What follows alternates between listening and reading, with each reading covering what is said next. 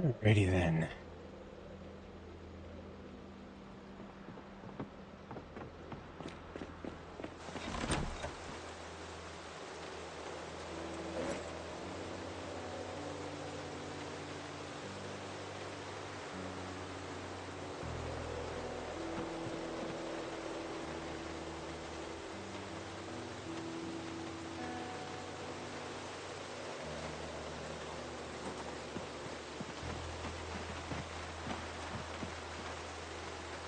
Got our bags recovered, got our tools.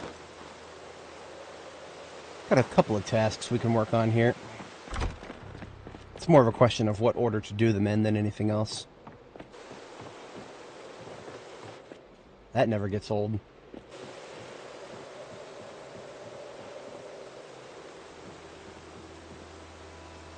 I'm still so utterly baffled as to what's causing that. It's the only 1/4 of my base is not considered indoors for some reason. This area is considered indoors. This area is. It's just the right quadrant for some reason.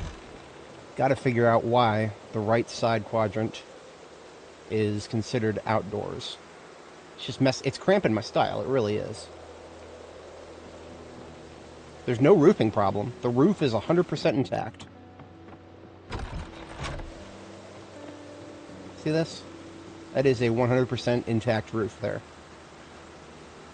It's not the windows. The windows are working fine everywhere else in the base. And the problem was going on long before I did this little roof extension. That's not it. There's just something really weird going on with it.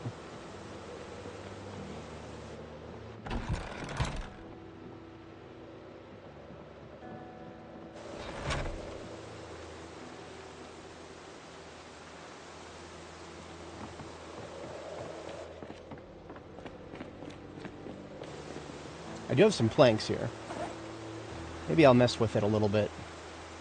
I think I have enough planks to do a couple of doorways.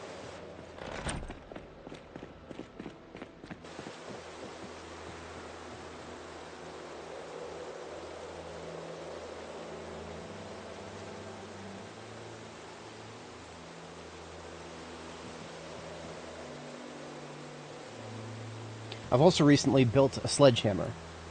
So I could, if I wanted to, break through one of these plastered walls and rebuild it. But I don't know if that's going to fix anything.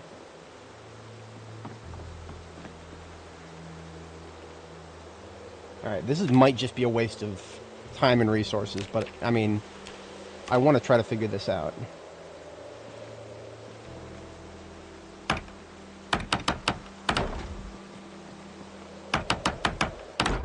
Okay, so this tiny little room right here that I just built 2 doorways around, that's considered indoors. If I go over here, I'm outdoors again. There is something wrong in that room. Just that room.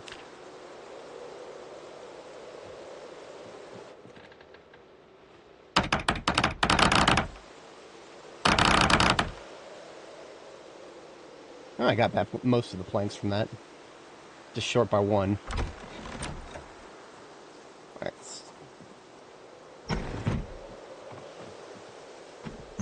I have no idea if this could possibly affect anything, but I'm gonna close and reopen the windows.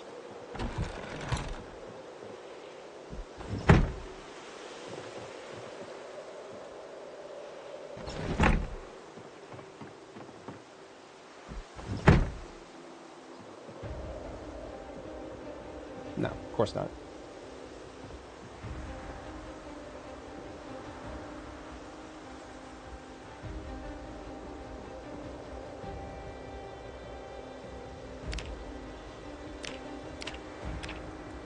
Just gonna do it once over with the floor check here. It's not any floors. Everything is a floor. That's not a problem.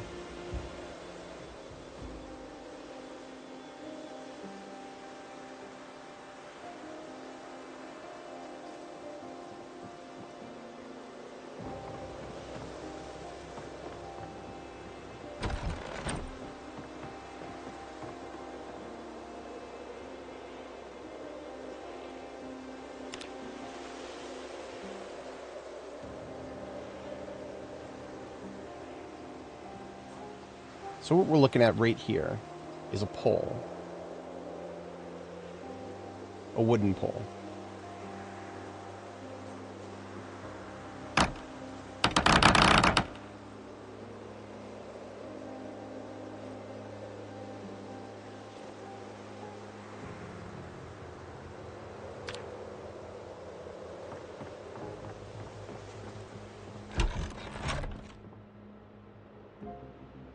Are you kidding me? Are you kidding me? It's considered indoors now. Notice the change in temperature. It's almost 60 degrees now. Versus going outside, it's back down to 40. So that pole was the problem all along. Unbelievable. I'm utterly floored and baffled. What is the time code for that? That was like 7 minutes into the stream that I figured that out. I've spent hours trying to figure this out before. Oh, I sort of write that down. So that means this row of doors is probably not necessary. I'm gonna go ahead and dismantle one and see what happens. Yeah, see, I fixed the problem for the entire base. The bedroom is no longer. I mean, okay, I'm gonna keep the bedroom. I've already made it pretty, but yeah, I'm glad I did not plaster everything because I didn't have to.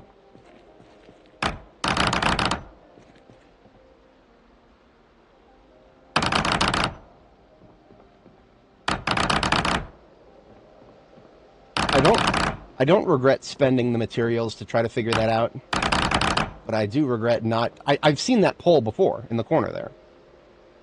I've seen it there before, and I don't know where it came from. Why the poles sometimes spawn when you're doing wall construction.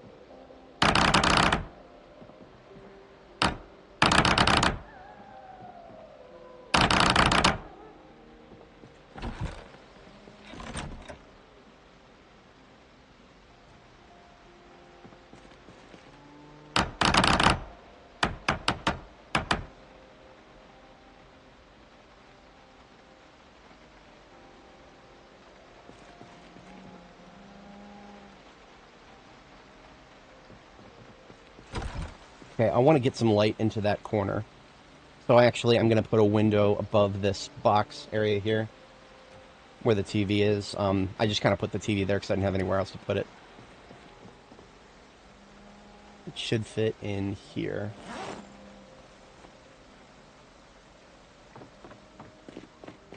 Let's get all these planks sorted. I have a lot of spare planks now that I've finally figured out that problem.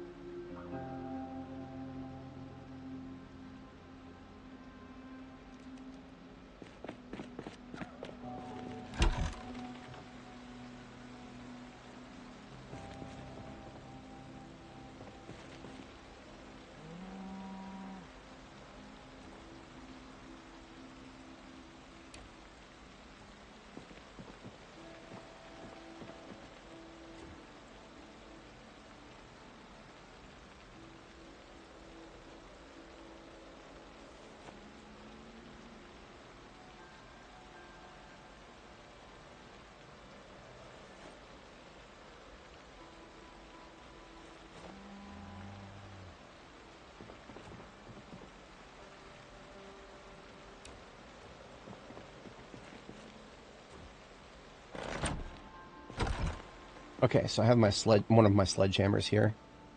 We're gonna bust out the back wall here and replace it with a window. Now that now that I know what has caused the problem, so many possibilities have opened up for me.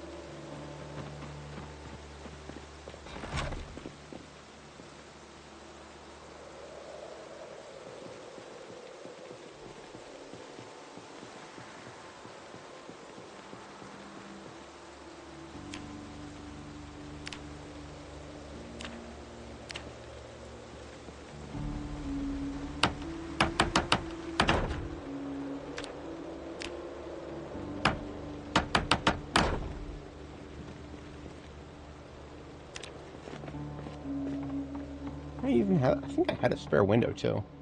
I probably used it. Yeah, I used it.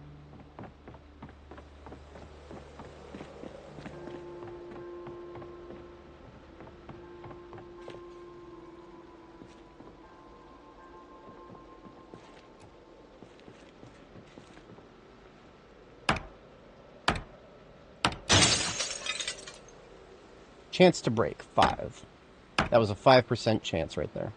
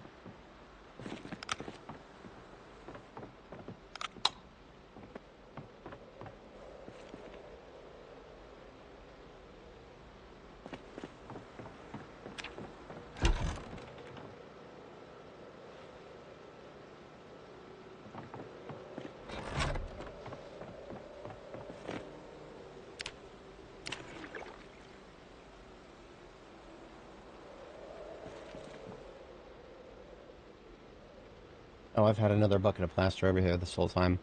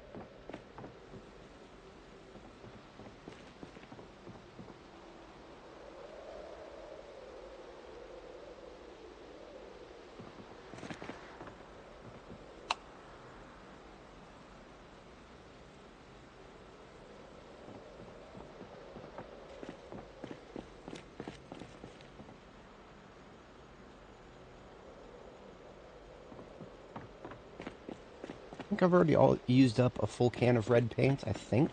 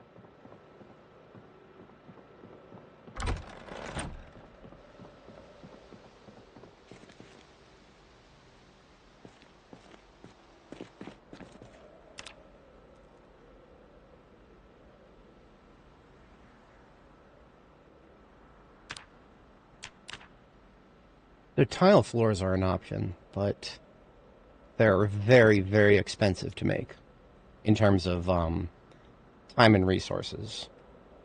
Clay tiles, if you commit to them on a large design, you'll piss through your clay supply very quickly.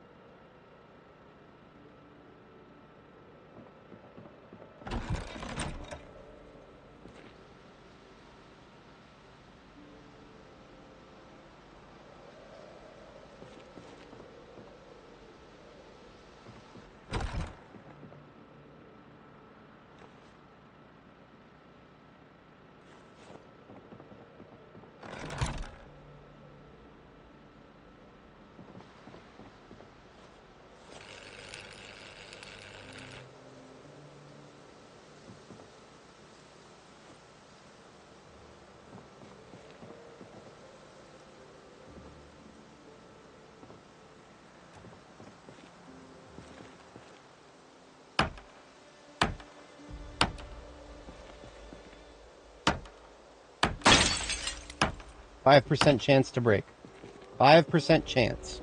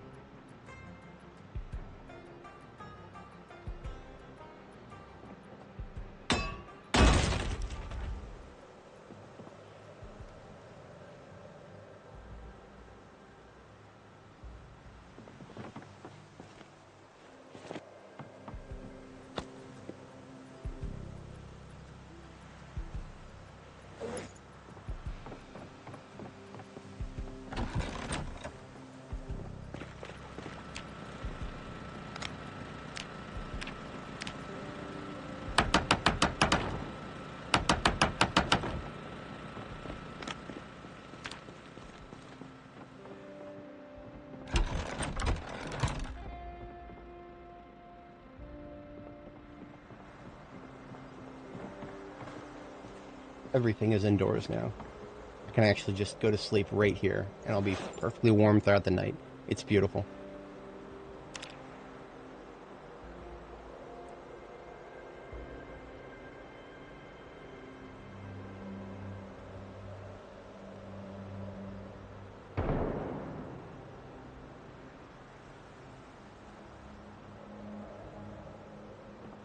Now, as for getting light throughout the base,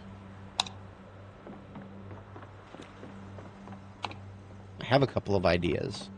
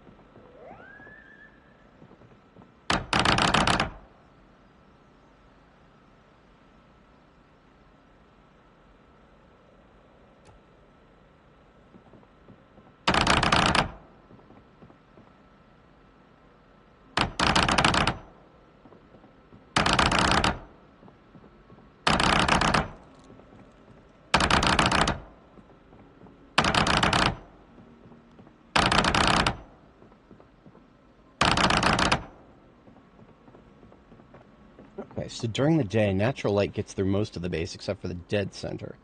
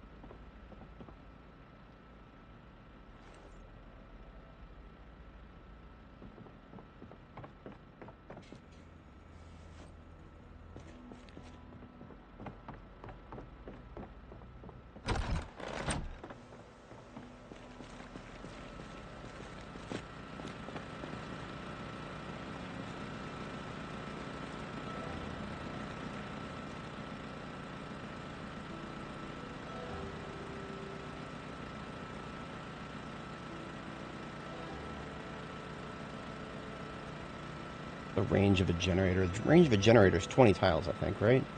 So there's 1, 2, 3, 4, 5, 6, 7, 8, 9, 10, 11, 12. 13, 14, 15, 16, 17, 18, 19, 20. Now what I want to test is if I move the generator over here, does it still reach the fridge?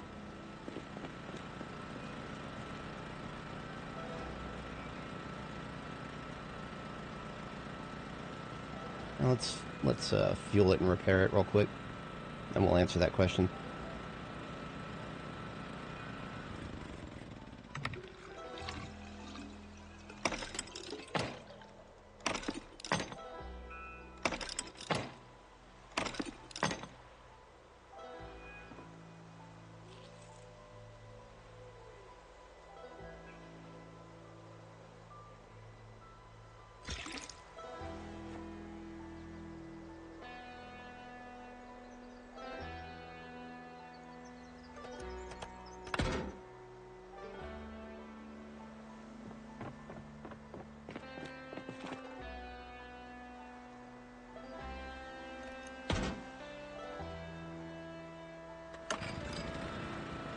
Okay, yeah, it still reaches the fridge from there. Let's just put it all the way at the corner.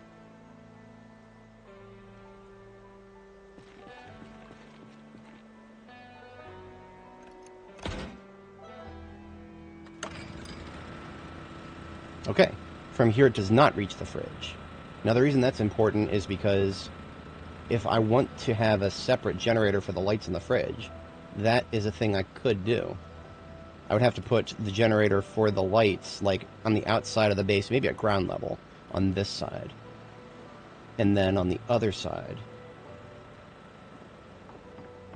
I would have the generator for the fridge.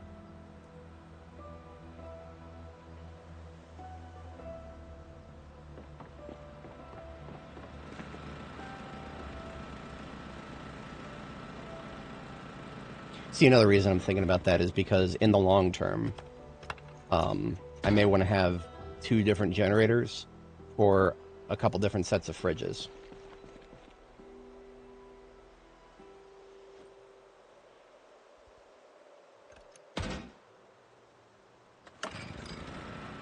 But for now, that will power all the way over to the fridge. Okay.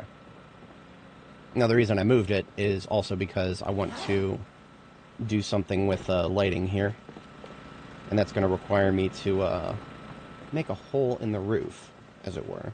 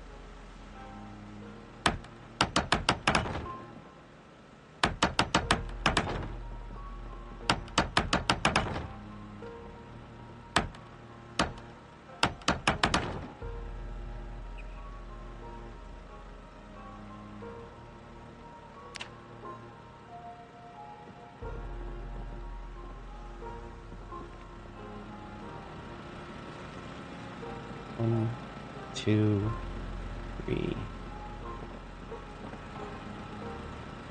Okay.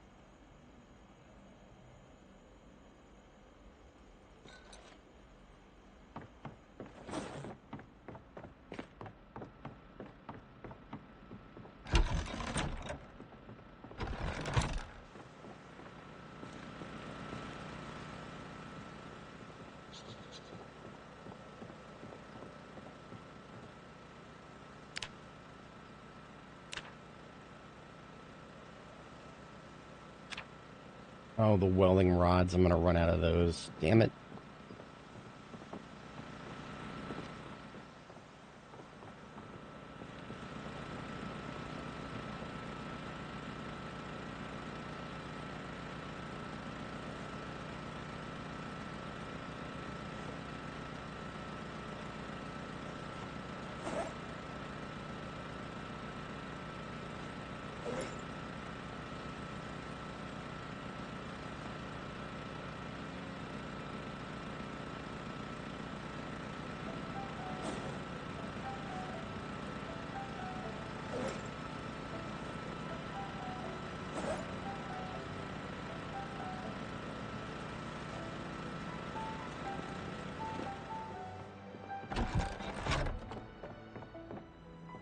Sounds like it's a good opportunity to make a run down to the warehouse.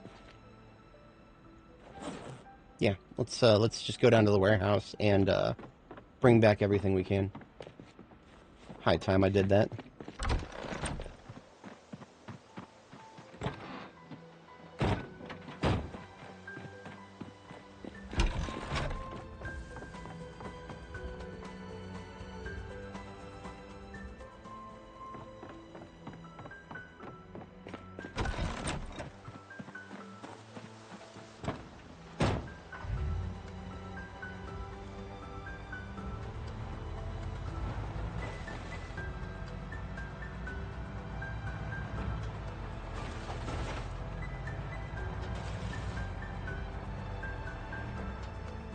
Oh, look at that, we got a friend. Oh, two friends, look at that. Okay, let's deal with them.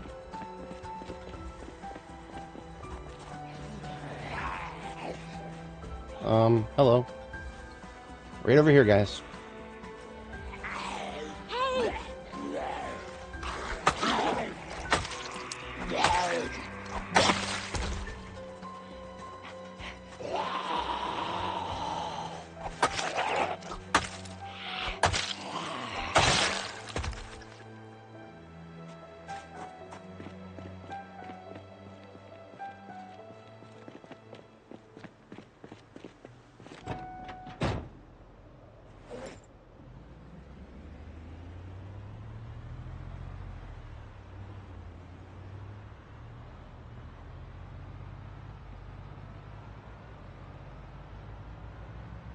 I was gonna grab the trailer. Those zombies derailed my train of thought. Bastards.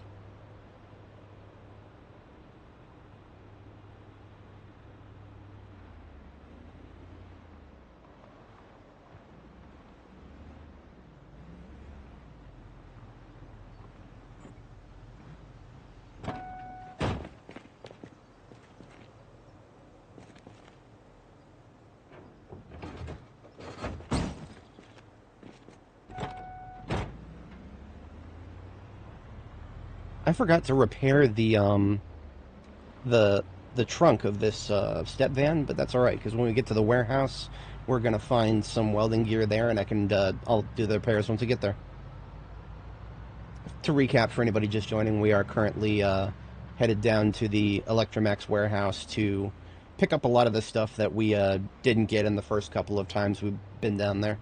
I've been down there many times actually, but there's a lot of stuff that's kind of lower priority that was being left over for pretty much for this situation where I've gotten a base established with a storage system all ready to receive everything. And I'm going to turtle my way there because I do not acquiesce respawns in my streets.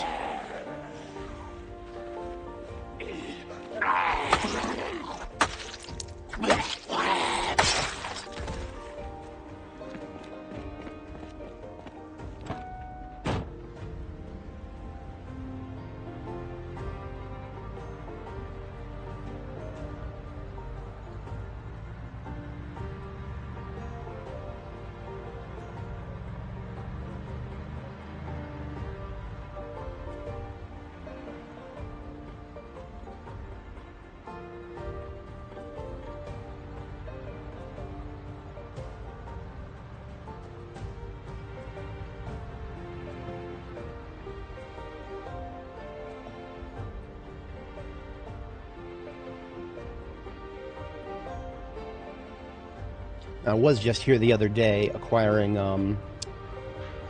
steel ingots from the factory itself to the north here, but the warehouse to the south here, I actually haven't been here in a little while because I had taken what I needed from it for the most part.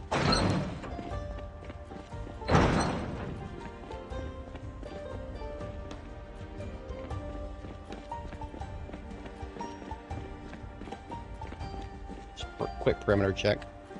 Not that I can see too much of consequence thanks to those stupid trees. By design, of course.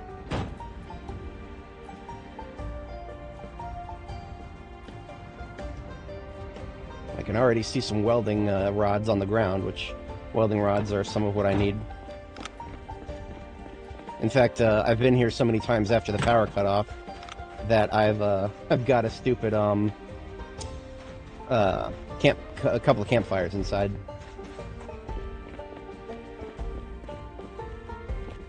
Which fuel do they got? 3 hours? Let's toss a log in both.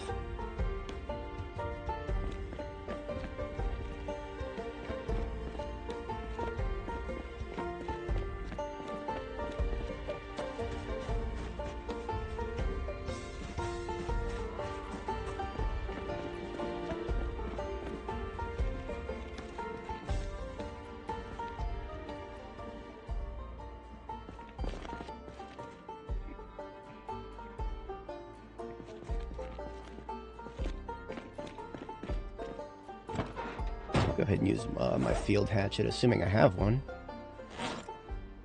Yeah, I got a field hatchet. I need to update the field kit in my in my step van here.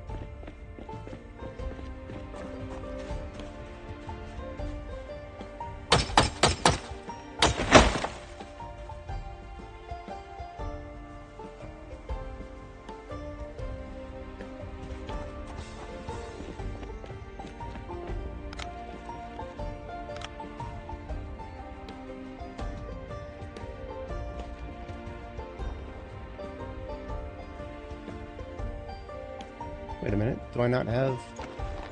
I don't have a lighter. That is a doofus move. I do know I have a lighter in my field kit, though.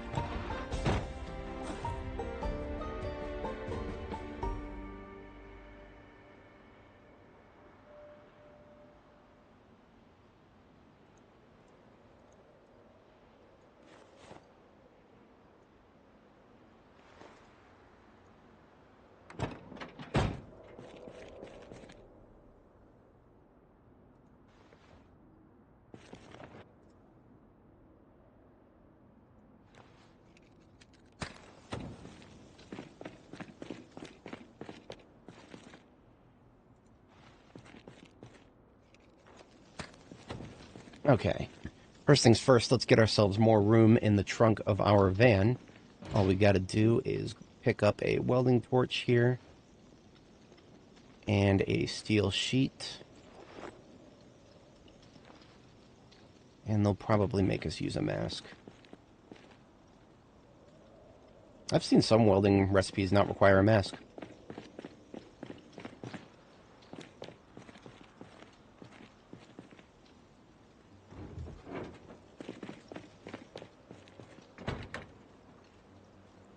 See if this brings it to 100. It does. We have ourselves a 100% trunk. So 100% trunk with the organized stat is 208 storage in the trunk. Let's start with the stuff that I really want, which is welding rods. Welding rods seem to be probably my most finite resource. Propane, I probably have more of that than welding rods. It used to be very much the other way around, but welding rods are now a lot more required to level welding from nothing. You used to be able to get away without ever using a welding rod to level your welding, because you could just do barricades. But barricades have been moved to a level 3 recipe.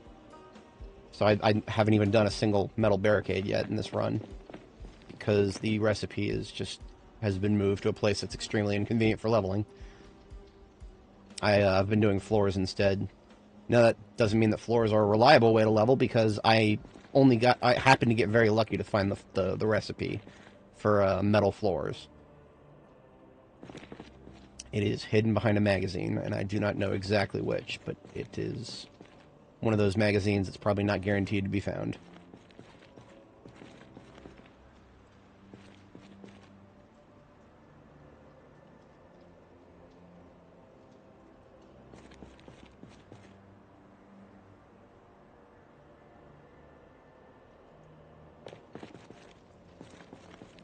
So I'm looking on the floor. I am not seeing any more welding rods.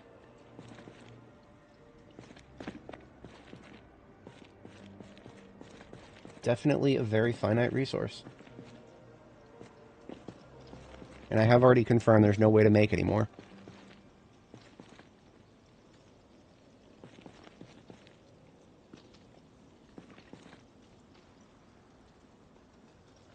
You probably can find some with foraging.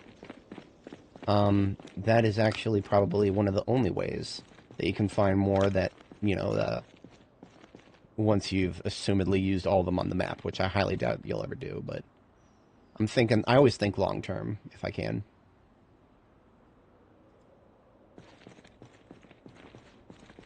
Okay, so we got 6 packs of welding rods.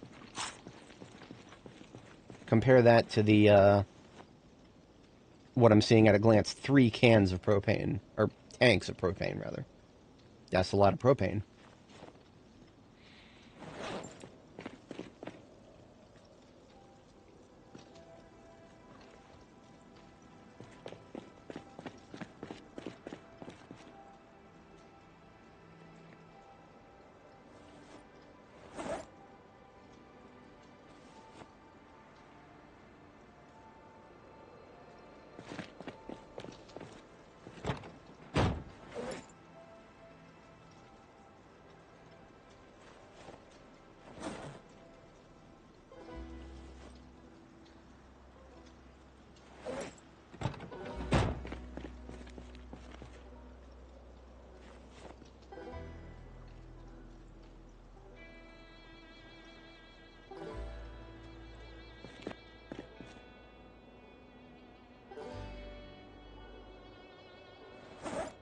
Alright, garbage bag time. The only thing I'm putting directly into my backpacks is going to be metalworking stuff.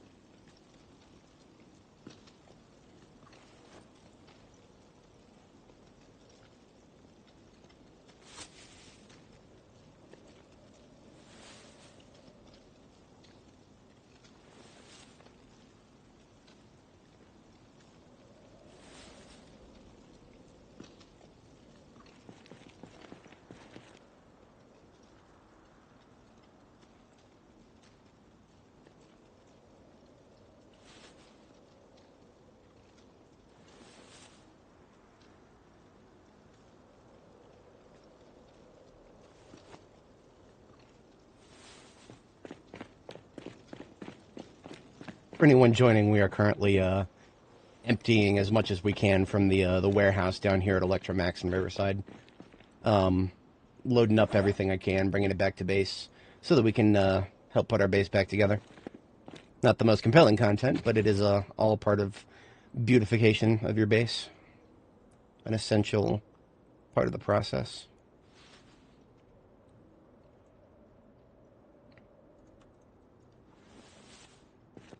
I'm prioritizing things like tools and materials as opposed to other stuff like books I've long finished and whatnot.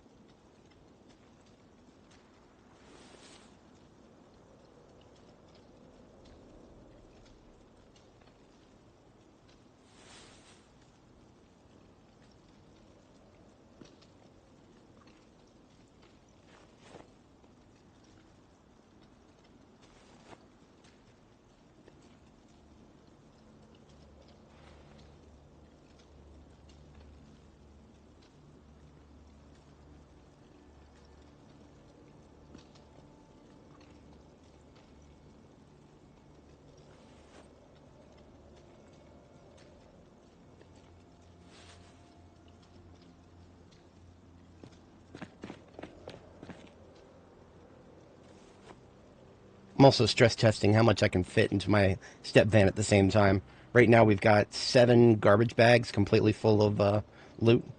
That's a total of 182 encumbrance. I think I'm just barely going to fit one more trash bag like that. But we're about to find out.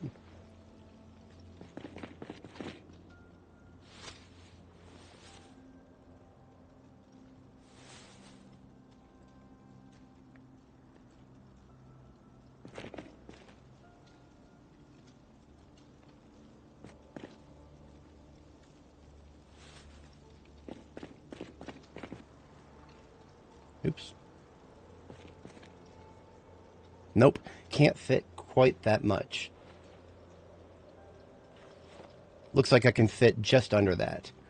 So if I, basically I've got seven full garbage bags and then one garbage bag that has like 90% of the way full. Good to know, because this trunk has been repaired to 100% durability. So that means, and I have the trait that increases your storage capacities. So this is the highest you'll ever see in a single vehicle trunk, 208 encumbrance. Now that leaves me with the trailer here. Do I have some more garbage bags? I think I do. I've got a box of garbage bags. Let's empty that. There's 6 more.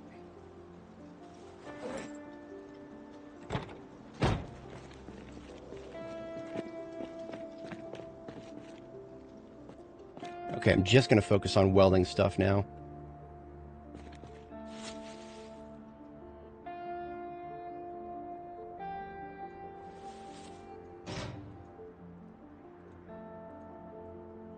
Welding and metalworking.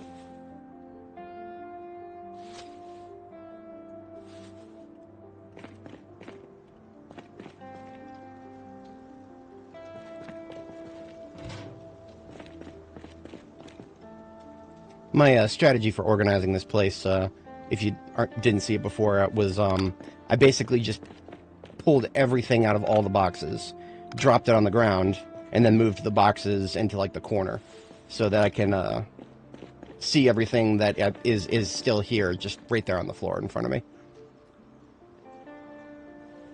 We've got room for one more full garbage bag in the trailer, and then we will be headed back to base with a metric lot of stuff.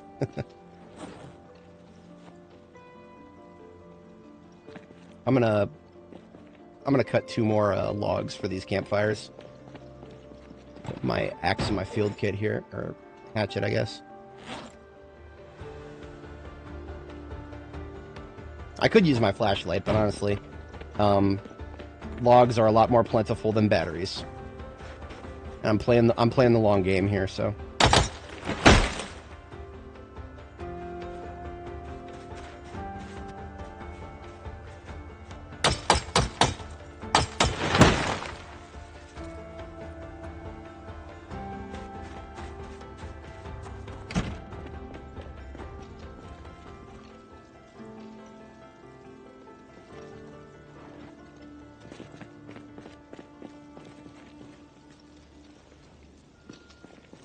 Much better.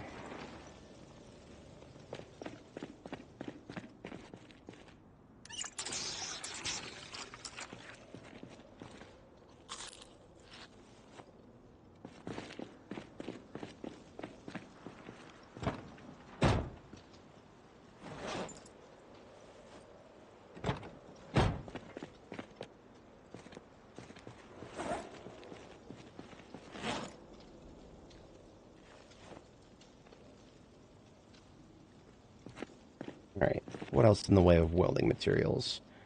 I don't think there's too much more. At least definitely not down here. Let's check up top here.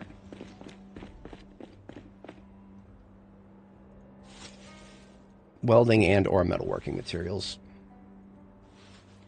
So it's anything, basically anything that starts with iron or steel in the name, and then anything like wire or nuts and bolts, that kind of stuff. Bolt cutters actually count, because that's a rather large thing that you can smelt for steel.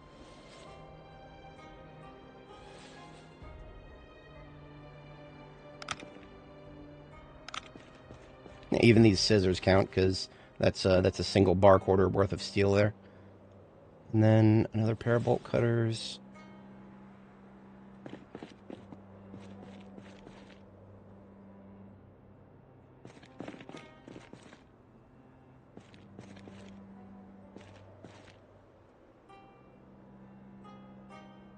Hacksaw, yes please. At this point, I'll just take tools that I can smelt, and we'll call that a day. There is another, oh, there's some stuff on the floor right here that I missed.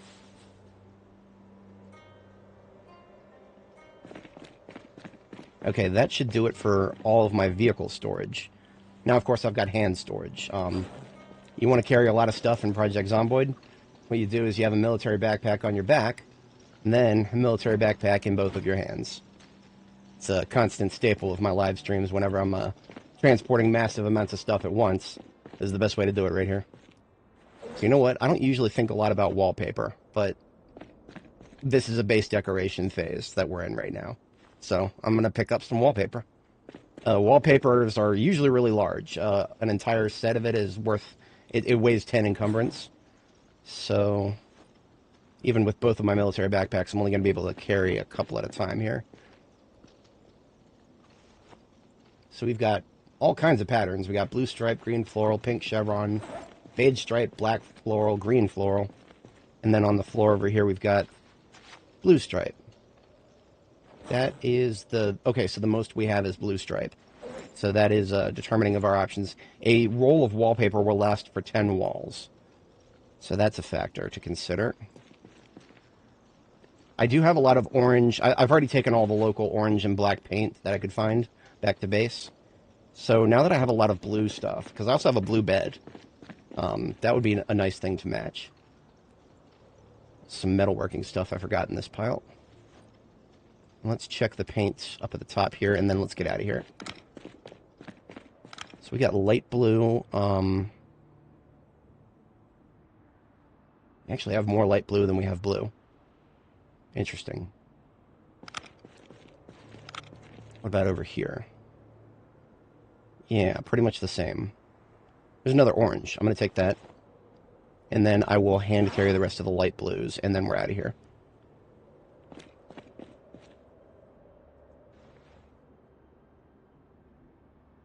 Alright. Gonna shut off the campfires and hook up the trailer, and we are out of here.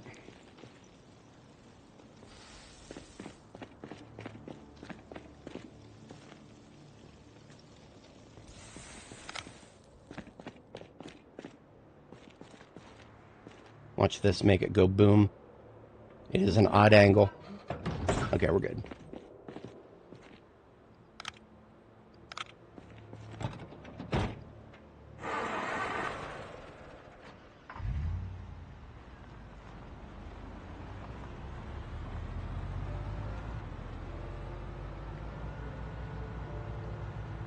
So let me do a quick tally here. 208 encumbrance in the trunk, 124 encumbrance in the trailer, And then in our 3 military backpacks, that's 36 times 3. I'm going to set the cruise control for a second and do a little math. So that's 208 plus 124? Yeah. Plus 36 plus 36 plus 36. So, and then I'm hand carrying a fair amount of stuff. And I'm not even thinking about the passenger seat right now. So we are carrying in this vehicle and on our hands a little bit over 500 encumbrance worth of stuff at once. That's industrial levels of Zomboid right there. We've reached high efficiency. We're probably not quite at peak efficiency, although I can't think of any way to improve on how much we're moving at once here, because you can only tow. Well, you can tow vehicles. The towing system in B42 is very complicated. It's not just the fact that they've nerfed everything. They have nerfed it from Build 41 significantly, but there's another factor to it, and I do believe that if vehicles are empty, you can use a powerful vehicle like an ambulance. I have a fully fledged ambulance already back at base here.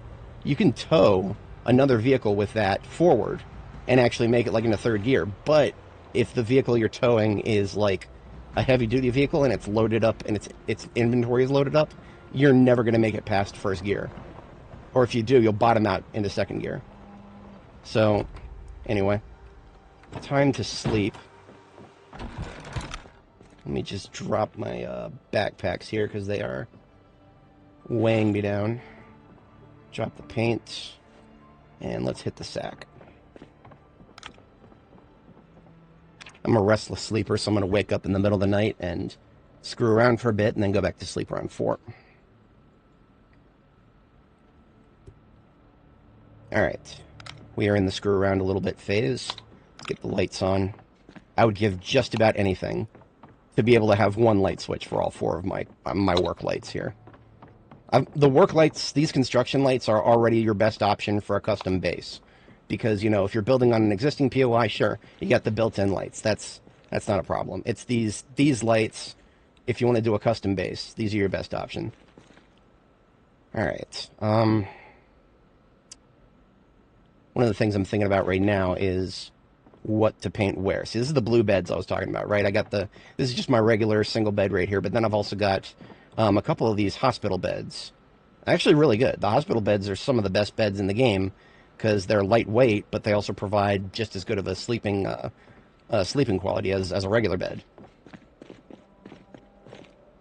But I'll think a little more about that in a moment. Let me get the ambulance out of the way. I was recently unloading it, and I think it's already... Yes, it is. It's done being unloaded. I can pull it out of... For context, my entire base is built outside of the map, more or less. This riverbank right here, this used to be the edge of the river. I filled it out. I filled it all in myself with a mixture of wooden floors, gravel floors, sand floors, and dirt floors. That's what I built all this out of. So we're on territory where zombies cannot possibly spawn, and that's one of the reasons I chose this area, because the new respawn system can put zombies just in the weirdest of places when they respawn. So I'm just dodging that mechanic entirely here. We're getting thirsty. That means I need to refill my water. So let's start with the purpose, the initial purpose of our venture, which was the welding stuff here. Welding and or metalworking. I want to bring some of these welding rods upstairs so that I can work on the... I was doing a third floor, actually. Or like a roof for the second floor. So I'll take 2 sets of welding rods upstairs, and then the rest of the stuff can just go into storage for now.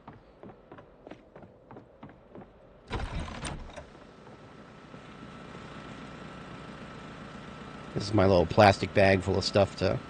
So you see what this little plus sign then is just like a way to subdivide the base, more or less. I've got metal floors connecting each of the doors, and the doors are it's a box design, you know. It's a really simple box design. I like to keep things very simple in that regard. The aesthetics can come afterwards. And speaking thereof, I need to find a destination for this wallpaper. I don't have a lot of completely open boxes anymore because I've been going nuts filling them up. This entire column right here is all going to be tools. This entire column is all tools/weapons, and then a mixture of mostly dedicated weapons at the top. Materials, electrical, first aid, household containers, that kind of stuff. More or less, that's a garbage box. And then this entire column is furniture, and then this is a little bit of overspill. Actually, that's probably the perfect one right there. That's where I've got a window right there, so I'll just start putting the wallpaper up top there. Should have room for all of that. In fact, it's just barely going to fit, because I got 6 rolls of wallpaper here, plus that white window that's 70 encumbrance. I can actually start doing metal boxes. I don't think there's anything stopping me from doing that. I'm not sure. Metal crate basic. Okay, what level do I have to be to make a really good metal crate? Welding level 7. And it still requires scrap metal. Scrap metal, I have a lot of bad words to say about scrap metal, because it's a requirement for a lot of important welding recipes, but there's no way to get it. You can't just get scrap metal. You know, I'm a blacksmith. I'm almost level 10 metalworking. I can make a sword blade, but I can't make scrap metal. No. The only way to get scrap metal is to either find it in a garbage bag somewhere, or to find it to weld it out of a wrecked car or something. It's so stupid. It is. I have words, a lot more words than I just said, but I'm gonna leave it there, because this is not a complaint about the developers stream. I'll do that someday, but not today. So for now, my storage system for metalworking and or welding stuff is basically just to put anything iron related in the bottom box here, and then anything steel related in the middle box, with the exception of certain things that I'll reallocate over here. This is my basically anything I put into this box is eventually going to be smelted into into like a bar or a chunk for metalworking purposes.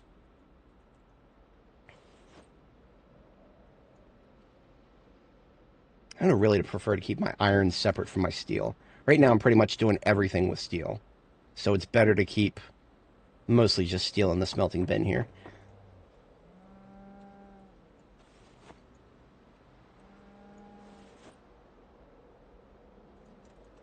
And it is already 4 a.m., so I'm going to go ahead and go to sleep once I get this payload sorted here.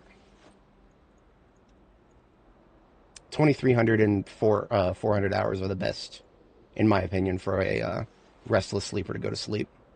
Best general targets.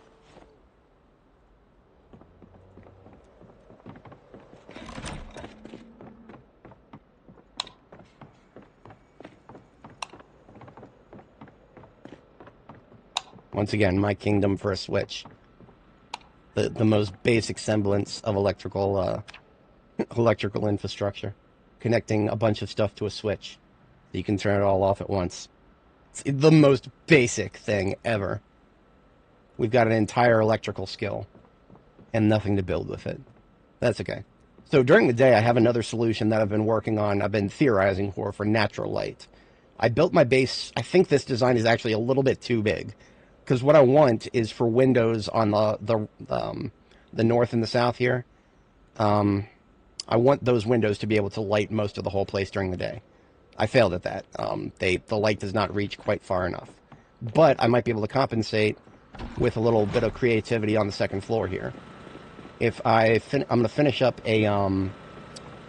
that was the impetus for going to visit the warehouse just now. If I finish a third floor all the way over here, and then I cut a hole in the floor here, and use walls right here with windows. It's a little hard to explain, but I'm going to get started on it now, and hopefully, if you guys stick around, you'll see what I'm working on. It'll make sense. Let me get the rest of this crap out of my inventory real quick. Forgot about some of this. So I've got some paint.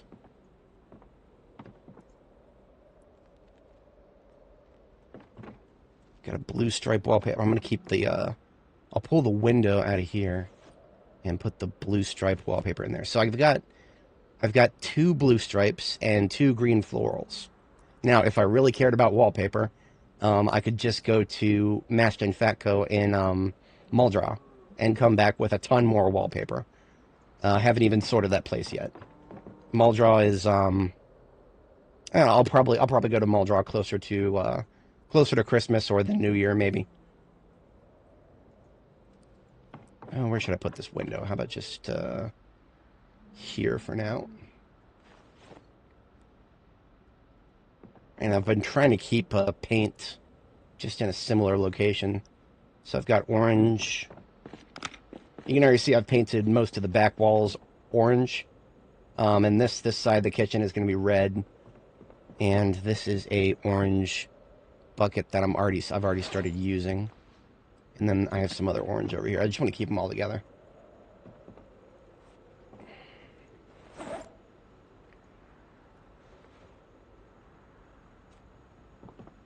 I think I still have some, these are all empty paint buckets. And I have some other paint buckets outside.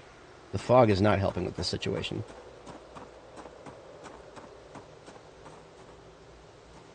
Okay. I want to say that I've gotten all the paint from outside inside.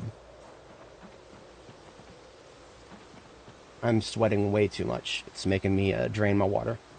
Jacket off for now.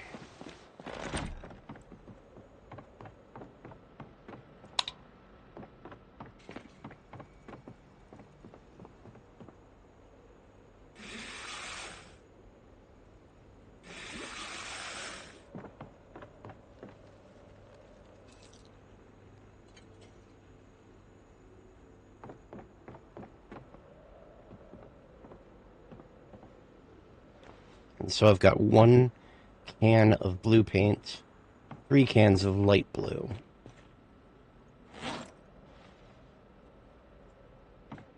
I know I have more than just the one can of black paint here. I don't remember what I did with it, though. I think the light blue paint is going to be a better match for this, both this bed and the hospital bed. So the light blue is probably what I will end up using instead of the blue. And not just because it's more plentiful. What did I do with the rest of the paint, though? I have a general, I have a general system for my storage where usually I can tell where stuff is, but paint is one of those things that kind of skirts my regular categorization and ends up just getting stuck somewhere. Because it's, paint. It's a low priority item. I don't usually think about it too much until we get to the base decoration phase, which is, that's where we're at now, so. Yeah, nothing there, nothing there, nothing there. Okay, well, I'll come back to the paint then.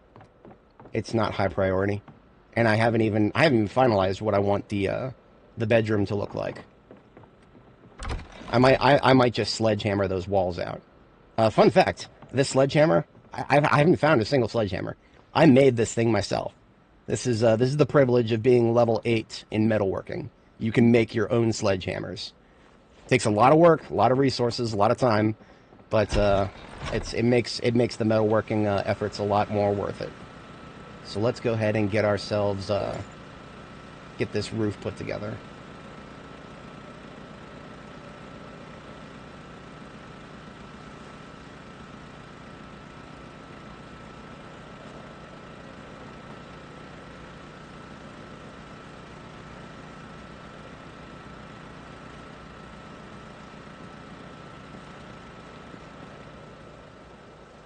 Now, you got to be very careful when you're doing roofs in Project Zomboid, especially if you're building them over top of a floor that looks exactly the goddamn same. So I already went ahead and counted the tiles. A staircase is 3 tiles long, and then there's the top. So there's 1, 2, 3, and then here we are. So basically the metal floors are directly above each other. That's the thing I'm going for here. This also just, it levels my welding very, very much to make these floors.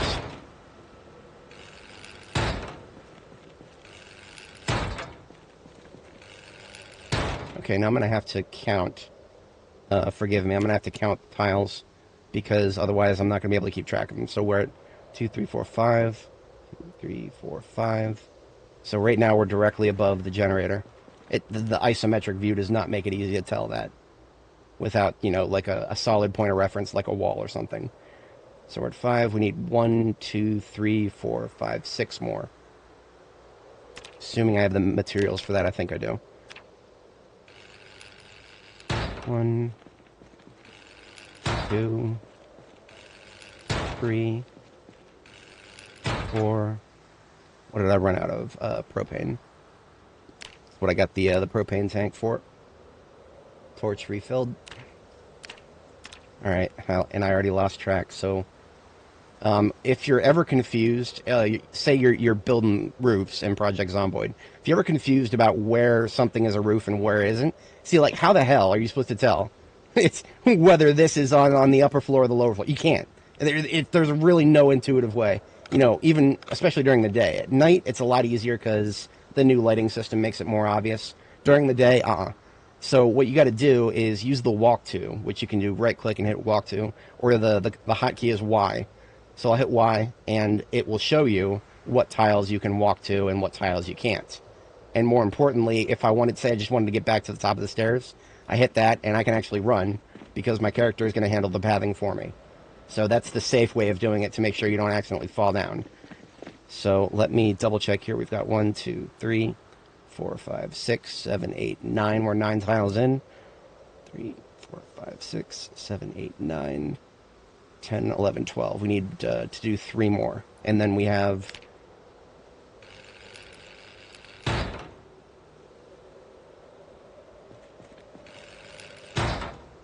What did I run out of? I ran out of steel sheets. Okay. So I just need 1 more. But we need to make another steel sheet. So what happens? We got 4 steel sheets. We need to cut them. So I use welding to do that. I cut a single steel sheet into 4 small ones. Now I can do 4 more floors. Okay. So this is now the we're directly above the center there, and I can reinforce that by putting a square in each direction.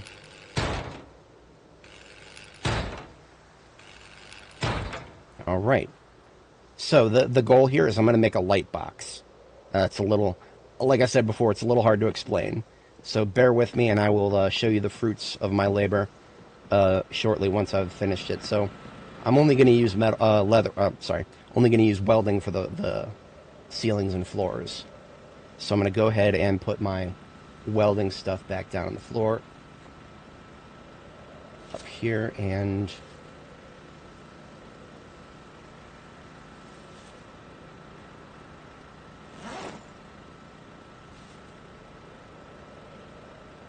okay, we're going to switch to carpentry. Tons and tons and tons of materials for carpentry. I need to get rid of this hatchet. This hatchet is a relic. I have much better axes now. Alright, the rest of my inventory is looking good. Let's give our girl some food, because she is hungry.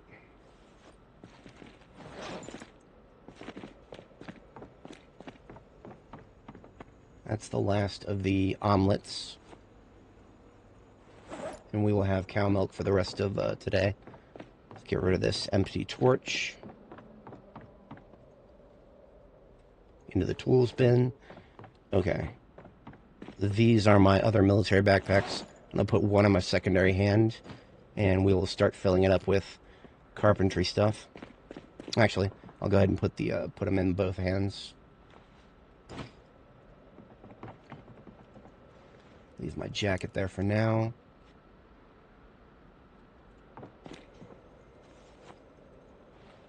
Okay, so when you have all 3 military backpacks on your back and both your hands, when all 3 of them are emptied, you can carry around a total of 36 planks in each of them. So that's exactly what I'm going to do. I'm going to pick up all these planks I left on the floor from dismantling the interior walls that I had built because I could not figure out how to get this game to consider this place indoors. That's a whole other story I'll I won't bore you with it. If you want to see the stupidest solution to it, I figured it out at about 7 minutes into the stream. It was such a stupid problem with a stupid fix. There's a lot of problems with this game, but we fixed it, so I'm moving on from that. I don't even want to think about it right now. It was just that stupid. Point is, this place is considered indoors now. Before, I was having a lot of trouble convincing the game that it was actually indoors.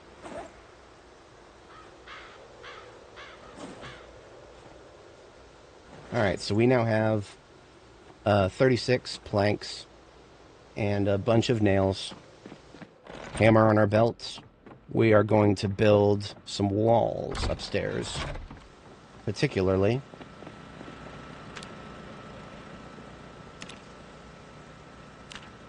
we're going to build walls right here.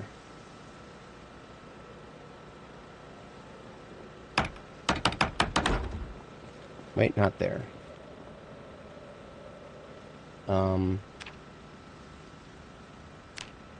going to do that as a doorway, I think. Or will I? I don't know. I kind of wish I had come up here with a better plan for this. This is the current extent of my plan, really. Okay, so look at this. You see this little pole here? There's a pole. It's kind of hard to see. That right there, that pole that's highlighted red. I don't know why those spawn, but because one of them spawned in a weird place downstairs, the game was having trouble detecting that my base was actually indoors. Like it was treating the base as if it was just an outdoor area, which becomes a big problem in winter. You know, it's getting cold out at night. You're trying to sleep, and you can't really sleep in the cold very well. And it was all because of those stupid holes that are spawning for no apparent reason. But I digest.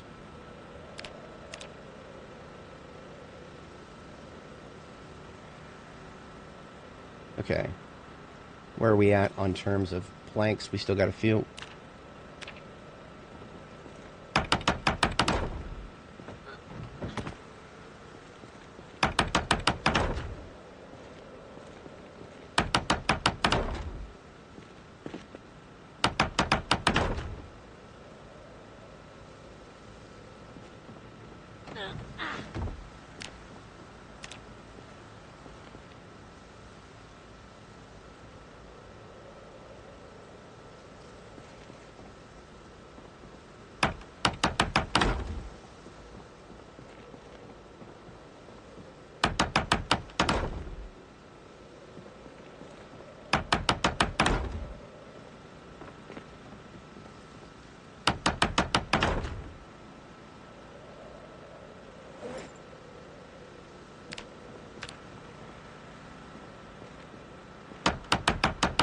Okay, I'm out of planks.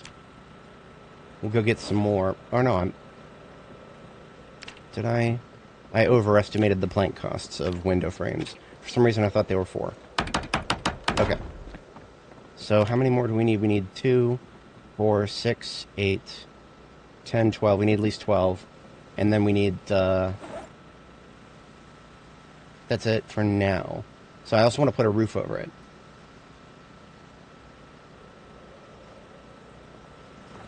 So I may need to cut 2 more logs or something. Or I'll just dismantle the poles that spawned upstairs. I'll definitely do that, yeah. Seeing as they cause problems.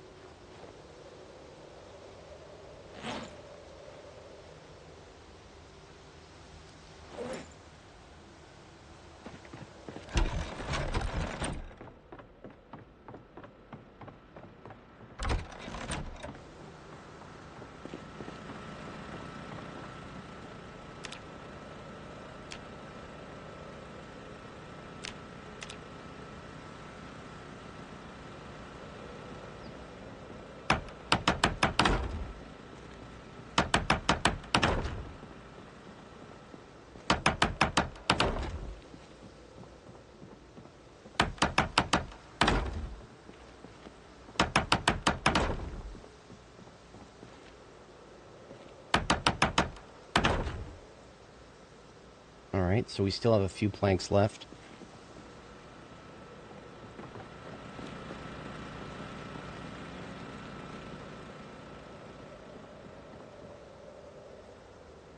So as you can see, we've got roofs over just part of it here. Oops, not there. Right here, please. There we go. Now I'm out of planks, but I can get a few more, because now what I'm going to do is dismantle the wooden floors downstairs.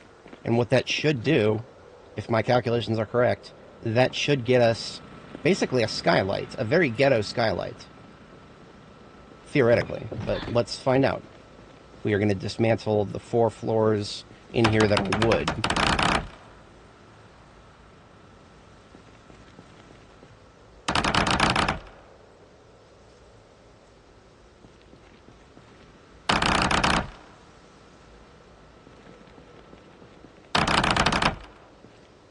Alright, now we pick up the planks off of the floor.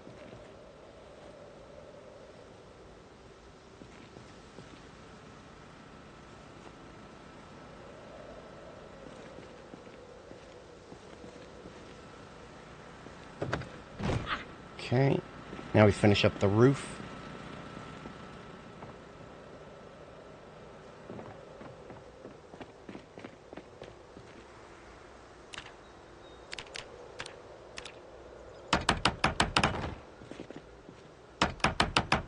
Alright, now, in theory, this place downstairs, directly below me, the little box of windows, that should be considered indoors. We're gonna confirm that, and then we're gonna see if the amount of light that I think is gonna go downstairs is substantial or not. What the hell is going on down there? Okay. Weird. The game once again considers this area outdoors. So I need to fix that. We're gonna see if it's basically what we need to do is make sure that this area inside these windows, this area needs to be considered indoors, and it's not for some reason. And just like I was saying earlier, I think that some reason is these poles. So what I'm in disassemble mode right now. I hit R to cycle through the objects on the tile. Doesn't look like there's one here, but if I go to this tile, look at that. There's a pole there. And these poles, I think they're screwing something up with the game's detection of whether a place is indoors or not. So I got rid of that one.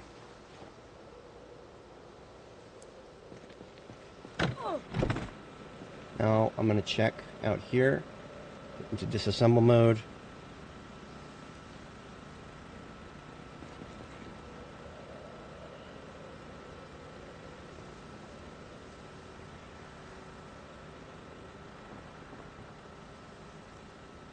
I know there's one here.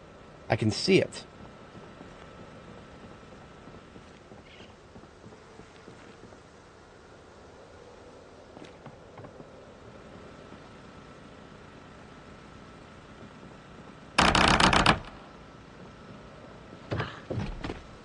Yeah, that did not work.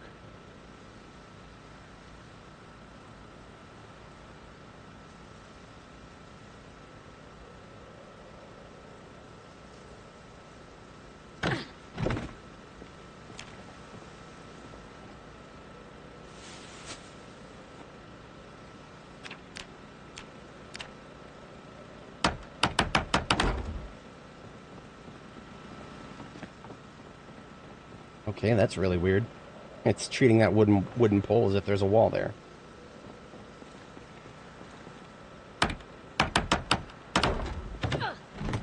Okay, that did nothing. Windows shouldn't be the problem, really. It should not be... That shouldn't be a factor.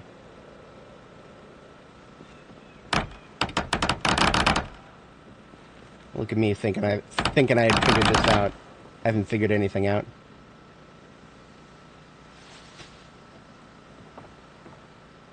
This game remains very confusing sometimes.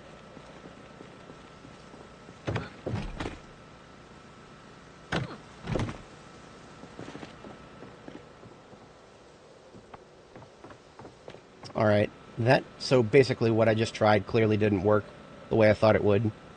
what I am going to do is I'm going to get rid of the walls. I'm going to try something else.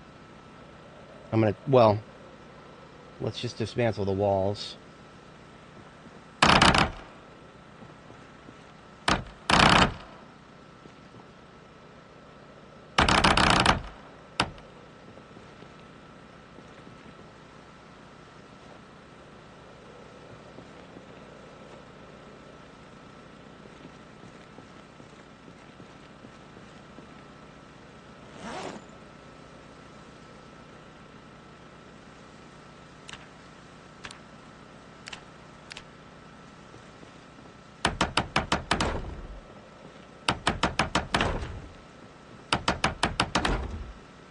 What about now?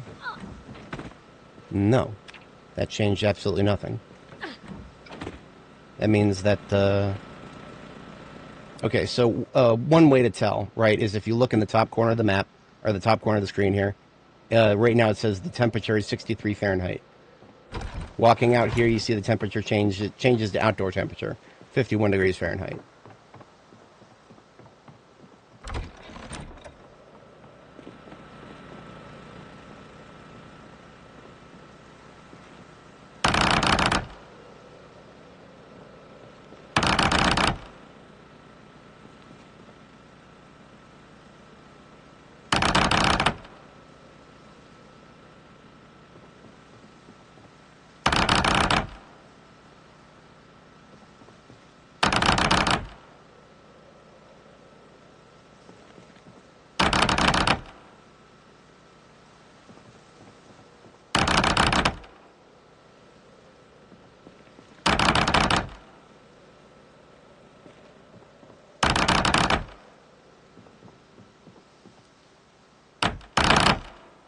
Look at that, there's a pole there.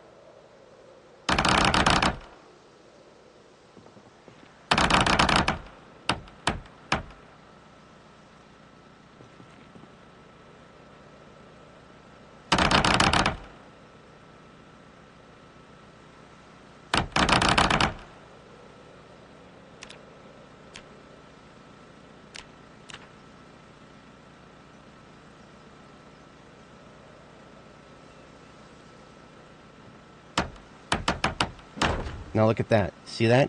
It spawned a pole. Why did it do that? I wish I knew why it did that.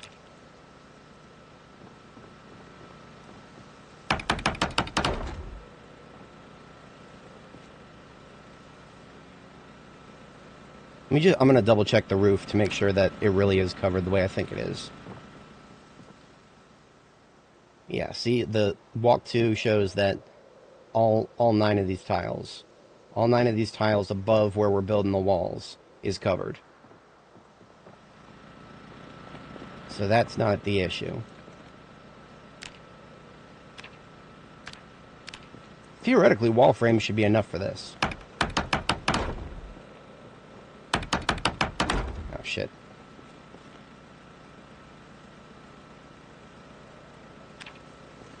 Gotta pick the materials up. There we go. Okay.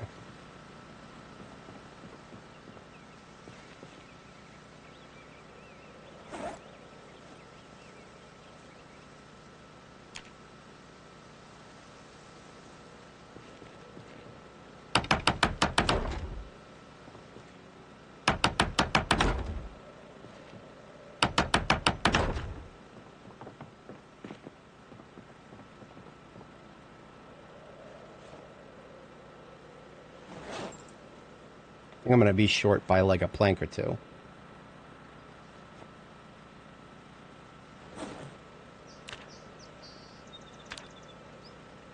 Yeah, literally 2 planks, I think.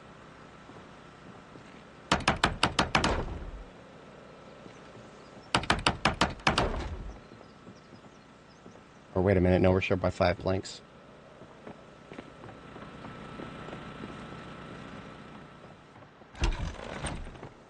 Why is suddenly some of my floors showing up as black tiles? What's going on here? I don't know. I have no idea what's going on there. There's no reason that should be happening. But it is. Whatever. I can't really afford to think about it right now. It's just build 42 being build 42. Now, if I need 5 more planks, most simple thing would be to just cut another tree. Go get my wood axe here, my proper wood axe. A wood axe. Think of a wood axe as a sledgehammer for trees. Like you got your hatchet, you got your regular axes, and then you got your wood axes. These things are they literally have the same swing pattern as a sledgehammer. Don't use these against zombies. You will you're gonna have a bad time. They'll probably one-shot them, but the attack speed is so slow and cumbersome that you're not going to be actually killing very many of them before you are exerted and strained to hell. On the bright side, they cut trees very quickly.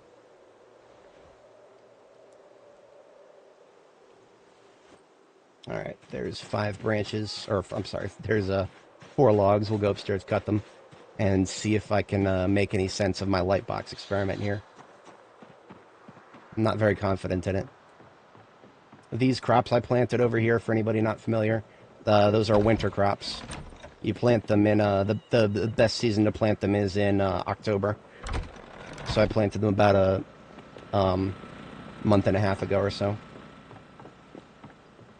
Alright, sit down and saw the logs. We sit down so it doesn't cause muscle strain when a billion planks show up in our inventory.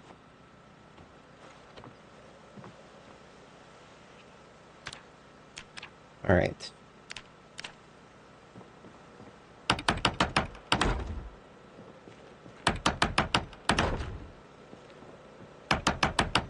Theoretically, that should be enough to consider this place indoors, but it's not.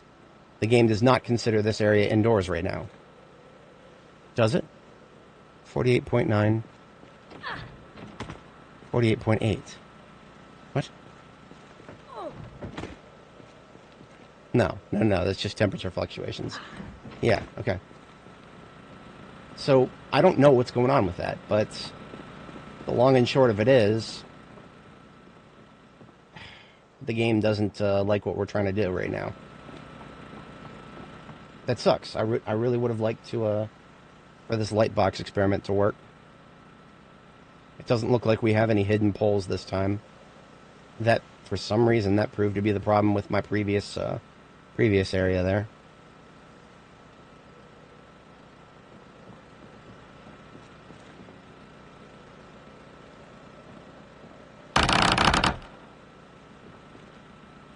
Just try rebuilding that one more time.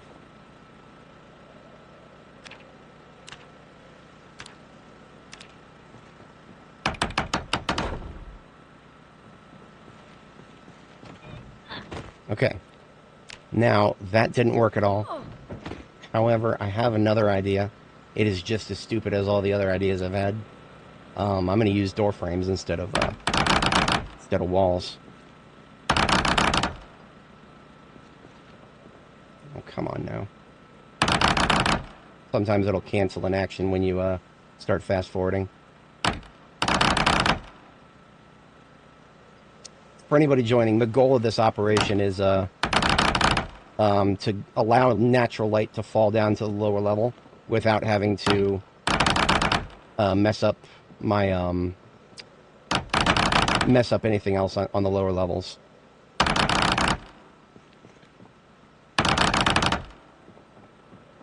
Oops, not the floor, please.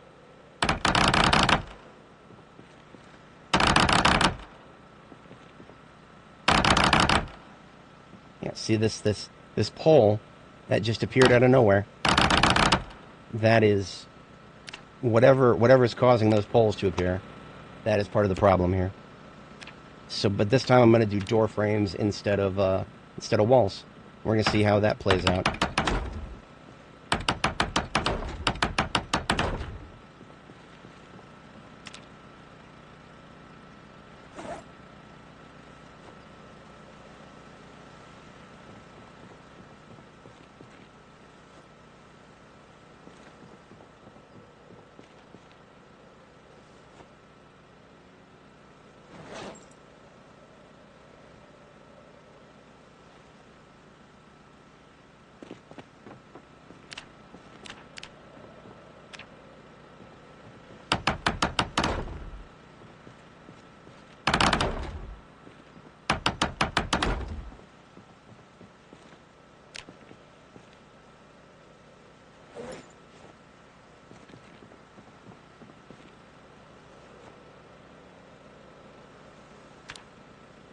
And build one more, and then we're going to run out of planks again.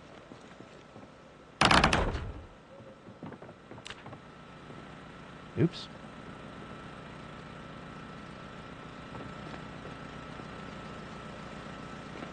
What do we need? That's going to be 4, 8, 12, 16, 20. We need 20 more planks. So you see the way the light is coming up from the lower level. I want that, but in reverse with sunlight. That's a slight. That's a kind of a way to see what I'm going for here. I'm looking for a light box. So you can actually see how the moonlight is showing up on the corner of that wall there. And, you know, you're not going to get much out of this at night. You never are, but during the day, having the entire base flooded with natural light would be amazing long term.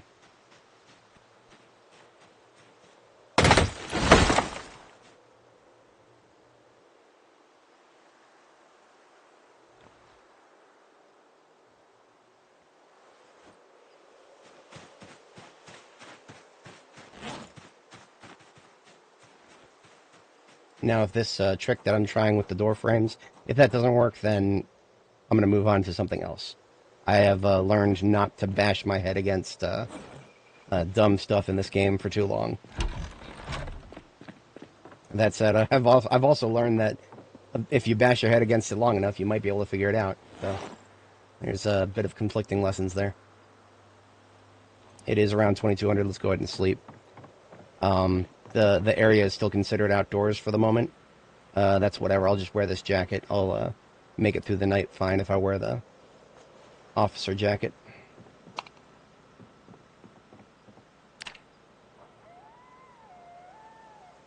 I think I can sleep all the way down to freezing temperatures just with the jacket, and then if it gets any colder, I got the hoodie.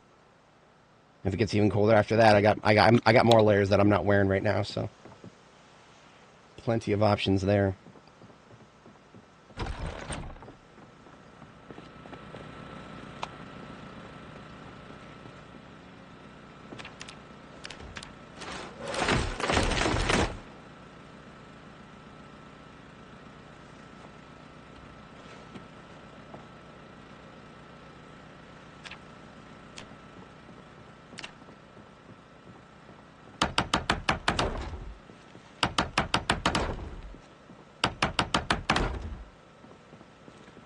And that's just another eight planks.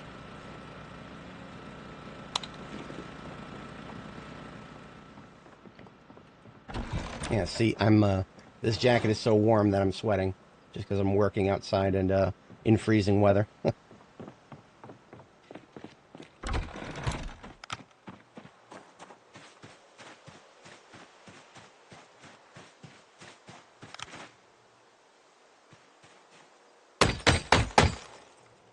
I do have to be wary. It is possible that zombie respawns could actually show up in this area.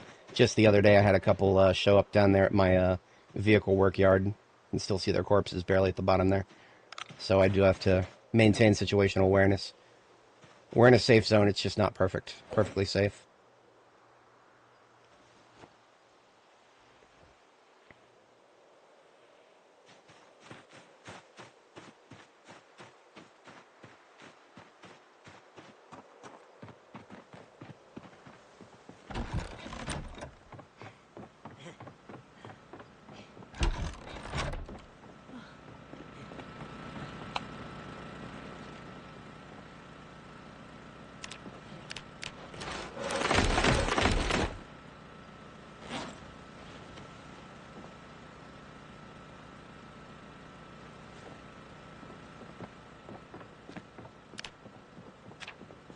Alright.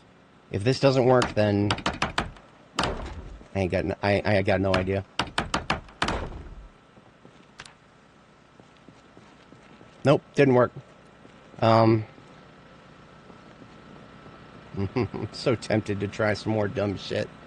But, okay, well,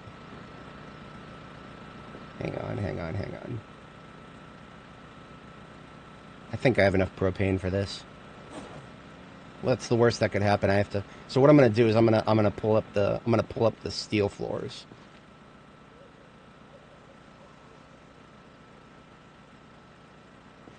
I'm gonna pull up the steel floors on the lower and upper levels, so that all the floors are made out of the same material. See if that has any impact. If it doesn't, then fuck it, we're done. We tried.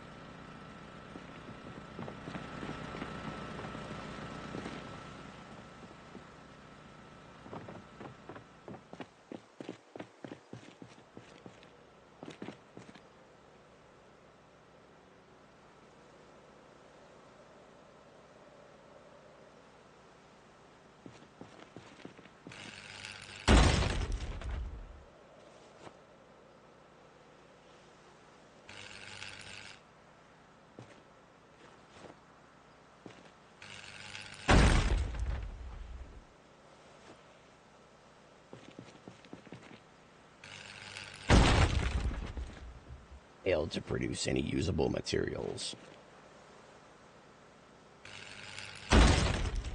Alright, and we'll just replace those with wooden floors and see what happens. If that doesn't work, then YOLO. I doubt I'll pursue it much further beyond that.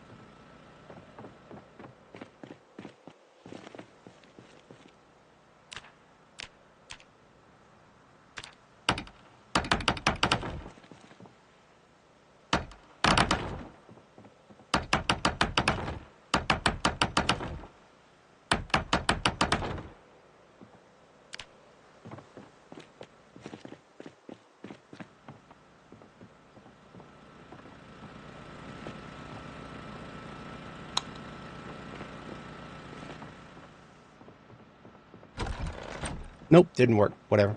Don't care. Gonna move on to something else. I'll replace the actual floor tomorrow. After I sleep here, and you see tomorrow morning, you'll get an idea of what I'm looking for, because the light should spill in. It's just that it doesn't work otherwise. Oh, the light doesn't even spill in the way I thought it would. Huh. Okay. Interesting. So I don't even think that idea would have worked. That's all right.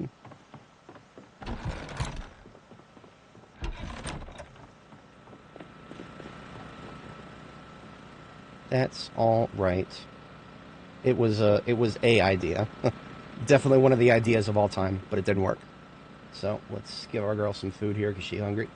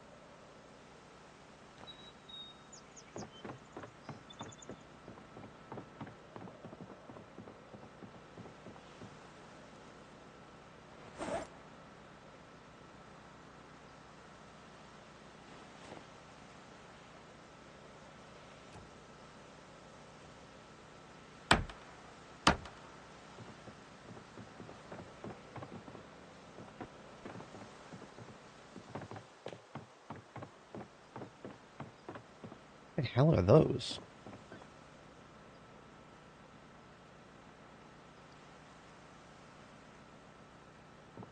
I don't remember putting those there. Am I going insane? These two columns right here. Are those a part of the stairs upstairs? That's the only thing that makes sense. Wacky. I sure as hell didn't put them there.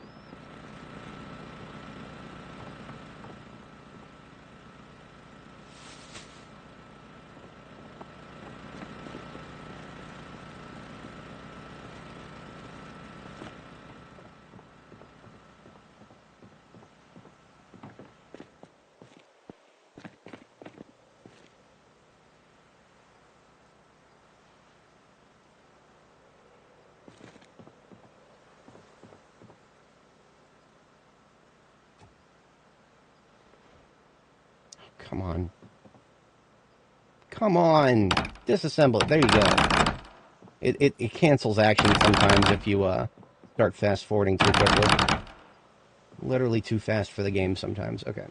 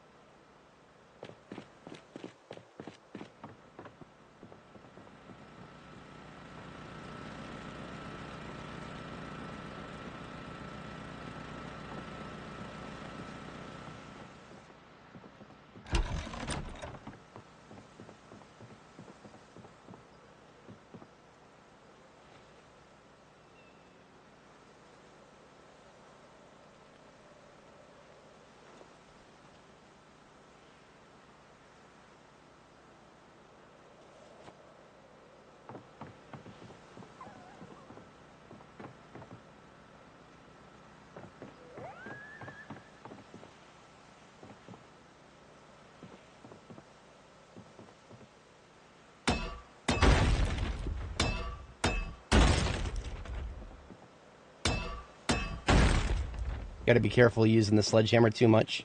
You will muscle strain yourself to death. As you can see, I have red muscle strain on both hands and forearms and upper arms, just for killing 3 walls with a sledgehammer. Thanks, Indy Stone. I hate it. It's alright, I'm not doing any combat right now. If I was, oh boy, that would suck.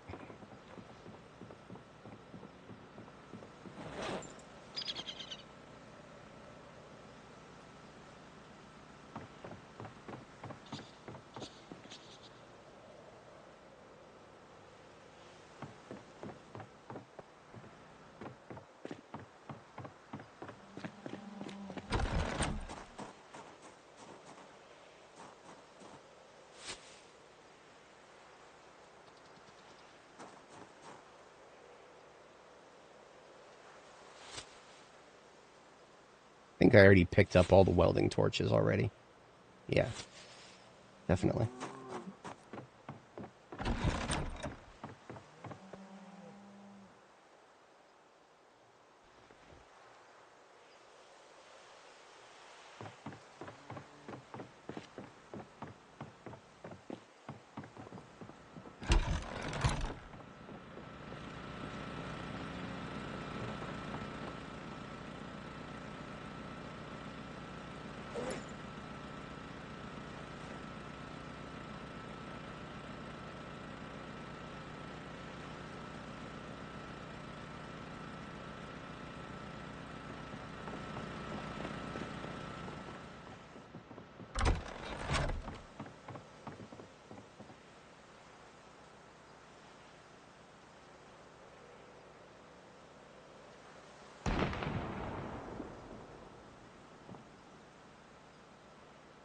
I wonder.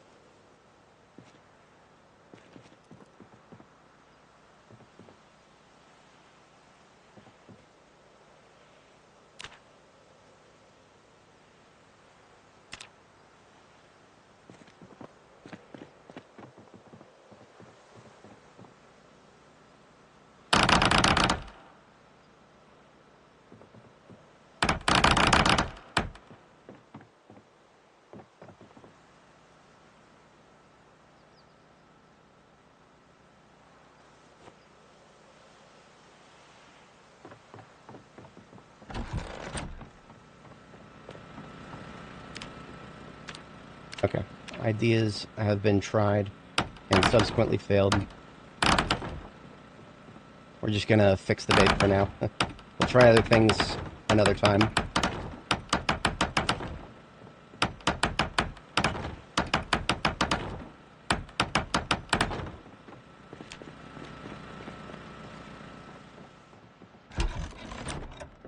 Okay. Once again, we are considered indoors.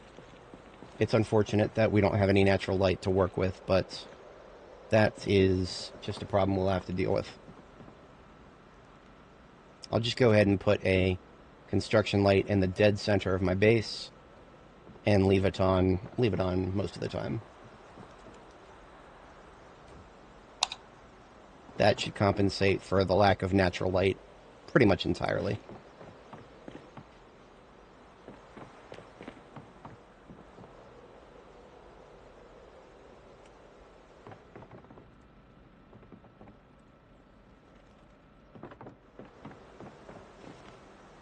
Still some weird stuff with the audio system.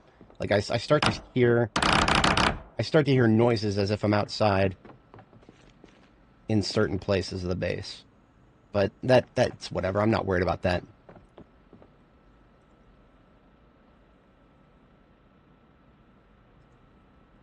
Wait a minute. I shouldn't have dismantled that. No. Damn it. Okay. Jumped the gun a little bit there. It's all right.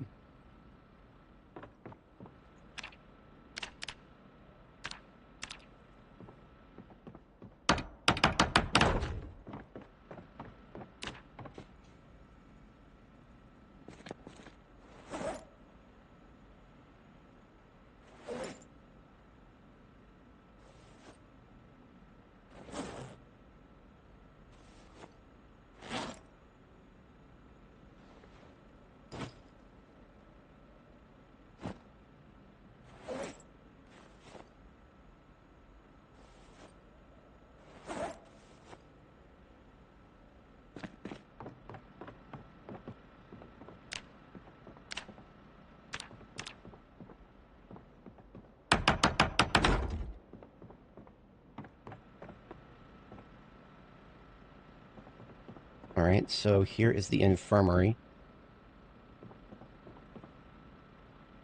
Okay, here's something I need to figure out. There's a couple things I kind of want to figure out.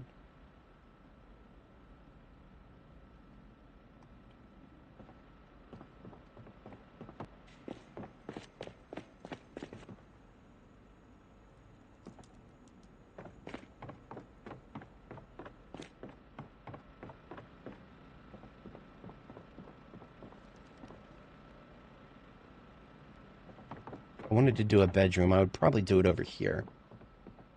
I mean, I was already in the right spot for it.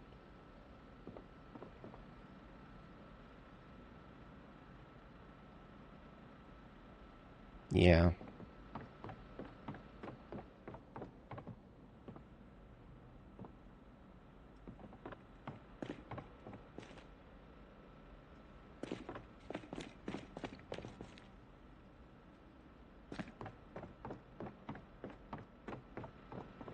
Very interesting that the game decided to put those little columns there, because it's not like they block anything. I can still build there.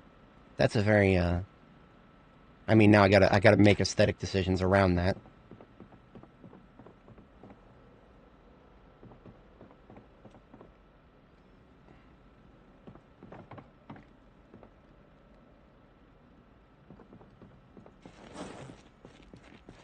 Okay, I should probably not try to make aesthetic decisions while my character is overburdened to the point of losing health.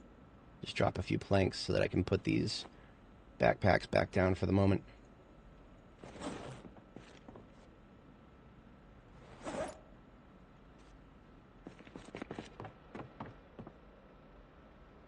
Let's get the rest of our cosmetic furniture started.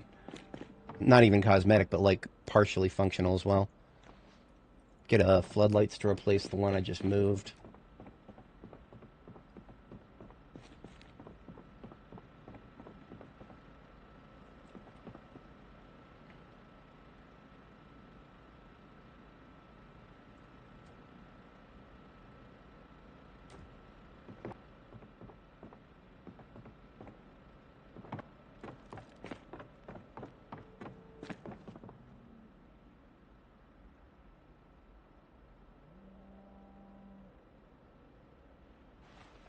Got ourselves a washer and a dryer.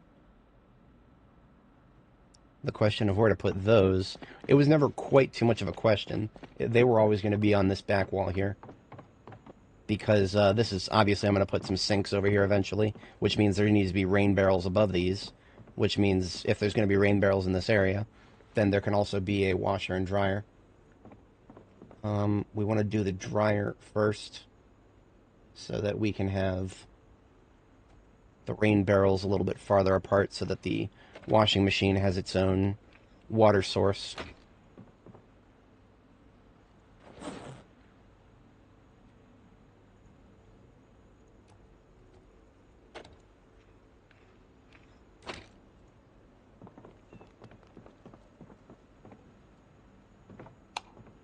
Now we do have a whole bunch of other furniture for the kitchen.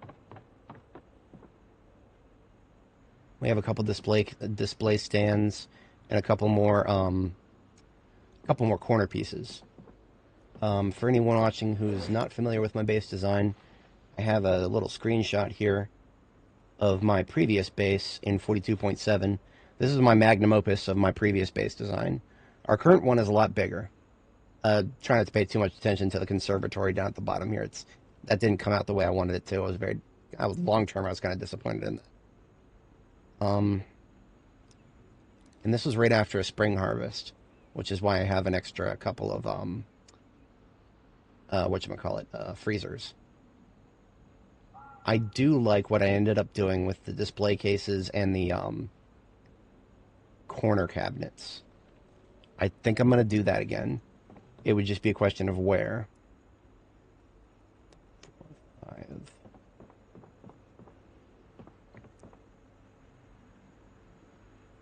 1, 2, 3, 4, 5, 6, 7, 8. So we've got a space of 8 here. The display cases are 2 wide.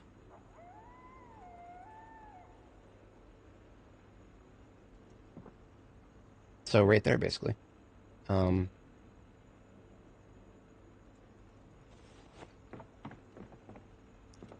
left them over here.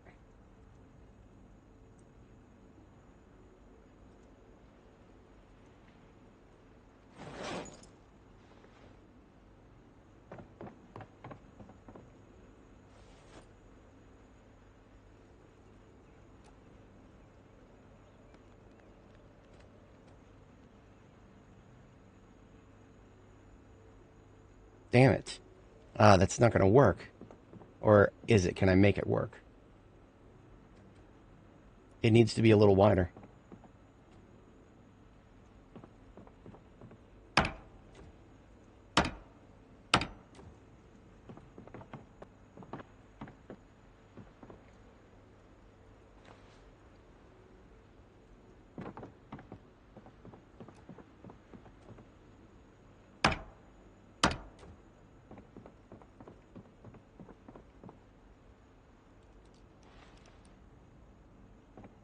course, I say a little wider.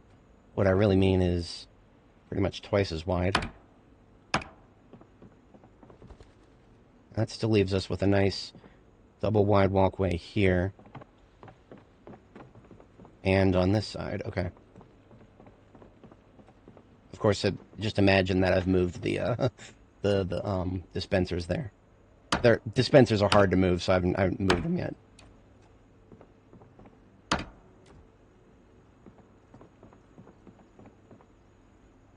Now, these white striped cabinets are actually kind of hard to find. So, hold on a second.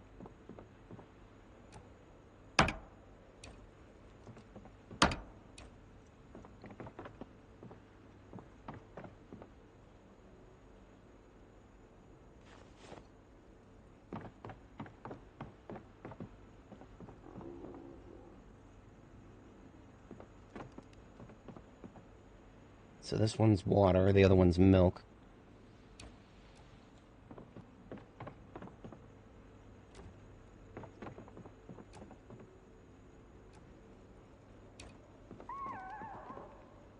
Now that's not bad, but that only leaves me with one tile of entrance and exit on both sides. I usually like my designs a little bit more open than that, especially given how much room I have here.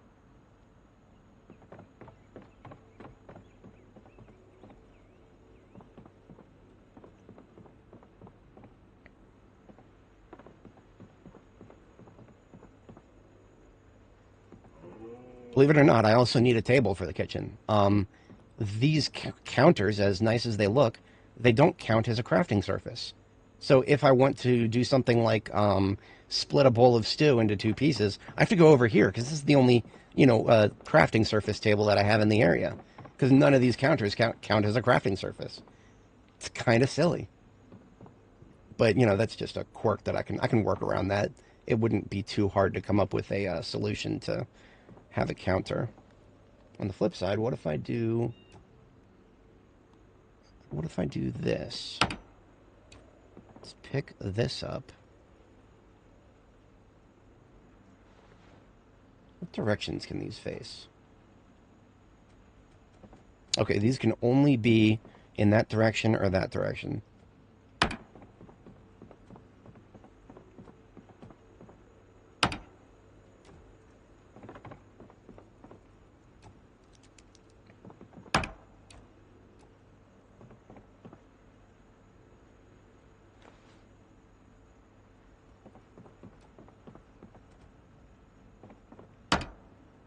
That's an option.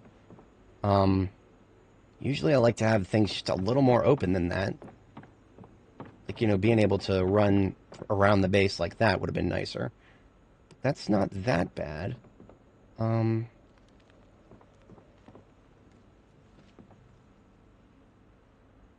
I could put the dispensers on the back wall. And what about the corner cabinets? These I just kind of took because I had them. Like they were some of the last striped corner cabinets or like striped cabinets in general. They were the last ones I could find. So they aren't that important to actually get put down. But I also do kind of want to incorporate them in the design if I can find a good way to do so.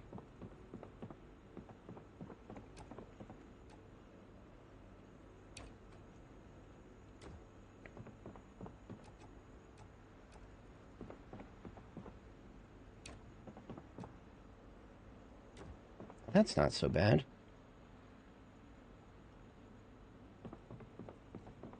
It's kind of hard to make it look right, though.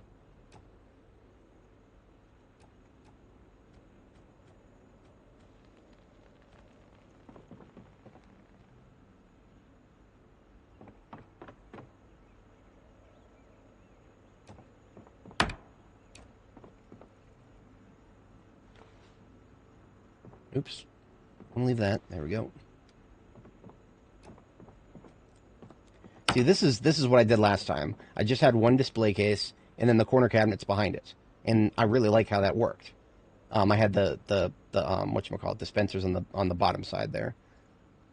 That's not I like that. I really do, and it was functional. It worked for my purposes then. Move the whole thing back one tile here.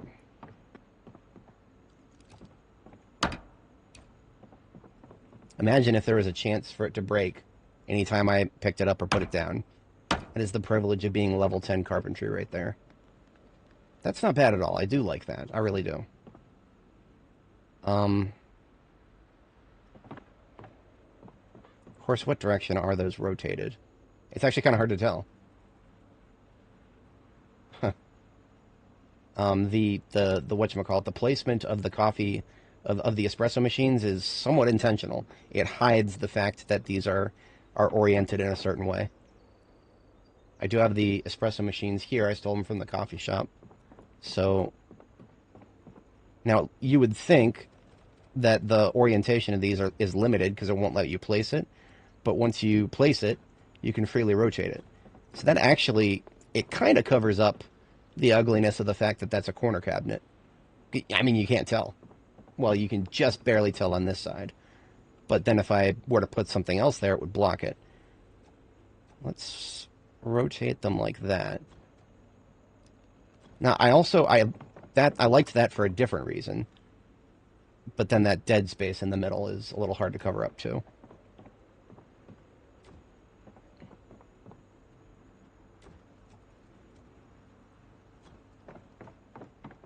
That's not bad. That's not bad at all. It's almost as if I'm messing with perfection, and my previous design really was some of the best that you could really do given the different options you have at your disposal here. Yeah, I mean, honestly, I kind of like that. Of course, the girl's getting hungry because we're moving around foodstuffs all over the place here.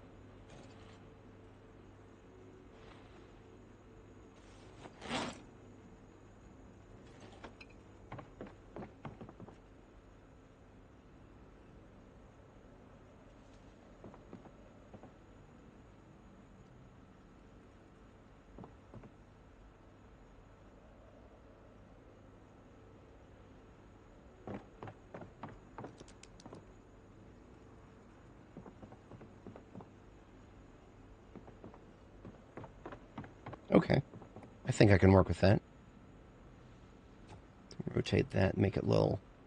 There's not really very many options to rotate that. I would have to move it for it to not look as bad.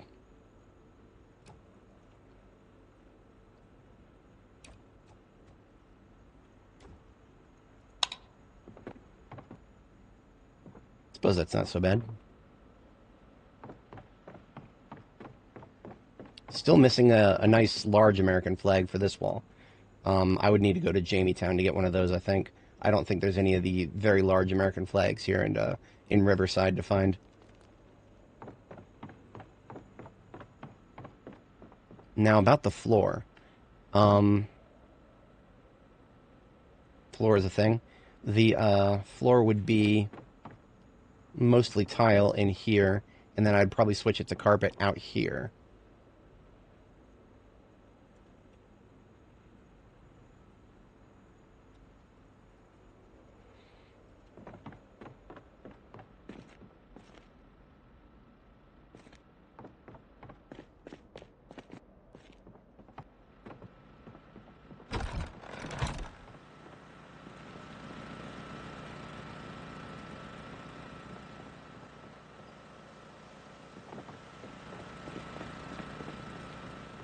Check the generator real quick.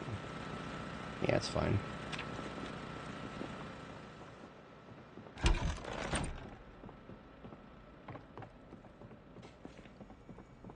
Okay, I'm just about to be hit by fatigue, so I can't go out and acquire more floors right now.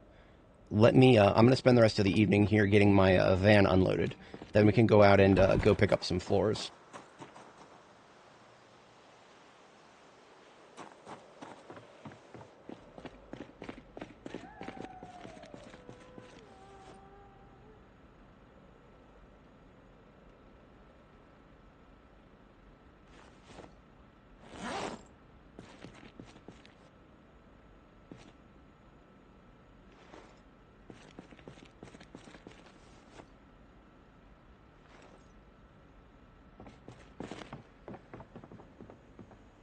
Okay, right now milk is in the front and water is in the back.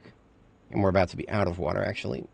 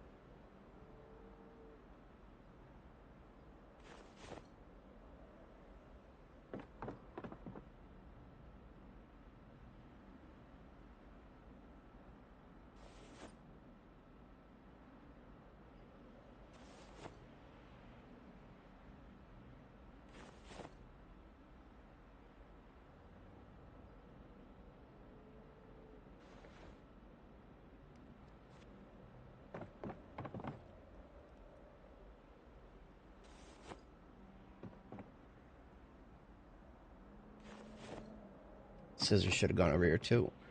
Scissors need to be smelted. Everything else is tools.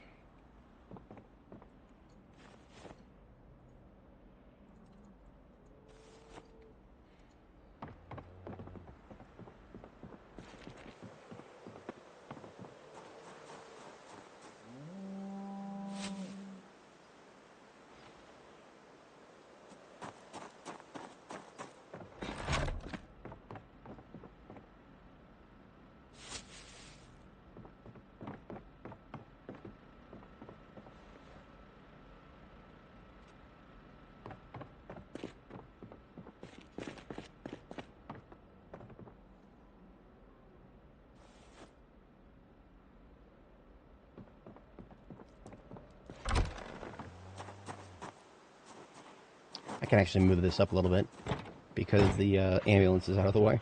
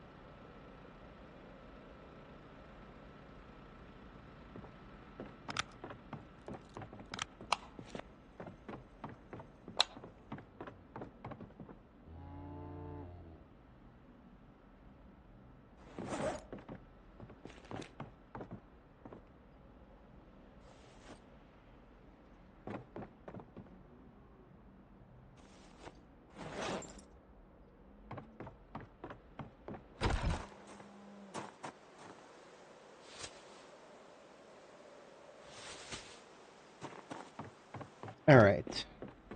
As a quick recap for anybody joining us, we are emptying our very large vehicle after a successful loot run at the Electromax warehouse. The loot is all generally centered around tools and materials, metalworking related stuff and whatnot, and a little bit of side stuff that I picked up as well.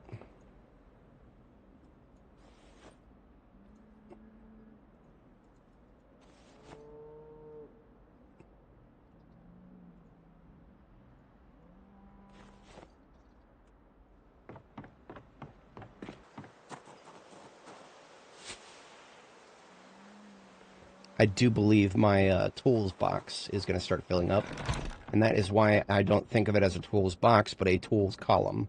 All three of these boxes are dedicated to tools, not just the bottom one. Bottom one's just the one that's going to get filled up first. Same with the tools/weapons, although what I usually do when I actually fill up a box is, a box as part of a column is I'll usually just start moving certain items up. Like the really bulky stuff goes up.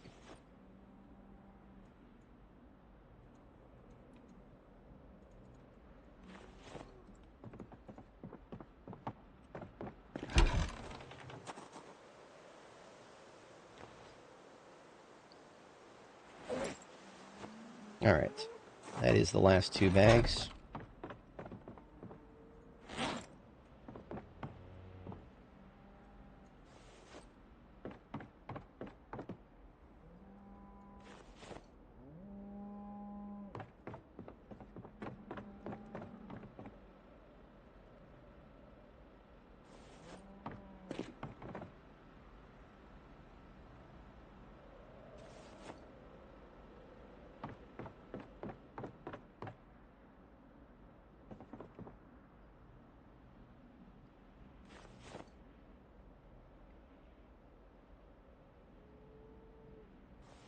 And there's the tool/weapons box fold up. Half the reason it's fold up, 21 screwdrivers. So that's what I'm going to move up first. Just going to move those up 1 box is all. And look at that, now we have room for quite a bit more.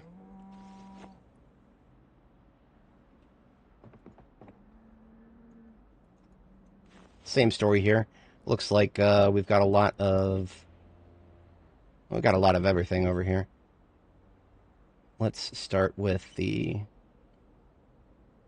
empty welding torches. I can put those somewhere else. I really should just move all the welding stuff elsewhere.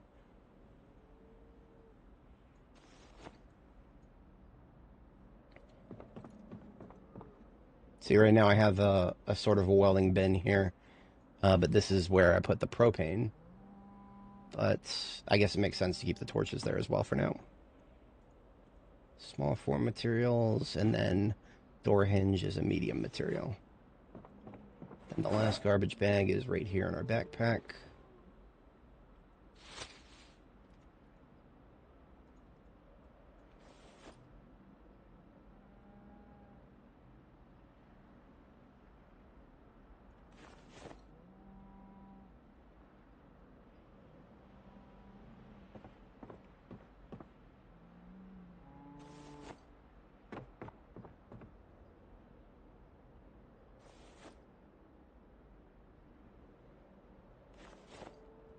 Tool/weapon is full up again. I'm going to do myself a favor and move ball peen hammers and claw hammers up 1 level.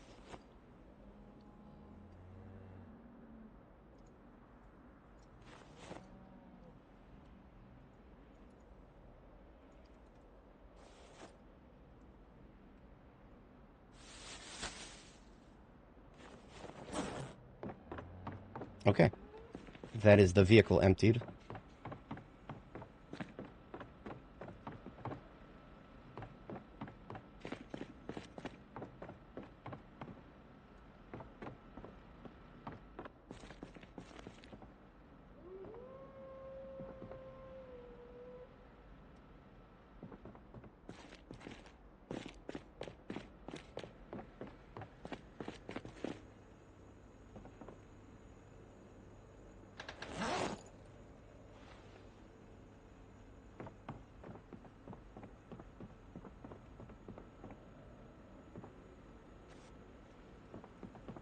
I'm going to go ahead and paint this wall red. Am I? Damn it. I've been thinking about it so much, and I still haven't made a decision. I'm going to start with orange, just because I have so much orange paint right now that if I decide against orange later, it's less of a waste. Red, I have much less paint of. So that's my decision on that. Anything's better than leaving it white for now. Yeah, I can live with that.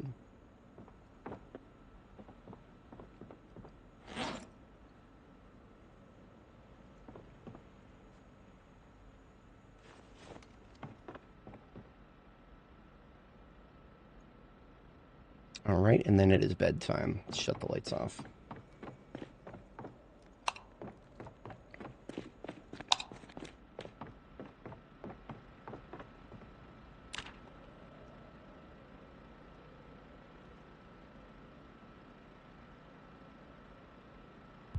I don't know, a nightmare. Well, we were more or less ready to wake up. Just woke up about an hour early there.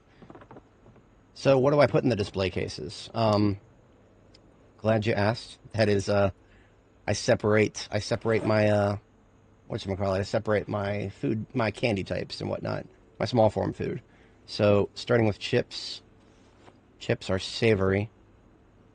Chips, crackers. What else is savory in here?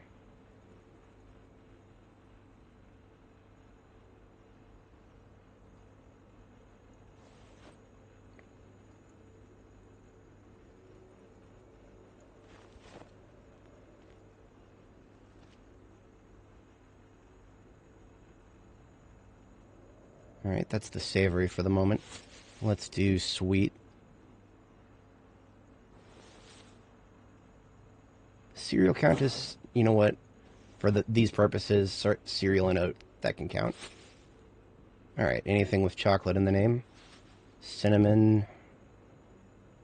Cocoa powder.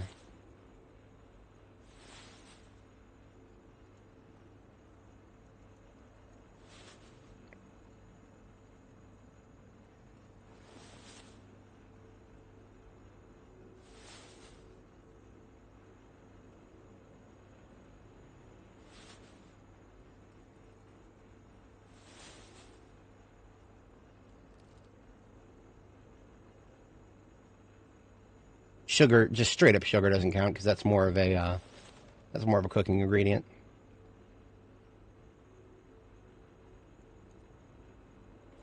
All right, there's my sweet and savory separated.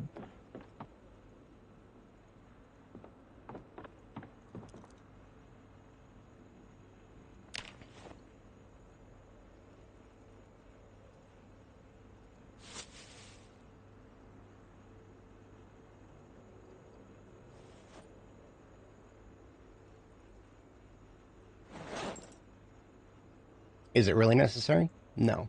Do I want to? Absolutely. That is the story of more than half of the things I do in this game. Otherwise, it's hard to make this game fun sometimes. So coming up with your own objectives and sticking to them really hard, that's one way to do it.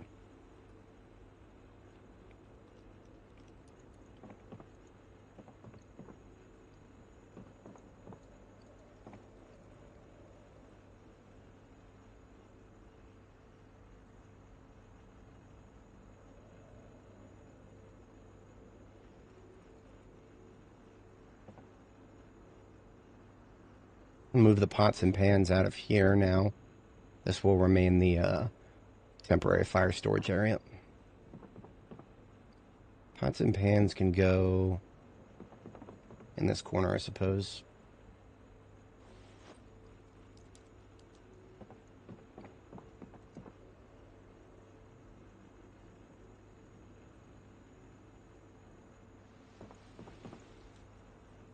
Large form food, small form food, okay. What else? I think I have furniture over here yet to be deployed.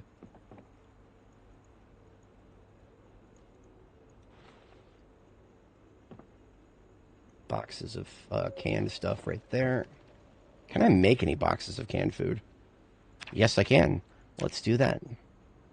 Save us a little bit of room in our canned food box in the corner here.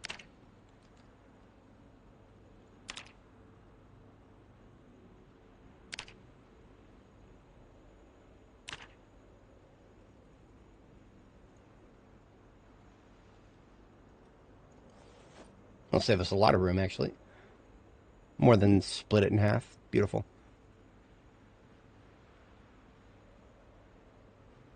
Need to find room for a toaster and a coffee machine. Well, that's easy.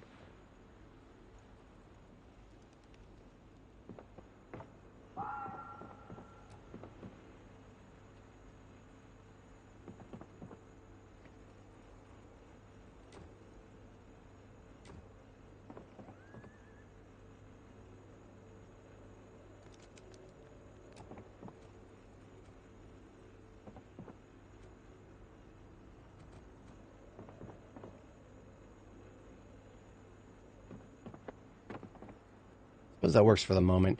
The problem with this part of the area here is this pretty looking coffee board. You can't put anything in front of it. It won't layer properly. So I have to not do that.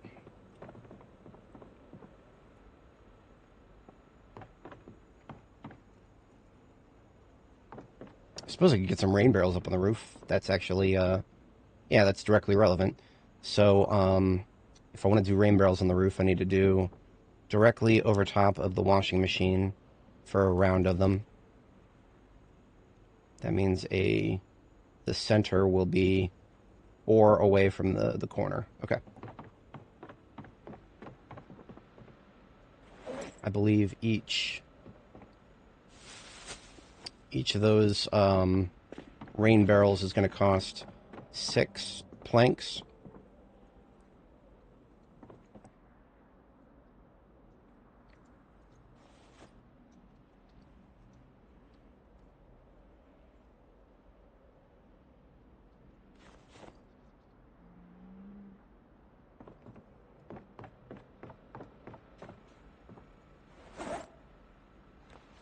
Something to actually spend these planks on. Good.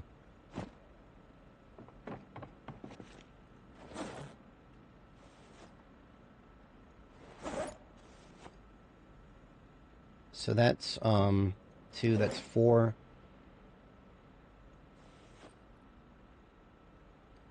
This would be 5. Yeah, I can make 5 with this.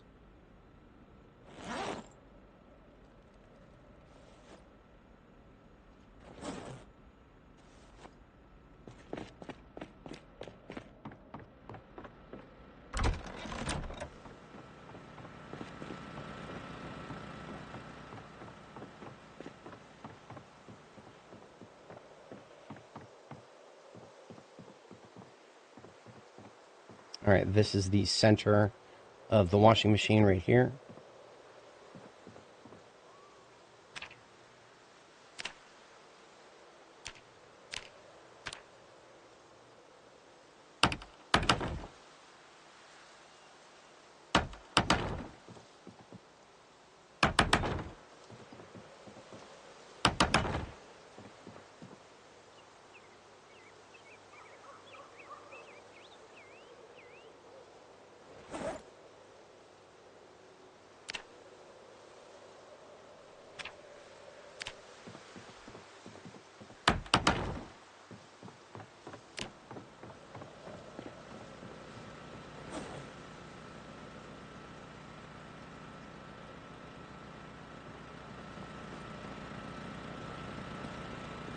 So I can both get, I'm going to go get a couple more logs, but then I'm also going to go get a, right down the road, there's a couple of rain barrels on inside the fishing store. I've never looted the fishing store.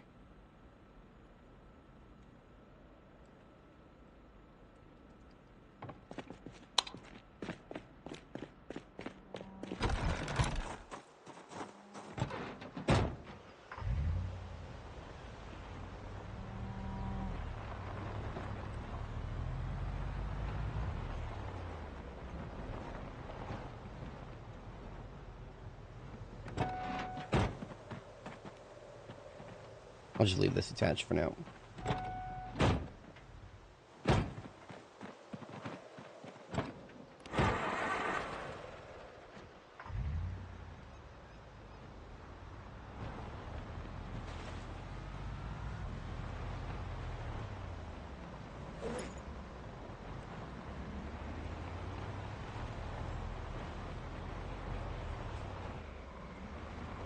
This is unacceptable.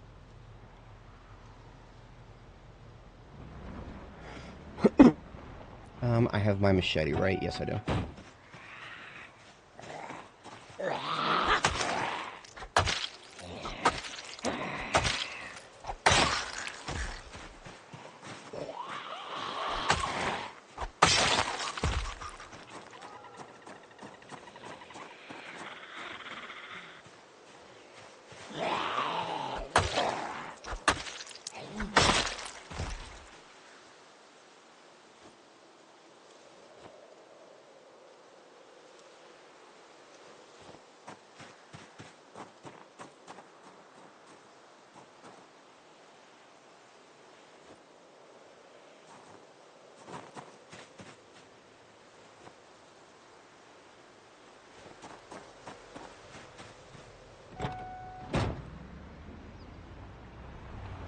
I've been using. I have previously been using this bed as a place to sleep while I was out there, out here, harvesting wood and stuff.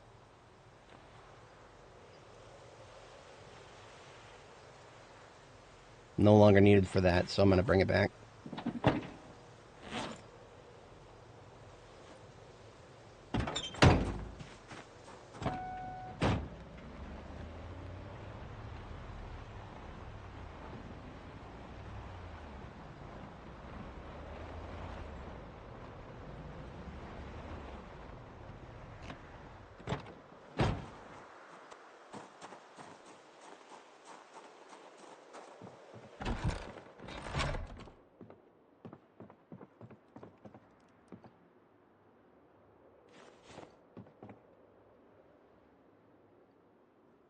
What books do I need from fishing?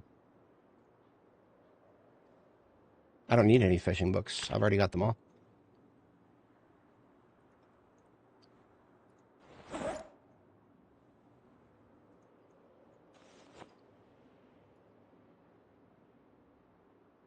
Oh, a Western canteen.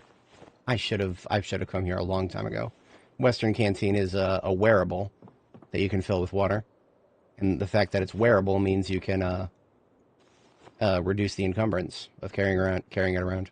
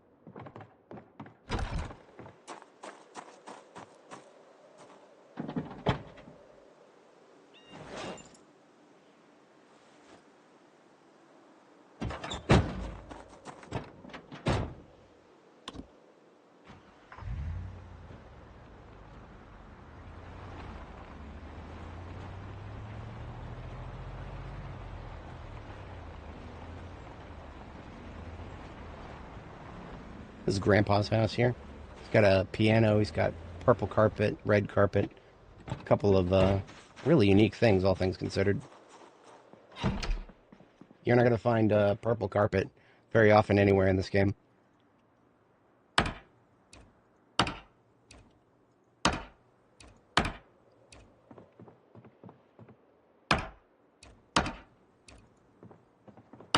Red carpet you can find a lot of if you go to, there's a store here in Riverside called Saucy. It has a, I think most of it has a red floor, if I'm not mistaken.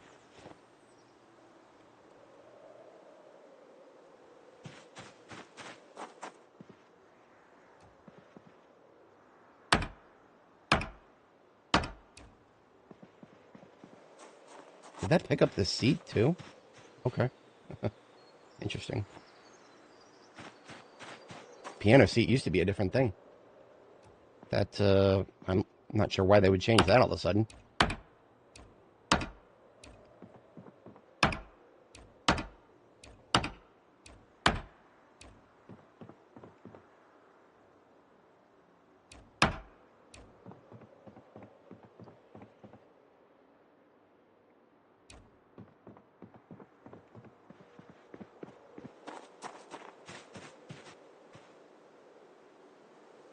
For anyone joining, we are out acquiring cosmetics for our base, particularly some rare color carpeting here.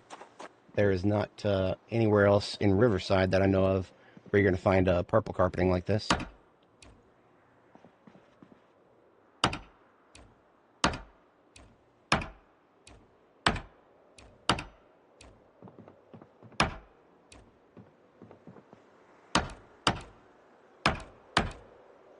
Damn it.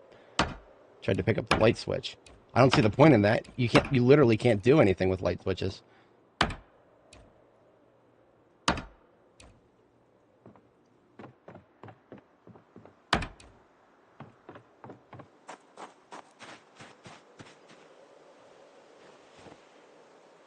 Alright, 26 violet carpet. Not sure exactly how many I would need. I don't believe I have a crowbar on my person right now. Nope. That is alright, though. I think we've got enough furniture for the immediate moment. We will come back with a crowbar once we've decided to start harvesting floors for the kitchen as well.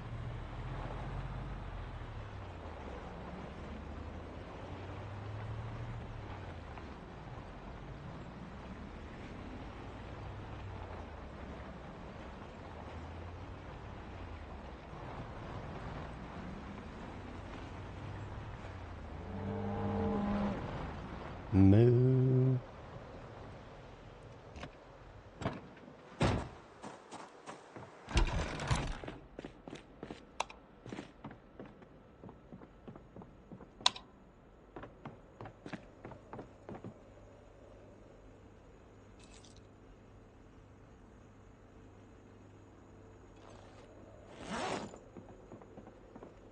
First things first, let's wear this empty Western canteen here.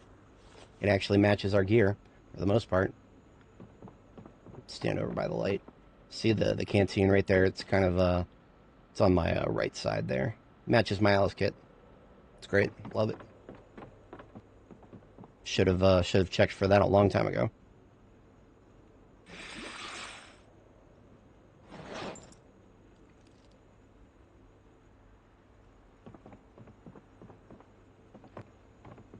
Now I just need to refill my milk. For that I need my fountain cups.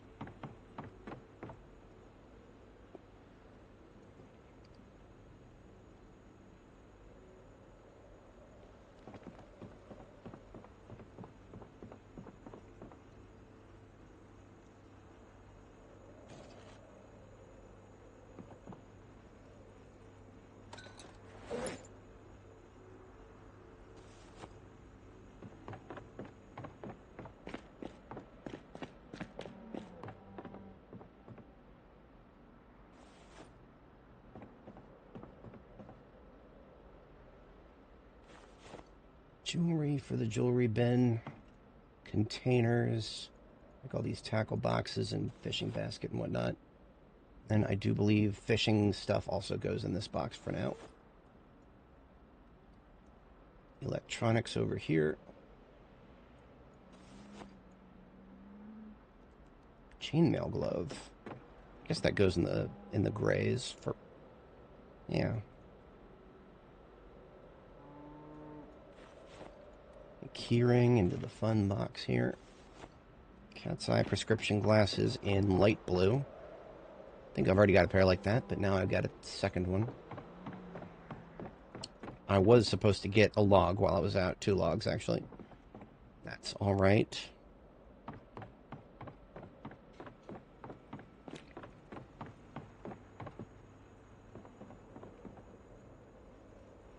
So if I want to do 3 sinks here, that would mean that the furthest rain barrel that I would want would be directly above the oven here, which is 1, 2, 3, 4, 5, 6 away from the corner. So that's where I will put the two rain barrels that I collected from the other place.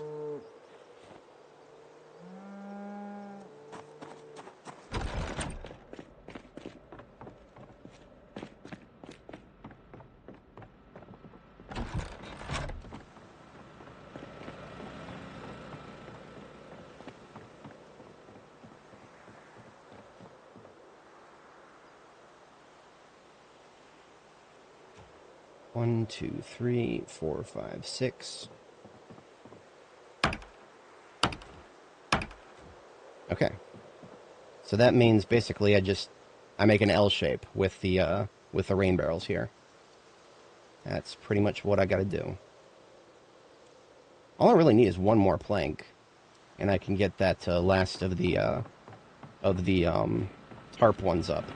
The tarp ones will be basically connected to the washing machine, while the rest of them will be connected to the sinks. The sinks that I don't have yet, but we'll find eventually. Sinks, I don't bother with them yet because they're actually a little finicky. They have a 25% chance to break when you pick them up, and there's nothing you can do about that. Like, no skill in the game that currently exists that decreases the risk of a sink breaking when you try to pick it up. It's just always a flat 25%. And I hate that. I hate that so much. So I don't usually think about sinks a lot until I get this far into the game. So I got that one extra branch. Now I take those 5 there, and now I can make one more, get rid of this tarp. I'll come back and do the garbage bag rain collectors once I have the sinks installed.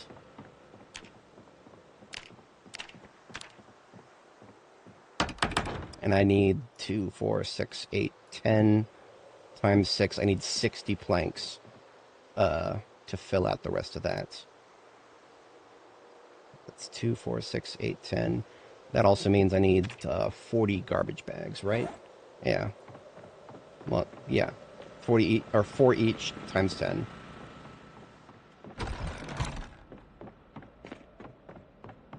I have a lot of garbage bags over here. That's not a problem. Like, yeah, I got like 50. 58. Total of 74, actually, now that I've combined everything. Okay.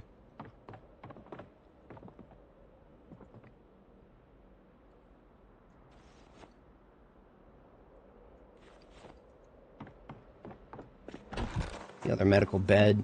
These large medical beds I found in the Brandenburg military checkpoint. It's one of those things that I've looked at many times in the past when I was there, and I didn't really think about it until now. But if you think about it, these are a good quality bed that weigh only 15 for each part.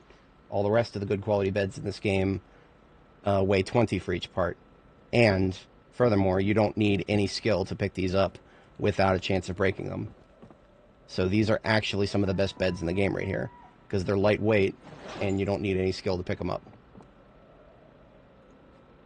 So my infirmary is looking nice already. Very nice. Found ourselves another crate. Couple of mirrors. I think that red mirror I'm going to put in the kitchen.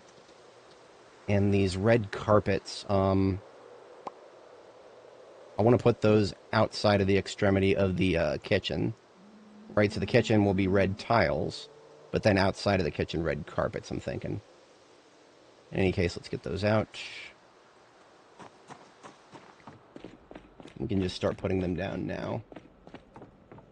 No need to put them into storage.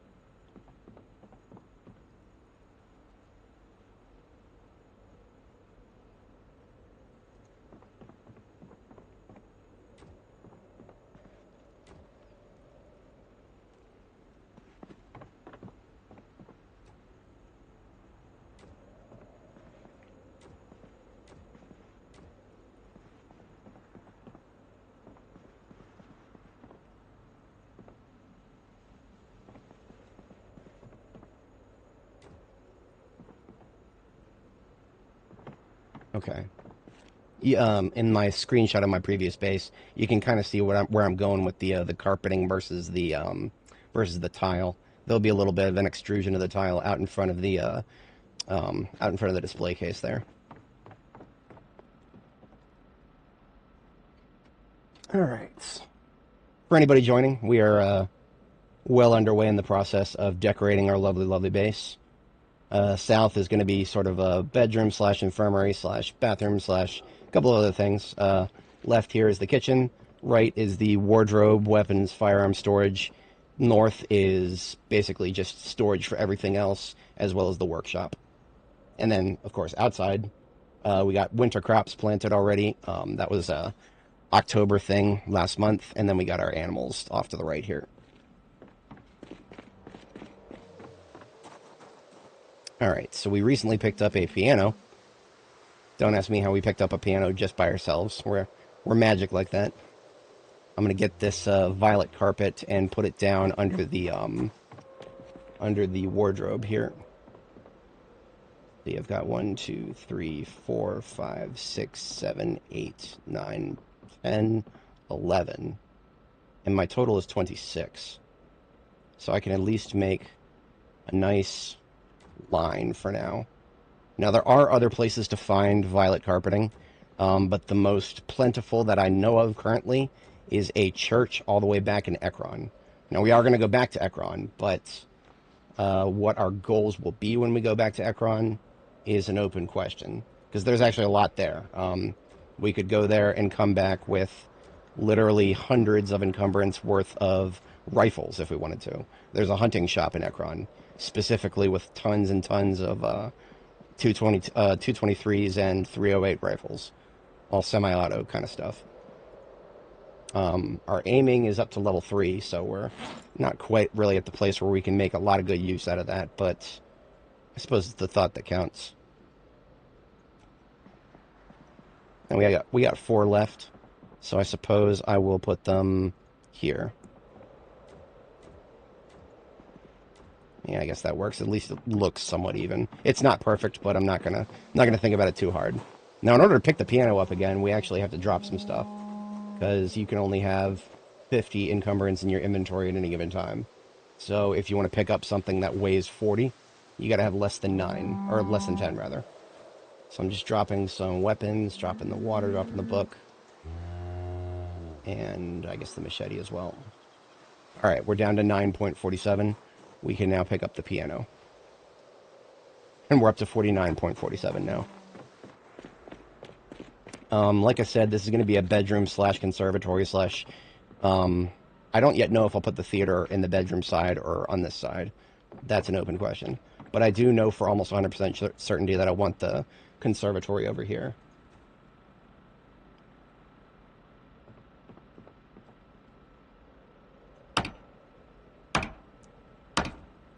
So when I picked up the piano, the seat disappeared. I have no idea why. And now when I put it back down, the seat didn't appear with it. So basically, the seat that was with this piano more or less just despawned. Kind of stupid, but nothing I can do about it. Moving the construction light back just a little bit. I use construction lights because they cost just as much as any other light, but they provide a lot more actual lighting. Like the real estate that they light up is much bigger. Yeah, the conservatory decoration can continue another time. I only picked it up because it was right in front of me. I got a red mirror. I think I'm going to put that in the kitchen, but the question is where. I don't actually have a lot of real estate. I'm saving this spot right here, this three wide spot. I'm saving that for a American flag, a wider one like that there. So, I don't think I actually have a spot for the mirror. Interesting.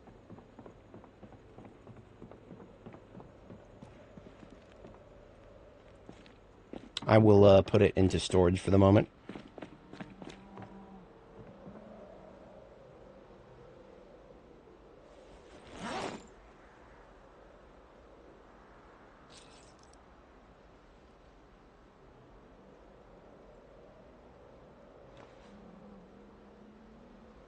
Found another crate while I was out. Not necessarily any use for it yet, but we will need it sooner or later for firearms.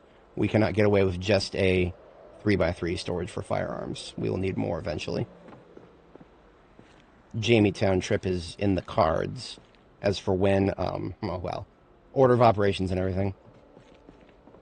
Jamietown is a large fight for mostly just firearm-related stuff and a little bit of military gear. We do not need any military gear at all, so that's why I've been putting that off. Alright, let's put our gear back on.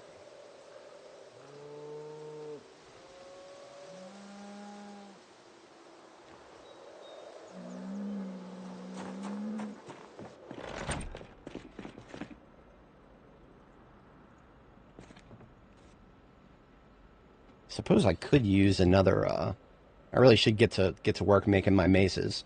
I have 4 mace heads that I recently made with, when I leveled metalworking. And maces are my godsend. They are, I've very often one-shot zombies with maces, but I've been slacking on actually getting my best ones made. And the only real difference between a mace and between a metal mace and a stone mace, which is what I've been using so far, is the fact that the metal maces last a lot longer. They do the same damage, as far as I understand. So it's not like I'm going to be doing more damage. I'm just going to have a mace that lasts a hell of a lot longer. This one is not even taking any damage, so I'll put that in the older weapon bin over here.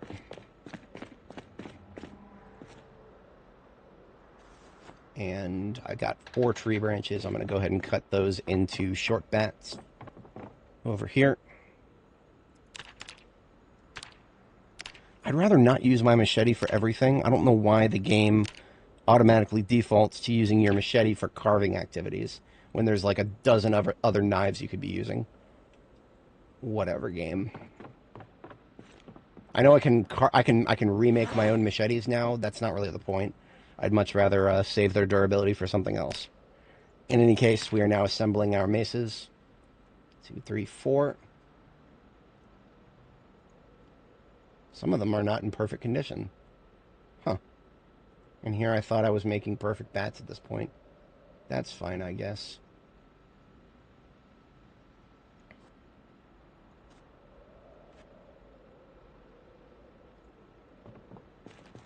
So this is our peak right here. This is peak short blunt. You will never have a better short blunt weapon than a metal mace. I'm going to take the opportunity to clean myself up because I'm filthy.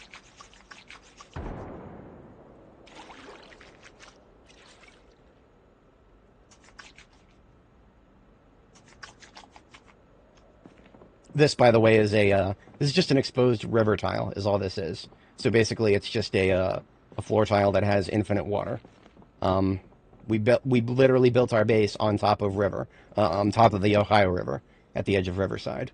You can see, if you're familiar with Riverside, to the south of us is the police station. I used its parking lot to create my driveway, and everything else we have built directly on top of the river. Reason for that is the new spawn patterns are so randomized that I don't really feel safe basing up anywhere. Like, literally anywhere. You could come back one day and there would be a zombie inside of your base because the randomized spawn patterns have made it so that zombies can appear pretty much anywhere. It would be a shot in the dark as to whether you build your base on top of a zombie spawning area. Now, when I say come back, what I really mean is that, you know, sometimes you'll be, or at least this is how I play, I'll go on expeditions and I'll be away from my primary base for sometimes weeks on end, which in the current paradigm is enough for zombies to respawn anywhere. So, in any case, order of operations is next we want to get we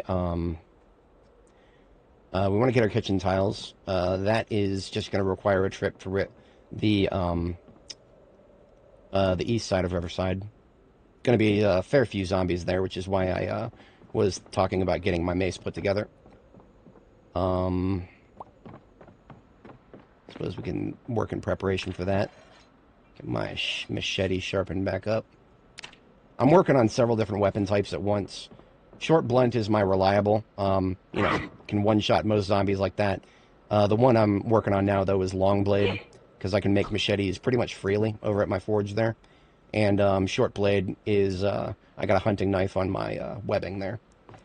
And of course, if I'm in a situation that calls for it, M9 is where I'm working on my firearms. We're just about to get tired, so it's not a good idea to deploy now, because if we were to deploy now, the fatigue moodle, it just showed up. There it is. Okay. You know what? Fuck it. I'm gonna go ahead and sleep right now to get rid of the fatigue moodle, and when I wake up, I'll probably still have a little bit of daylight to work. So that's what I'm doing now. I'll probably wake up at like 2300 something. This is the life of a restless sleeper. Yeah, it's not even 2200, but unfortunately, that's a summer thing. The sun is already pretty much set. But that's okay. We've got provisions for a full day. We've got an ambulance right here. Ambulance has got a lot of light. Let's get to work. I just need a crowbar. Don't have my crowbar with me. Gonna go grab one. What did I do with my crowbar? Put it in there. The fun part about being metalworking level 9, I can make my own crowbar if I really want to. I'd rather not have to fall back to that. I know I did something with it. It's just a question of what. It's not in either of my field kits. Field kits being there it is. I left it on the floor. Okay. Just gonna put that in my backpack, and we're out of here.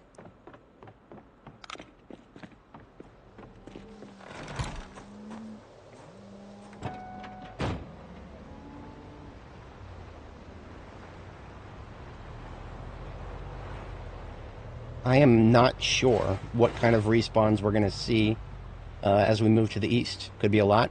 Maybe it's not. We're just going to have to find out. I've killed zombies in this area so many times now that I've lost count. It's almost impossible for me to mentally keep track. The surest sign is the fact that there's some corpses here that haven't decayed yet.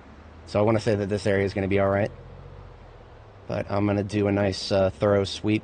Go behind the post office here. Break towards the south. I do have a pillow here at the, whatchamacallit, at the hotel. So I can sleep there if the area is secure.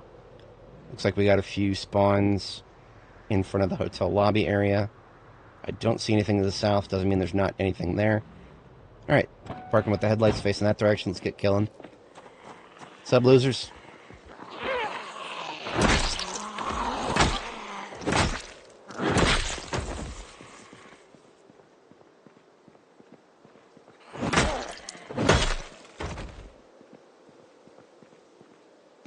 Just 3? That's it. No, we missed one. It's the trees. The trees are our enemy. And the devs make it so they spawn all over the goddamn place. See? How would I have known that these guys are here? They were in the trees as I passed by. This is getting a little too easy. Let's work on our machete skills. See, despite being only long blade level 1, I'm still one-shotting people because of the that's just how much damage machetes do. They're pretty much just as good as long swords. They just don't have as much reach. Long swords are the best in this game, but I can't make them yet, and I don't know how to find the recipe. Last time I grinded to level 10 of metalworking, I was able to I had the recipe. I don't even remember where I got it. But this time, I can't.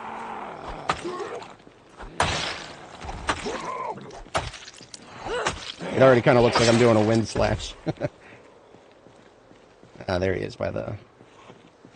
See, I couldn't see him because of the tree. Fucking trees, man. Come on, let's go. Get out of there. See how he just fucking disappears? Like the tree is consuming his reality. Alright, we got a large group down there. You may have noticed that the music stopped. That's because we haven't been in combat for a while, and the devs don't play their game long enough in any one sitting to notice that that's been a thing for all of Build 42. Just a little bit of shade thrown at the devs. if they played their own fucking game for a little bit longer than 5 minutes in debug mode to test something, they would realize that there's a lot of problems with the music system. But they don't. This is what we get. That's what we got to work with. We are the Q&A, after all.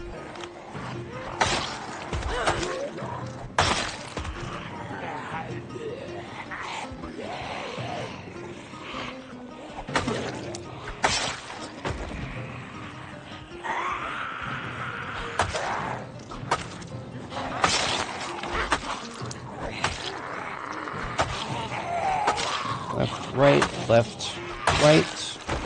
Get out of my street. Damn it. I hate killing him in the street, but at least I got a side clear here. I always use the vehicle headlights instead of my battery flashlight if I can afford to. Because vehicle batteries recharge. Your batteries don't. Nope. Nope. Yeah, that's right. Right this way.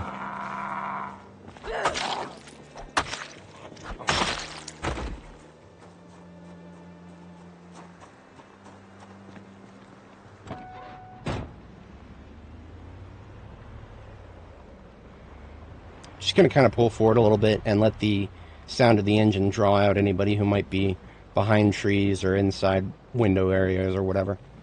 And just back up a little bit. I purposely picked an old muffler for this, the ambulance. My combat vehicles get the old mufflers because they have very, very loud noises. Is that an LEO hat? It is. Interesting.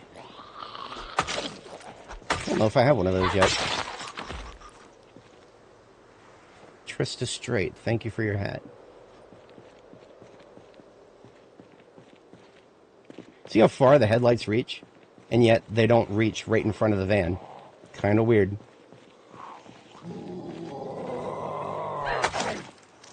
This is also thanks to the, we have the trait called Cat's Eyes. I don't play this game without that trait. It's being able to actually see what you're fucking doing in the middle of the night is, yes, please, thank you.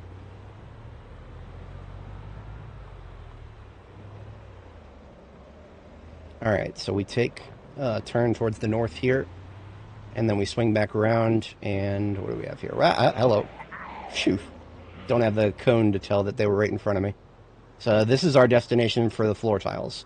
Dottie for Donuts is just a little corner donut shop there in the back. It has very lovely aesthetics. I like it. Pink furniture and white counters and stuff like that. But the red floor tiles is what we're after right now.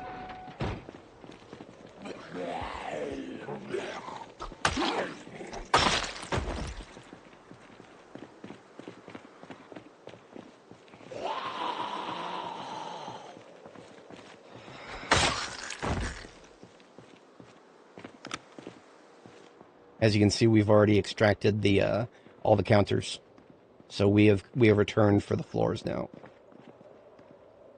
Looks like all the back doors are intact, and there's no windows to the side, so I only really have to worry about zombies coming in behind me through the windows there. Spotted one dude. He ran off to the pavilion, so he's not locked onto us. I'm gonna pull the van forward and cut the light bar and just use the headlights by themselves.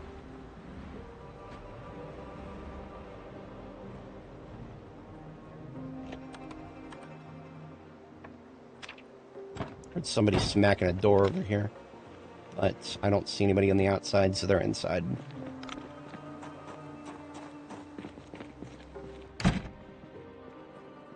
So we get a little bit of light, but not enough. I'll just use my flashlight for this side. Alright, crowbar into the primary hand. I see somebody outside. Time to kill her first. Trying to do something. Where'd you... What? What do you... Sometimes the zombies move in ways that make no sense to me. Maybe she heard a noise, came in this direction, and just... decided to keep going in this direction. Kind of a pretty orange skirt. I'll come back for that. Yeah, see, Doris here, she must have heard me open the door. Get it? Doris heard me open the... I'll be here all night, folks. We got Chuck over here just taking a union break. Sorry, did I say Chuck? Call her Chelsea.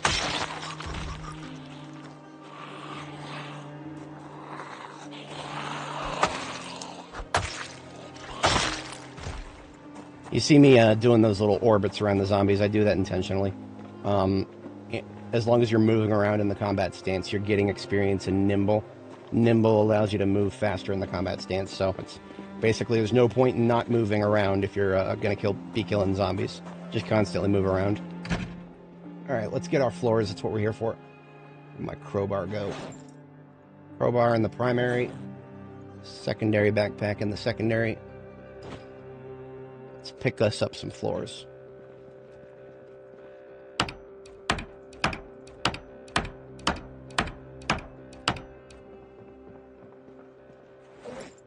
Each of these floor tiles weighs 3 encumbrance. So we're going to need every bit of this ambulance, possibly even more. I may regret not bringing the larger van. I prefer to bring the ambulance for patrol. And I like to think it has enough room in its trunk for stuff like this, but we're going to find out. I'm taking pretty much all the floor tiles.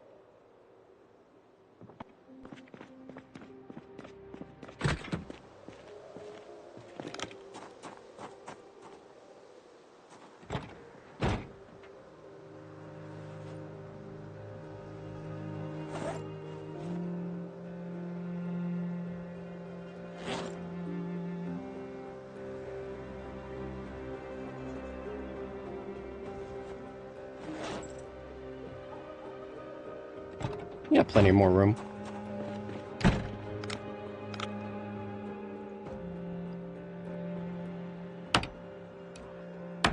I hear somebody around back.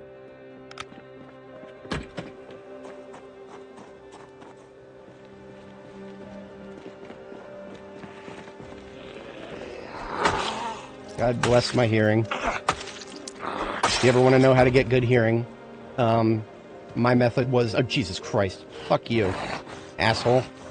What, you trying to get some ice cream? I think the store's closed. You want to get good hearing, just spend about 1,200 hours playing Darktide. That's how I did it. I'm sure there's other ways to do it. But basically, Darktide is it's a horde shooter, kind of like Left 4 Dead, but it's set in the 40k universe. But the pitch behind the game is that it's got really, really, really good sound design. And your survival can really be based entirely on audio cues. If you hear the right enemies coming, and you can echolocate where they're coming from, you're gonna live, basically. Well, it's not a guarantee, but you're gonna do a hell of a lot better than people who have no idea where they're coming from. And a couple thousand hours of that game has taught me to learn the audio cues of whatever game I'm playing, and be 100 times better because of it.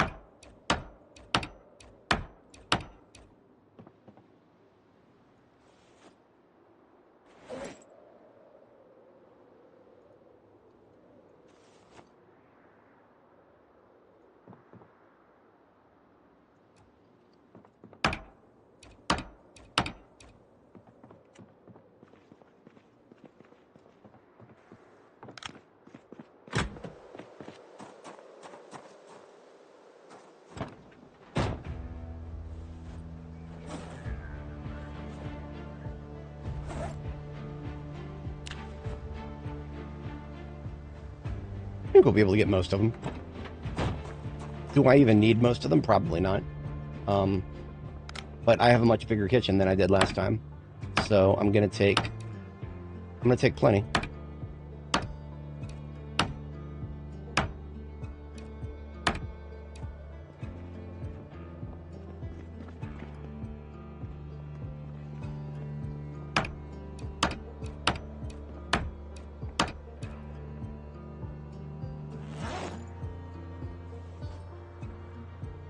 How much do these seats weigh? 15 times 2. believe, yeah.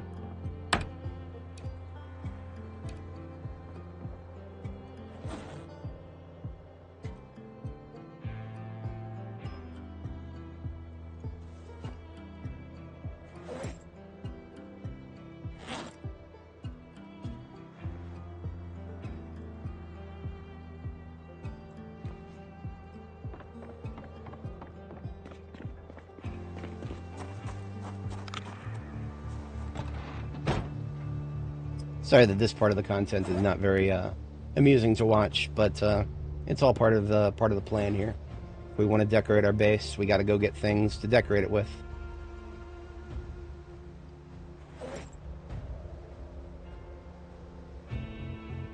Okay, we are starting to lose storage space in the trunk here.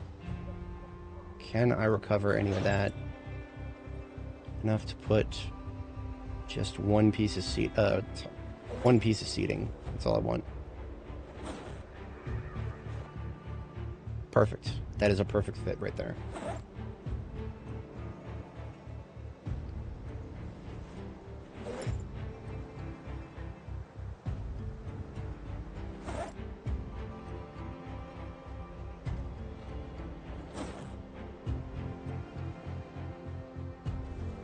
Okay, I now have 2 pieces of seating. I'm gonna go get a table. Maybe 2 tables, actually. I'm gonna get 2 tables. There's one on the floor.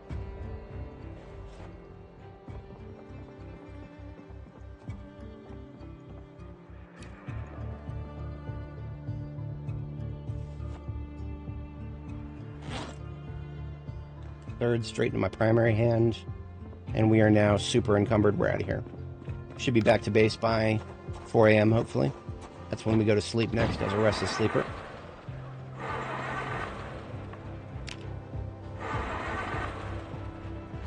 "100% quality engine, 100% quality battery. Still fails to start 30% of the time." That is Project Zomboid right there. And speaking thereof, I did not notice we had a large group right there, but they must have been clustering while we were making all that noise. We are out of here.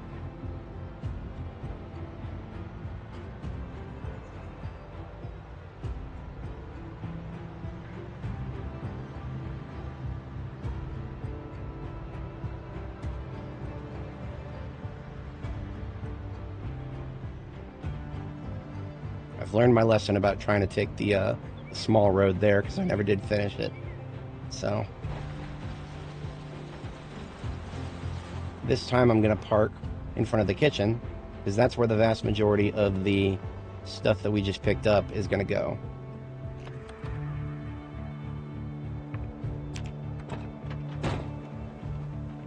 All right. Let's get just the tables dropped on the floor for the moment. Then we'll be light enough to sleep. Okay.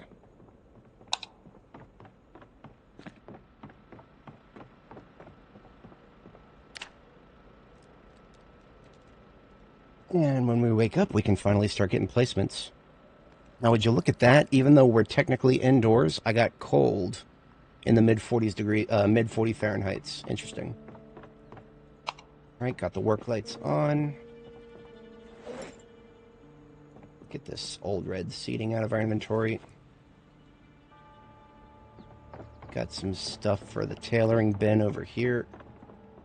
I don't have a tailoring bin. What the hell? Oh. There we go.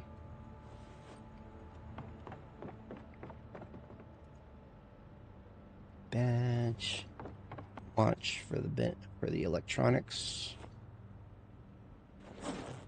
And crowbar over here for now.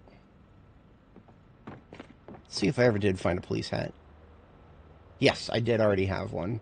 This is for my wardrobe here, I'm doing Roy G. Biv modified for the sorting, right? So we start with black, grays and whites, reds and pinks, browns and oranges, yellows, golds.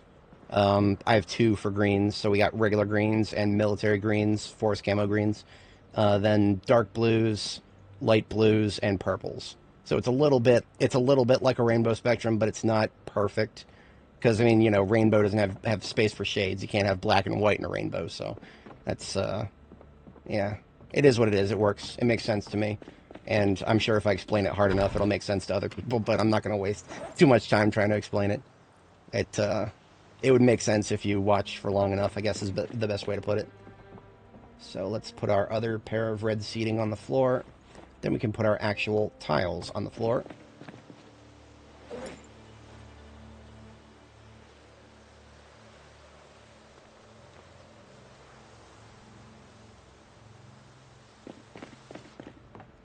Start with all the way in the back and work our way forward.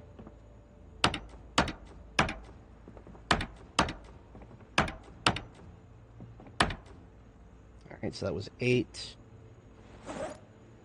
9, 10.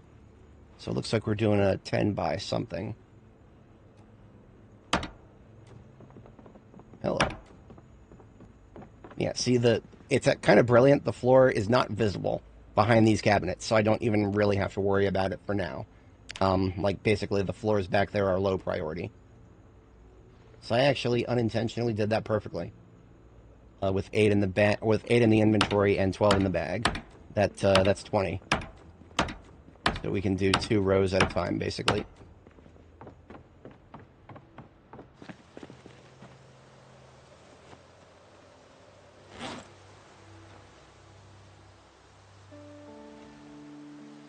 Although that means we might not quite have enough. We'll see. See, there's a lot left where we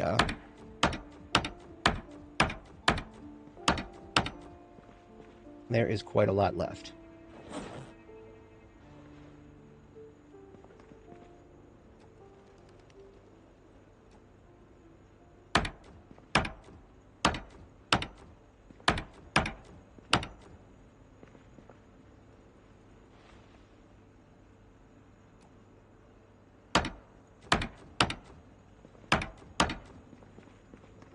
So this is at least going to enable us to get a tally of how many more we need without going nuts with it. Because it's a lot better to not go nuts with the thing that weighs 3 encumbrance for each tile.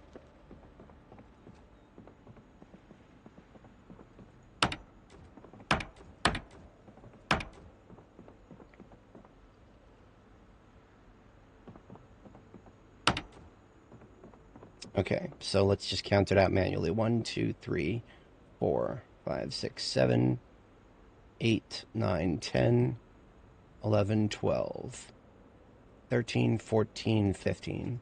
So 15 more red tiles would be great. And then we also, since we're going back out, we'll come back with a literal boatload of red carpeting from Saucy. Because we can do red carpeting for this area, and then I was thinking maybe a mix of red and blue over here. We could do red for the conservatory and then blue for the bedroom, and then get some white tiles for the infirmary here.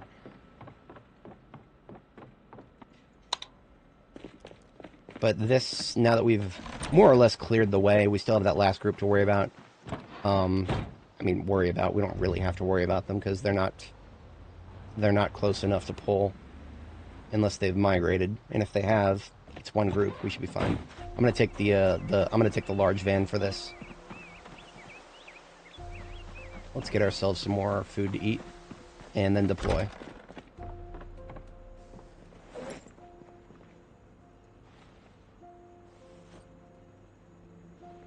And when I say food to eat, I really mean mountain cups of cow's milk. If anyone watching is not familiar with my food regimen, it's mostly just animal products. Milk and eggs will mostly set you for life. You can turn the milk into butter when you need to put on weight. Eggs are just sort of, they brighten it. Honestly, really, milk is the end-all, be-all. Eggs are just kind of something I'm holding around to because I want to get in the habit of it. Because I'm sure the devs are very diligently working on nerfing milk by making it spoil again. Because right now milk doesn't spoil, and that makes it, well, it makes it really overpowered because you don't have to worry about when it is refrigerated or not. Cow's milk just stays good forever in this game at the current point. but it used to spoil. I'm sure it'll spoil again. The devs are just going to have to work on integrating that with the new liquid system. On the flip side, I really, really do hope they make it so we can pasteurize it.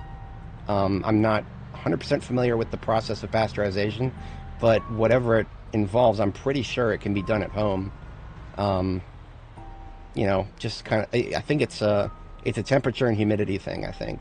You're supposed to bring it, like, close to boiling at a certain humidity or something like that, but don't quote me on that. I'm not 100% sure. All I know is it doesn't sound like something that would be too hard to do at home. I've proofed my own bread before at home. And if you can do that at home, I feel like you can pasteurize milk at home. I don't like how these guys are spread out. I'm going to kill them all. Yeah, that's right. I'm going to kill y'all. Get over here. Step right up and get flipped.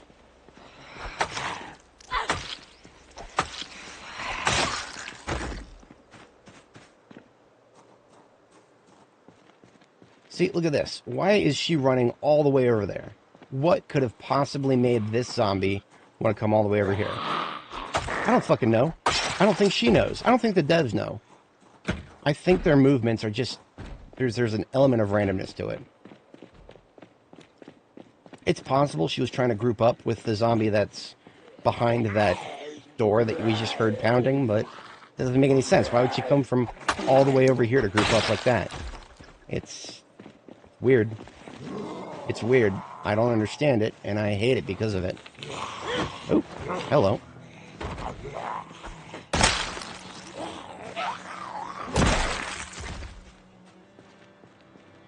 See, there was a large group here. Okay, most of them migrated north then. Or slightly to the east. Okay. Looking alright. I just wish I had a better understanding of why they would spread out like that. Doesn't make a lot of sense.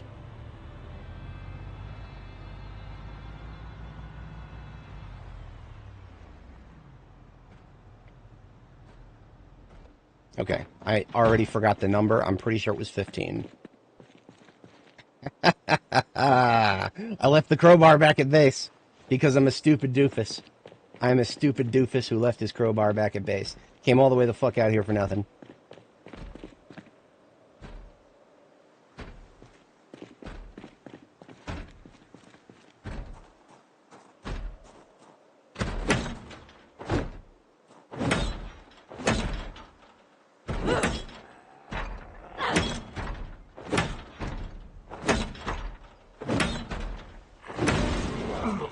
I hate what just happened right there. I don't know if it was just for a flash, but the stupid walls decided, oh, now that this door is broken, let's just draw right in front of the player. So for a second there, I couldn't fucking see that zombie. So stupid, but it's over. I just really wanted to put him out of his misery, and myself. Because hearing him tap that door was throwing off my, my auditory.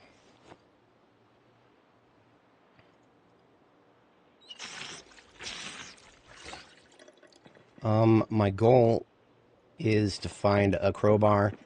I know a place where there might be one. If I don't find it there, I'm just going to go back to base. Right around the corner here is there's a tool store here in Riverside, actually. Usually by the time I get this deep into Riverside, I've already hit Electromax, so anything in that tool store would actually not be useful. But in this particular instance, it's right here, so it might actually help me. Well, you know what else is here? Bunch of respawns. Hello, respawns. I'd like to introduce you to the floor.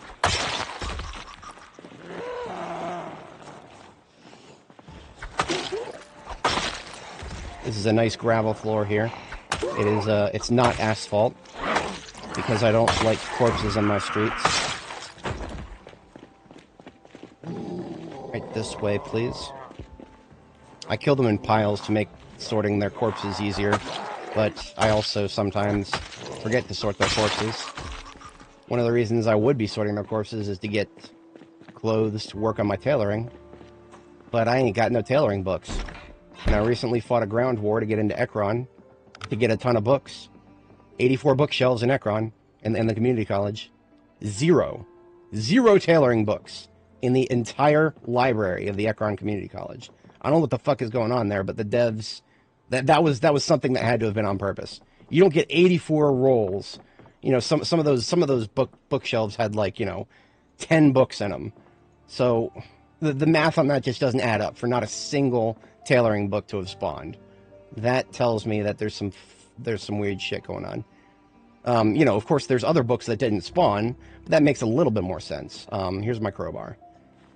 A couple of books that didn't spawn, aiming and reloading. Okay, the devs want to make it so you can only get those from, gun shops or the military surplus or whatever the hell. That's fine, I get that. Makes a little bit of sense. I'm sure your local library doesn't have any aiming or reloading books. Whatever. Tailoring, though? Fuck you. There's not enough tailoring POIs or, tailoring shops. The only one I know of on the map that is a tailoring shop is all the way out in buttfuck Brandenburg. Do I really want to go back to Brandenburg just to raid the only tailoring shop on the map? I'll do it if I have to. It's just fucking stupid. Let tailoring books go or spawn elsewhere. Don't restrict them from really common library spawns. Of course, there's always the chance you could find one in a residential location, but relying on residential chances for a book is a bad idea. Residential chances for books is just... You're going to be going through a lot of houses to find the one you're looking for. That's all I can say about that. Is that Longblade level 2? I think it is. That guy had prescription aviators too. So being Longblade level 2, there's actually a book I can read for it. So we're going to stop doing Longblade until I read the book. Do something else in the meantime.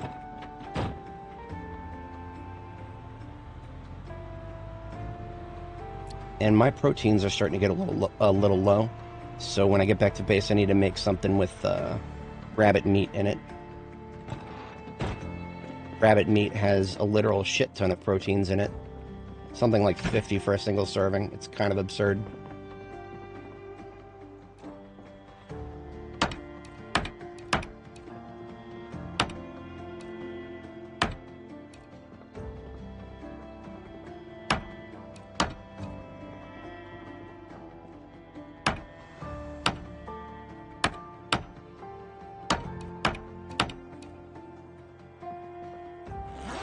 There's 11. I'm not even going to bother putting them in my backpack. I'm just going to dump them straight in here.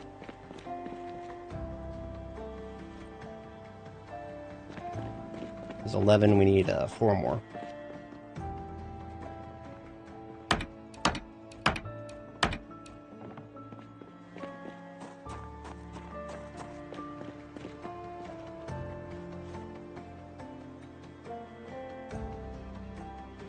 So it looks like my machete is...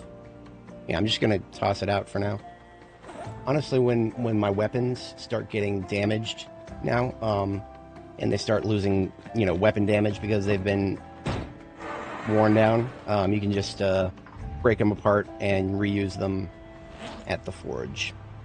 That's the better thing to do, because if you let it break, the game won't let you reforge it if it breaks all the way. Kind of stupid, but that's the rules we're playing by. Does Pharmahug have white tile floors? I think it does.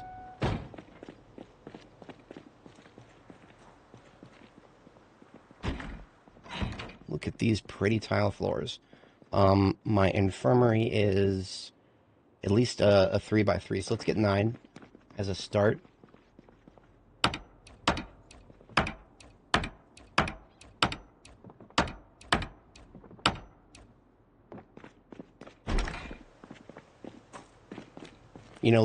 Let's get twice as much, because it's not hard to get it and it's right in front of us.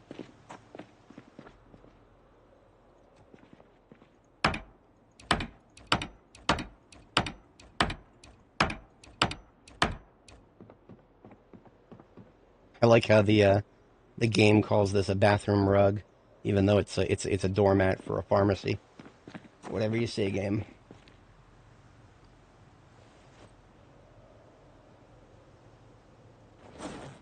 So I got prescription aviators from that guy. What do those look like? I like it.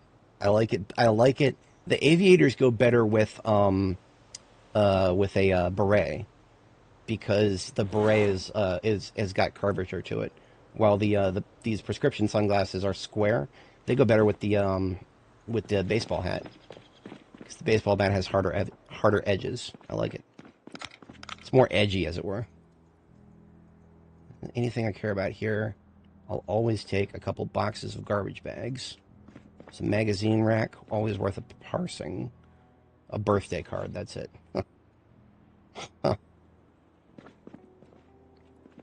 And then a bunch of other stuff that is low priority that I can come back for.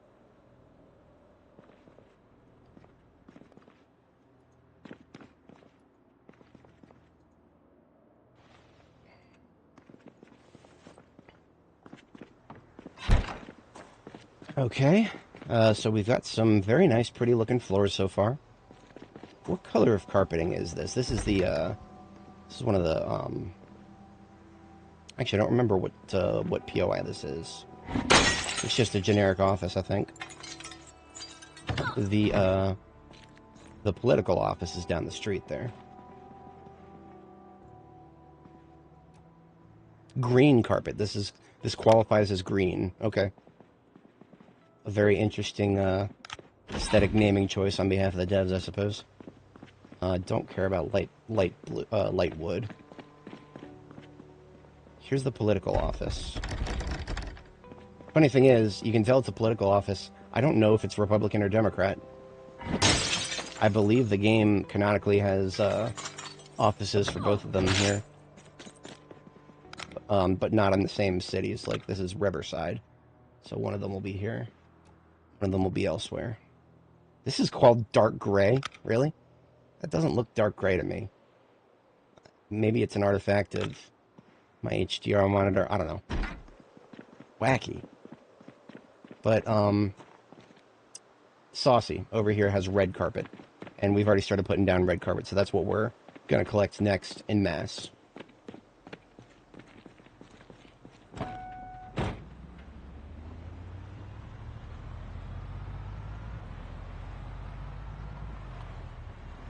Hair Genesis, you know what? Let's grab the furniture from my salon. I don't even know where exactly I would put it, but let's get the furniture for it. So that is a dark red carpeting right there. Just unlocking that door. An industrial sink. I suppose I could take one, or two, or three. See, unlike other sinks, these don't have a chance to break when you pick them up.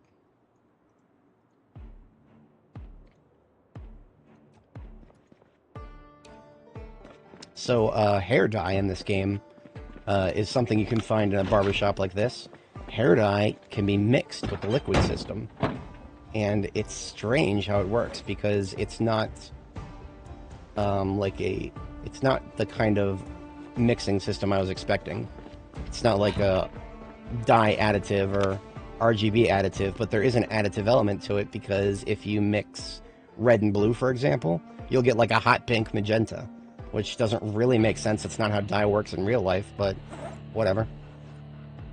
I'll gladly take the hairspray for bombs and the whatchamacallit, the scissors for extra look at that. Is like a sickly green. That's a sickly green hair dye. Who the fuck would ever want their hair that color? I don't know, but I'll take it. I'll mix it with something. Why not? So we've got, we got a pink. We got a brownish with a ever so slightly better red tint. Got regular blonde. I'm just gonna take them all. YOLO. Ooh, we got blue. Okay, I think we got most colors. Yeah, we got most colors of hair dye just from this one place. Normally, I would like to go to the barbershops in a couple of towns to get a full collection. But now we have a full collection already, just from Riverside. I'm going to start a dedicated... I don't have any trash bags, do I? I think I actually... I used up my local supply of trash bags. However, I got these handy-dandy little boxes of garbage bags. So I'm going to start cracking into one of those because they're right in front of me. Let's just take, let's take 6.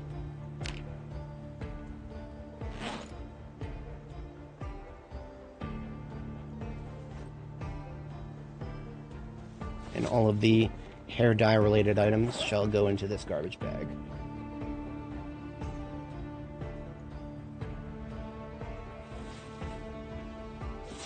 A little bit more room. Let's fill it the rest of the way.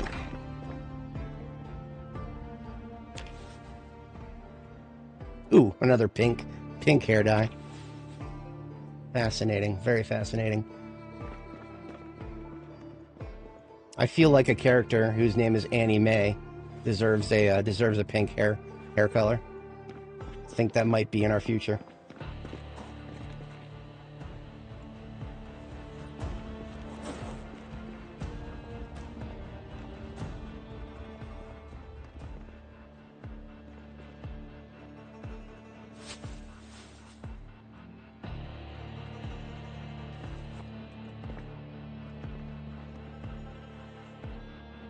A couple of straight razors have been here all along. Straight razors, for some reason, are one of those things that you need really, really high level metalworking to make. I'm pretty sure in real life you don't need to be like a super expert swordsmith just to make a straight razor. Like, I'm pretty sure you could just take a single stick of steel, and at that point you just need to focus on your sharpening work with the grinder.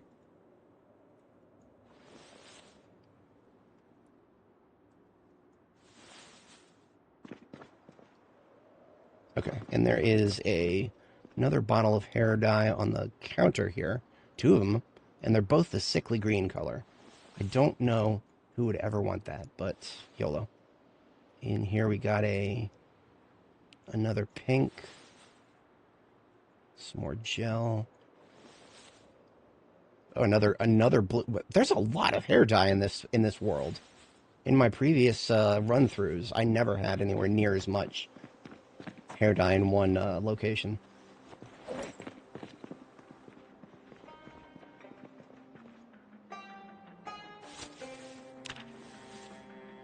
Any of these hair dryers or hair irons that we don't end up using as decorations, we can just scrap for electrical experience. So nothing is going to go to waste here. Light blonde, actual yellow. Hello there, Lemon. So we've got actual yellow hair dye now. I've never seen that in this game before. We're going to have so much fun with this. Or I'm going to have so much fun. I don't know if everybody watching right now is going to be as interested as I am as finding the perfect colors for everything, but that is one particular source of amusement in this game for me. It's just finding the right colors, because now in B42 you've got randomized colors for everything, so...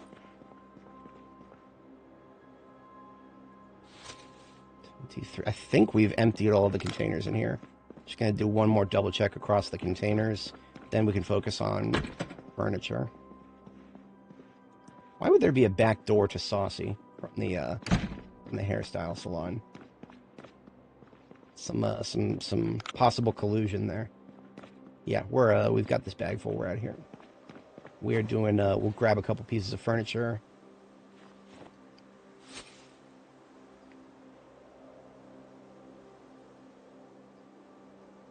It's a Betty poster way. A lot, huh?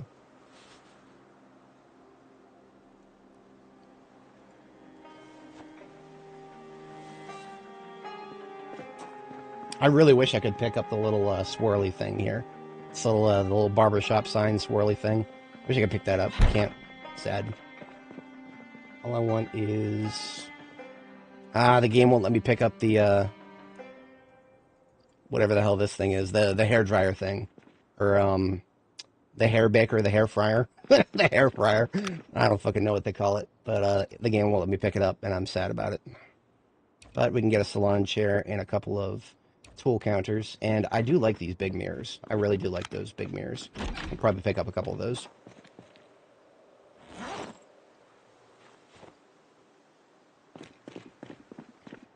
Can I reach them? Yes.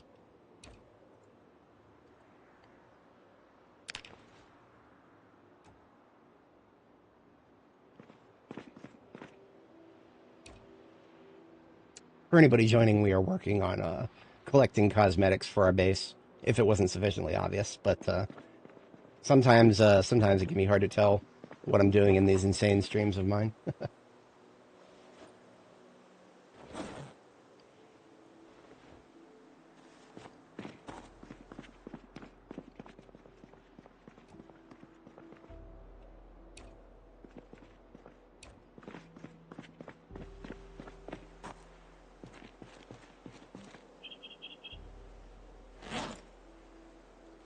Well, we've got our salon kitted out here. And we still got plenty of room for our primary objective, which is furniture for the kitchen. Right, pulling up here to Saucy. And we're going to get some more red carpeting to fill it out. Oh, fuck you too, I guess. Do a Z check.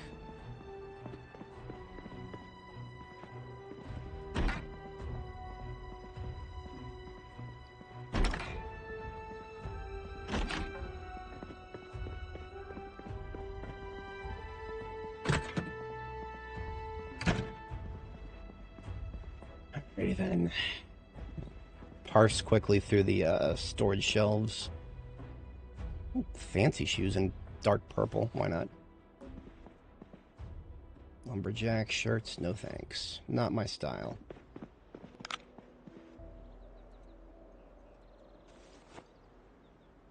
Just gonna drop all the clothes on the floor and sort through them there.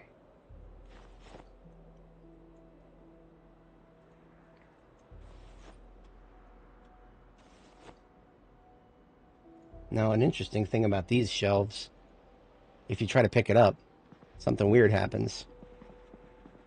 Some of the loot respawns. I don't know why it does that. Now I can pick it up. Yeah, see, look at that. It's like it spawned another one. I don't know what's going on with these.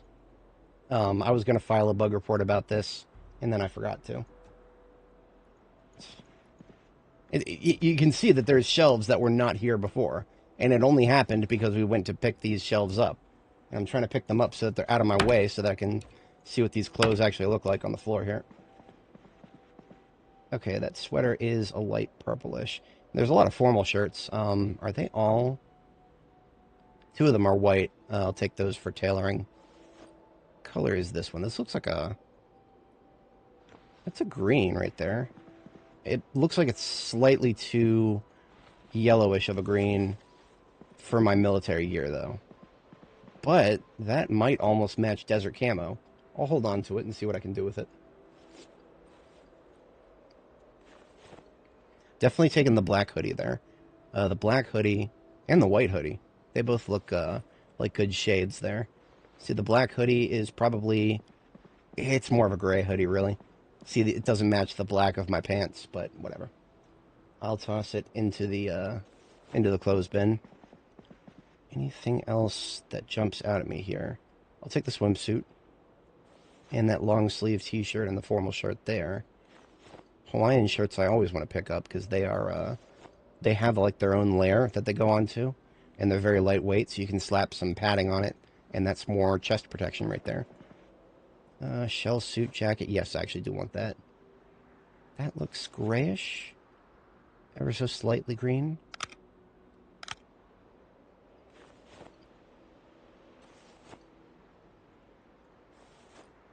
Okay, nothing else in that is jumping out at me, really. Yeah.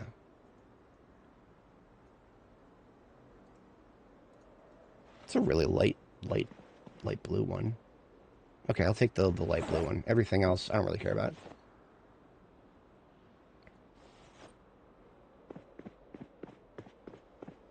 Ooh, purplish pink Hawaiian shirt. Absolutely.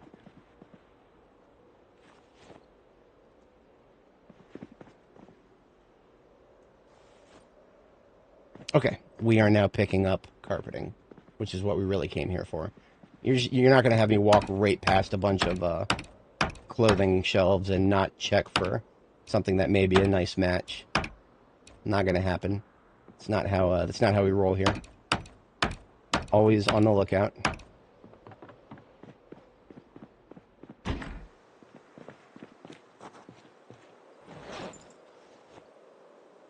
we can fit 4 more carpeting units into the trunk, or into the trailer.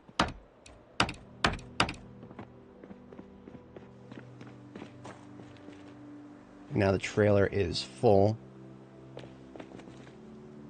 We've got about room for another 50 in here.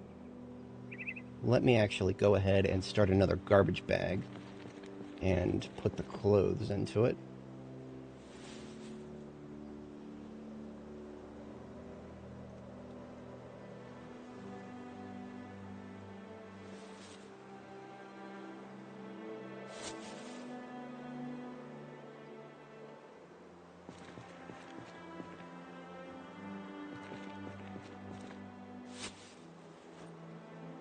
Okay, that's about 30. That's one more garbage bag. So I will fill up a garbage bag with carpeting here.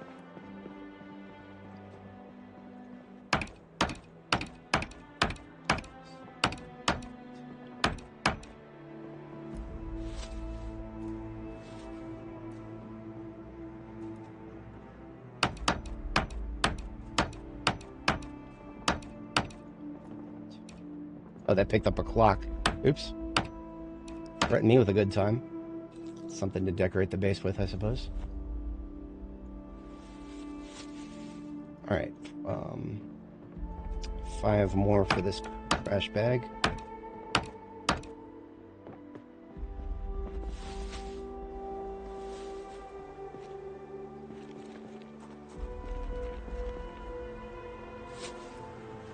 Okay.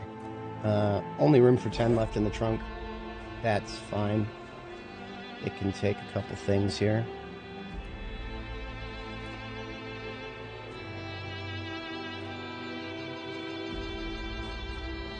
So that's the vehicle more or less full. And now we're just going to fill up our main backpack and we're done here. I don't think I'll need too much more carpeting than what I grabbed. But if I do, the area is now clear.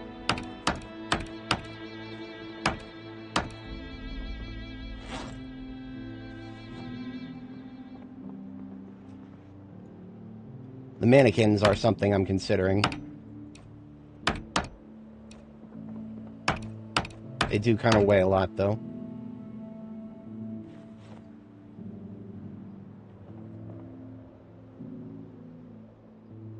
I like that dress.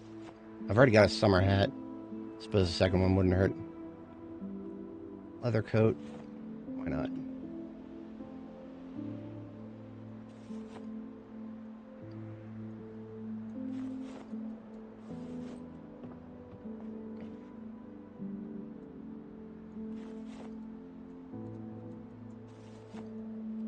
How much do these mannequins weigh? I think they're 15 each. Yeah, which means, yeah, I can fill up my military backpacks in my hands with that. Just gotta disrobe one more mannequin, and then I can come back with 4 of them. Mannequins are actually objectively useful for me because I can use them to preview what some of my desired outfits are gonna look like, without having to completely disrobe my main character here.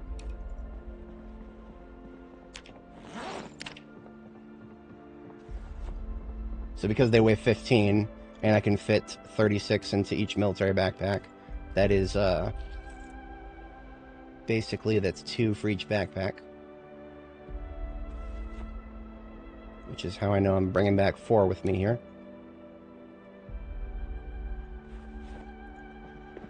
If I need more mannequins or more carpeting, I know where to come for it. Saucy is right there. Back to base we go.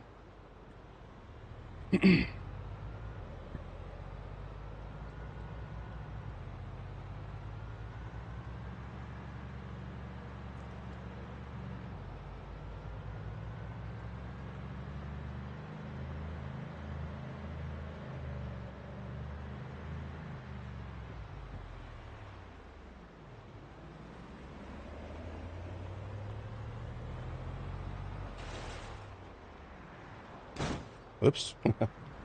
Be careful with that. Alright. It's an alright place to park right here for now. Depending on where I want to put some of this stuff, I'll pull it around to the other side. kitchen is going to get some work done. And the wardrobe is going to get some work done. Let's get out our mannequins.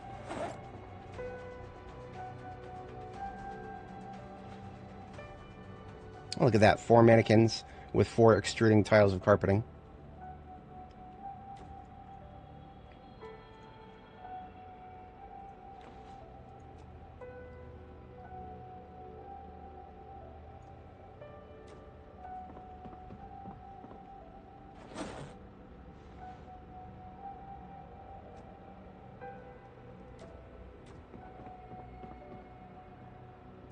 Slightly move this.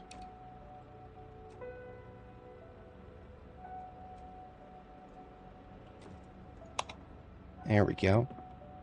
Now the question of what outfits to give them, well, camo is the most likely candidate, but I will consider that once I have done a little more work emptying the vehicle here.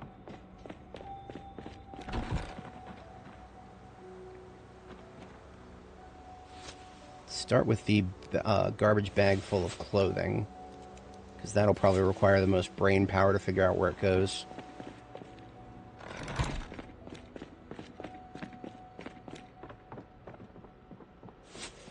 Found a nice sky blue pair of undies here that can go in the light blues, along with that. Wait a minute, did she just wear it? Damn it, woman, I didn't want you to wear it, I want you to put it in the bag. There we go. Got some purples. I guess this counts as purple for now, until proven otherwise. These shoes are like a very dark purple. Swimsuit as well. And then we got this t-shirt we just found that is a nice light blue. And then we have like an orangish Indie Stone t-shirt. Couple different colors of formal shirts.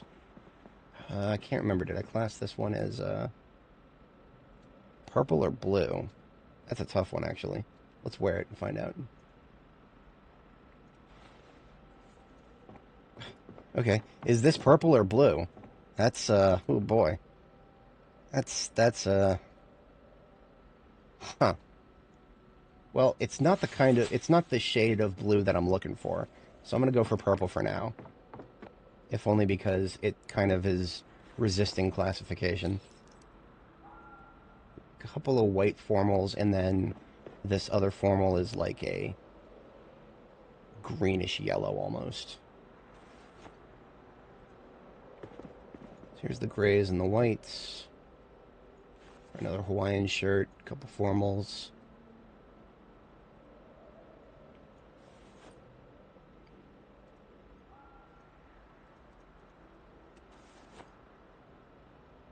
And then this Hawaiian shirt is probably... You know what? I'm going to have to wear it to find out.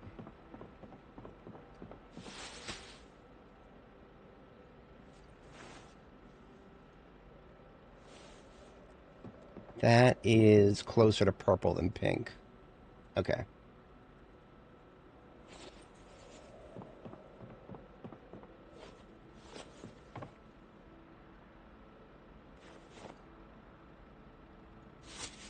Alright, and then just a tarp and a birthday card.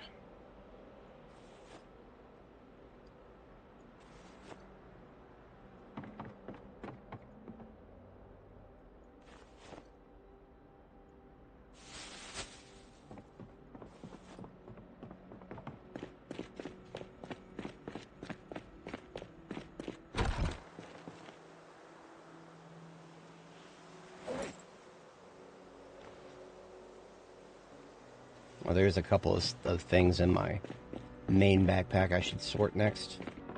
Got a nice LEO blue dress here. Greenish leather coat. Some pink socks and shirt. Yet another summer hat.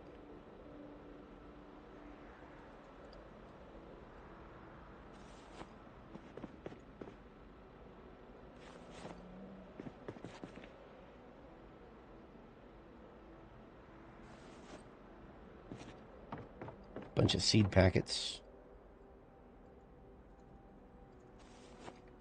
we're in a phase of the game where we don't really have to think about agriculture anymore. We just got to make sure that the fall crops that we planted back in October are actually watered, which isn't too hard. They usually, most of them are hardy enough to last between rains, as long as we don't have a drought.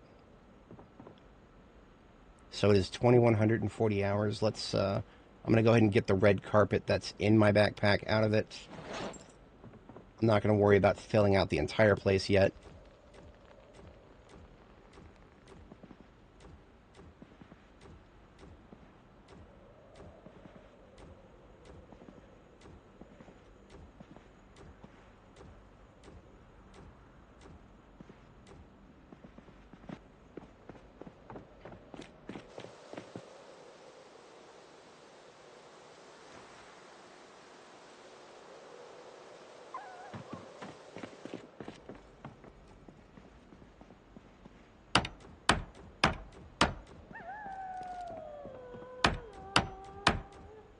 Okay, 2,230 is usually when I like to go to sleep, so I'm going to go ahead and cut the lights and get some sleep.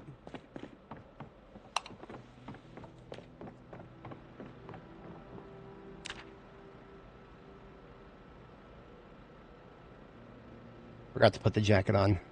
As you can see, we're getting just a little chilly.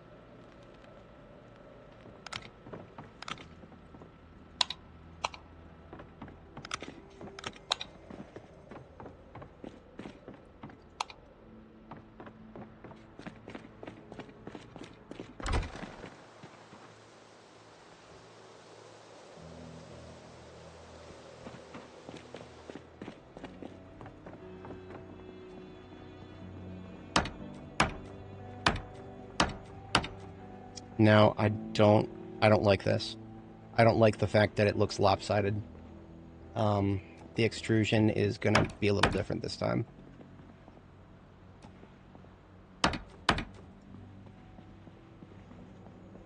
Do I have enough tiles for this? I don't think I do. So what that tells me is I need to get 3 more, maybe a couple more than 3 more red tiles here. Alternatively... Oh shit, what'd I do with my crowbar?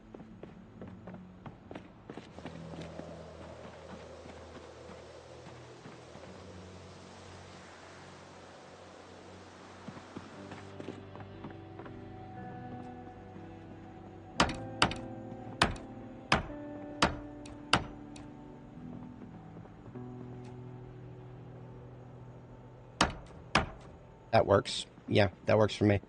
I'm not gonna go too much further with that. Red carpet can go back here.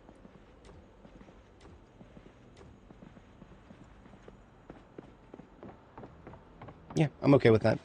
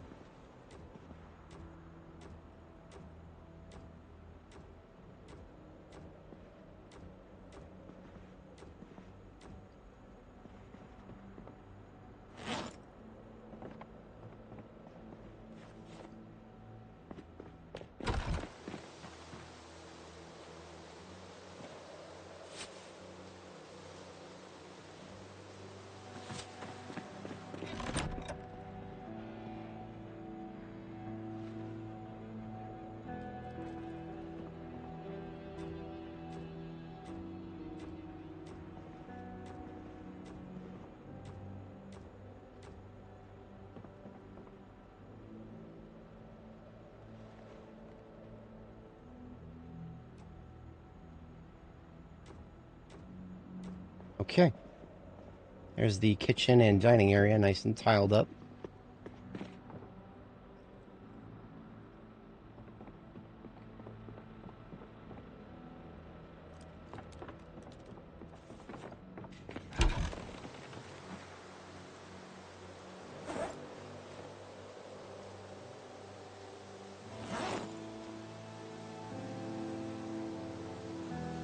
Right, and now the infirmary. By the time we finish the infirmary, it'll be time to sleep again.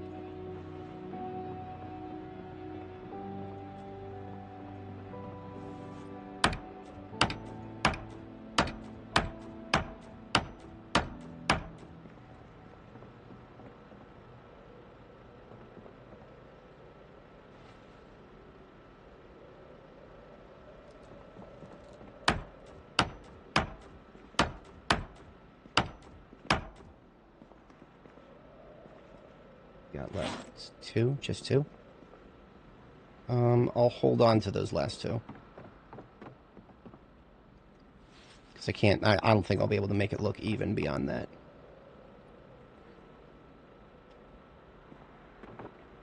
Okay, 4 hours, time to go to sleep. Jacket on.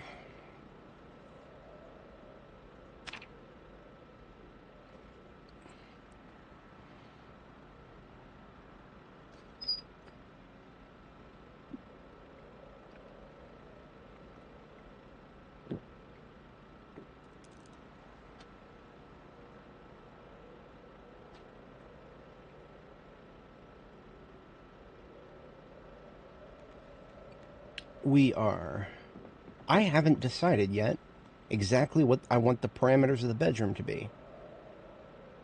I mean, or for that matter, the second floor here. See, I could get rid of this door, I think. I'm gonna try it.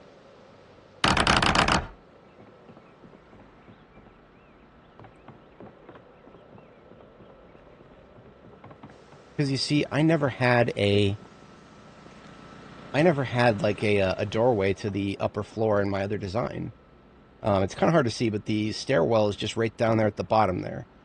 And it never had a doorway. It never needed one. The only reason I put a doorway here is because I was having so much trouble getting the game to consider this area indoors. But that proved to not really have anything to do with it. So I'm going to go ahead and get rid of these walls. Not all of them, just the ones that I never wanted to begin with. Like this one here.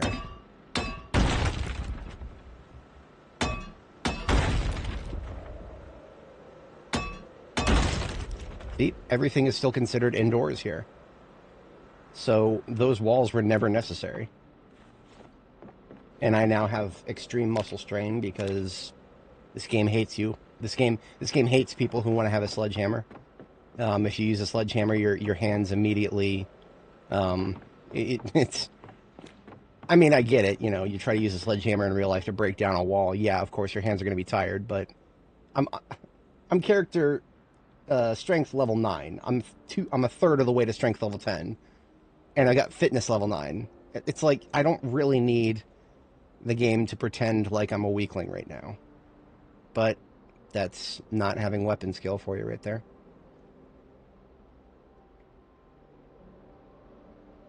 So I have a blue lamp right here. I think the blue lamp has currently has a blue light bulb in it. So if I place it and remove the light bulb, that's a white light bulb. What the hell? Not sure why that happened, but whatever. There used to be blue light bulbs in this game, like a lot of them. I'm not talking about this one here that says light bulb dash blue. I just mean like actual just light bulbs, like it just says light bulb, but the icon for it is nice and blue because that's what the light bulb is. Reason I was thinking about that is because I want the lighting for the south quadrant where my bedroom is ostensibly going to be. I want that to be lit with a nice blue aesthetic. I suppose I could keep the lamp over here as a decoration that I'll do something with. And now that I no longer need to have the bed, I don't need to have the bed right here, but it actually does. It was there for a reason, pretty much, because even at night I could see it because the window was right here. That was kind of like just a self-serving thing to make the base a little bit more efficient. See, now that I don't need to have those walls there, I'm actually considering putting tiles under the stairs. Well, actually, no. No, I'm not going to. Because I want the stairs to have the same treatment as the rest of the base that has the metal floors. I'm going to use the metal floors to mark commonly traveled paths.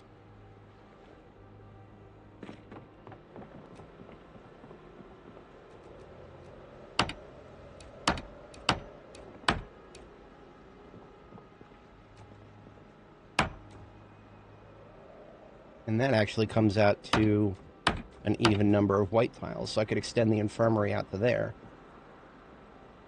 Okay. Or, brain is considering things. Can I even put tiles underneath the stairs?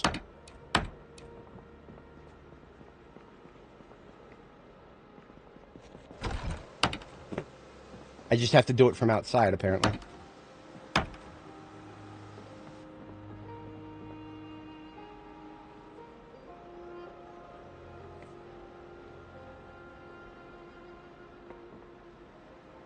That's not too awful bad. That just means I need to get a lot more tiles for the, if I want to do a separate bathroom area.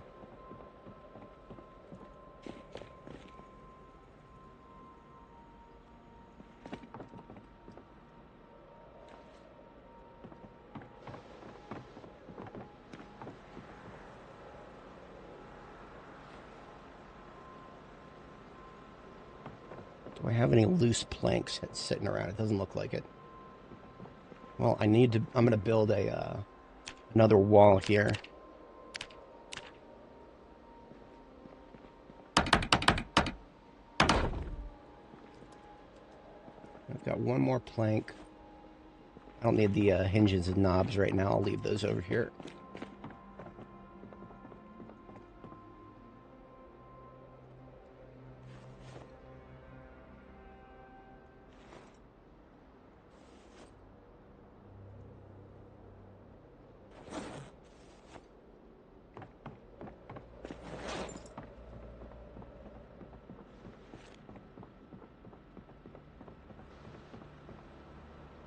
So this would mean I would need 1, 2, 3. I would need 5 more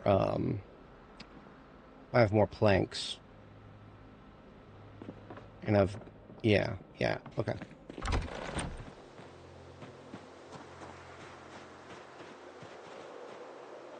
Should probably start keeping my wood axe outside.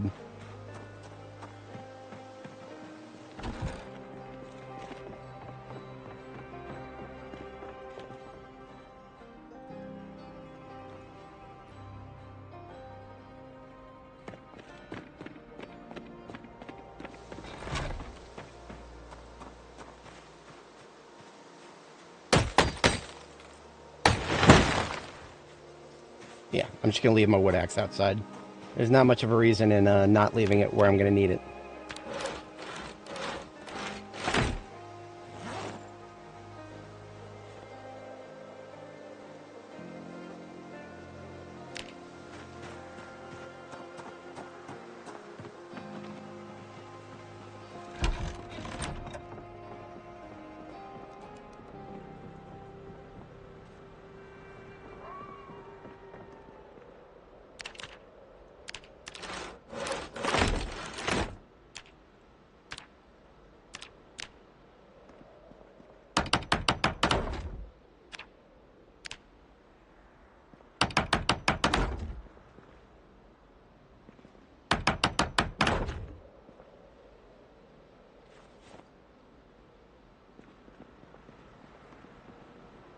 I would just need to plaster those walls there.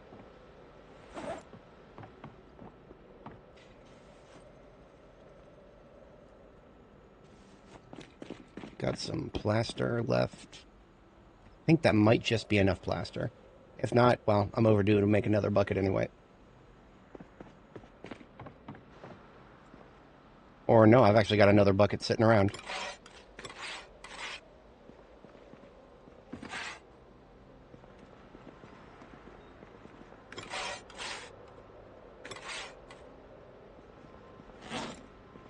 That was exactly the correct amount of plaster. Hell yeah. Leave the bucket outside to get refilled by rain. And there's our next bucket for only 7.5 liters in there. Go figure. Let's fill it the rest of the way up, shall we?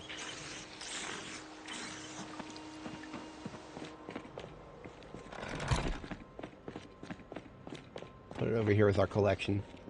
We've got our bucket of clay cement and our bucket of plaster, and now some buckets of water. I keep that kind of stuff near the pottery area because there's certain pottery recipes that actually require water in them. So it's good to have some water on hand for that. So, what do I want in the infirmary besides beds? That's a good question. Are there any other aesthetically pleasing medical related stuff in the game that I could put down? I'm gonna offset the beds a little bit here. Just basically move everything a tile over.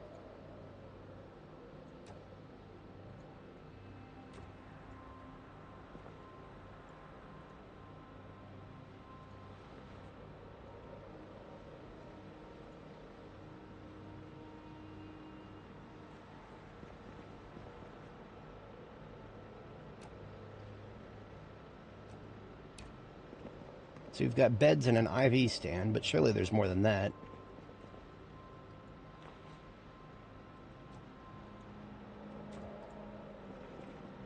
I need to go grab another pillow here.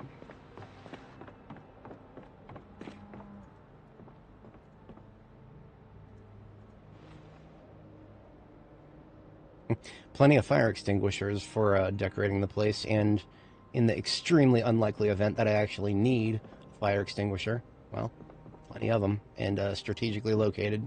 I plan on putting them, having like a little fire extinguisher thing next to on the interior of each doorway. But that is a little bit later on. I'll be doing that.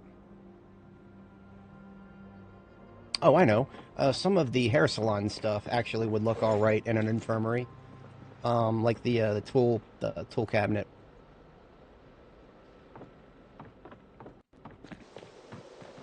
We're starting to get audio artifacts. I've only been at it for 4 hours too. So if you listen carefully, you'll notice that some sounds are not firing. That's just a thing that happens if you play the game long enough. Like I was saying before with the music, the devs just don't play their own fucking game long enough to know that these glitches exist. And I mean, you know, sure, I could put in a bug report, play your fucking game for 4 hours straight, watch what happens to the audio. You know, they're not gonna take that very lightly. I mean, even if I try to be professional about it, you know, it's just kind of, it's one of those things that's going to be difficult to report. They're not going to notice it until they actually have like a professional QA play the game and tell them feedback. So the quick fix to it is to just quit and reload the game. That's all you got to do. So wait for the game to exit, quit the desktop, and relaunch. That's all we got to do. Takes a minute, but it's worth it because, you know, you can't play this game without a good audio system. The sound cues for zombies and many other things, quite mandatory.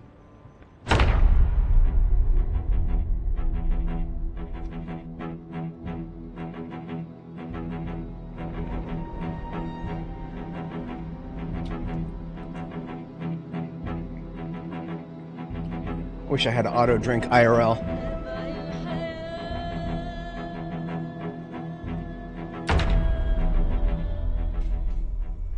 Alright, there we go. I wonder what made the audio problem come so quickly. Last time it was only... we were like 8 hours in before we started seeing that audio problem. I wonder if it has anything to do with the mannequins. Probably not, but... I always felt like the mannequins were a little weird once you picked them up and moved them.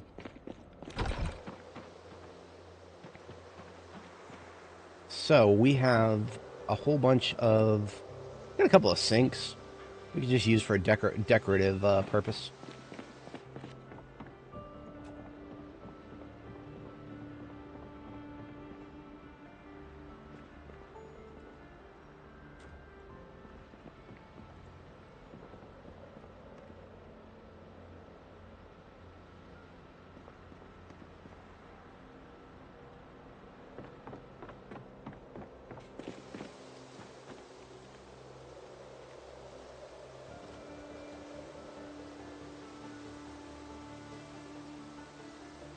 Oh, the clinic could use a clock. Absolutely.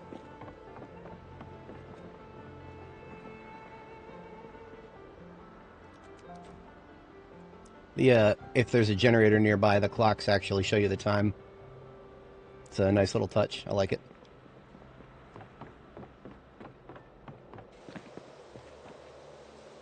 I do got to keep in mind that I don't have to be boxed in by the current extent of the infirmary. If I want to, I can make it wider. I just got to go get more tiles. But I'm also a big fan of symmetry.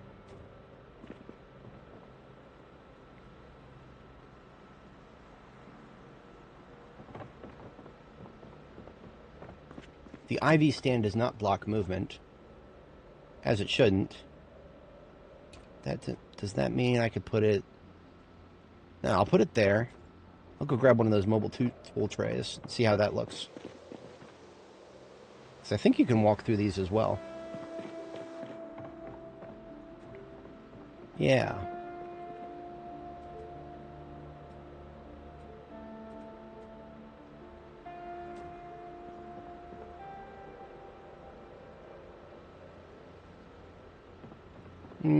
You know, if we're not gonna make it any wider, then it wouldn't make sense to have it there. To be honest, the tool counter is probably, or you know, they call it a tool counter. It's really just a cart next to at the bedside. That actually makes sense. I've been in many hospital beds myself for various reasons over the years, and you're much more likely to see something like that than a sink. They always keep sinks a little ways away from patients. I shall put the industrial sinks into my furniture bins for the moment.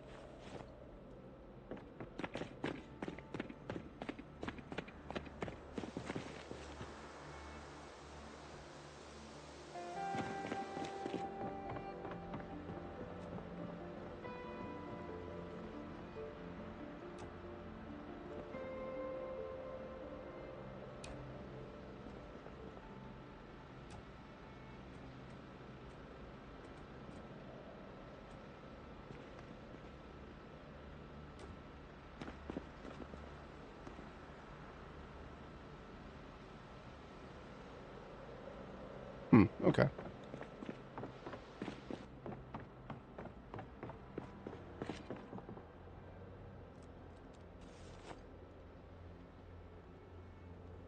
I have a lot of different options for decorations on the wall.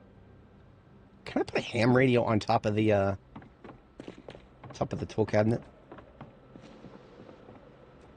Nah, doesn't look like it. That's unfortunate.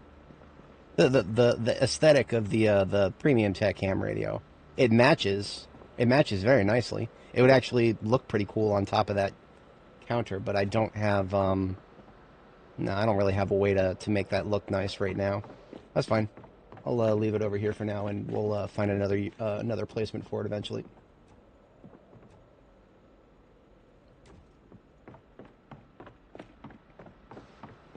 So about what I was saying before, where I want to have the most oftenly traversed areas covered with these metal flooring. It's also just, you know, metal floors is a way to level your welding skill, so there's that as well.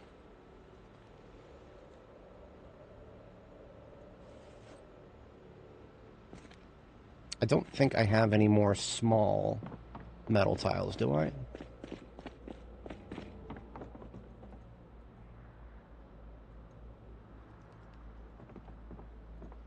I do. I have 8. Excellent. And if I need more, I know where to get it.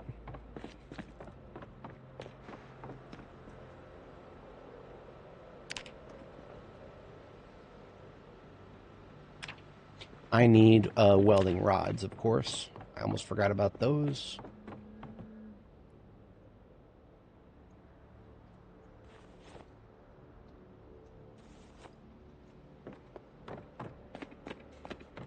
So now the question is, what direction? Obvious, I want to have it here.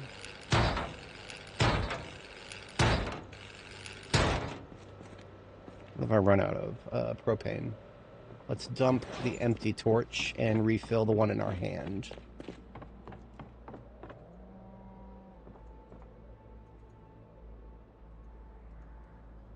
Oh, that's right. I moved the torches over here. And there is a one here that's not empty. So I'll take that with me.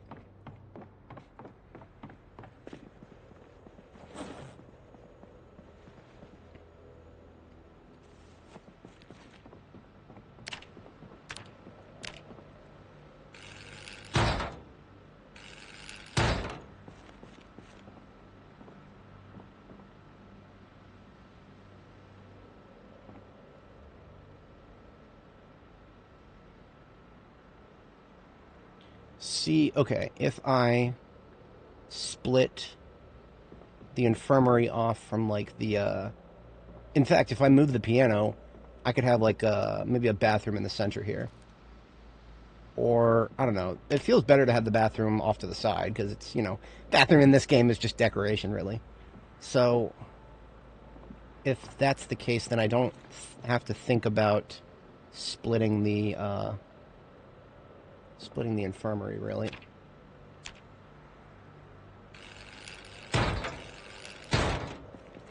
Out of steel sheets. We got a couple of those upstairs. So you need a small steel sheet to make a metal floor. So to get small steel sheets, you just take large ones and split each one into 4s.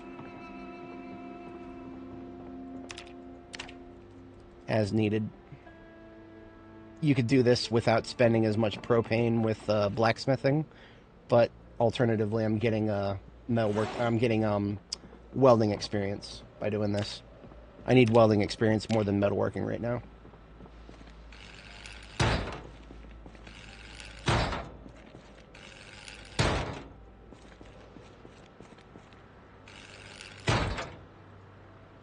So I just need 2 more. Refill the torch over here at this propane tank. And split myself another 4 metal sheets.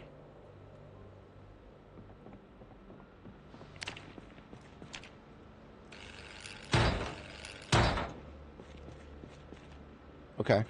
And then this can be... So let me just go ahead and make this the conservatory. I'm gonna keep the piano there. I'm just gonna move it slightly. And let's drop my metalworking stuff. I don't need it on me at the moment.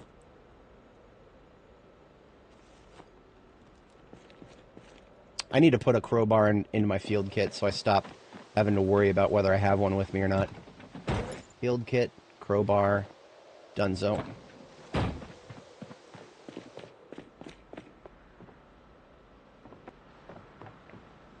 So here's the other stuff for my conservatory, as well as the bedroom. So I got, flute, violin, bass, harmonica, banjo. Sure, I'll find a guitar at some point.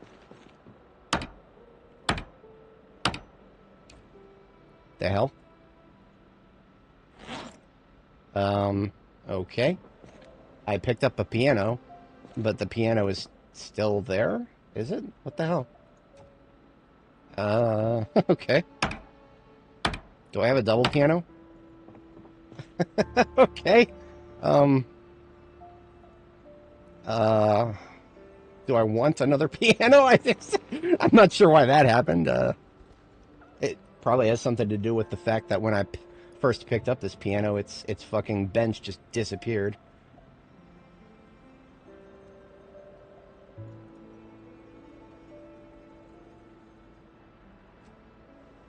It probably also might have something to do with the fact that I shouldn't be able to pick up a piano because my inventory is so full. So let me go ahead and drop a few things. Now my inventory is not as full. Let's see if it lets me pick it up normally now. No, it just fucking cloned it. It cloned it twice. I don't know what's going on with that. I don't want more pianos. 1 was enough. I mean, 2 is pushing it really.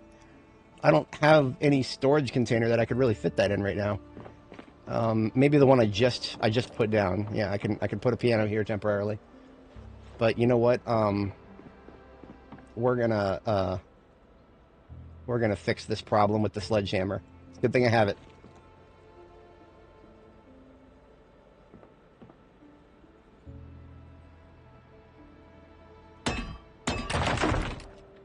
What?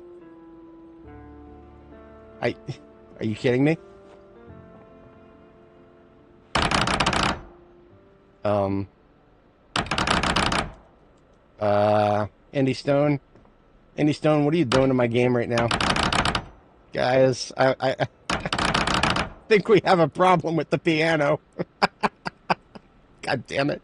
Okay, well, I didn't want a double piano. What happens if I try to rotate it?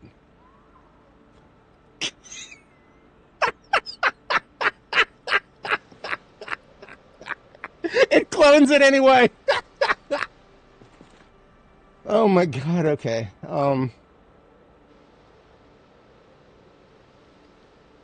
I don't huh. Well, um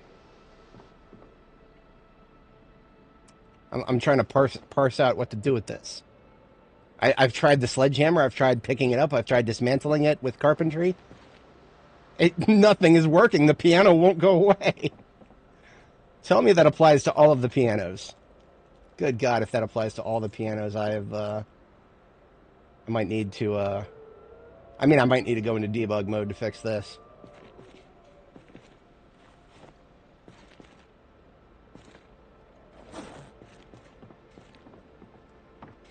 Get these planks out of the way, I guess.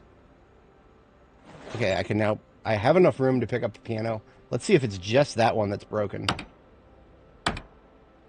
No, it's all of them. All the pianos are just duplicating.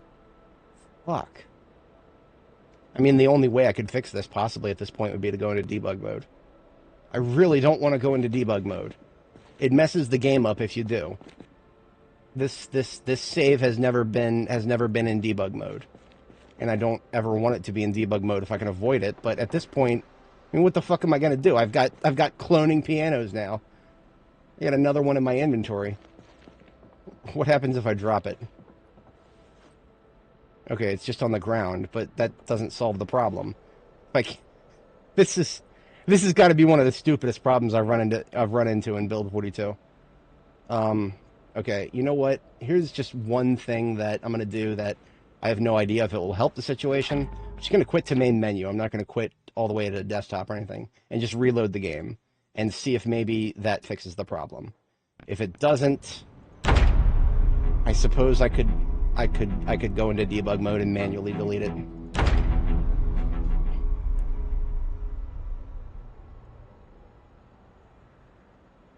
Gonna try to disassemble it really quick.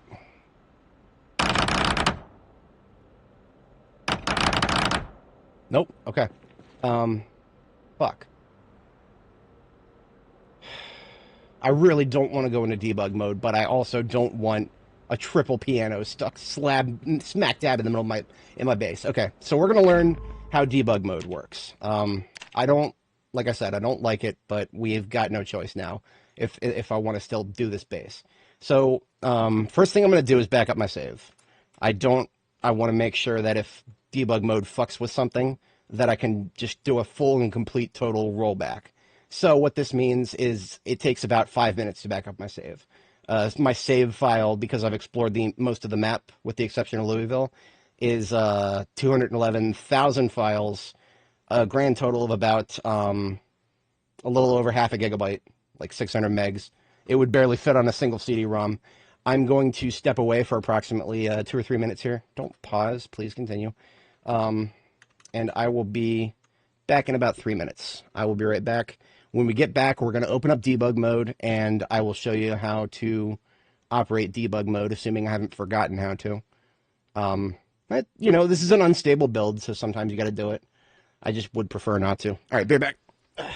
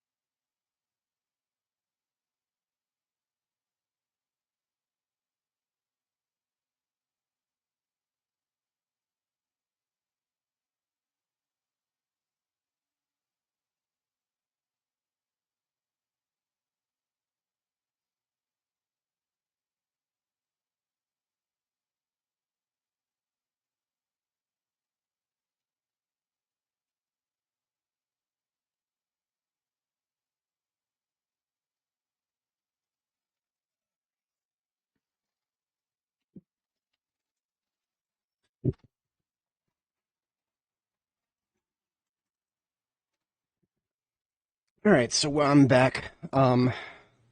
The save backup process is almost done. While it is finishing up, what I'm going to do is... This is how you enable debug mode. You just go to Launch Options in Steam and type debug. And that makes it so things will...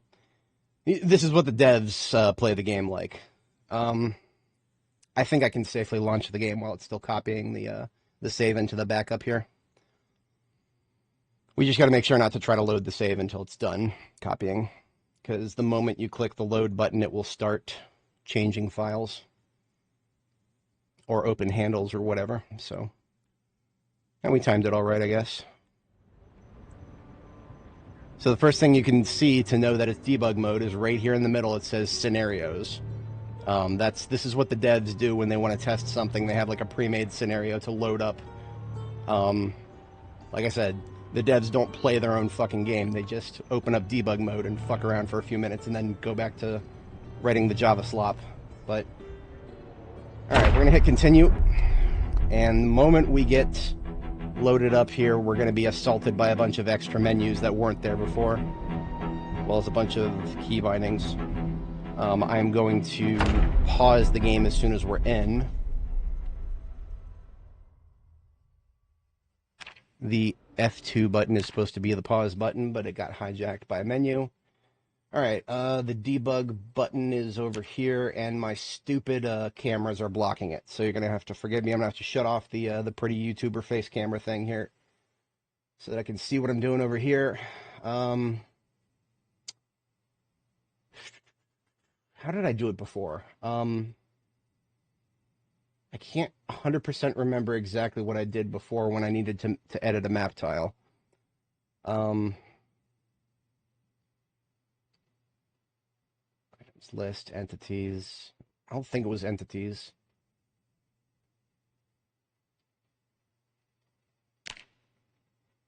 No, that wasn't it.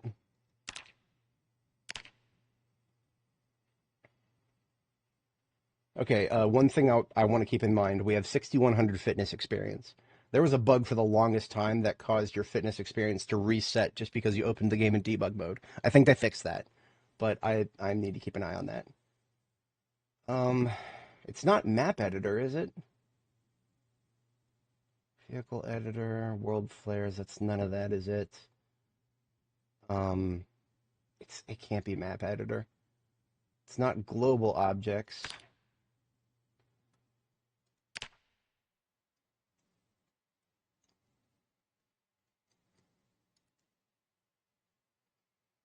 Maybe it is entities. Okay. It's just showing everything that's around us here. We've got wooden crap, sand, floors, gravel. It's organized alphabetically, so we're going to the P's. And it's M, and OP. Well, shit, okay. It doesn't count the piano as an entity, it seems. For all I know, that's part of the problem. Oh, no, here we go. Generic entity name, base.piano.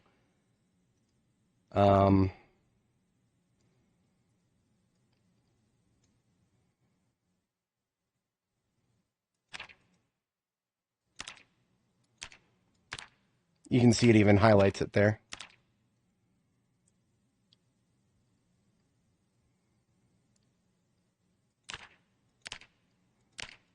So can I use this menu to delete it? It doesn't look like it. It's not letting me,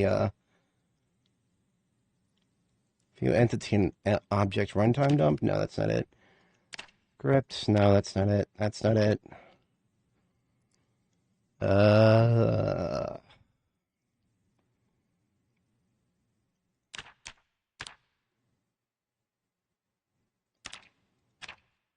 This is probably the wrong menu. We've identified one way to look at it, but there's another way probably here. Now remember, if you wanted to look through items, you could go to the items list here. That's not what I'm looking for. I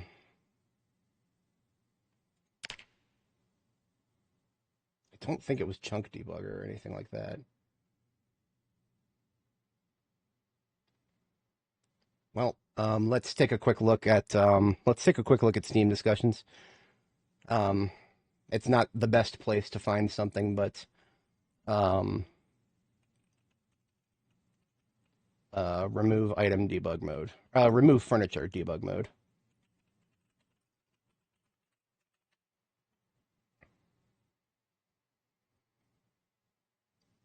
So for anybody joining, what we're trying to do is remove.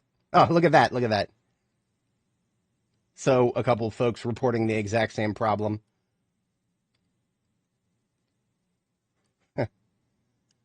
I get warning: failed to find all parts of a multi-tile object. And of course, that's all. There's just a couple of people who have said, "Hey, I see this weird thing with a piano. I can't get rid of it." Um, the dumbest thing is I've actually figured this out before, on a different situation. Give me just a moment to look through my notes on another screen here. Give me just a moment. I think I actually made a Reddit post about this too. I'm going to check my post history. Uh,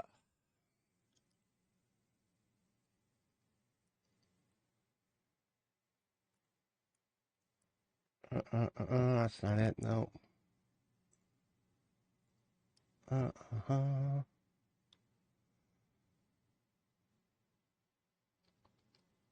Time to kill, barbells.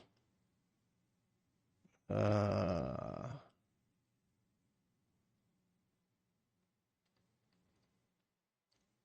da, da, da, da, da, da, da. Talking about the UI. You know what? I'll just have this on screen. Who cares? All I ever do on Reddit is post about Project Zomboid, so.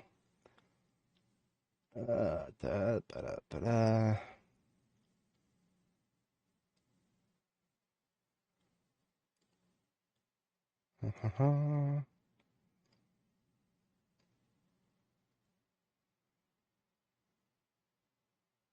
That was a funny one.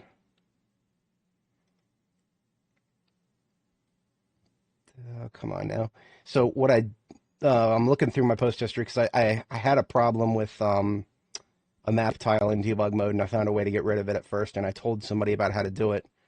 So,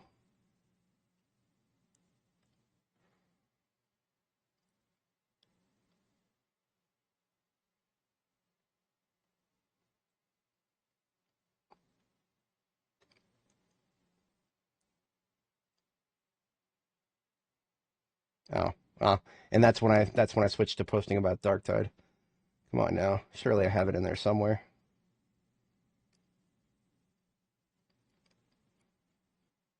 Maybe not. Okay.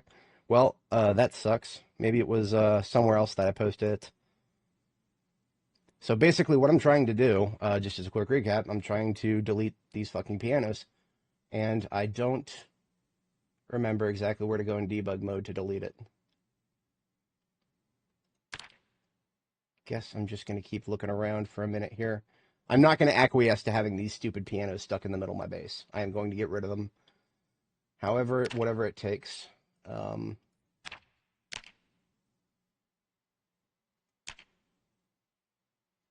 don't even know what the chunk debugger is.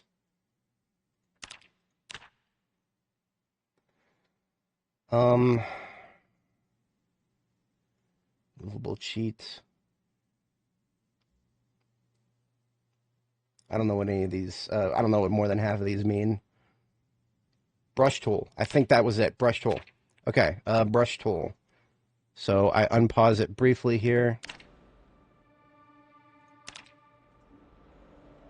Okay, brush tool gives you some extra options here. Copy tile, destroy tile, recreational 01.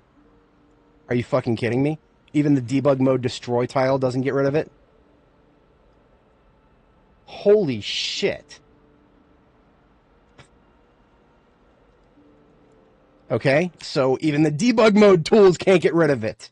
And these pianos are just a fixed object in time and space. Fuck. Well, give me just a moment. Let me bring my feed back up.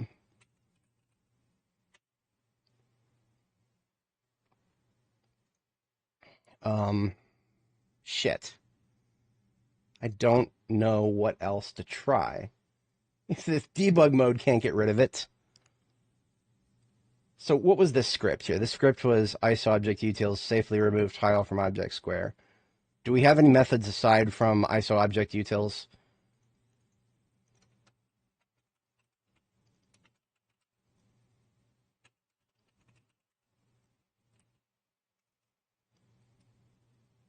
So that you can't use the command console to do that. Give me a moment to check the code of the game here. We are debugging the game at this point. We're doing we're not just playing the game anymore. Now we're debugging it. So what was that? That was ISOObjectUtils. So we're going to zombie ISOObject ISOObjectUtils. Let me pull up my Java decompiler here.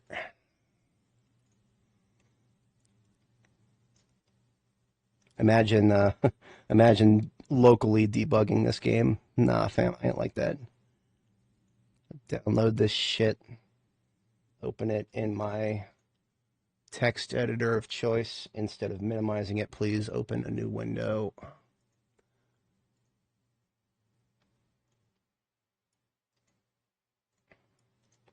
All right, so here is our ISOObjectUtils. Dump contents in square is empty. Get all multi-tile objects. I don't want all multi. So here we go. Safely remove tile object from square. There should be safely remove multi-tile object from square, but I don't even see it in here. Oh, no, that's it. If not, get all multi-tile objects. var0 and var1, thread local objects get. Unfortunately, the debugger is not gonna pick all the rest of this.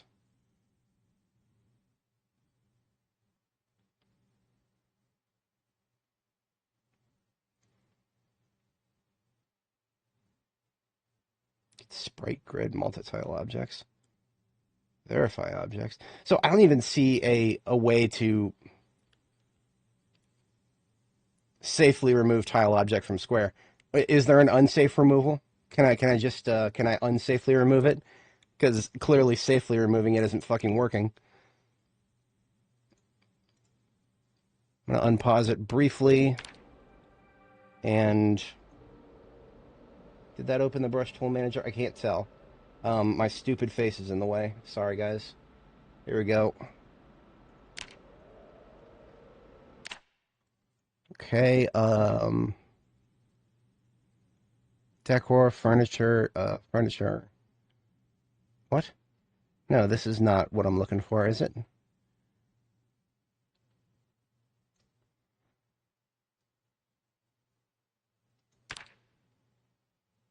Controls. RMC, copy/destroy tile. Well, what if that doesn't fucking work?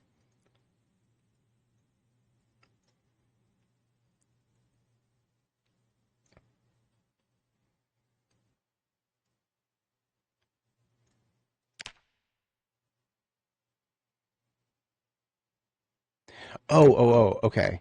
These are like tile lists. So what I gotta do is right click this. This is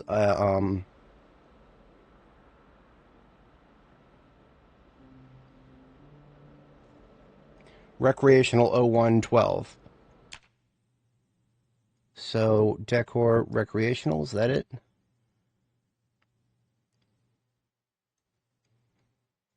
Yeah, sorry, I have to keep closing and reopening my ugly face here. I know it's the streamer thing, you gotta have your face on screen or whatever the fuck. But what you guys see is what I see, so I don't do the whole OBS thing. Of course, that also means that stay on top doesn't always work.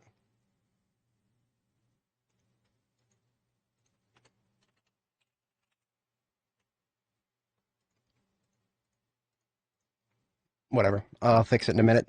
So what I'm trying to do is get this stupid piano to go away. Recreational, where is it? It's not under decor? Furniture, maybe? Recreational 01. Okay, here we go. Well, okay, what does that even do for us to be able to open this? Oh, it lets us place it. I don't want to fucking place it. I want to get rid of it. How do I get rid of it? When tile chose any keys to move between.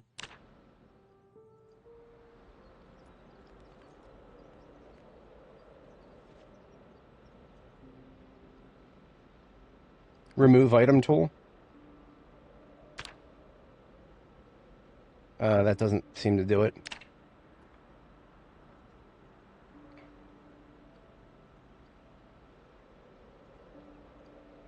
Once again, failed to find all parts of a multi-tile object.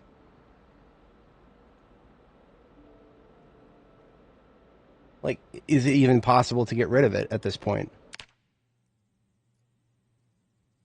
I'm going to try a couple more things, but if I can't figure it out, then we'll just have to fucking deal with it, I guess. I mean, I'd rather not deal with it. What is movable cheat? Lets you move anything, any movable object, regardless of tools or skills.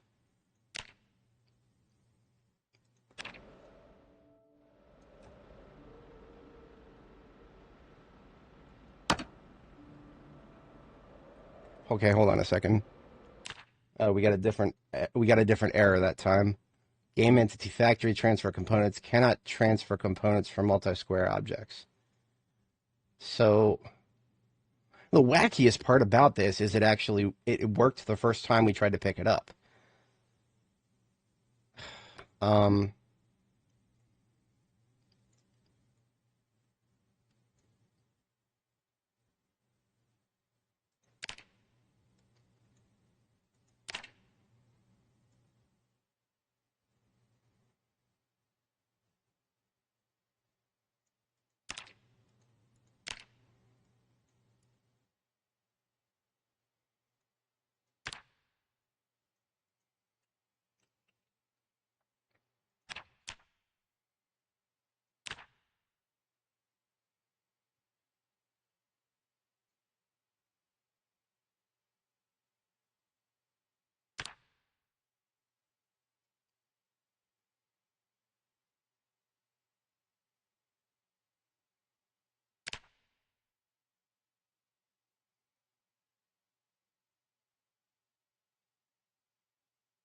I can't do anything with this. I don't.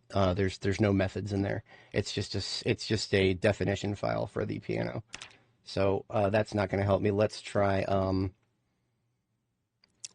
So one of the problems with the current documentation of the game is the Java doc only exists up to build 41. So I don't know if this is actually the reference that I have here is going to help me much. That's one of the reasons I actively decompiled it just now.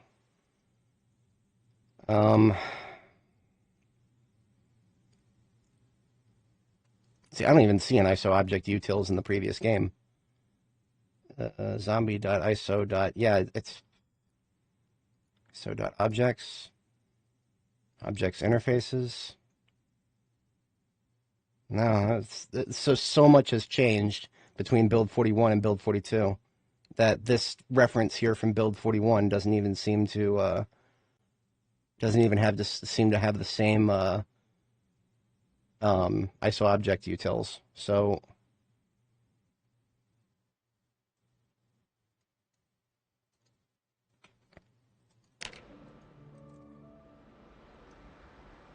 coordinates report is 6080, 5176, and 5175. I'm going to take that down on my notepad here. Where is it?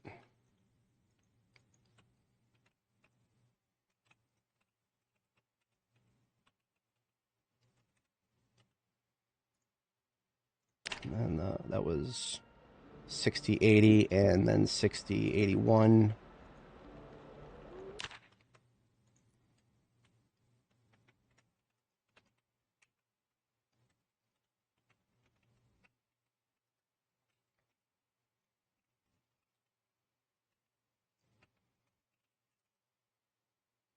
So here's 6081, that's 5176, 6081, 5170,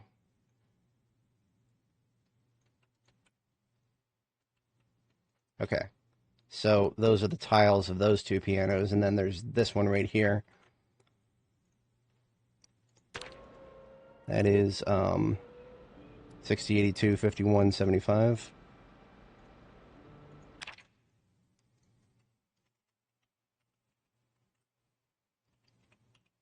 Okay, so we got the coordinates for the affected tiles. Can I manually delete them from the save? That is my next question.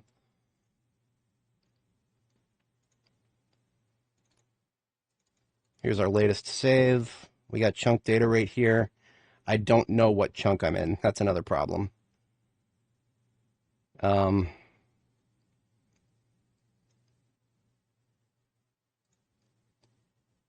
let's just go with the most recently updated chunk, 2420. Can I make any sense of this in binary? That doesn't look like something I can really easily make sense of because it's all... Are those numbers? It's been a long time since I've tried to read.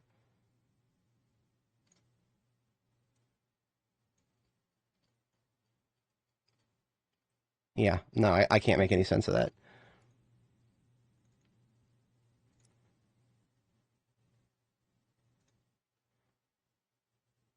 Entity data? Well, I guess it does count as an entity. We just saw that. So let's do a search for piano. No? Okay. Not what I'm looking for then.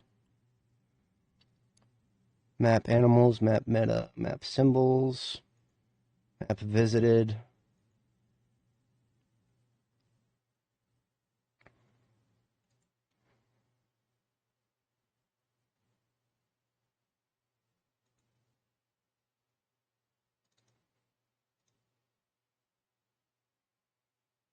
This the map data file is easily the most expansive because of how much I've explored.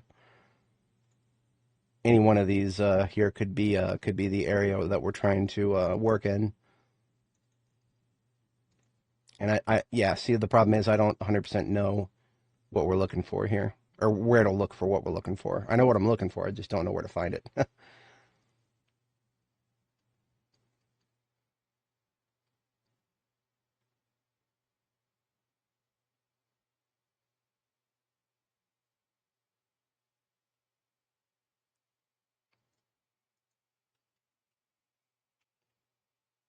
Yeah. So base.piano doesn't even exist in this file, so this is not the right file. So that's probably not going to work.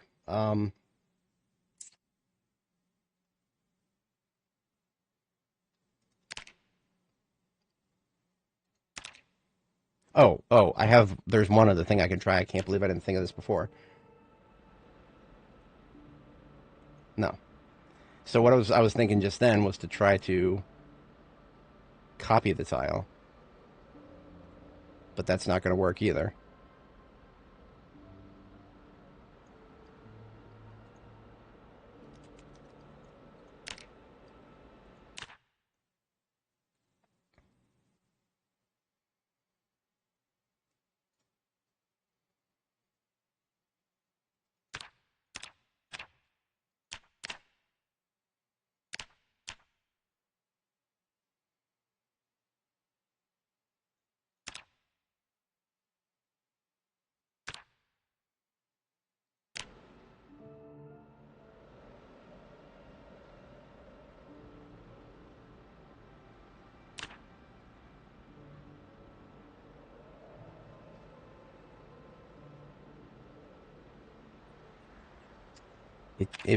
I don't know if there's any other way to do this.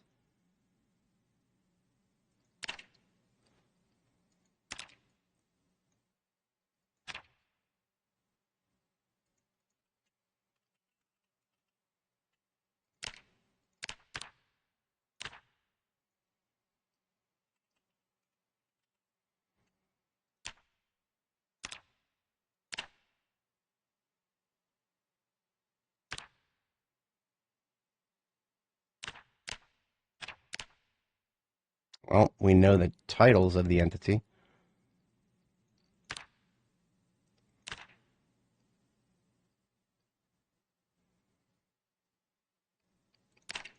See, this it doesn't really give us an idea to.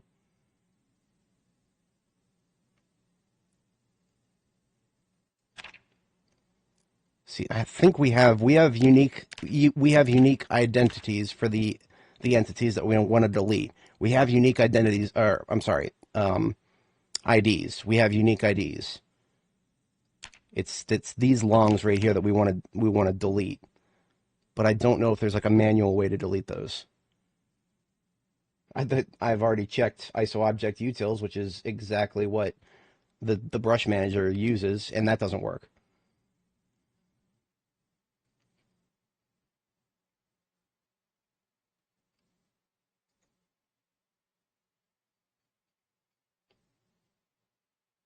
Safely remove tile object from square. I don't.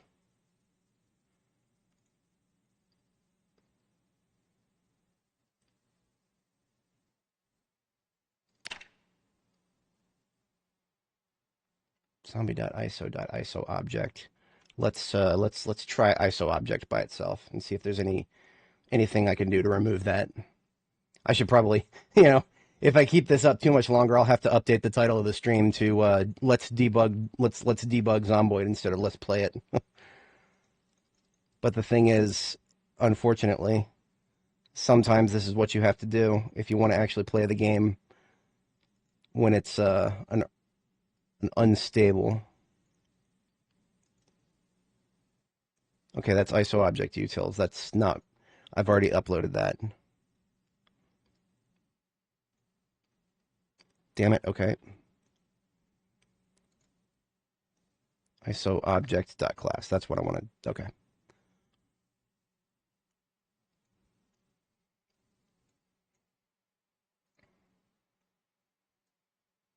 Looks like I already had a copy of it, possibly from earlier when I tried to do this before.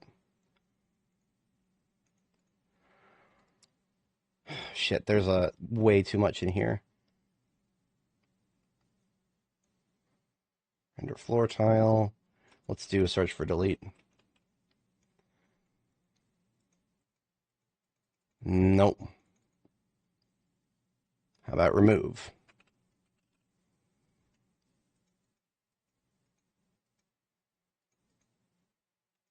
Can remove attached enums, remove sheet rope, public void, remove from world. Okay. How do I manually invoke this? I can manually invoke this, can't I?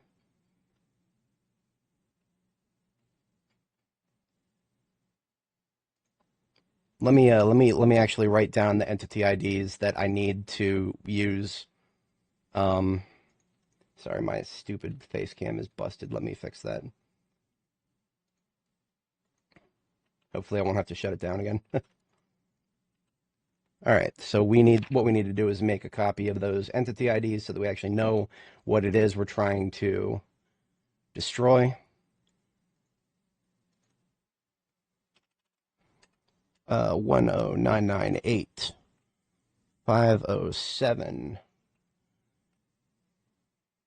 82656, and it is a long, so I'm going to put an L at the end. And it looks like two of them are just increasing sequentially. This one is 7. The other one looks completely different. Yeah, this is 21993 10433, and it is also a long.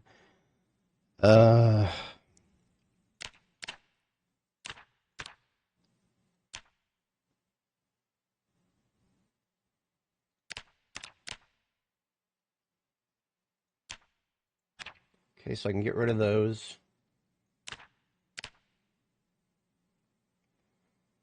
I'm gonna make my face a little bit more transparent here. Yeah, there we go. A little too transparent, but at least you can sort of see me. Where are we going? We're going to the console, right? We have the console open, but I want the...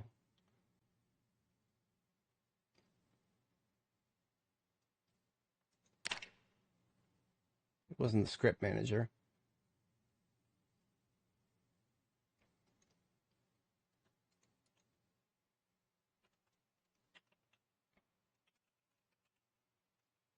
First, what we need to do is check to see if there is a way to get an object by its ID.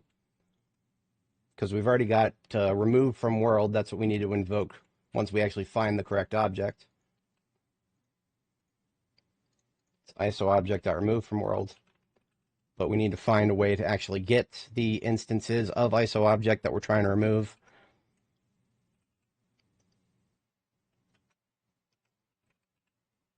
Get objects. That's how to get it from a square. Get object index. How about ID? Let's look for the word ID.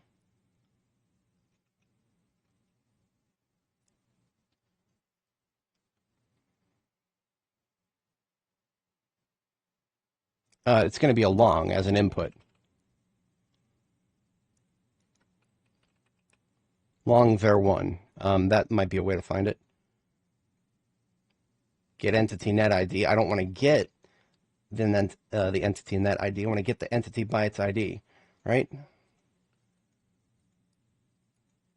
So this is what we invoked to actually find those entity IDs that we need to remove. But now what do we actually do with that? So that's why I was thinking it should be ISO object utils that we would use to actually remove it, but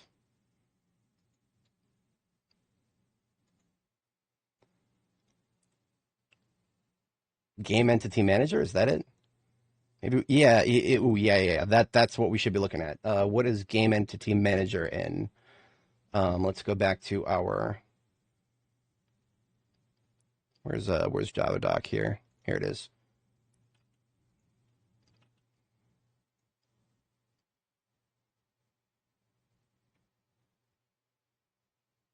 Game entity manager. Not in there, so it's not at the top level.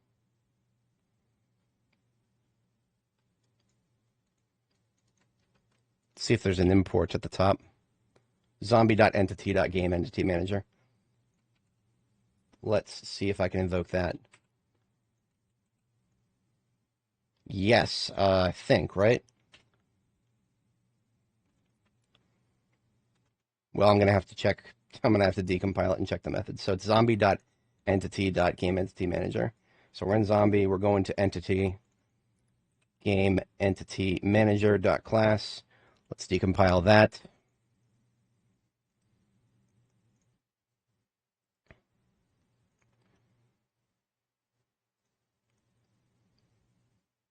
Come on, reload the page, please. There we go.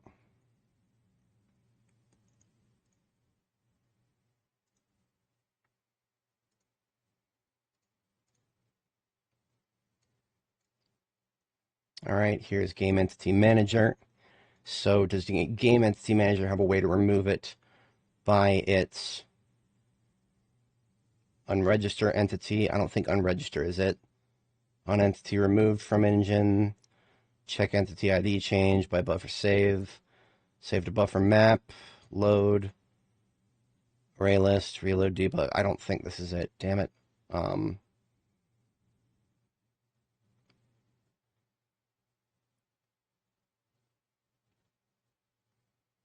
Is there utils for Game Entity Manager?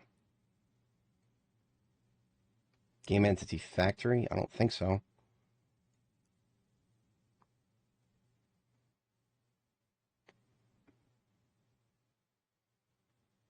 Well, we do have get entity. Oh, get entity long var 0.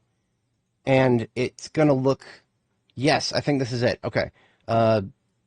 Dot game entity and then in parentheses. So we need to reconstruct what we just did. Zombie.entity.game entity manager dot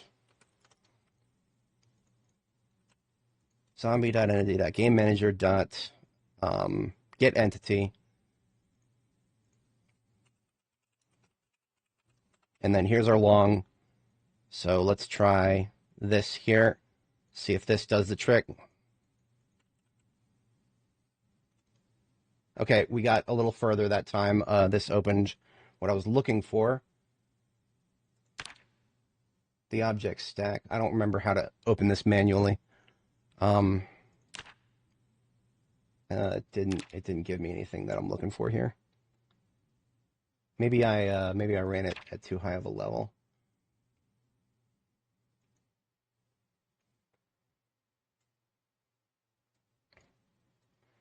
Is the error that I got from that. Get entity of non-table. Maybe I don't need to have the.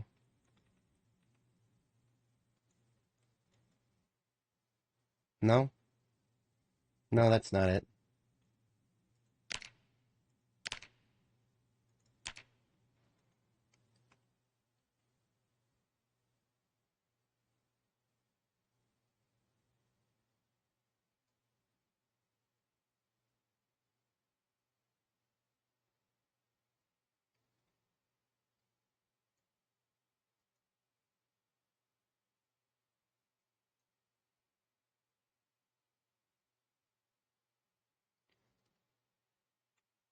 Maybe it does have to be invoked under one of the ISO methods because I've never successfully done anything to the console otherwise.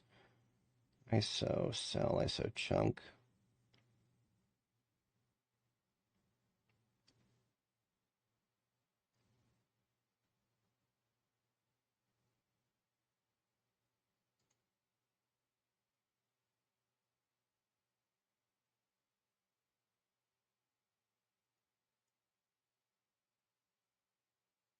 I don't think that's quite what we're looking for.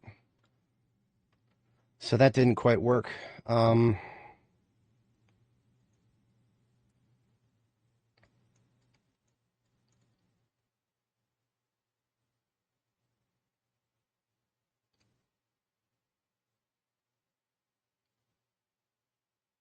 Game entity factory was invoked at one point.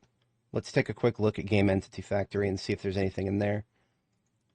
That would be under zombie entity, game entity factory. We've already tried game entity manager. That didn't get us where we were looking for. So let's try game entity yeah, game entity factory.class.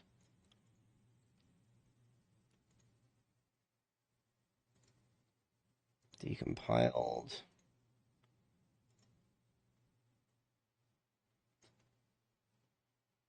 So transfer components, that was the method that got invoked through an error.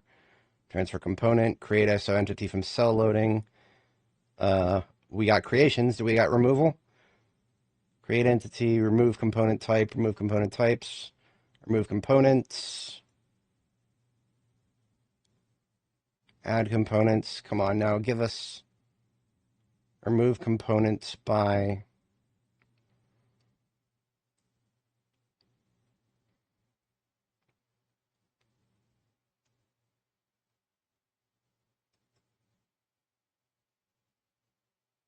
I don't think this is going to help us.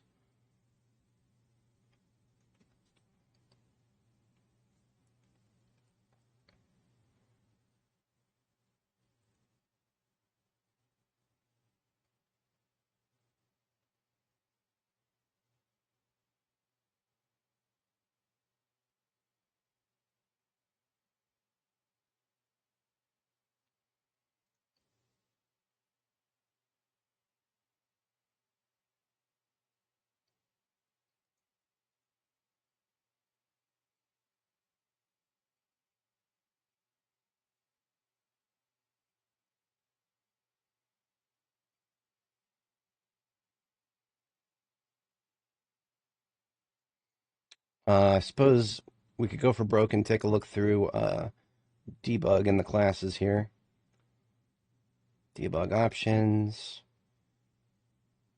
Debug type. No, it's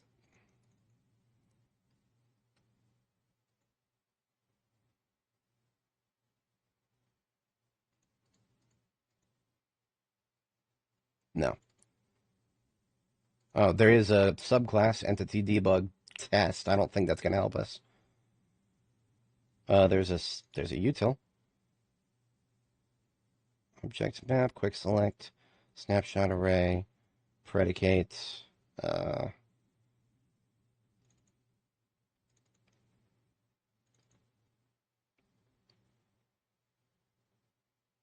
nothing there is jumping out at me. It's also, you know, I haven't written Java for more than a decade myself. I've written Lua that interfaces with Java, but never Java. So for anybody joining, what we're trying to do, just a quick recap, these pianos are unremovable. Our base is basically fucking ruined if I can't get rid of these stupid fucking pianos. Every single method we've tried to get rid of them has blown up in our face so far. I would really like to continue playing the game, but if... I swear there's got to be a way of going about this that I've missed.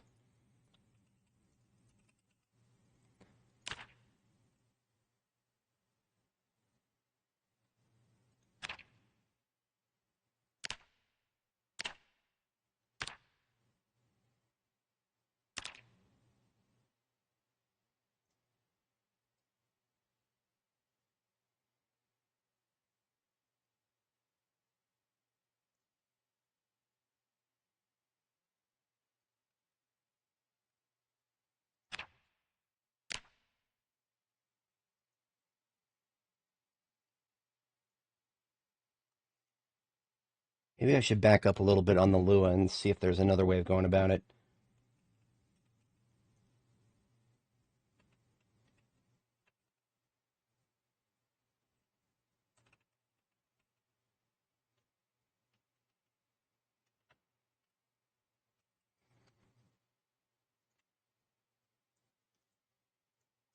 Sorry, the transparency of my face cam is a little too light there, so that I can see what I'm doing on the other side of it there, because that's where they decide to put all the menus.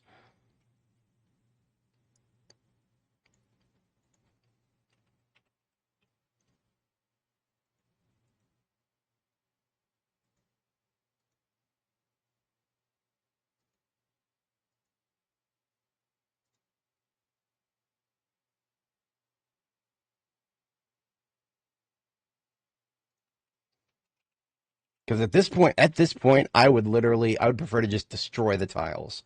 Like, I would rather just nuke them from orbit and then just rebuild the floor where it's at. But I don't know how to manually do that because, well, I mean, the game doesn't seem to have a very clear way of manually doing that. At least nothing that's jumping out at me.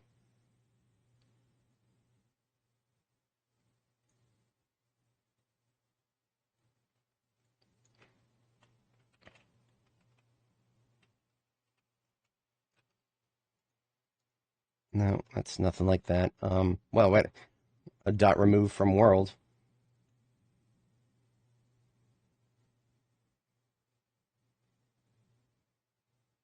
If I could find the object and invoke that, that's another way of going about it. But I already found that.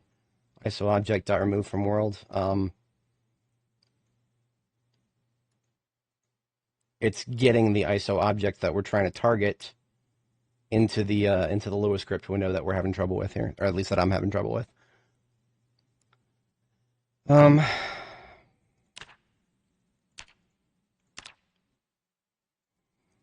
just rather baffled that we've got an entity debugger that doesn't seem to fucking do anything. Like, what is none of this is useful to me for debugging the entity because I don't have, like, you know, tools to move it or remove it or whatever the hell.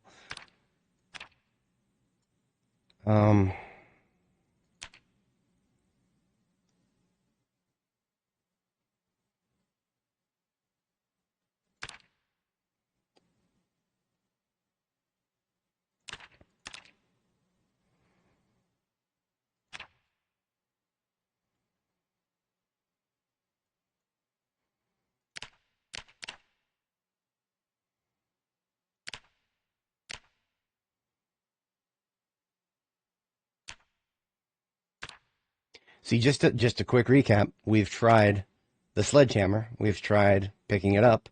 We've tried destroying it with carpentry. And we've tried debug mode removal. And nothing has worked. These fucking pianos are fixed objects in time and space.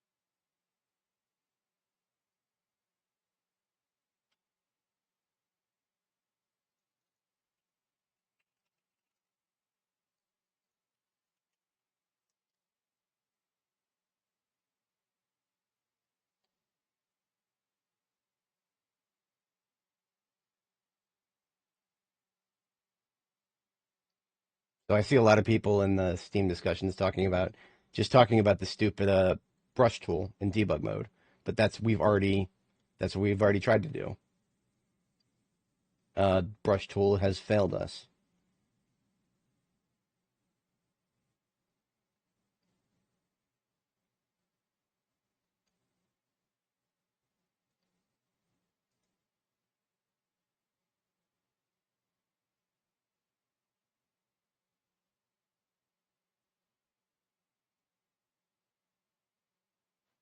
What about okay?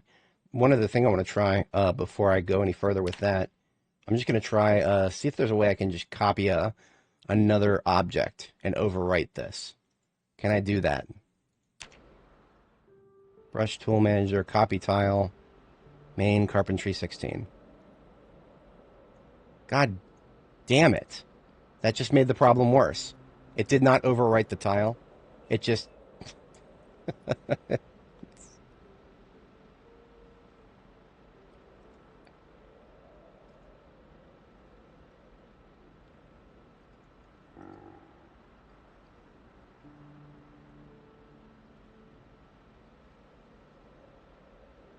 I boy.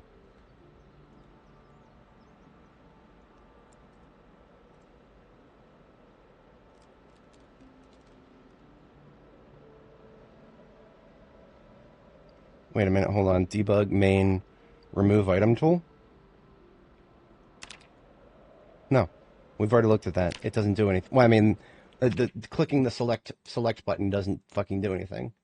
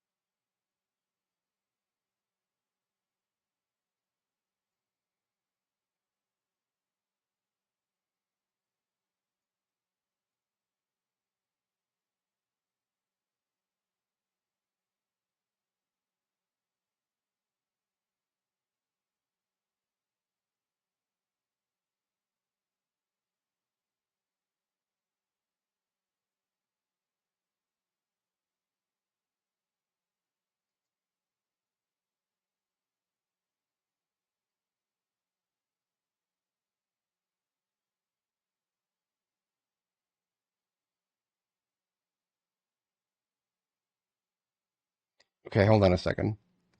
We're taking a look at the method that is throwing the error when we try to delete the piano. So this is safely remove tile object from square. Here's what it does.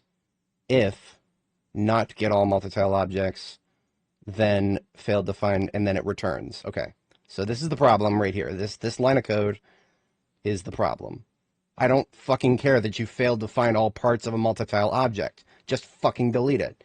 So what would it do if it passed that stupid ass conditional? It would iterate through the multi-tile. Well, okay, no. So we've got the same error message being thrown at two different failures. God damn it, Indy Stone, this is not how you write code. Identify between these two errors. Fucking morons. Okay, I'm sorry. I should not talk shit. I'm not a developer. I'm a my day job is cybersecurity.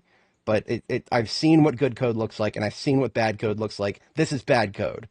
If you have a method failing and it throws an error message, and there's two different things that throw the same error message, how the fuck is the tester supposed to tell the difference between where it's failing or not? I'm not disassembling the game. I'm just gonna fucking, okay. Okay, so let's just say it passed both of these conditionals. Return var2. var2 is -1. Dot remove tile object. Okay, this is just else if it fails for some reason. So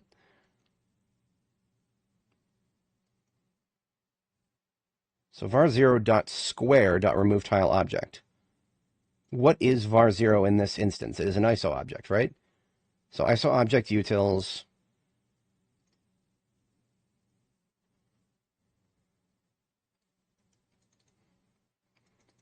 I really love that the stack trace doesn't let us go and see exactly what the parameters were for this log file or this thing that shows up in the log here.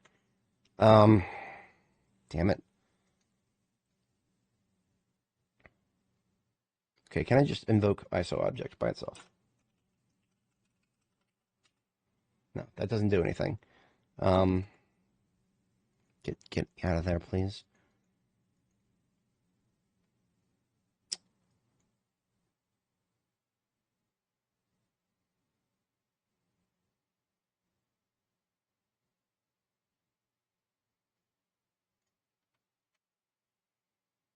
ISO object utils.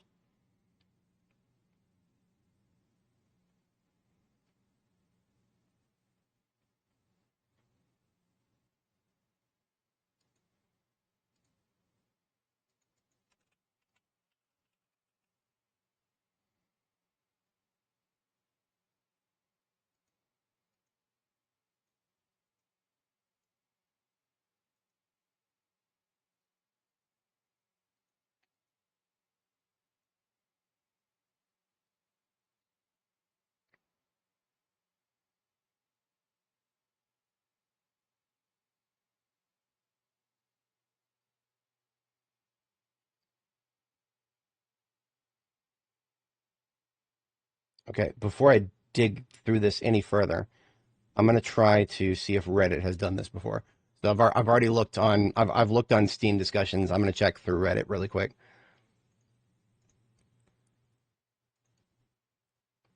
I hate new Reddit so much.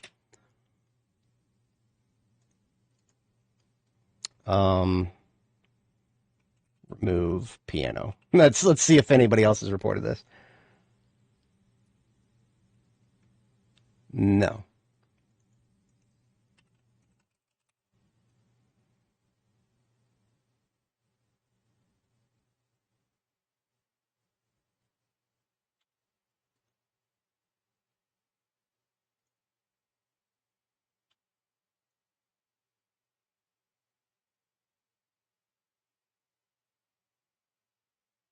Once again, brush tool. Everybody wants brush tool.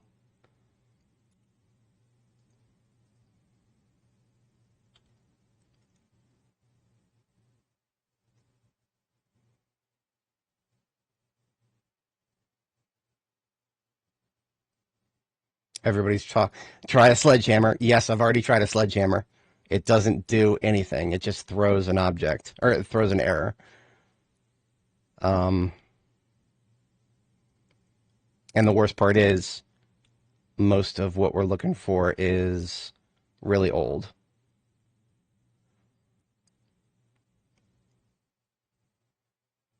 I remember the double tall wooden gate issue. Huh. Wait a minute. Hang on. So this guy is actually reporting the same error message as I am, but I don't think they ever. Spawn the missing piece and then delete the object as a whole.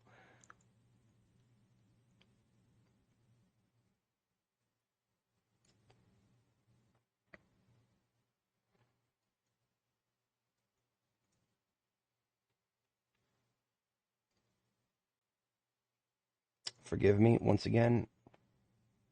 I've got to make myself really hard to see. There we go.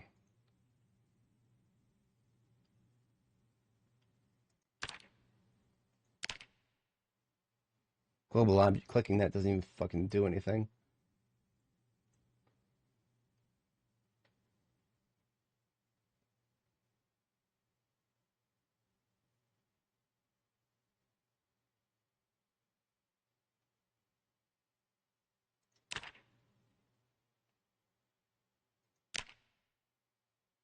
It's not script manager. We've already looked through that. I don't think it's general debuggers. There's nothing in there. No, general debuggers. General nothing.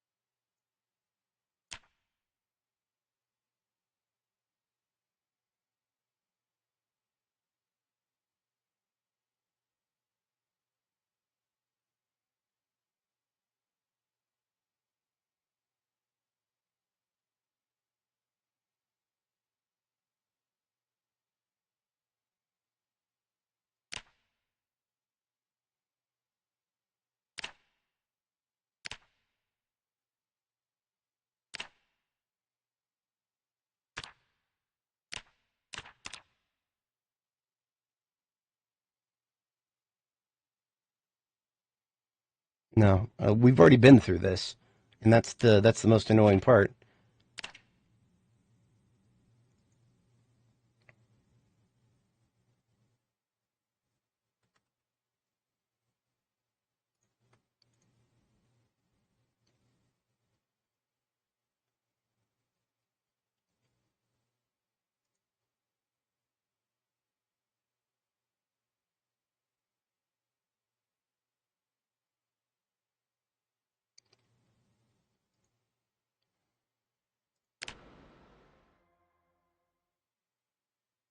Oh, what did I just do?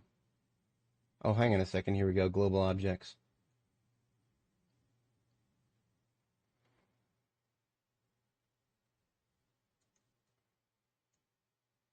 I opened the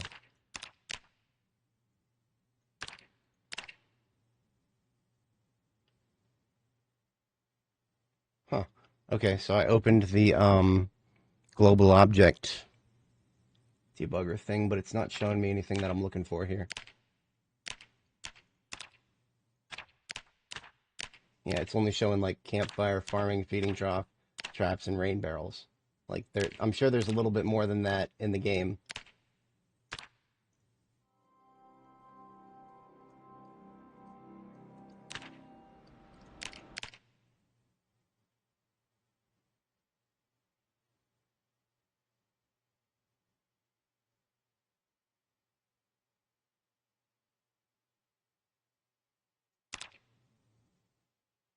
None of the cheats are going to help us at this point. We already have brush tool.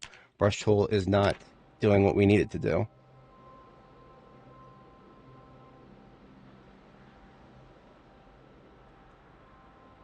Tile picker, that's not going to help us, is it? It would be under, so we go down to recreation under the R's.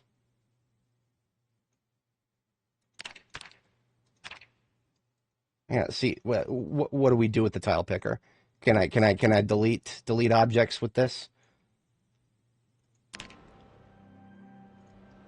No, I don't think Tile Picker is going to help us.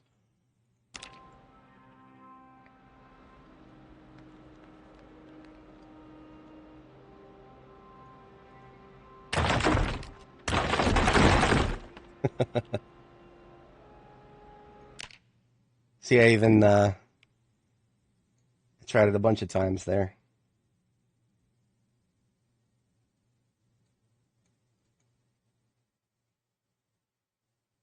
That time it even tried to dump contents in a square, and it threw the same godforsaken error message that we keep seeing.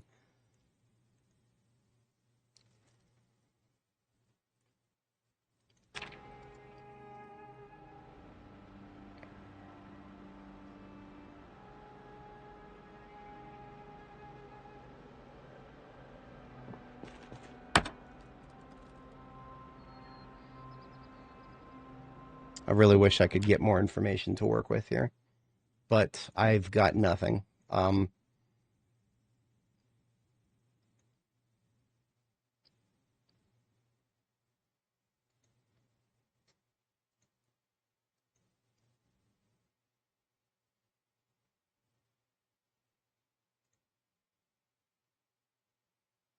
Last ditch effort, I'm just going to check through my previous notes.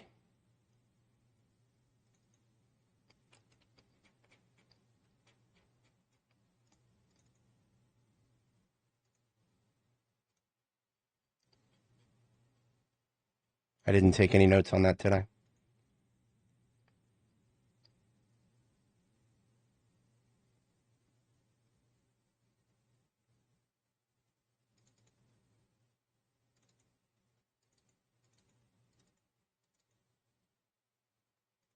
At one point, I was working on a mod of my own, and I took some notes on debug mode, but I don't think I.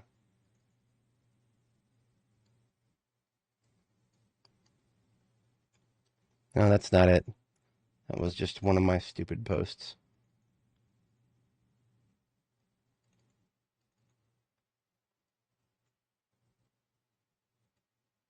This is from way too long ago for it to be relevant. Nope, that's not it. That's not it. That's not it. Damn it. Come on now. I swear I took some notes on this.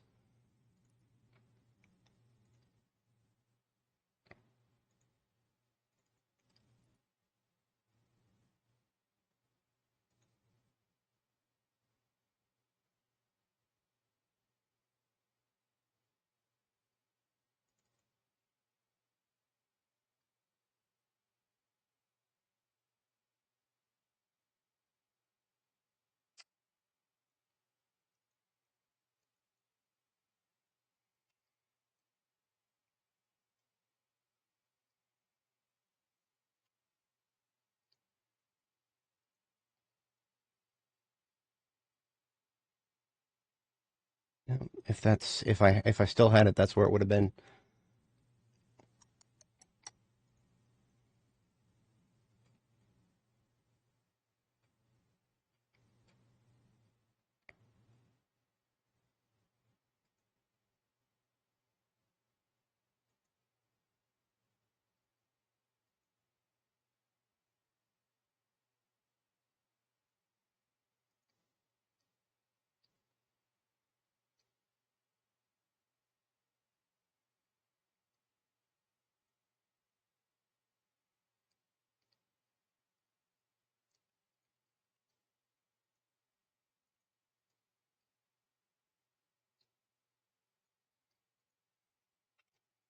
I don't think I made such a silly noob mistake that would have been the problem, but no.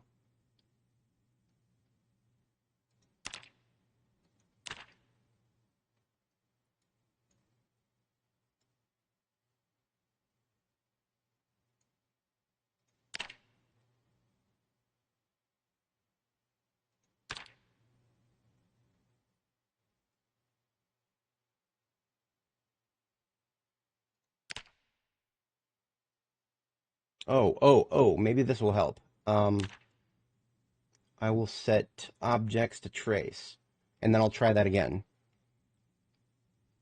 Okay, so I set the debug level for objects to trace. So I'm going to try to destroy it one more time. Okay, that didn't do anything. It still just threw us the fucking error message.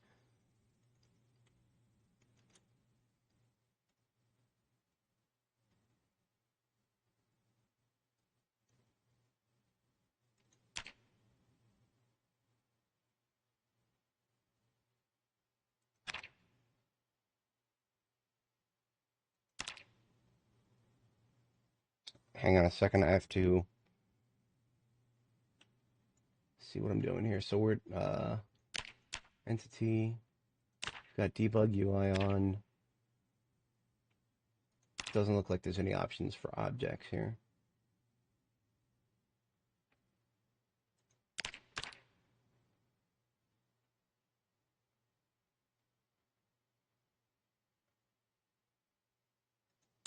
Oh, entity is off.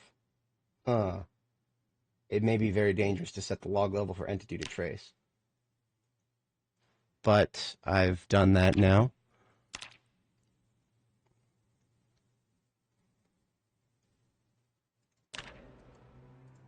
So let's try that one more time.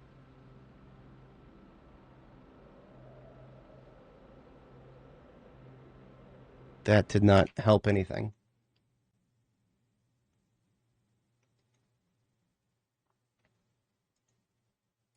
Oh, I can move the debug menu. That's nice. Okay.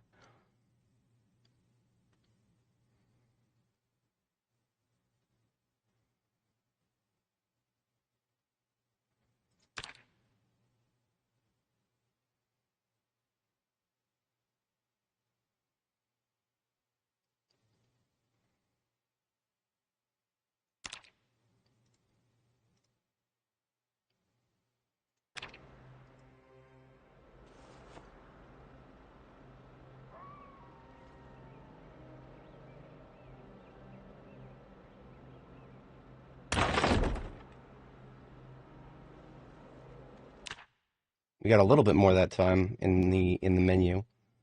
No, all it did was, okay, so we saw it say that it was saving meta entities, and that's it.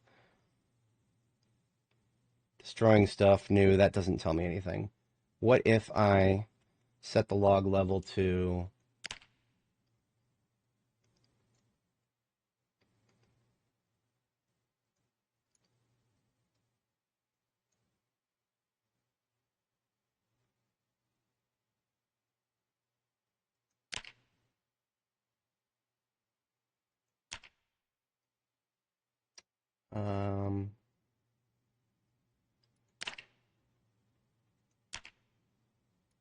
yeah, Lua is already set to trace.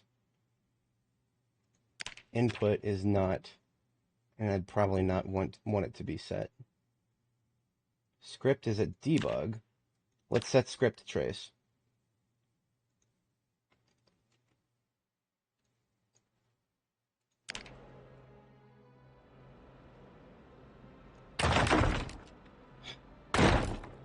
Still doesn't give us any more information.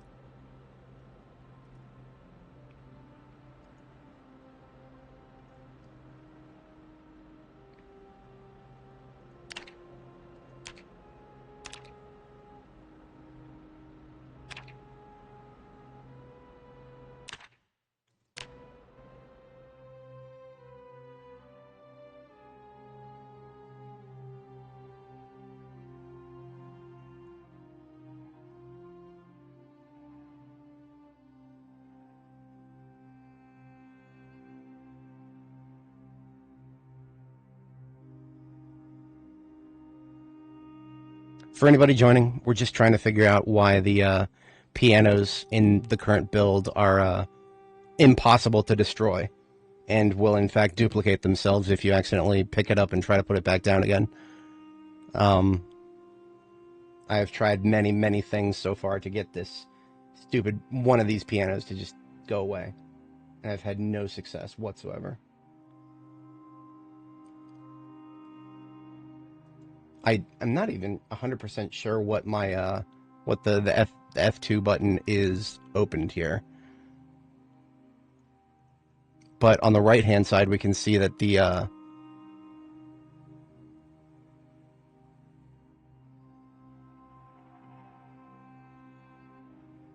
we can see that the piano is there.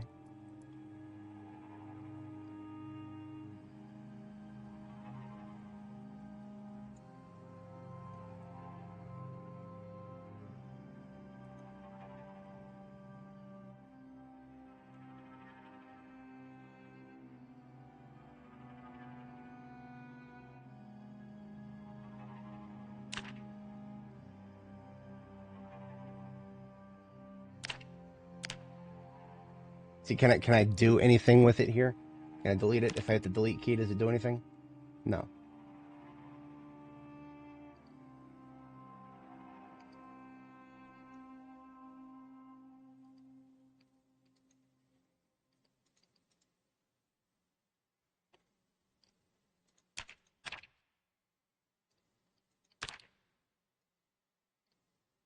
None of that helps.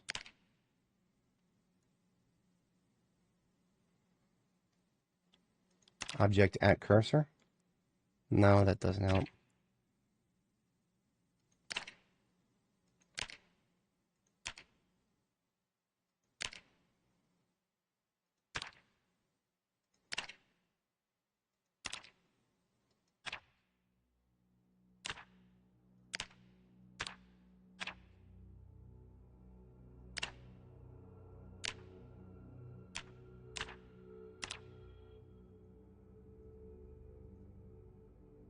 Okay. That at least got rid of some of the stuff that I don't really care about right now.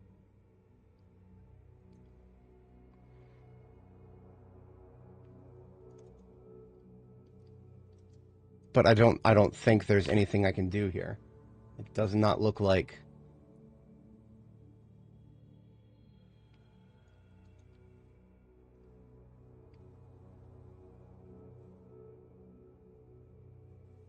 ISO thumpable. I do see a at the bottom of the screen there. I do see an ID that might tell me something, but I apologize that I'm not giving up on this. I know it seems a little bit silly to just bring my entire playthrough of Project Zomboid to a halt over some stupid fucking pianos that won't go away. But the whole point of this activity today is to make my base prettier. My base can't be prettier if we have some immovable, undestroyable pianos that have cloned themselves smack dab in the middle of our beautiful base. No, that's not how this is going to play out. I'm going to fix this. I don't know how I'm going to fix it, but I'm going to figure it out.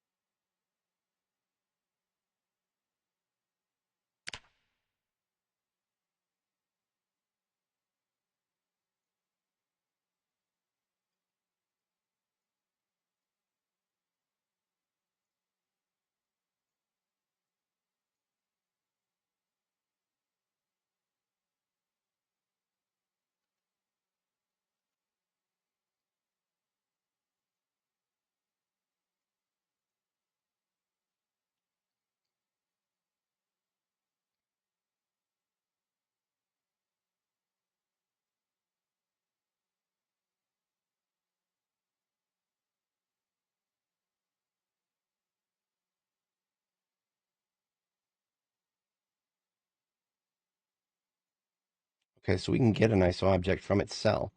Can I get a cell just straight from the Lua?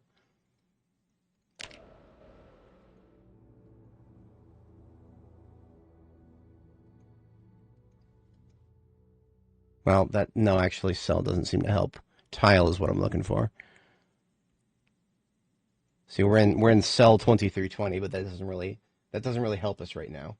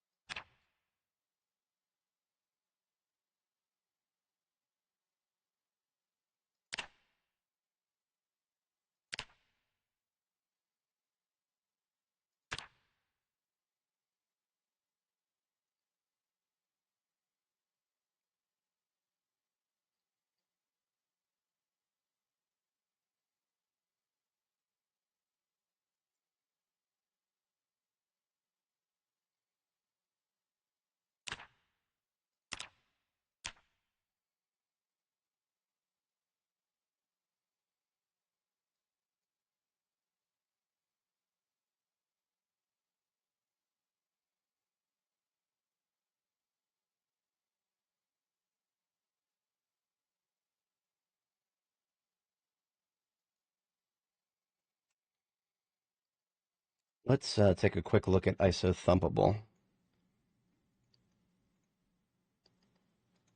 That would be under zombie.iso.objects.isothumpable.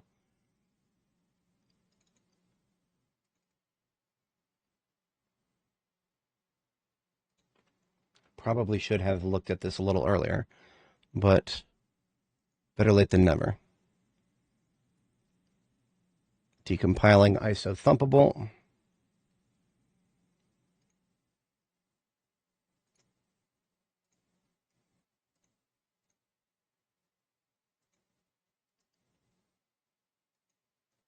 Download? Yeah, download, please.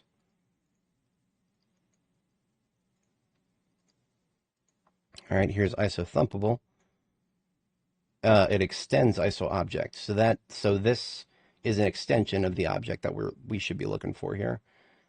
Is there a way to...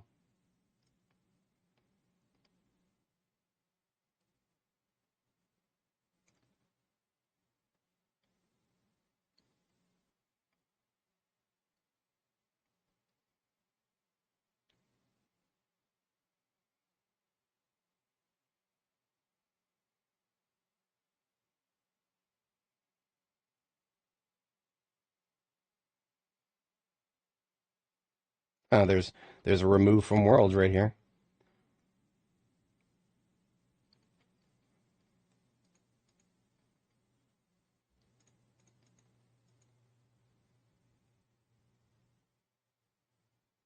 So if there was a way to actually get... If there was a way to just invoke from here... If there was a way to invoke from there, then I could remove it just from... No, that's not going to tell anything.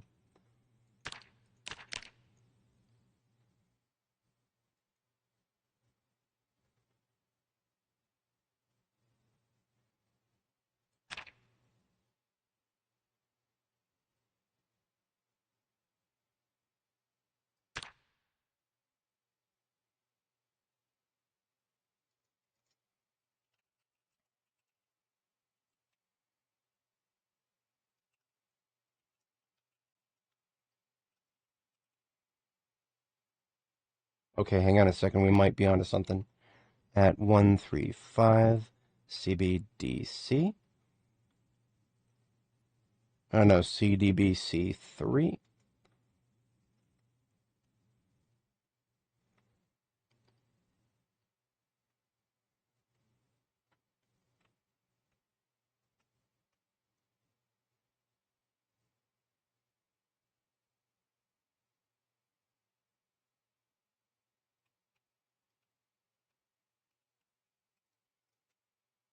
Malformed number, of course.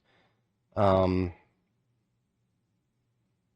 I get that grid square from anything else? Not that I know of.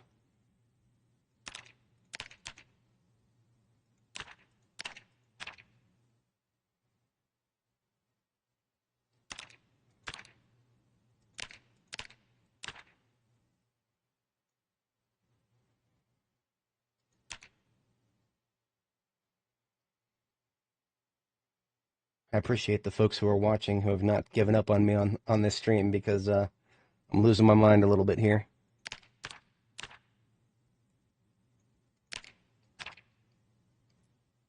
I was not expecting this stream to turn into a one man's quest to destroy a fucking piano.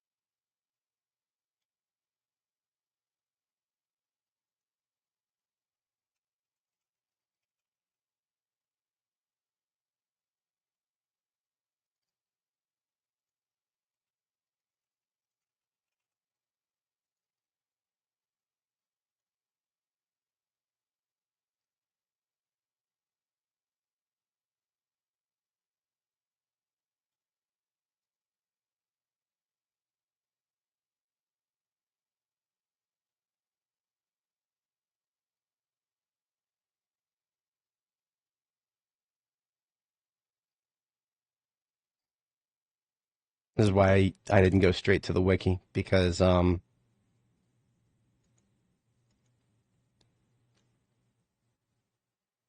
they don't really have very good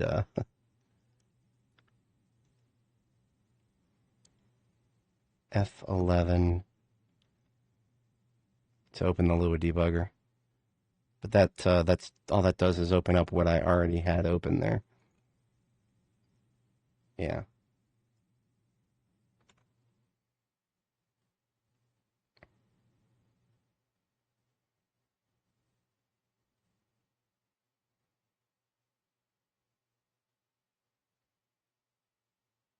A tile ID is also shown when copying tile. Hold on a second. Okay.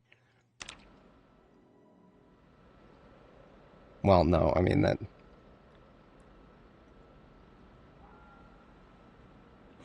I made it worse. I made it worse. Oh my god.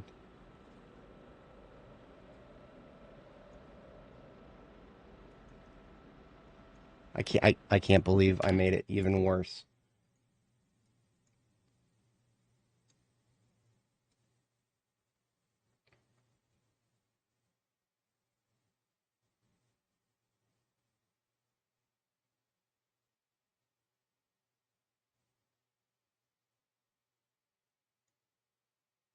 I mean, at least that time we got a registering entity ID. So in the console, we actually got an entity ID, but that doesn't really help us very much because we already had entity IDs. That's not the problem. We know the entity IDs. How can I delete an entity directly from its ID? That's the question that I have right now. I would really like to find that out.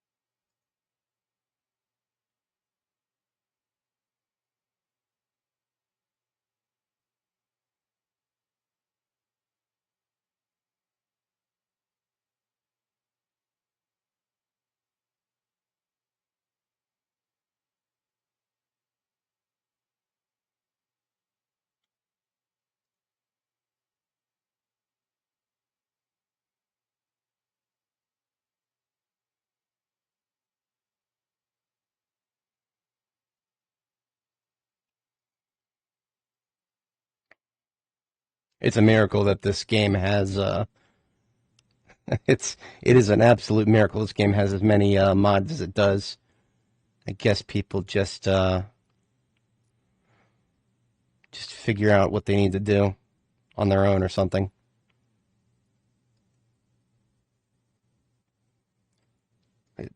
You can't just invoke get cell arbitrarily, can you?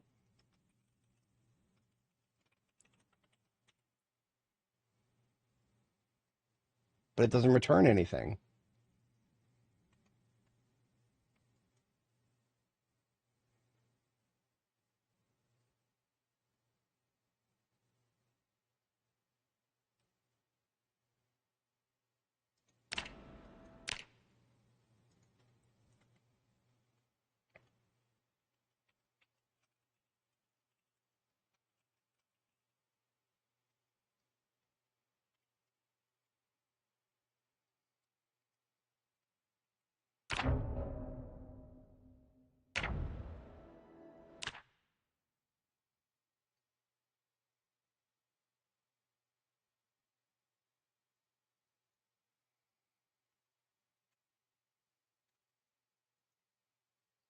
Oh, the other window, please. Where'd that go? There it is.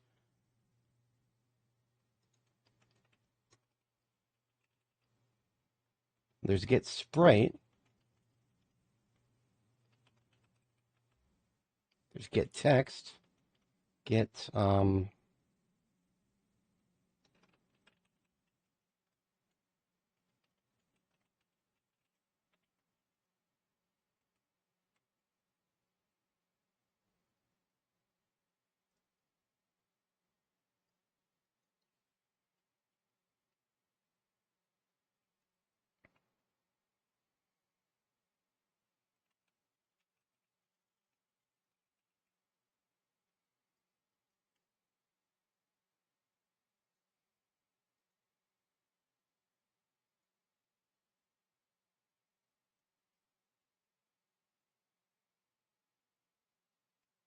can I invoke from get cell?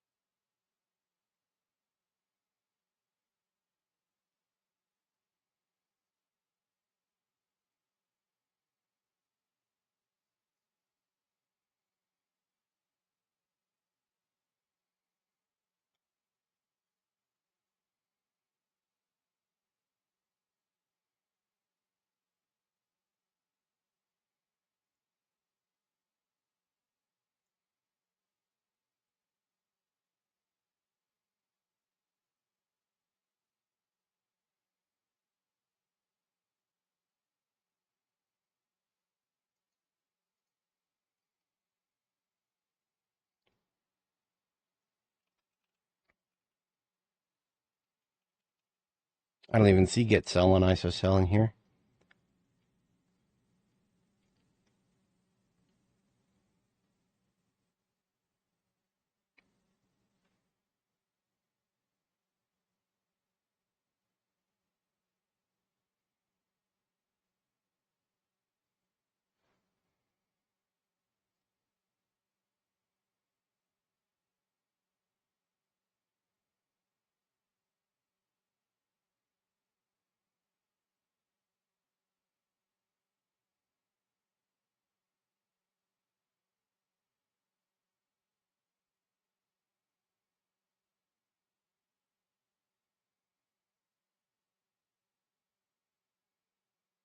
Get loal object list, maybe? No.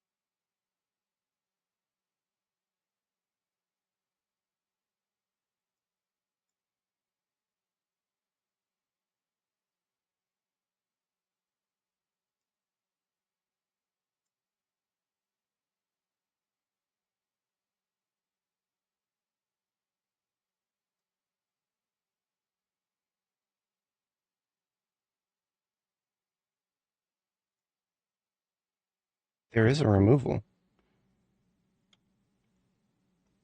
But then I would need to feed it the ISO moving object, but I don't think that is. There is no moving object there.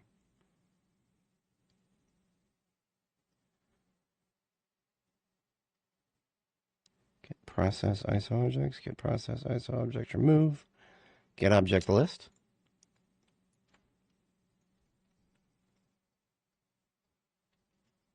No, of course not. How the fuck would that work? Expected a method call, got a function call.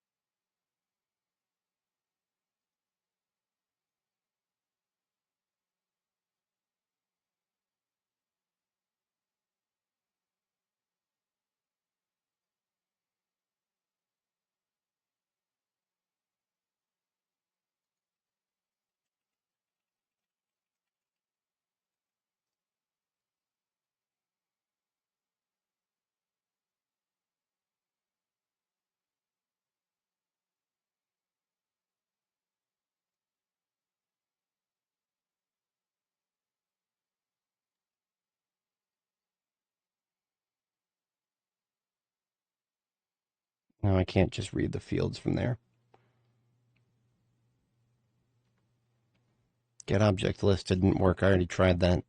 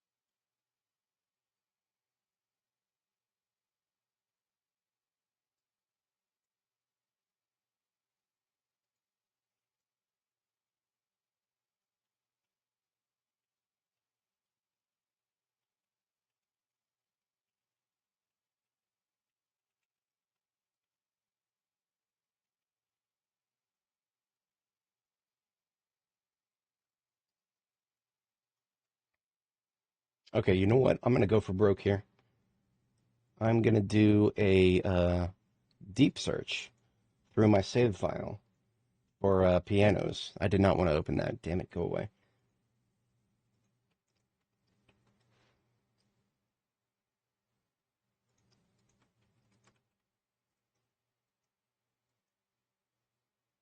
Bass.piano. And we're gonna search every single file in our save folder.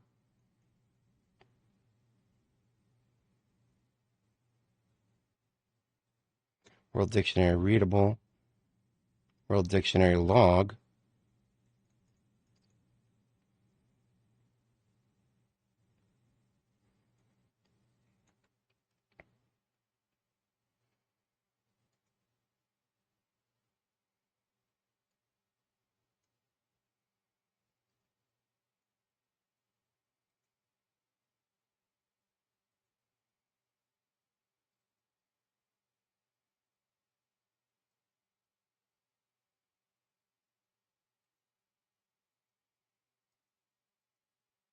No, I don't think that's not what we're looking for there.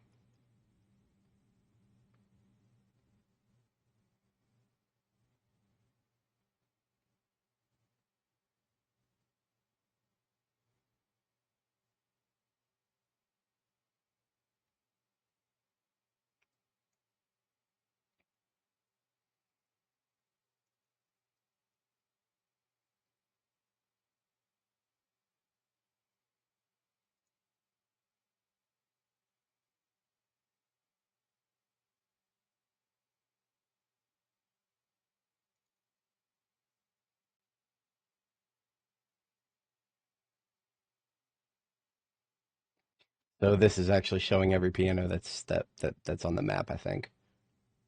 That's and even if okay, so can I even do anything with that though?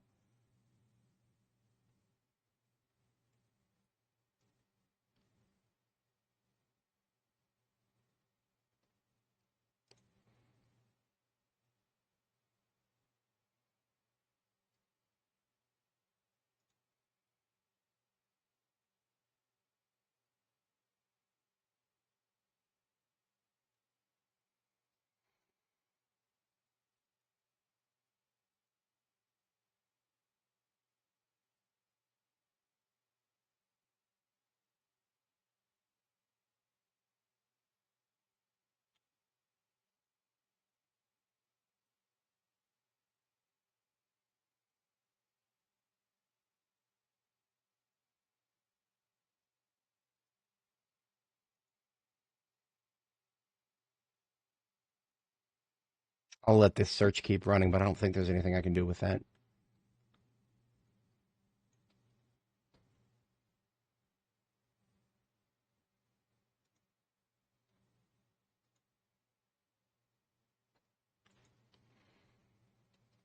Um,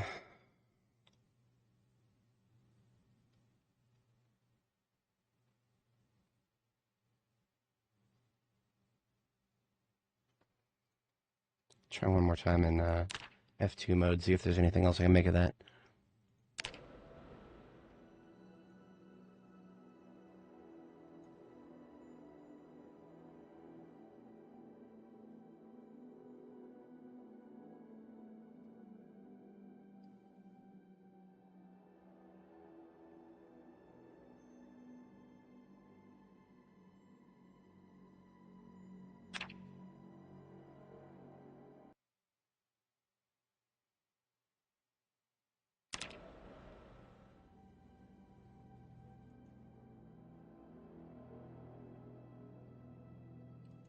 Well, I can actually get a. I've already got an XYZ of what I'm looking for, so that's not a problem.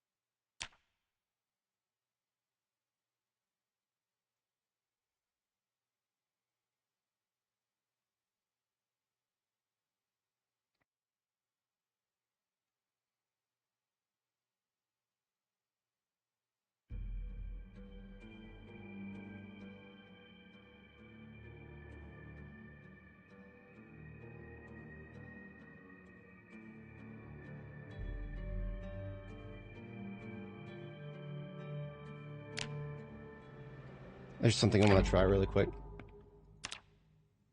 Just gonna quit to main menu and reload something, and then see if the debugger,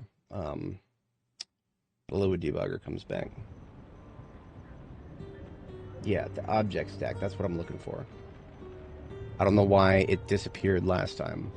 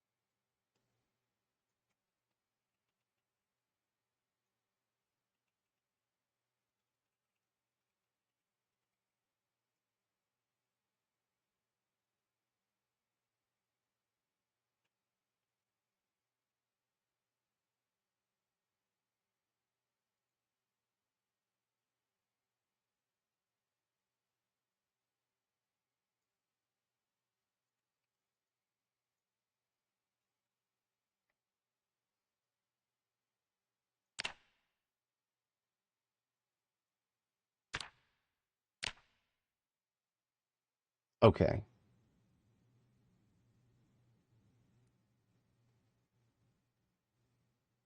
I think we're getting somewhere now. For some reason, this was not going to work before because it wouldn't show me the debug stack that I was looking for. Okay. Get object list.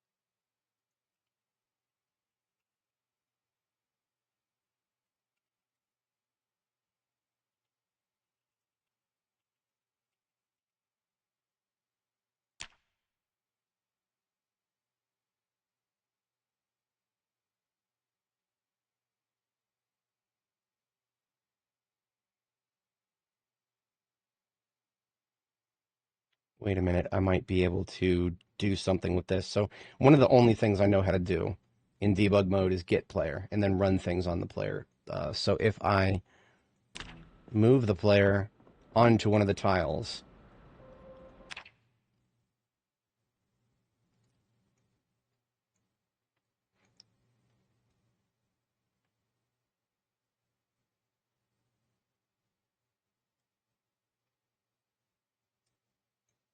okay, so the player is on top of a tile that I want to remove something from now.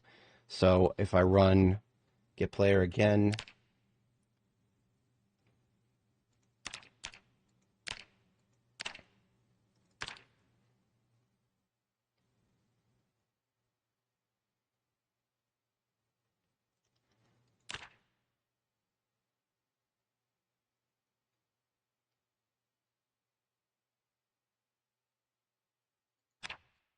I can get the cell, but that does nothing for me.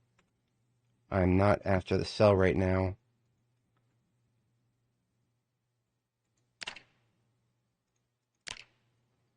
I'm after the tile.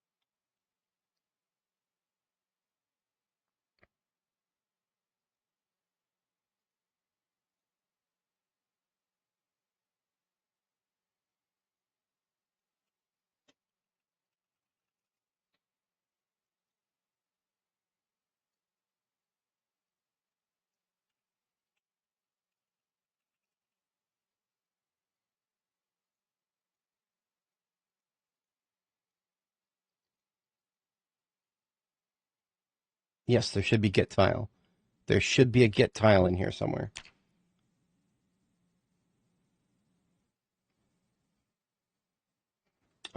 If I might be able to log that directly. Let's try log get player dot get tile.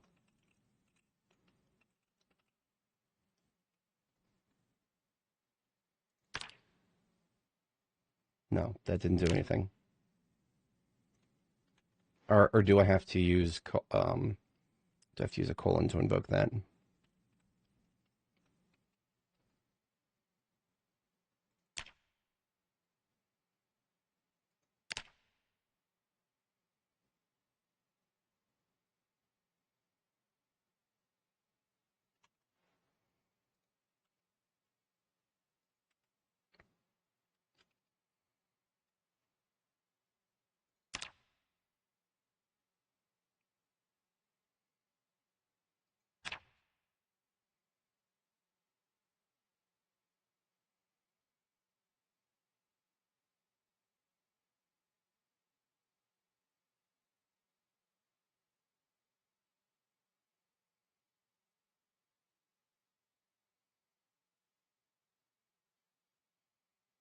It would be utterly amazing if the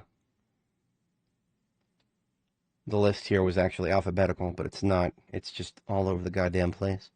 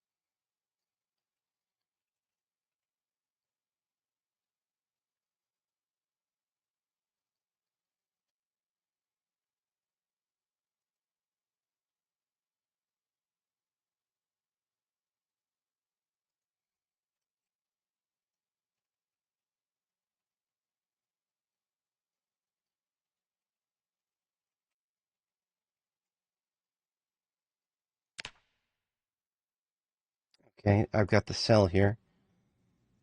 That's going to give us a lot, though. What can I get from the cell?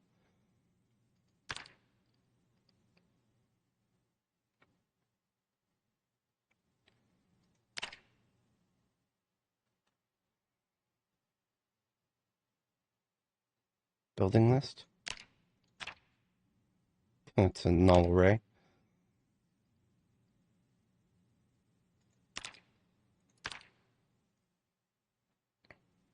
Room list, window list, object list. Okay. Well, that doesn't fucking help. How about, um,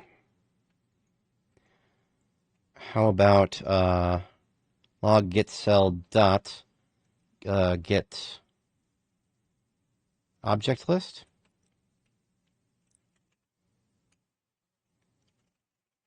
No, I already lost it. It is it's just dot object list, right?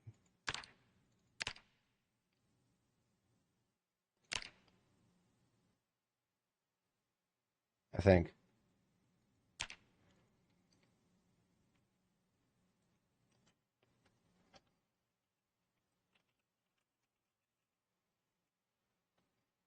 No, it won't pull it that way.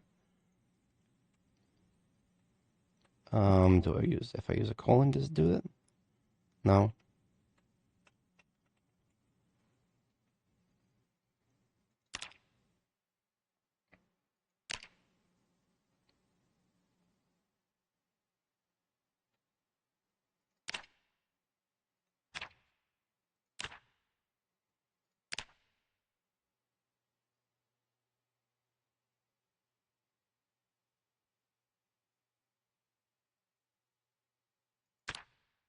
So I could get a grid square from that. Get building list. That doesn't do anything.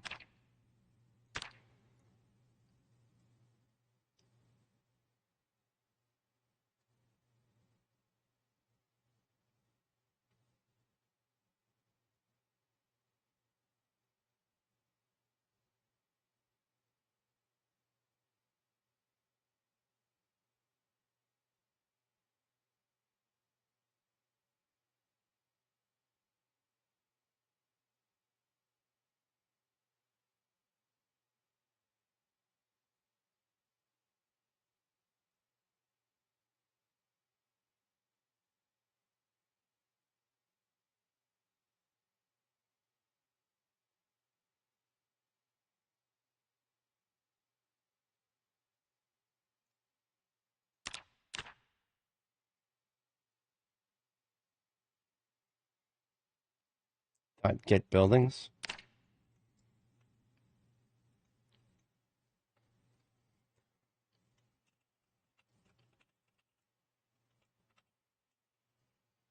Nope, doesn't do anything.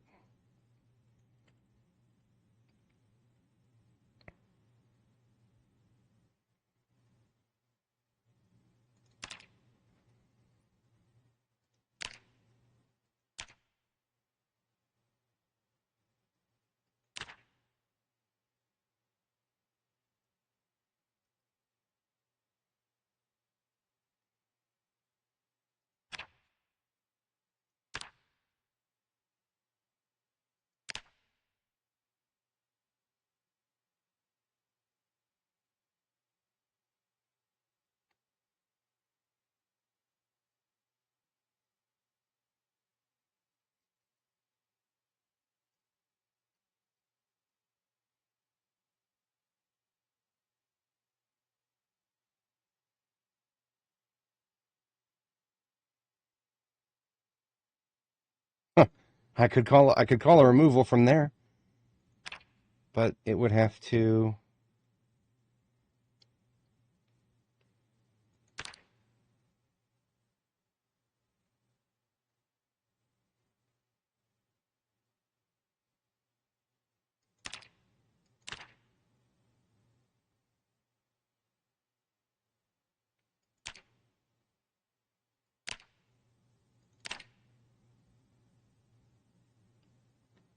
Dot get object list.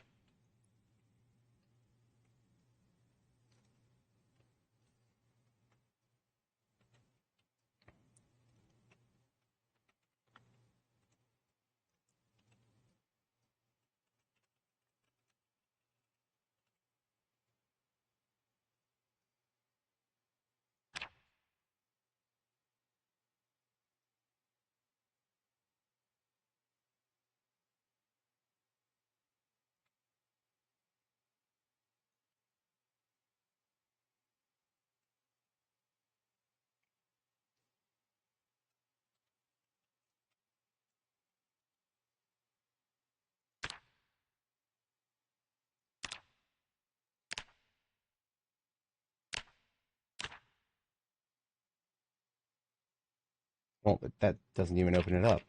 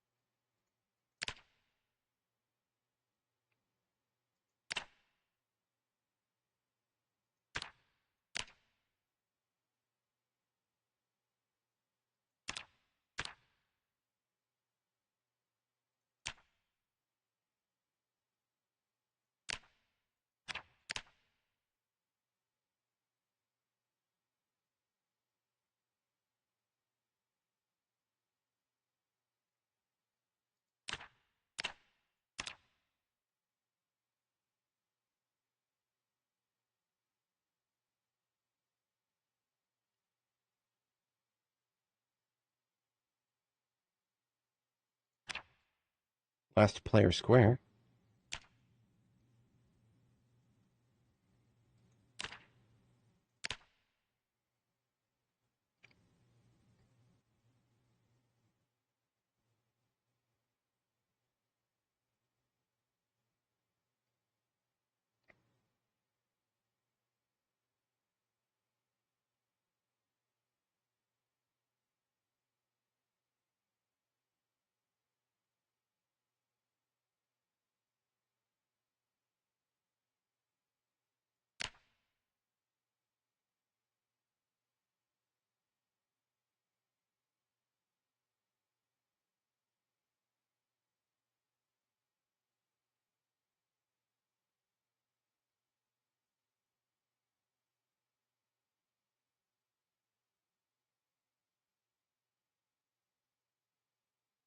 Oh, there is a delete all moving objects. That's definitely not what I want, though.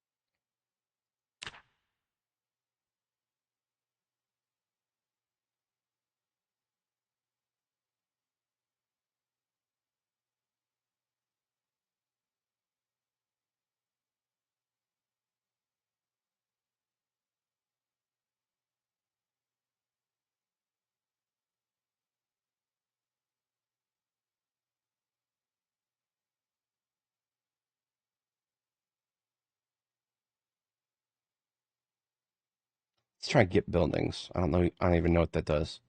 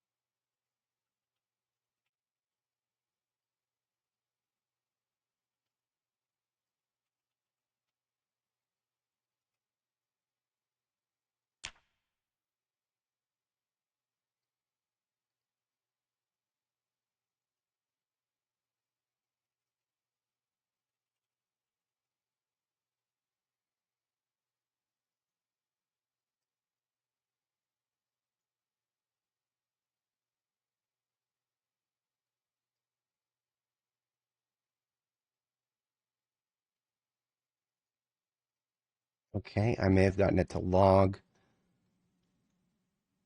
the object list, but if it did, that means it would be in the logs, and I can't, it's overflowing from the console here.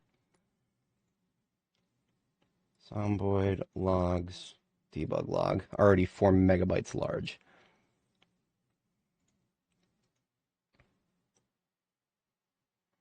Damn it.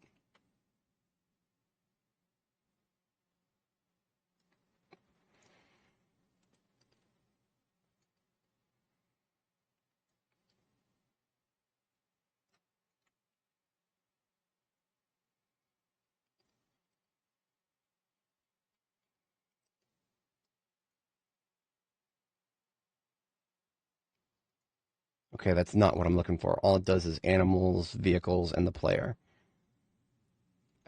Okay. We're getting a little closer, but we're not quite there yet.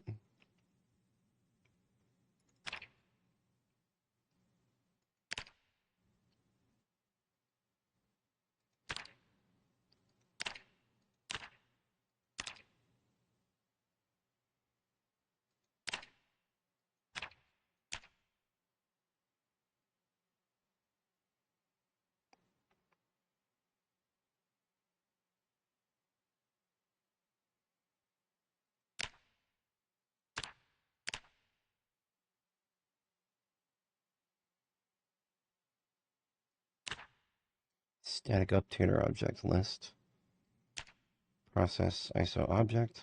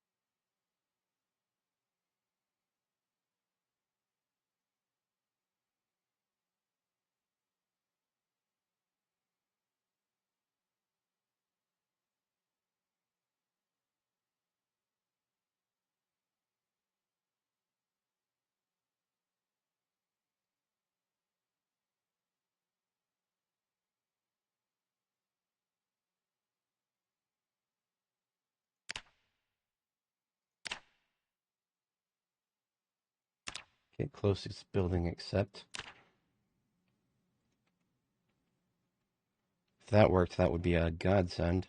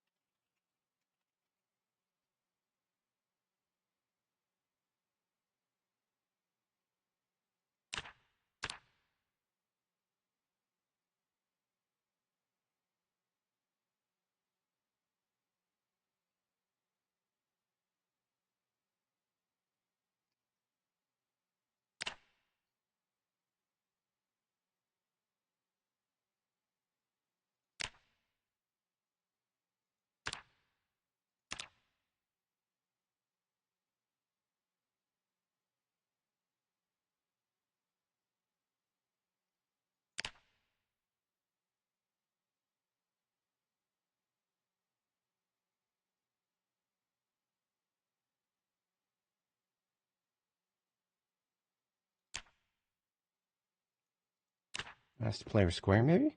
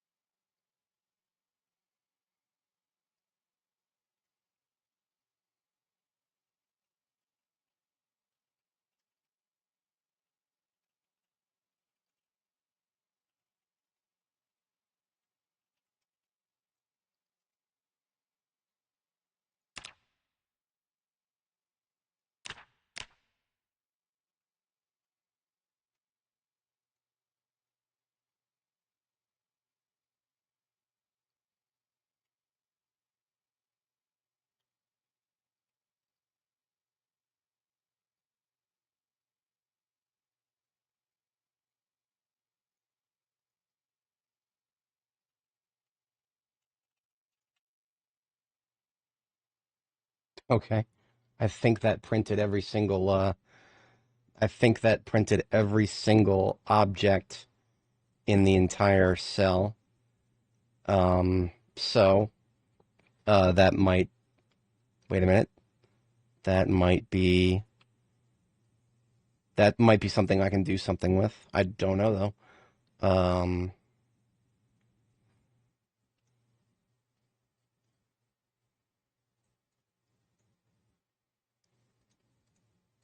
Okay, I just copy that just that line, and I'll do a search for piano.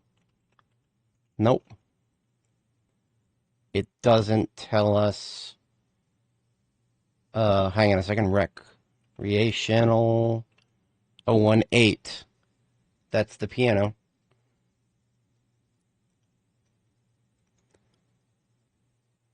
Oh shit, I might have found it. Recreational 018. Recreational 018. Zombies. I'm sorry. The ISO thumpable 1C185F55. So there's one. There's two.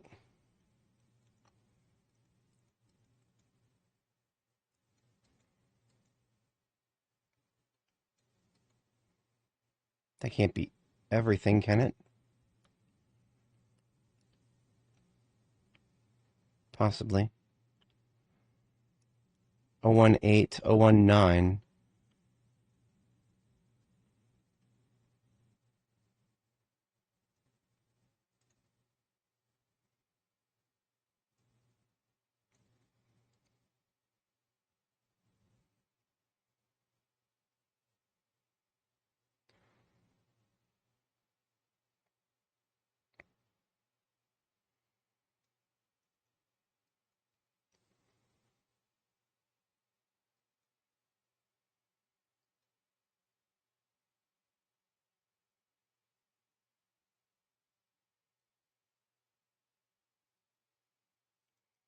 Oh, anywhere else in there? No, that's still for other things, so. Now, can I do anything with this? That's the problem. I suppose that's another problem.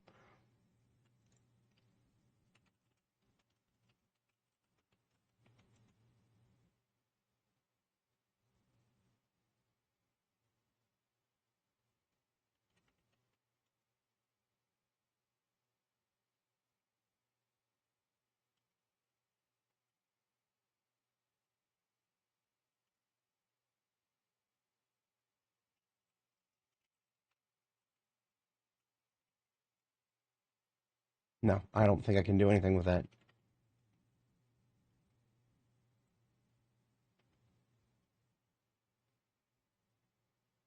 See, I've got the instance name, but I don't think I can. No.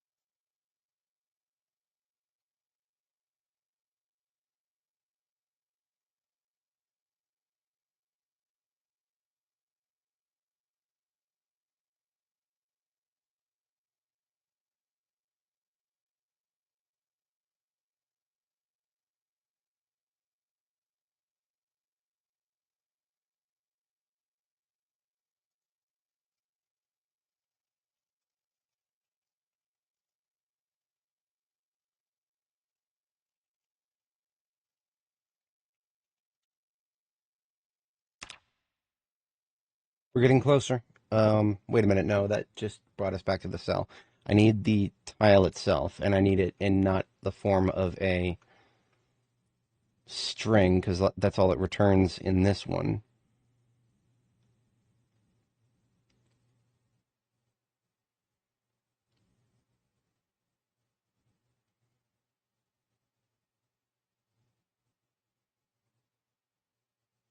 Get square?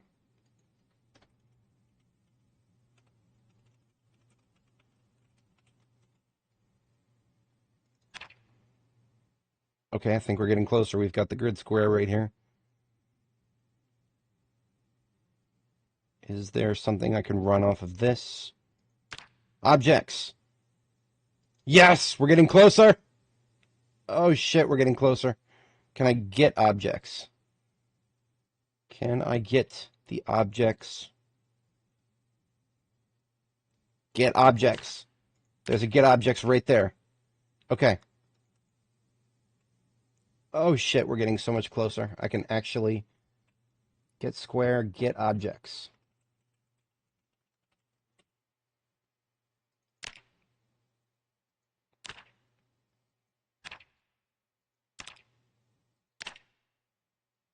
Wait a minute, all that did was return a stack. I don't want a stack. I just got that's what I just got. I just got a fucking um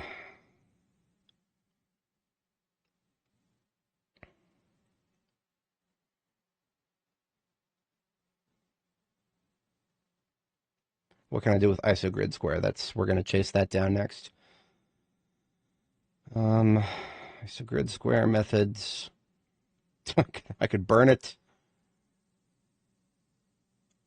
explode it. Really?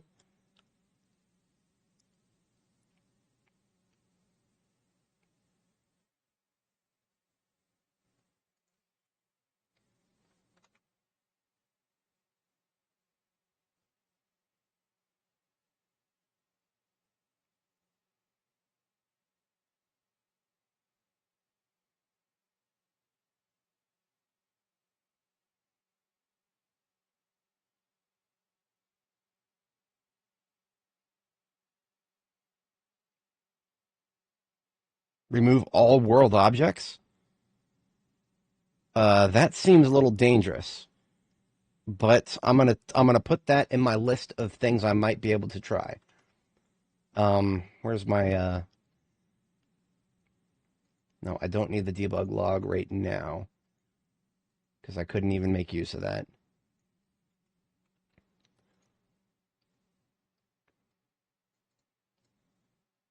I'm desperate enough to try something like that soon if I can't find something more targeted. Get player, get square, get objects, remove all world objects. Oh, no, no, no, not get objects. Just get square. Remove all world objects from square. Now, would that cause my player to just fall down? I don't think so. And I mean, if some really dumb shit happens, that's why I backed up the save. Um,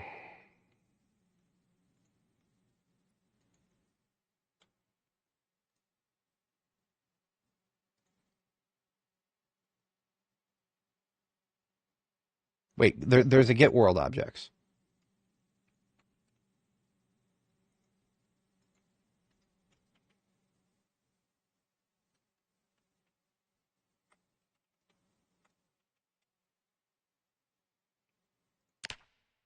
But I don't think it's not world objects that I'm looking for. That was supposed to be a print.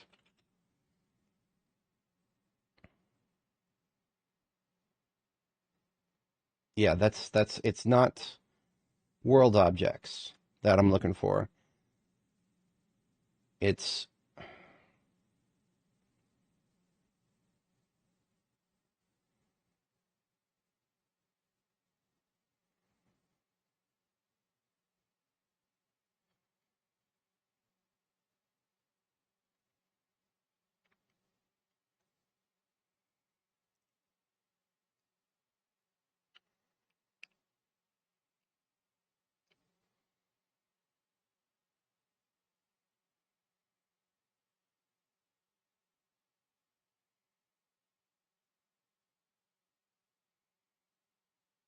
Get special objects?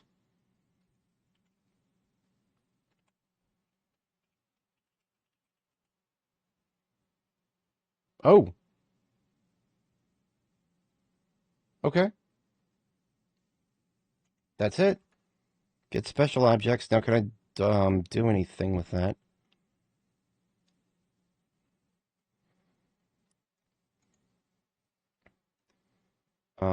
So it gives us an array with 2 objects in it. Um, I said there's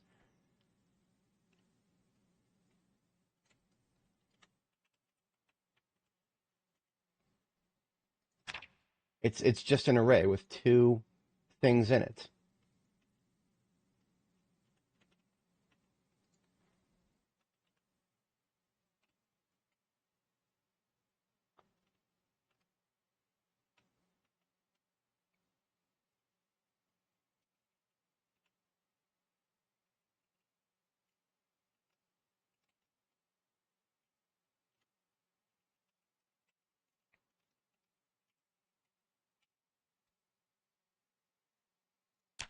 Oh shit. Oh shit. I think I got it.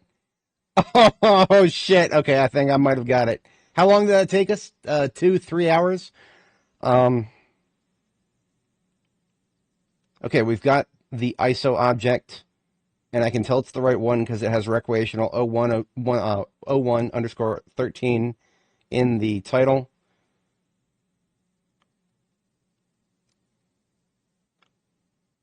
And then we're looking in the methods. We've got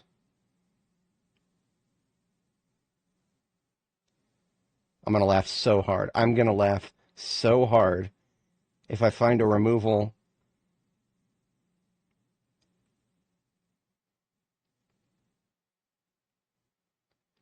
There's get damage. Come on now. Hit, collision. It's an ISO object. Just let me remove it.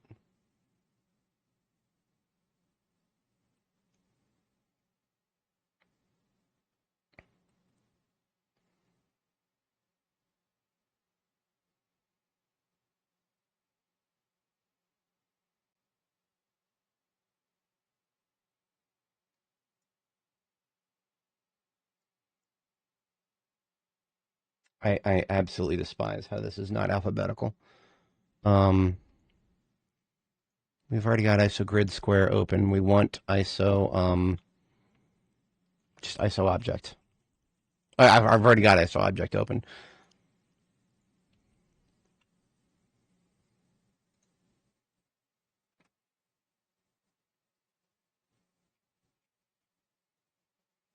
Remove from square, remove from world. Um,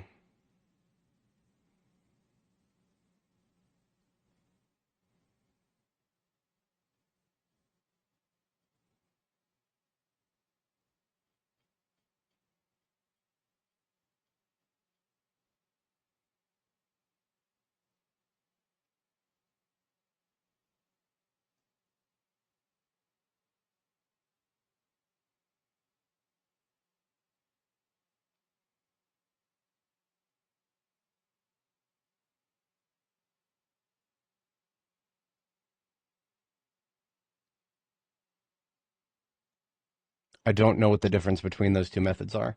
So I could try both.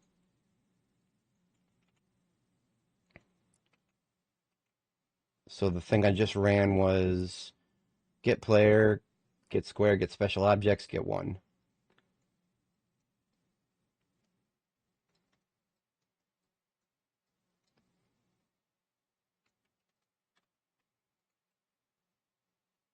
And then what I want to run is remove from square. Okay. God help me if this actually does the trick.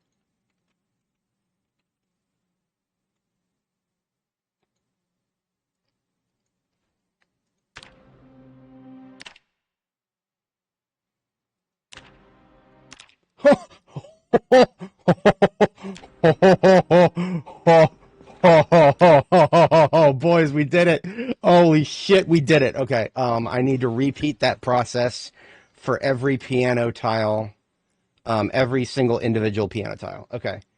Okay. Oh my God, how many hours did that take? I am so sorry for the folks who are still watching. God bless you. I was never expecting anyone to want to sit through all that bullshit, but now I've got the line of code that I need to basically, all this is going to do is remove object index 1 on whatever the player is standing on. So I can't just run that, willy-nilly. I need to run this line, which is get player, get square, get special objects, and I need to print it. So print get player, get square, get special objects. So this will just print to console the objects that the player is standing on. So I resume, I stand on this tile right here where there's still a fucking piano. I run the code, print. I've got just the floor and then the piano. So I can run that same line of code because it is index 1 in the array of objects on the square. I unpause it. We fucking did it. Oh my God. Okay. Jesus Christ, I should not be so excited over something so stupid. So fucking stupid. Why is it so fucking hard to remove something from the game when it's broken? Whatever, Andy Stone. I fixed your fucking game for you. Okay. We're almost there. Oh shit, I can't step on that tile where the piano is facing the other direction.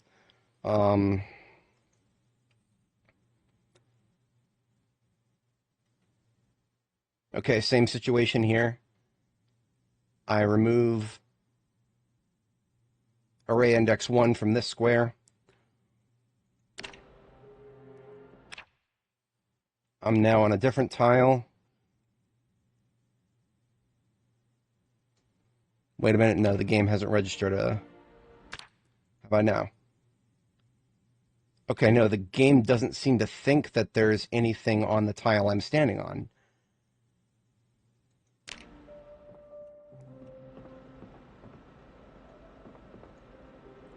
Give me a second. I actually do need to turn on a cheat.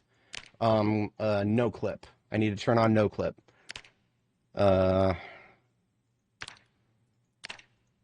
that I can stand on the tile that I'm trying to delete something from. Okay, there we go. Pause it again. Get special objects. So there's several on this tile. There's the array size is 2. Yeah, 0, 1, 2. So I still need to run remove 1 from square. I resume. Okay, that removed 1 of the objects. Let's rerun the script to get special objects on the square. Now it's down to just the floor and the piano. And the piano is at array index 1, so you can just run the same thing. And look at that. Look at that. Okay, we're getting closer. Same thing here. Once again, we remove array index 1 from this square. Holy shit, I didn't even need to unpause it that time.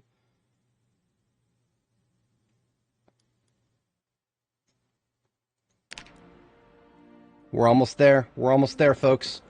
We're almost there. One more time. Okay. We've got a bit of a problem here. This particular tile right here. This particular tile right here. Oh, wait a minute. Now it thinks we're on the metal floor.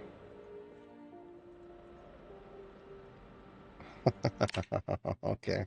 Okay, game. Hang on a second.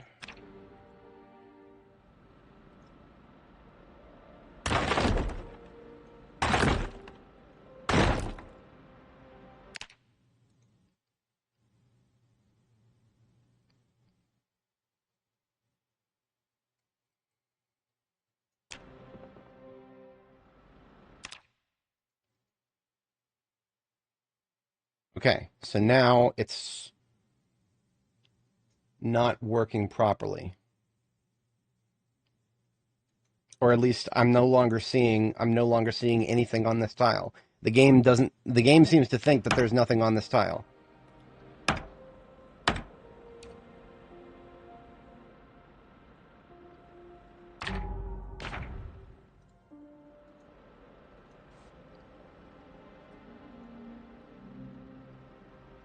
So what if I just put one there?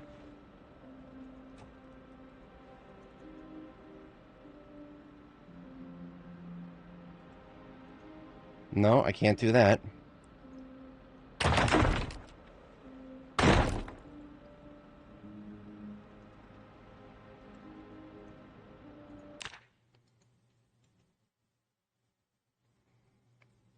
For some reason, the script is no longer detecting the piano here.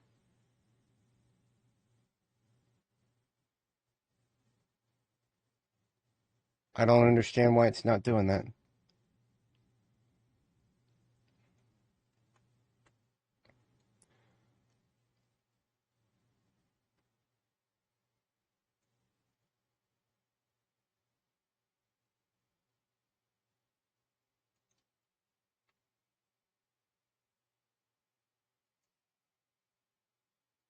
See, right now the game just seems to think that there's just the carpentry floor.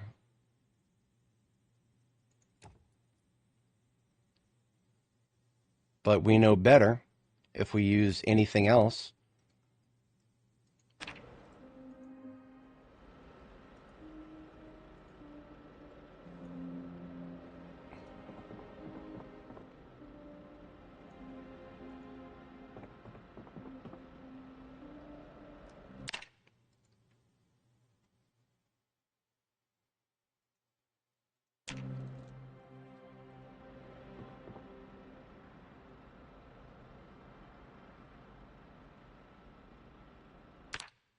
I'm gonna try reloading really quick.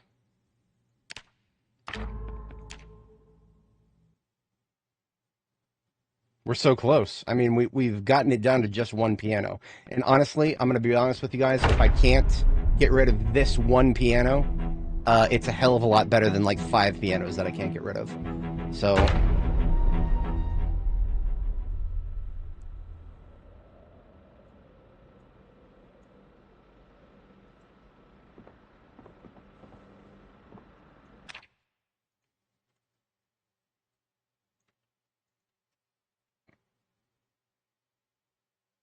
All right, same problem. The script I was running before doesn't seem to acknowledge the existence of this piano.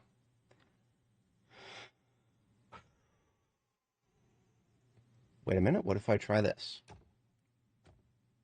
No, wait, that just...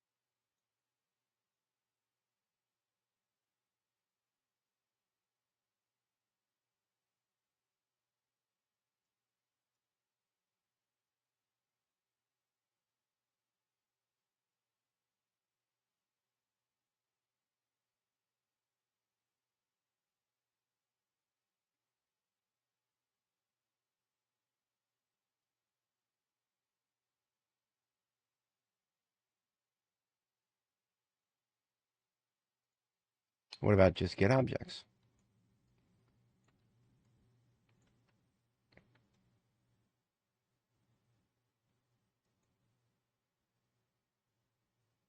Okay. So for some reason, get special objects wasn't working anymore, but now it looks like get objects is going to work. So I just got to... So that was for special objects, but now we're just going to do get objects and then it is array 1, just like before, but without. So let's try this. Come on now. Yeah. That's what I'm talking about. Oh my god. Oh my god. Get objects, get index, array index 1, removed from square. Oh my god, I can't believe I finally did it. Okay. I usually I'm not this bad at debugging games. I'm usually not that bad at it, but this was this was a rabbit hole. This is a rabbit hole we had to go down. It really was. I'm sorry for subjecting my viewers to this, but this is what I do when I play video games, right? I normally try to dance around the dumb shit when I can get around it, but this time it just I couldn't avoid it. So just to recap, we wasted not wasted. I learned things. Anybody who's still watching may have learned things. I don't know. It's what we're going to do is we're going to now quit out of the game. We're going to turn debug mode off, and we're going to continue playing the game. It only took us 10 years. It's been 10 years at least. We tried about 500,000 different methods, but at the end of the day, all we had to do was just get player, get square, get objects, get array index 1, remove from square. I'm going to absolutely write that down. I'm going to save this as Zomboid.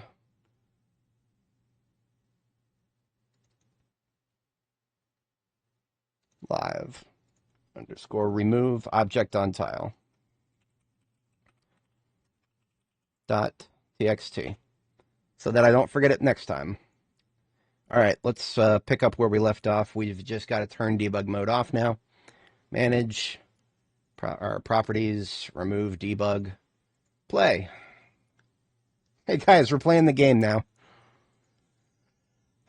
I know that took a long time, but I'm gonna put a pinned comment for anybody who may come across the stream in the future and wants to skip all that nonsense. Time code is 7 hours 47 minutes. We'll put that at 7 hours 48 minutes.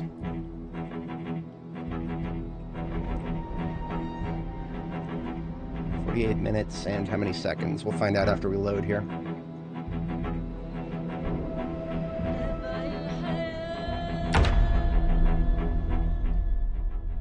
Nope, 7 hours 48 minutes. Okay, so to recap, we just spent a lot of time removing pianos that were impossible to remove until we discovered the correct Lua console command to run in order to delete them manually from the tile. So in game, it's only been a couple of hours because I had to run time while I was doing some stuff, but otherwise it was paused most of the time. So where were we? We were decorating. That's what we're supposed to, that was supposed to be the point of this stream, was decorating our base. Now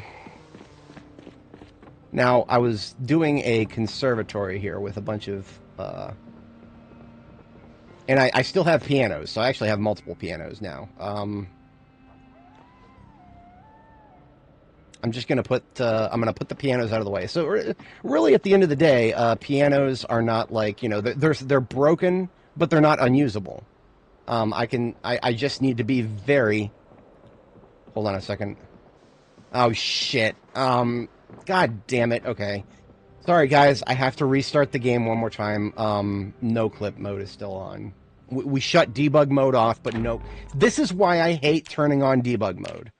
So what we got to do is we got to turn debug mode back on. Then we got to disable no clip mode. I'm sorry guys. This, again, like I said, this is why I hate debug mode. I hate it so much. It fucks with the game. It really does. In this particular case, we wanted to fuck with the game in a certain way, but in doing so, we had to fuck with it multiple ways. Okay. When it's done loading, all we got to do is turn on, we got to open the debug menu, disable the no clip mode, and just verify that everything is back to the way it's supposed to be. And then we just quit and reload again. Debug mode off.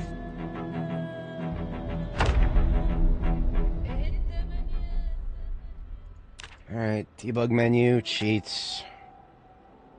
No clip is now off. All this, I'm just going to turn all of that off. Okay, I'm going to verify that I cannot walk through walls anymore. I cannot walk through walls anymore. That should be all we need to do with debug mode back on. We're going to turn it back off again.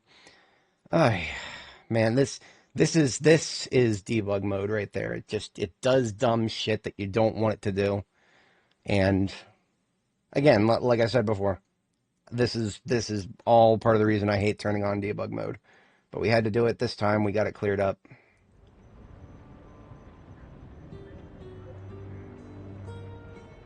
You know, while the game's loading, I'm gonna pay it forward.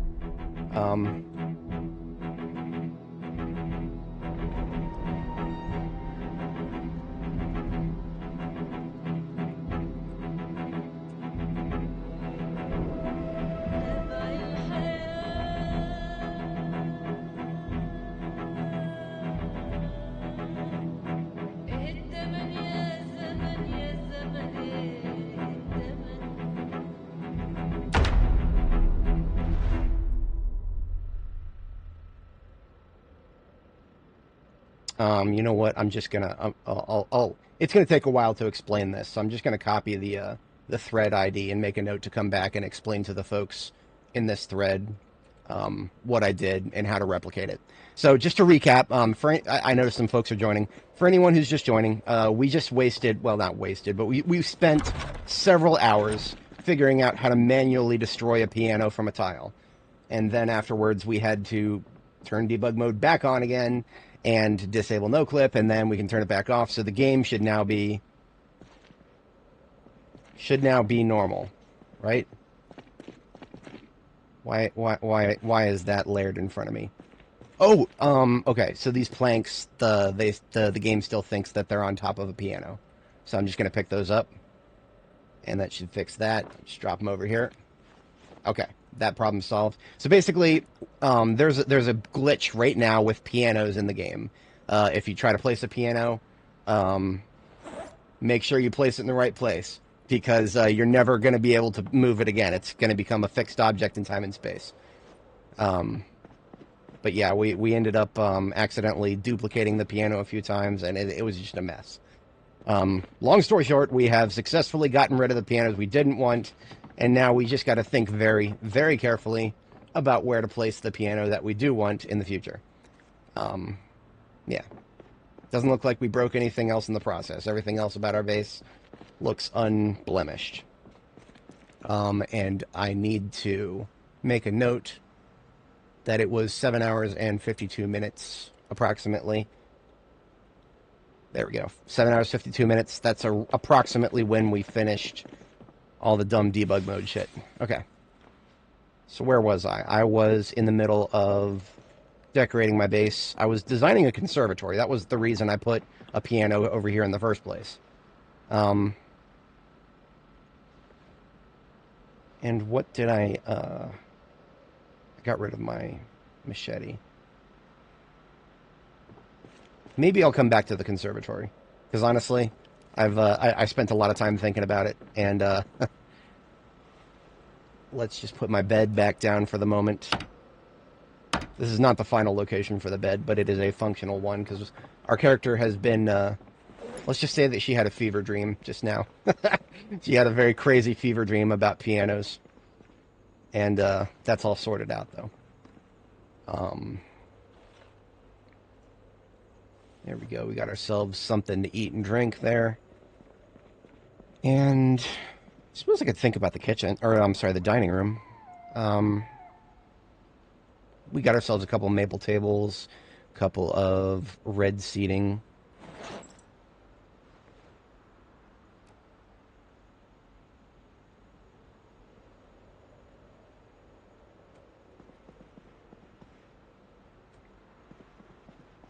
Where would I put those?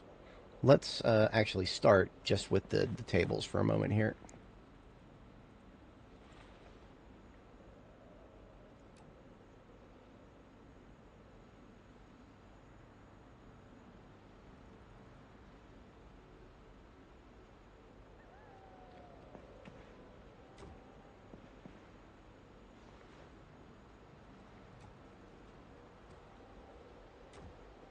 Okay. Maybe. See, they actually, I think they added bigger tables to the game, but I didn't see any in the place we were at. I can think of an example of where there is a bigger table. Um, did I already close my window with the... No, here it is. So here's b42map.com, great website. It just shows you the map as it currently is, or it was last updated as of 42.8. So in 42.8, they are not 42.8. It was a little earlier than that. They added some tables to the game that are like extra wide, and I think I remember there being one. Yeah, here's an example. There's one. This is not the aesthetic I'm looking for, but this is what it looks like. You can see that it's 3 tiles wide. Oops, didn't want to do that. Okay, so basically we would want to look around and see if we can find another table like that one in the correct color. Here's Riverside. I don't know where they would have added those tables, to be honest.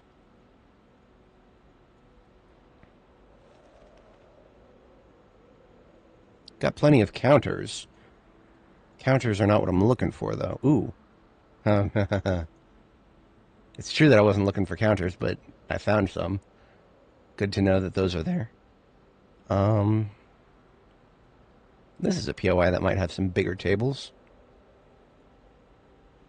Let's go to the second layer here. Second floor to this place. Ooh.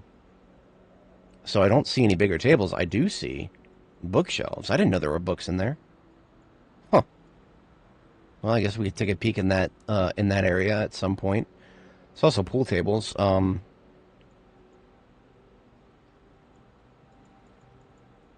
The church would not be what I'm looking for. Church would only have mahogany as opposed to light wood. Same with the bank. The bank only has mahogany. We're looking for light wood stuff, not dark wood. Well, I suppose we can come back to the table later. For now, we will just do. I'll put a little space between them, and we'll do a like a dual table thing.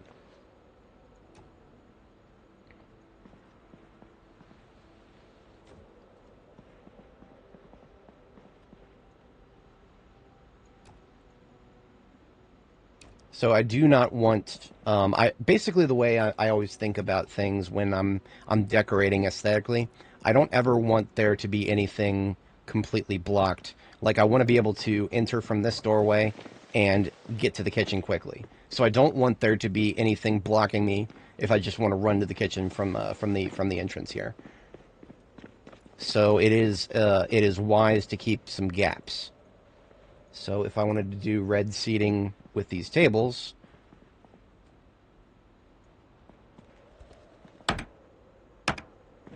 that's something I could do. Honestly, these light wood tables just don't look very good over here. I don't know what it is. These light wood tables are what was in the donut shop along with these seats here. I really like those seats. They aesthetically match the kitchen very well. But yeah, we're going to put the tables aside for now. I actually do have some more room in the storage here. I'll just put them over here for now. Underneath the window. See, in my previous base design, I've already copied that thread ID, so I can go back to it. In my previous base design of 42.7, I actually had a table in the kitchen behind the whatchamacallit, behind the espresso machines. So that wouldn't be the worst place to fit one right here.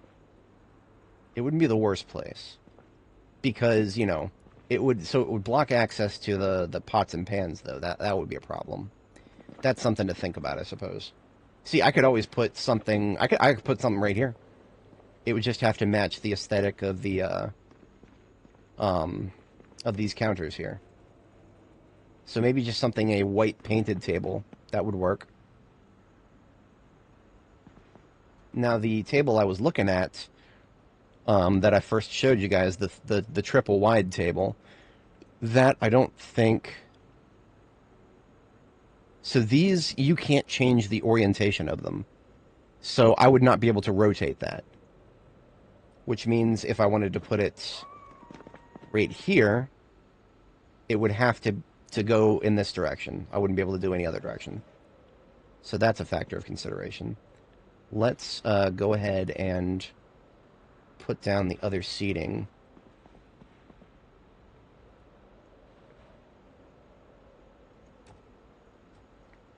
Where would I want to put it?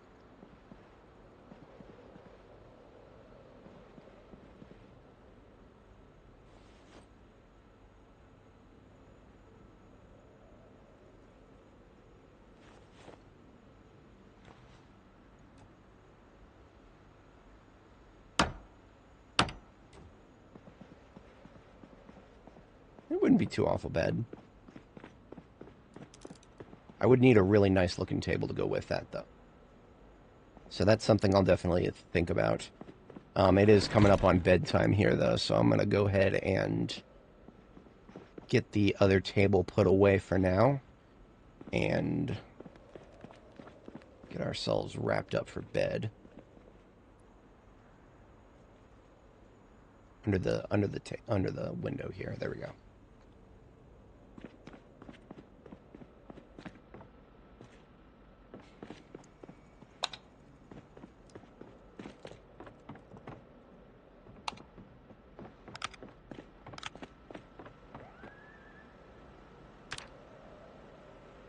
Oh, we're actually low on proteins. We're really low on proteins. My character just had a nightmare about being low on proteins. I can't blame her. It sucks being low on proteins. So what we're going to do is do a little cooking real quick since we can't get back to sleep until the timer wears off. So we're going to thaw out some rabbit meat here. And we'll make an egg and rabbit stir fry.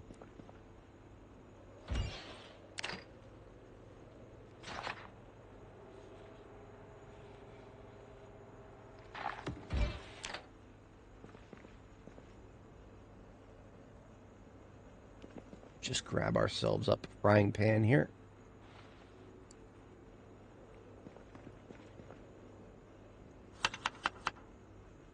So 2 helpings of rabbit is going to be a lot of protein.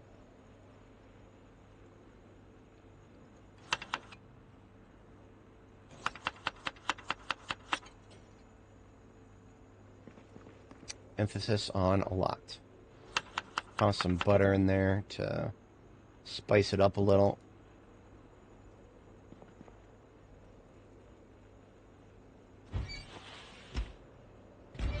I don't know why the game sometimes does this. It leaves a little bit of leftover meat.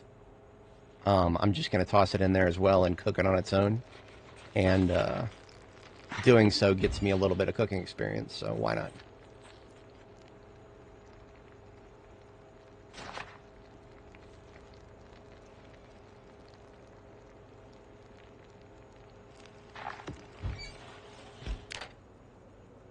So I'm going to go ahead and eat half of that.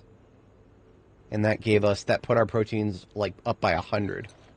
So we can actually put that in the fridge and let it sit for a bit. And then we will have another sleep here since enough time should have passed. Yeah.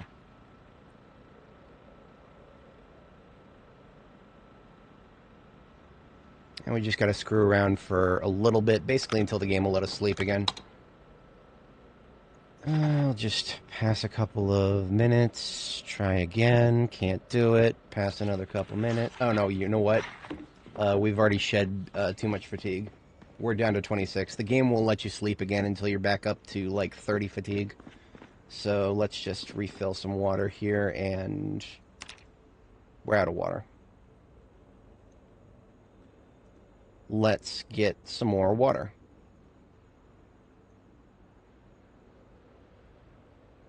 I know exactly what we should be doing to get more water. We should be having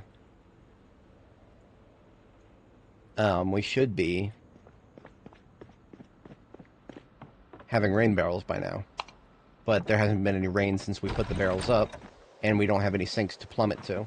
So let's go and we're going to do 2 things. One, we're going to steal a couple of sinks from Spiffos, and before we steal the sinks, we're just going to empty them. There should still be a little bit of water left. We'll empty them into this dispenser bottle we picked up. I do believe I patrolled this area recently enough to... Nope, there's a zombie right there. Always be prepared to run into dorks like this.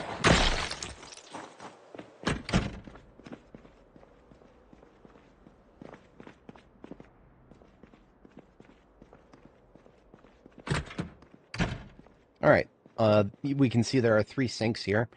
Go ahead and fill the dispenser bottle with one. Fill our canteen with another.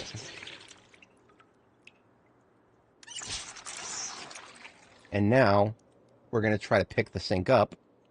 25% chance to break. Success. Let's try again. Success.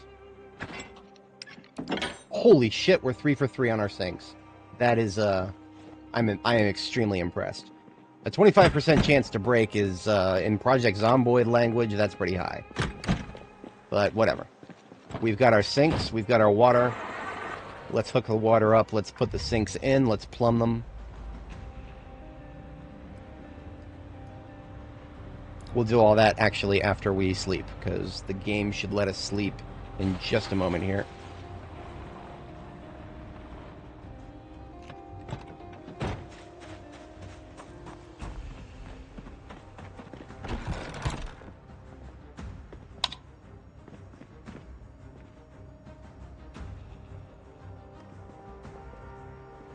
These gas cans are actually full of cow's milk.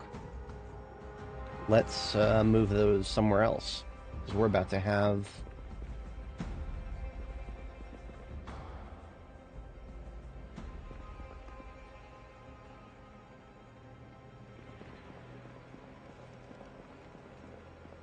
Where should I put these? I guess right here is fine.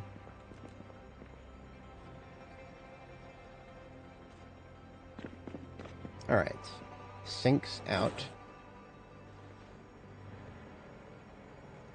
Now just installing these ought to be enough to be able to go back to sleep after this. Yeah, alright.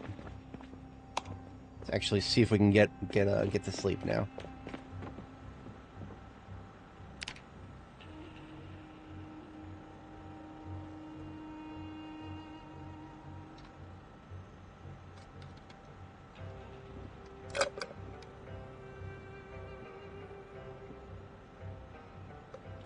Alright, mission success. We actually got some sleep.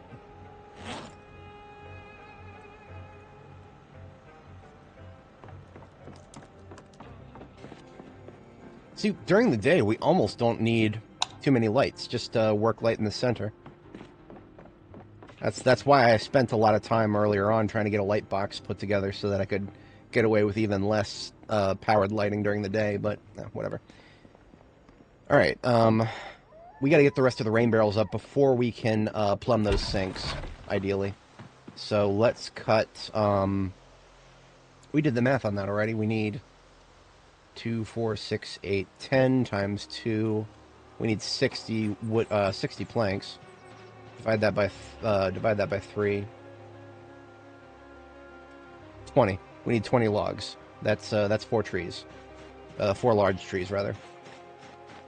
So let's get this wrench back in our Alice belt. Grab our wood axe. Now this is a great axe. I can cut trees much faster than before. Don't think I can do that many trees all at once.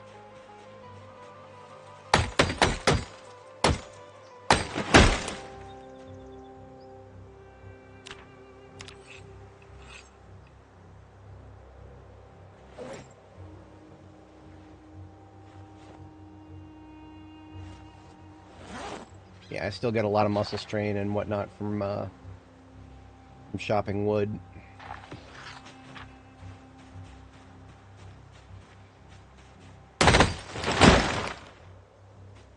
So I will go ahead and just take a quick breather between each tree.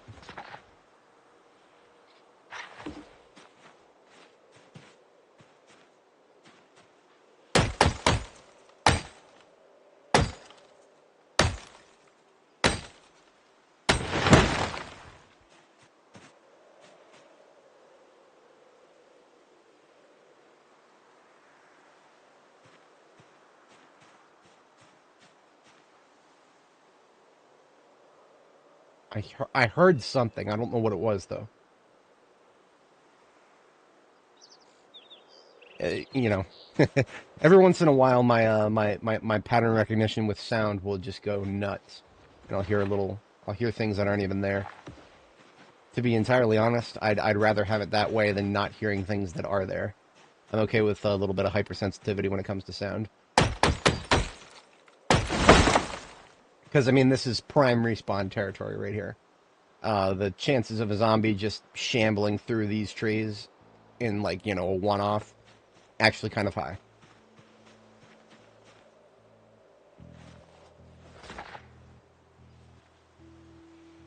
Wait till the pain goes away so I don't get any muscle strain. Alright. So what I want to do now, since that's too many logs to carry all at once, I'm just going to grab some rope. What did we do? We just did 5 trees, so we should bring 10 rope.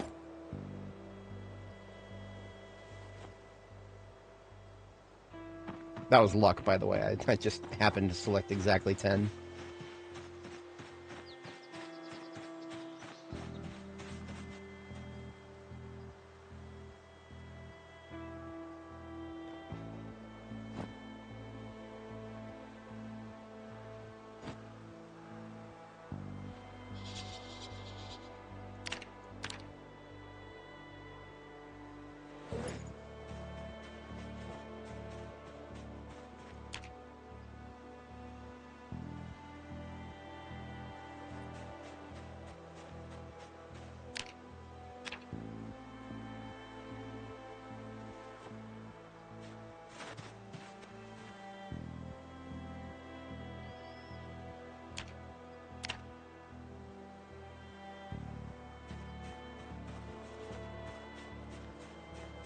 Alright.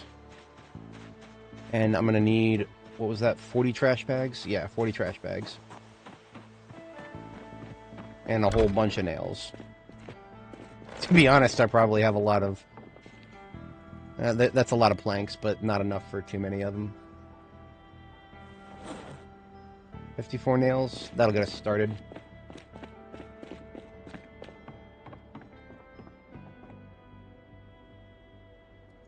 Garbage bags, here we are. There we go. We got 40 garbage bags. Still plenty left over.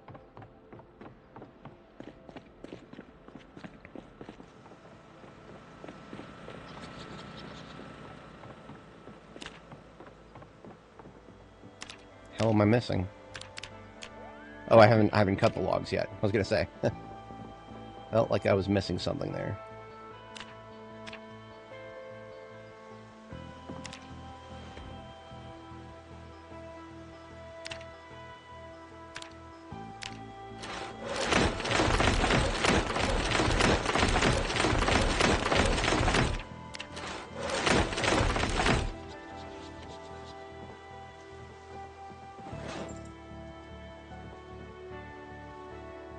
Damn it.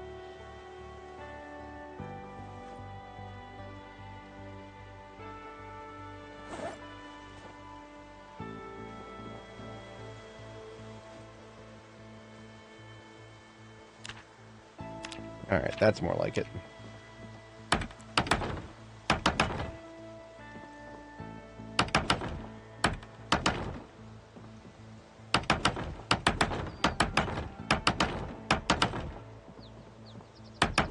Easy peasy. Didn't even need to pick them up.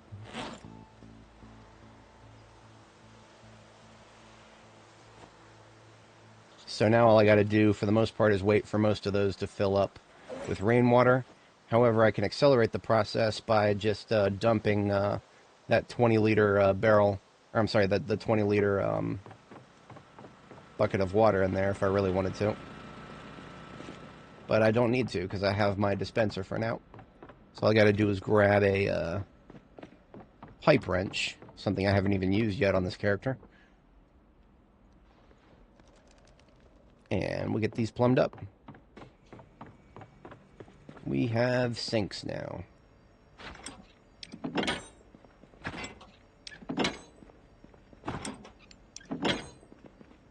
And there's our washing machine plumbed.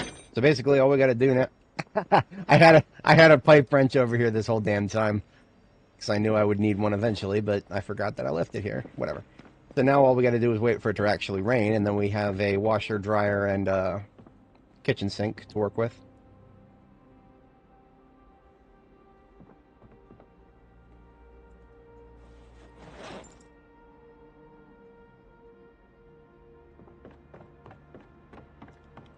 Do we have some live births over here?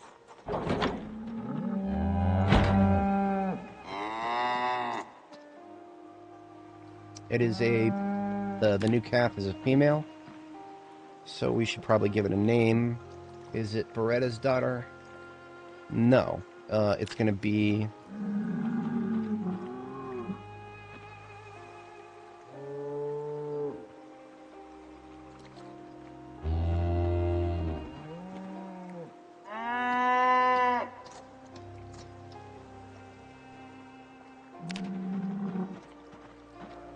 You know what? I should just use this UI. Annetta. There she is.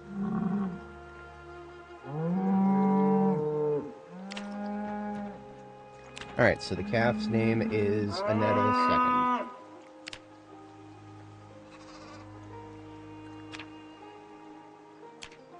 No male calves over here. We're all good. What we have to do with cows is we have to be very wary of any baby males.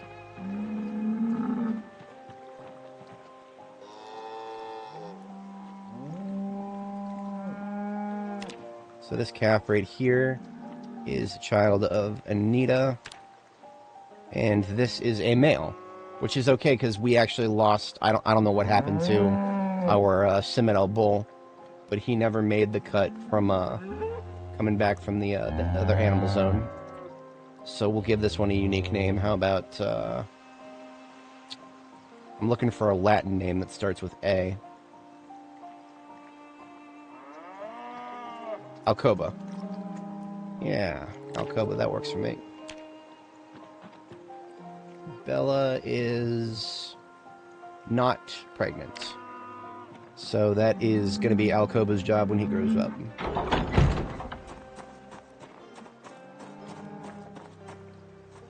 Check to see if we have any unaccounted for births over here in the Holstein pen.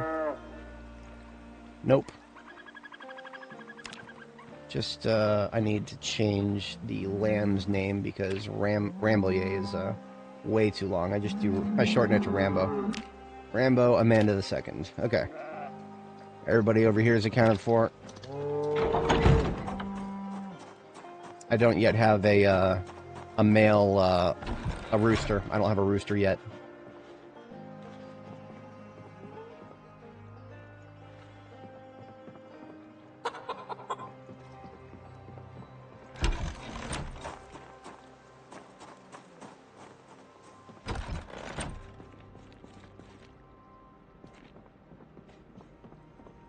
Okay. Bit of a sidetrack there. We've got our water infrastructure up and running for the most part. Just needs actual water in it.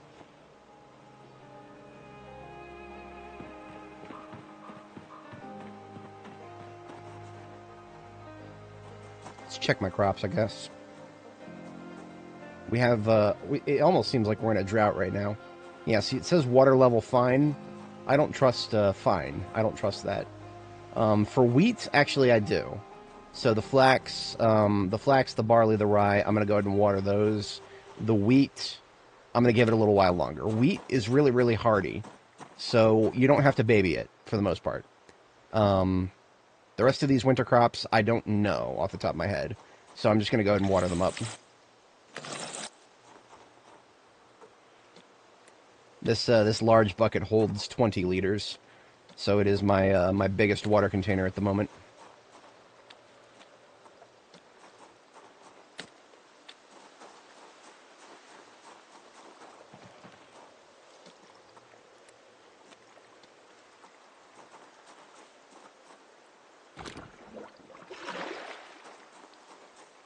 Gonna laugh so hard if it rains the moment I'm finished.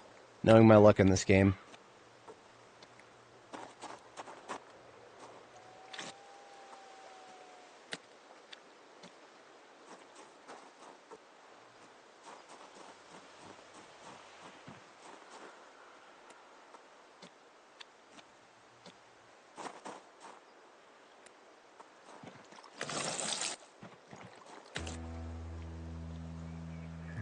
Oh shit. Did I just, yeah, I just dropped my, the water from my canteen.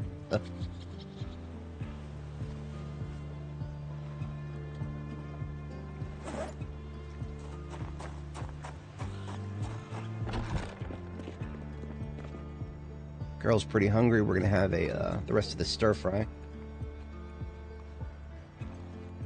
About 100 proteins on the marker there. That was nice.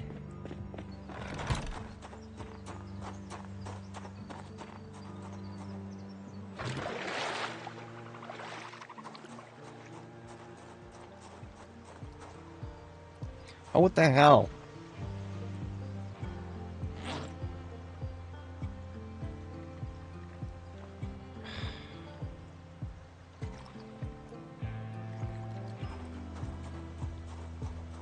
I'm not sure what just happened.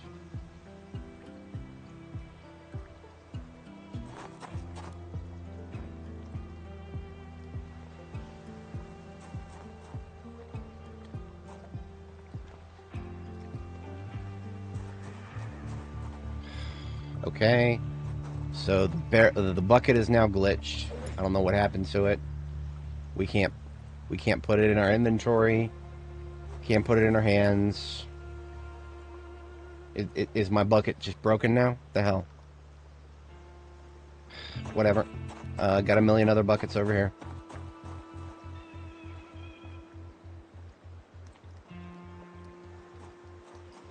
See, the devs, I don't know what their mentality is on this, but the bucket operates by special rules. Kind of like a generator. You can't sit down in a driver's seat with it. It'll fall down on the ground if you do. They couldn't just make it a regular fucking bucket. Oh, it's got to be some kind of a special bucket. Whatever.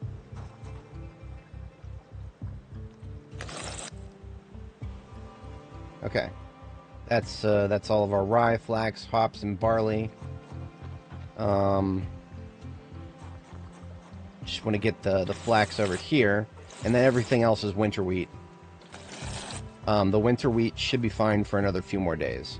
If we don't get rain by the 20th, or sorry, if we don't get rain by the 24th, I will come back here and I will water the winter wheat.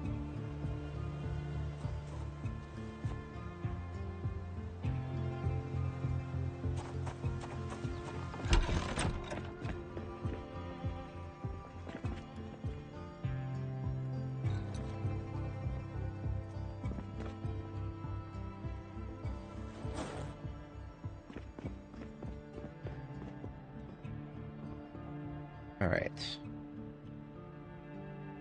Next. I've been sort of putting off working on the conservatory for reasons that I should hope would be obvious, seeing as I cannot move the piano once it's put down.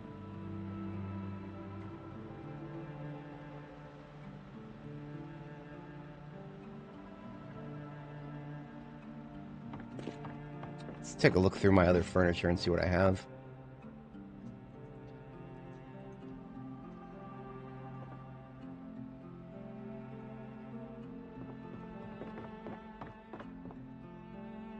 Chest freezer, but I just kind of want to have a space available for that. I don't want to actually start using it yet.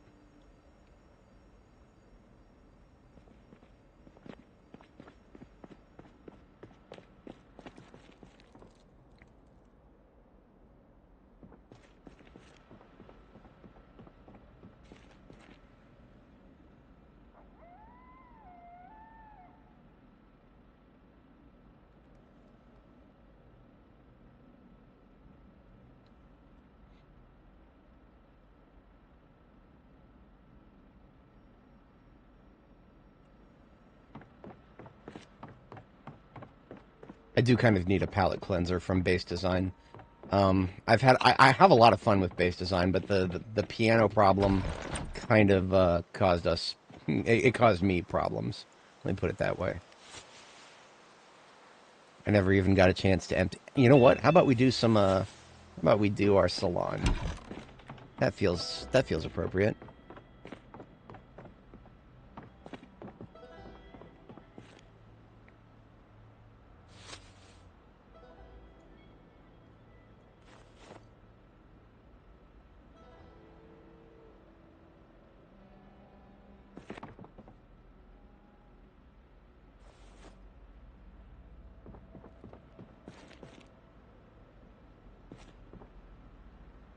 Maybe I actually should have a separate container for the hair dye, just for the hair dye.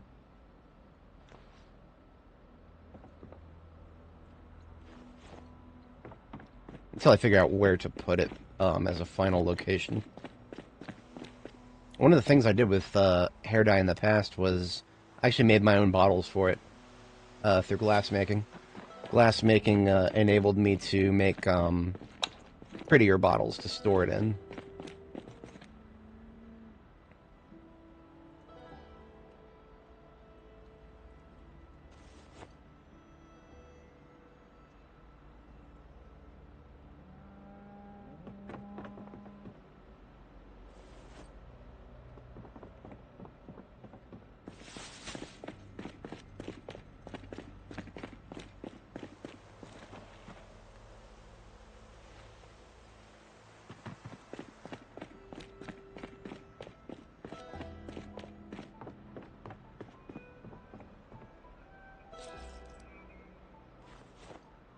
"27 bottles of hair dye.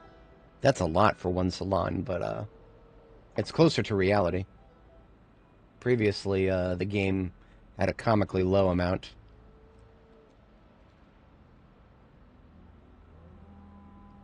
Probably should just move all this appearance stuff to yet another container.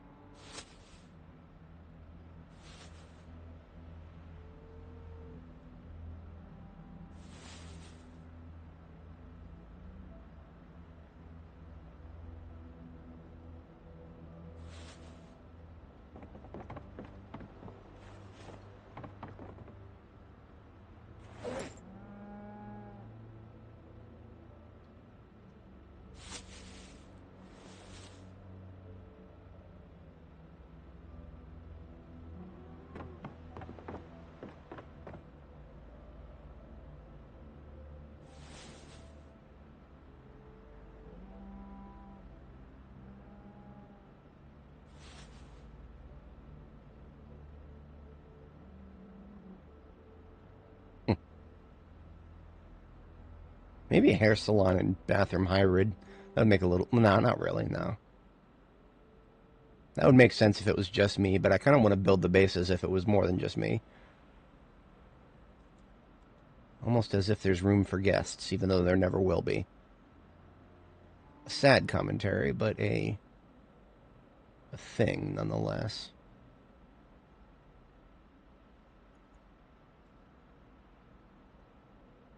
Yeah, I guess all that's fine. So these garbage bags over here are for the salon. Where would I want to put that?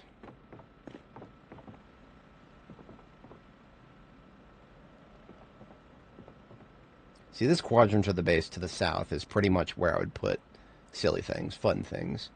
Stuff that doesn't really need to take up any space in the functional side of the base over here.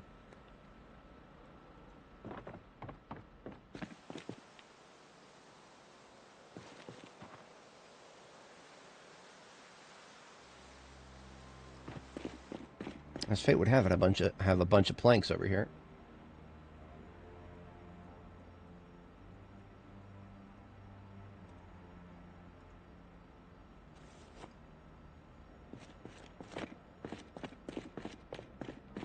I burned most of my nails on the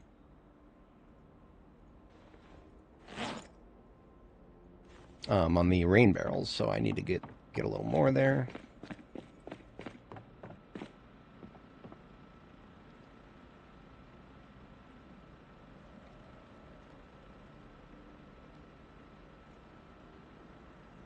What does that sound?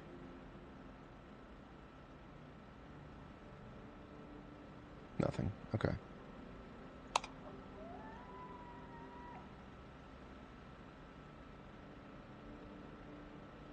I'm actually looking at this picture of my previous base for some reference as to what furniture options I have to play around with. Okay.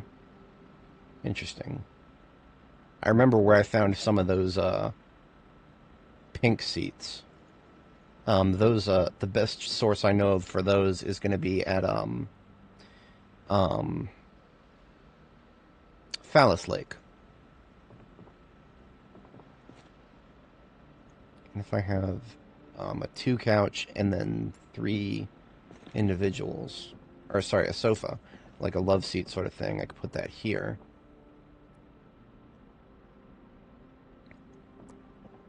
Maybe I could put it here, and then individual seats there and there.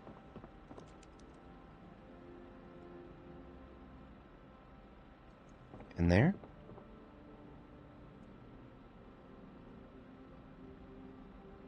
Something like that. But I would have to go get them. But that just means that I have a reasonable sort of reading area allocation over here. I don't 100% know what I would want to put in this particularly small allocated space.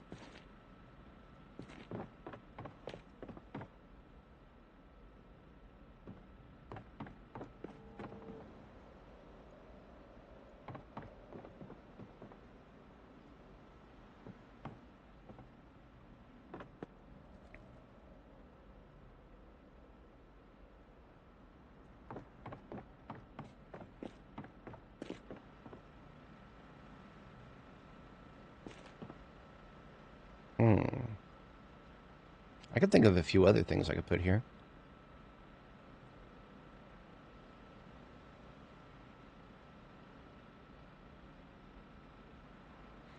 One of the problems with walls in this game is that sometimes you want to see behind them.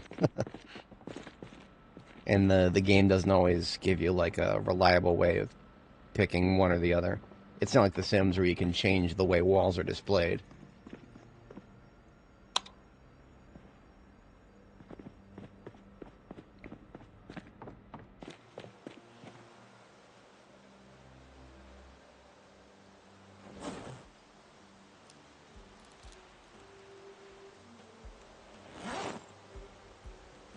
Actually, a single garbage bag would be exactly what I need to store all of this furniture.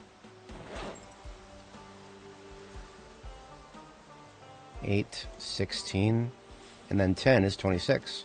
That's a garbage bag for me. Sweet.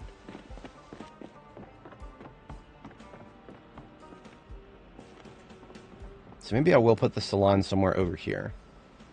The question of precisely where can remain open for the moment.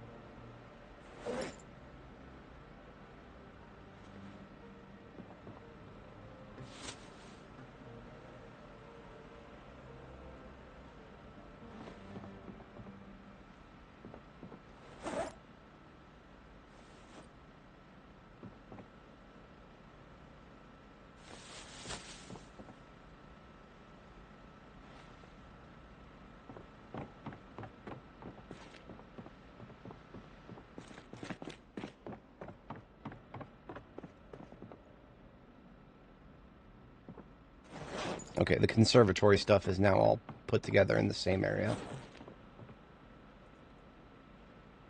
With the exception of the pillows and spiffo. Those don't need to be in the conservatory.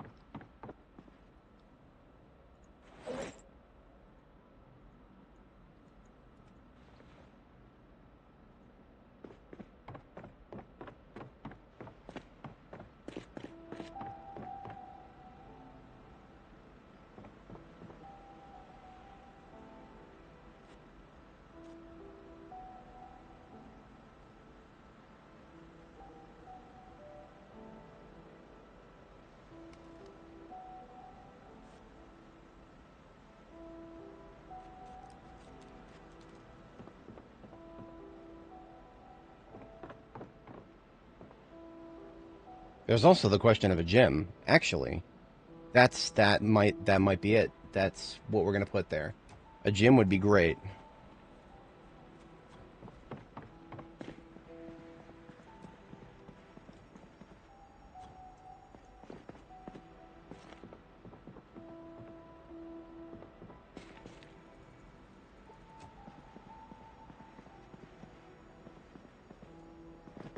Of course, trying to find the perfect spot for your construction lights is never an easy task because they look really ugly. I would never use them if they weren't as functional as they are.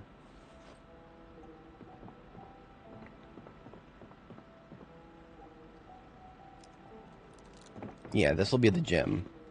We'll get some dark gray carpeting, and we'll put down the gym mats, and then we'll go get some exercise equipment from down the road. That will be a tomorrow thing, or that'll be an overnight thing. Just make sure everything else is out of the back here. This box of garbage bags can stay. I have a bathroom rug. Can I use that? How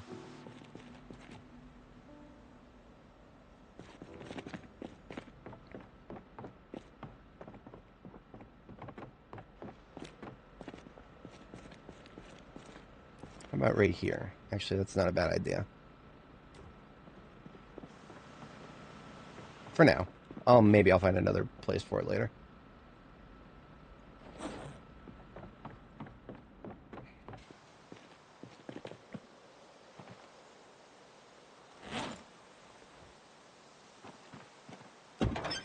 Alright, vehicle's emptied.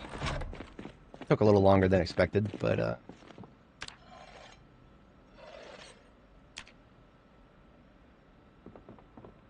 suppose this machete is still in alright condition. That's right. I was supposed to read Longblade. I have Longblade 2 and 4, which is kind of an odd split, but it's okay to not have one for Longblade as long as you've got a really good weapon like a machete, because then you can just you can burn your way through the first couple levels. That's fine.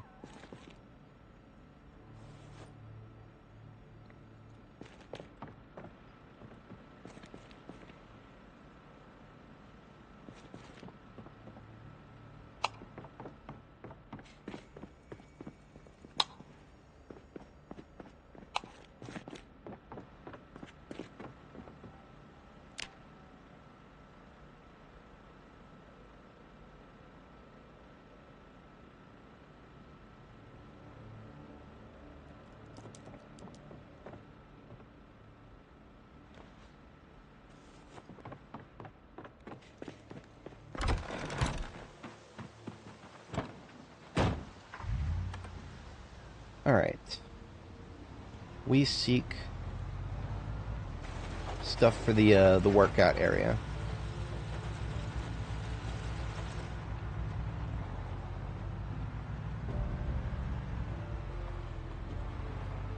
Now, I've always personally dreamed of a workout area that has a good view of the TV. You know, you get your treadmill, you got the TV at a good spot there. All right, here's the sports store. We've got ourselves a weight bench and a treadmill. Let's get both of those into the old trailer here. Just more of the lovely stuff about Riverside, you know?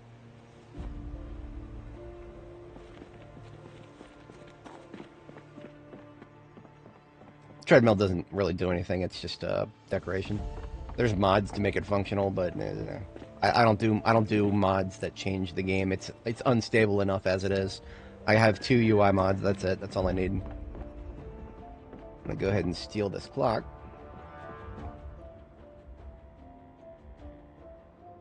Oh, and this table. The square dark table is not a bad surface for a few things. Forget exactly what I used it for in my other base. Well, that's transferring. Yeah, I used it for the soda machine. Okay.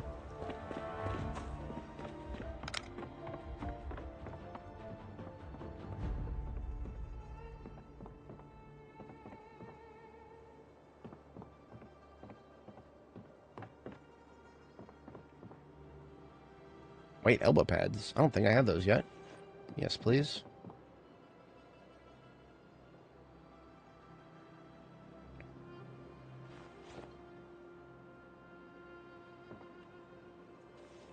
Is that a black sweatband? Hang on a second. It is. That is a black sweatband.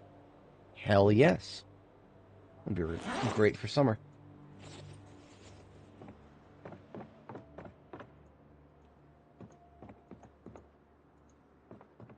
Alright, let's grab the gym mat.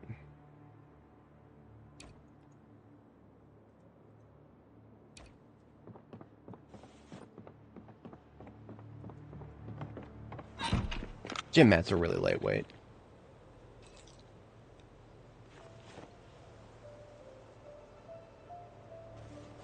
Oh, I just had an idea. So the house I started in is actually just right around the corner here.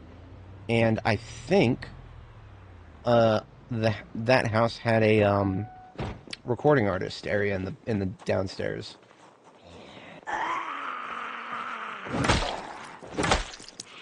Which means that's a bunch of parts for the conservatory.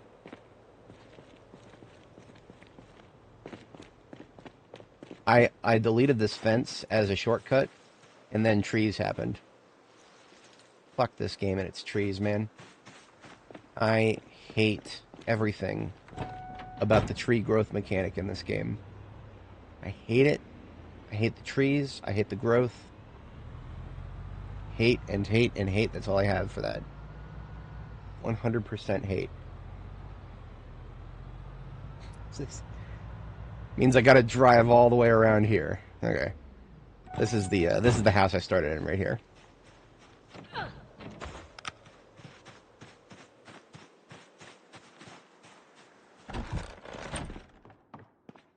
Look at all this pretty shit.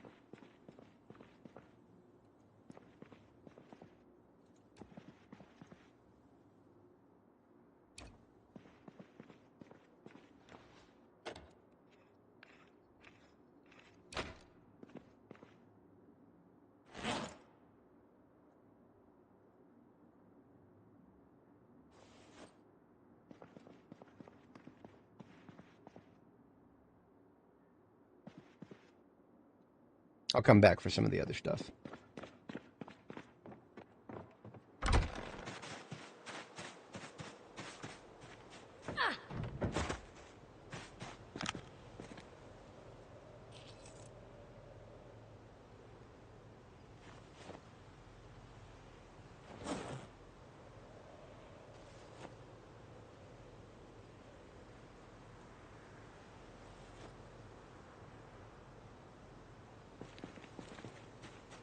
I need to come back for it. I'll just grab it while I'm here.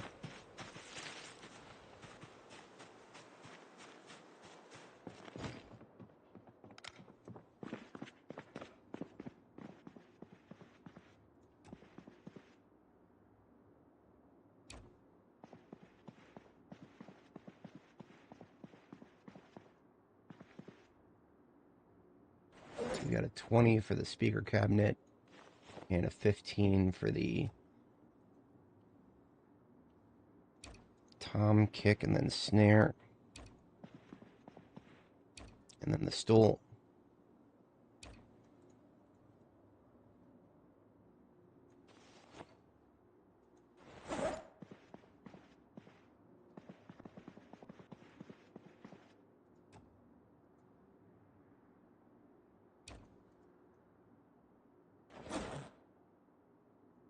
Amp and mic can both fit in there.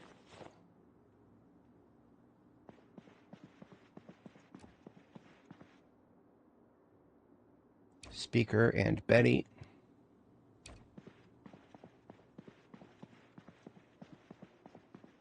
And fuck you, I'm taking the cork noteboard too. This is my house. I can take what I want. I mean, everything is mine now. Riverside is mine. So.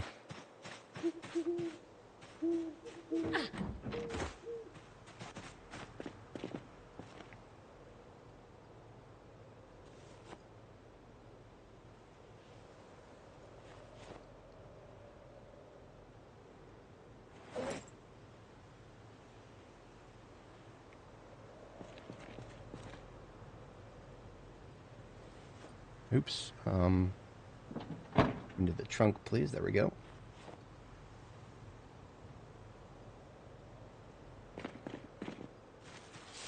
I think that was everything I wanted out of the basement.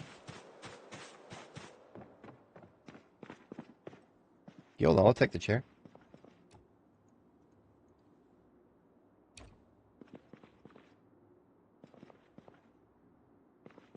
Narrow oak table, brown couch, brown carpet. I don't care about brown carpeting.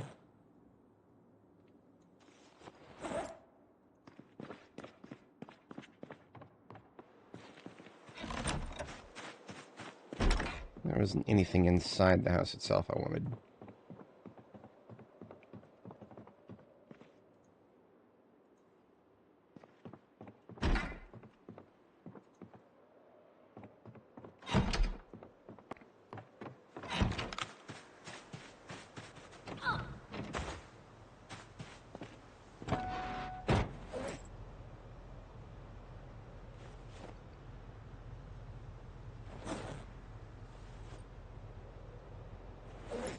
Can't remember what my neighbors' basements were.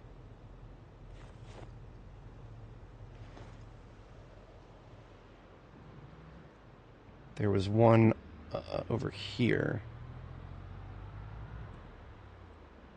I think I have the trunk space to collect the, whatchamacallit, to collect the video store stuff, which I have already extracted for myself in the future.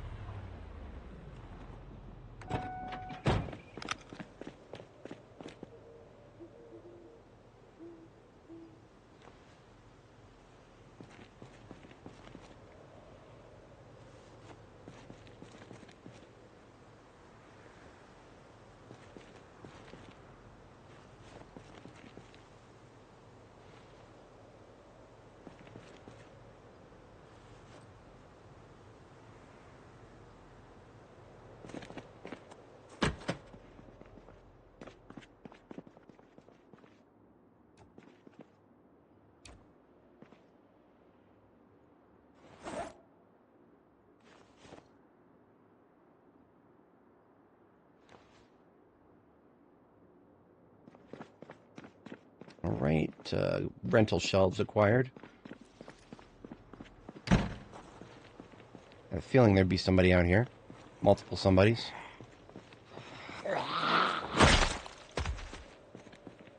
Hey, other somebody, where you at? Come on out of there, huh?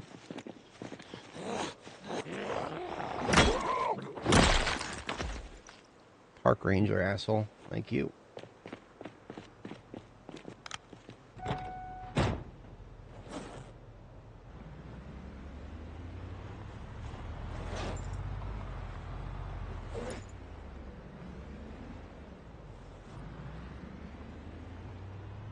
Well, that's my theater assembled. I would sleep out here, but there's too many straggled zombies all over the place. I would actually probably, if I want to do a patrol out here, I would fire up the siren and the light bar. Maybe I'll take the truck.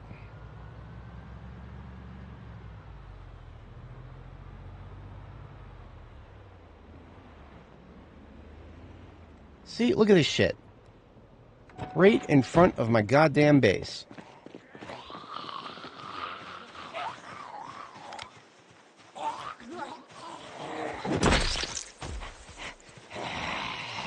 This is why I was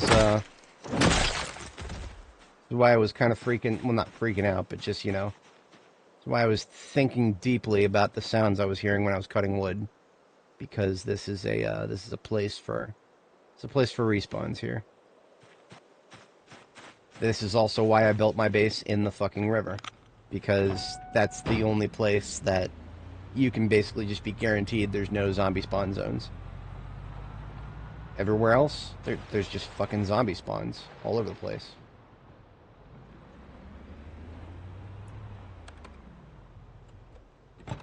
Alright, we're a little late, but we're going back to sleep. It has been a long one today. For a weeknight, I usually like to go to sleep a little earlier than this, but I'm talking about IRL at the moment.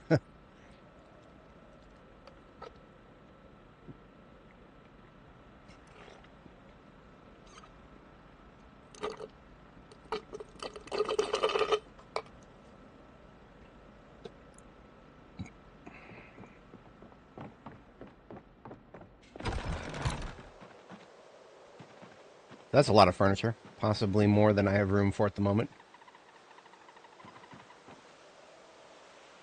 Start with the gym mats, I suppose.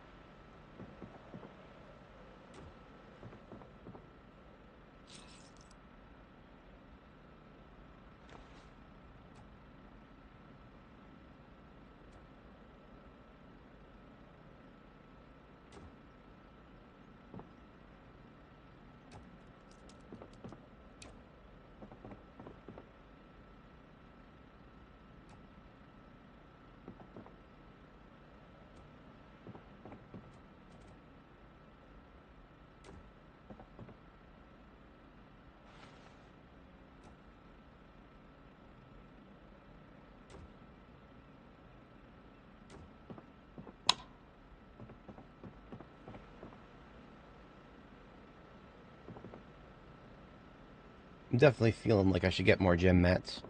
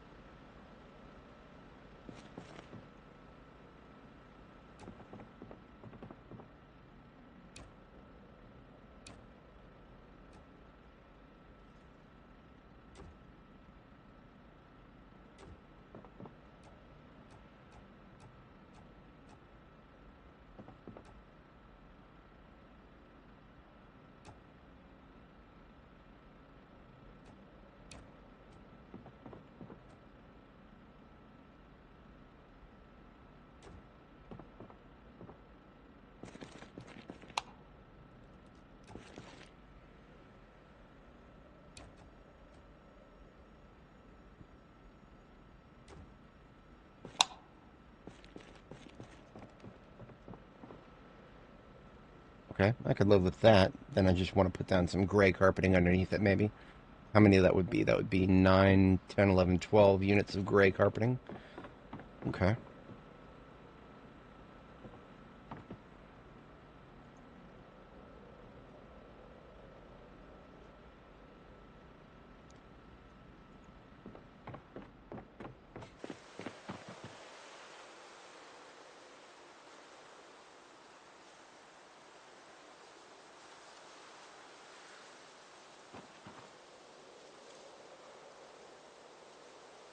I can't remember if these wooden speaker cabinets were one of the ones that you can't rotate. I seem to remember there being speakers that for some reason... No, these can be rotated. Excellent.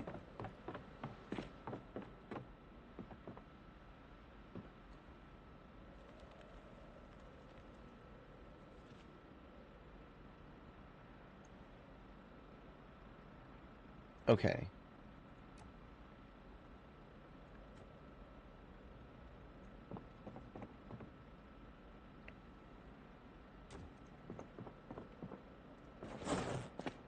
I'm having a thought here. I think it might work out.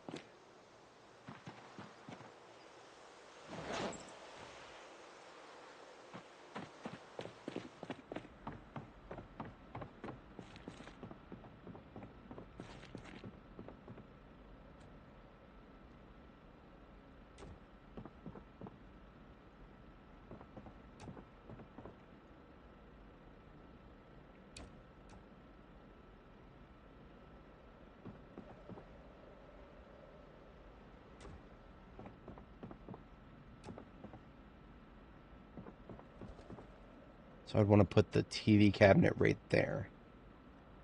But I would need something that matches this, the wooden speaker cabinet. That's actually a bit of a challenge, because it looks a little bit... It's definitely not good for mahogany. Maybe oak. If there's like a red oak something. I never found anything like that from my previous base, so that would be novel for me.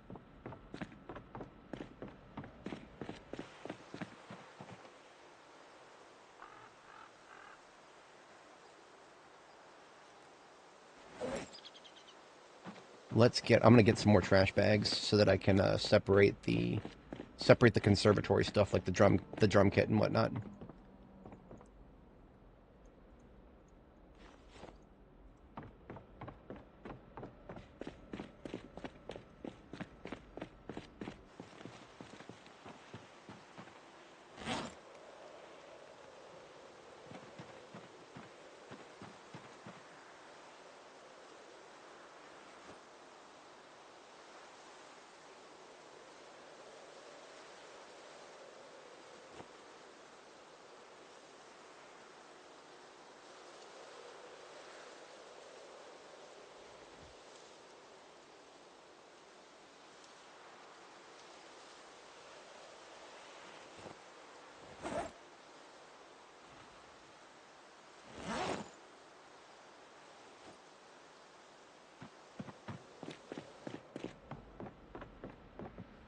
Alright, so that's all salon stuff right there.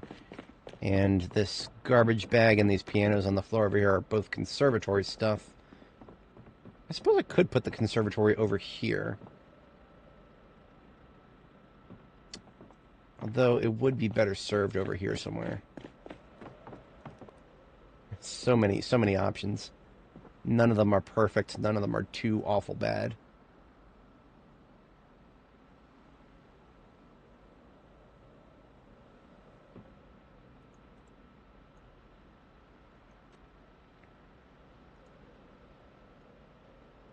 Worst comes to worst, I could always just put it upstairs. I mean, that is always going to be an option. Now, the Serosec terminal, I was actually thinking about putting that in the, over here in the, infirmary.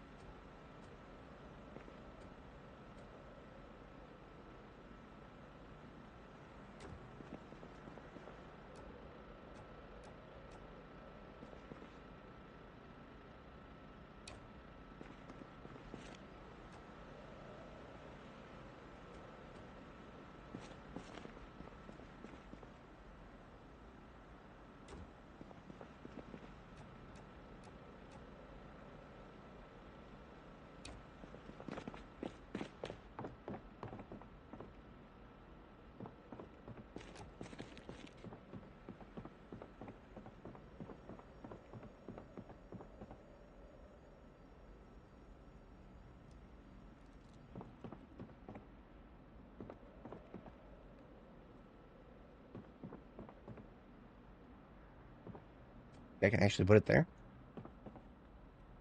Okay, I didn't know I could do that. That's kind of cool.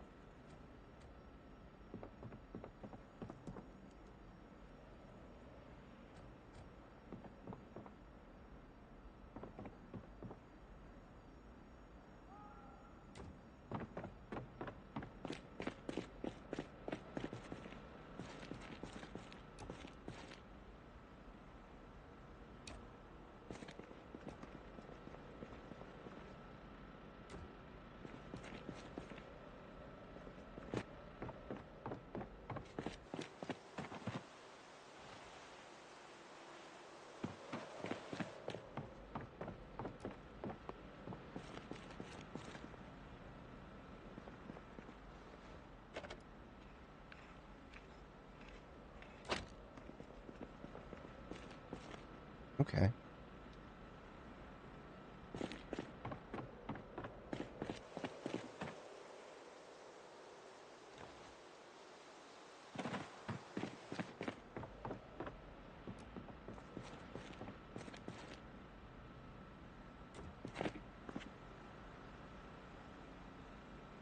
It's a monitoring station. Yeah. Yeah. I like it. I actually like it a lot.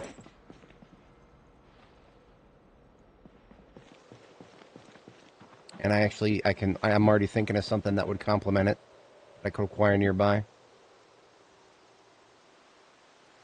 We got ourselves a popcorn machine here. And a square dark table to put it on. I think that's a good fit.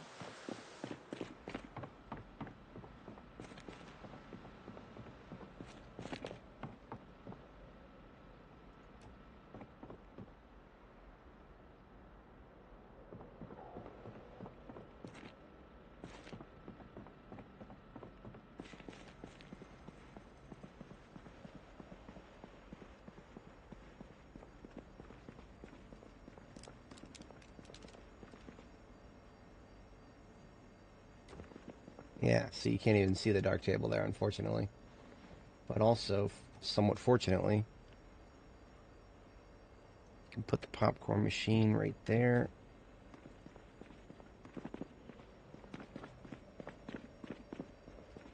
Or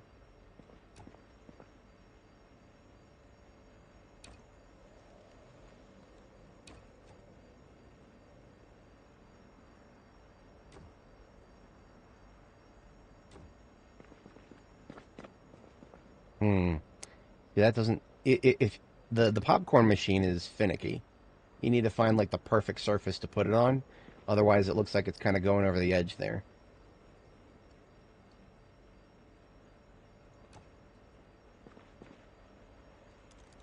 And theoretically, you just put it on the ground. That's always an option. Why? In that case, it's floating. I don't know why it's floating. That's not supposed to happen.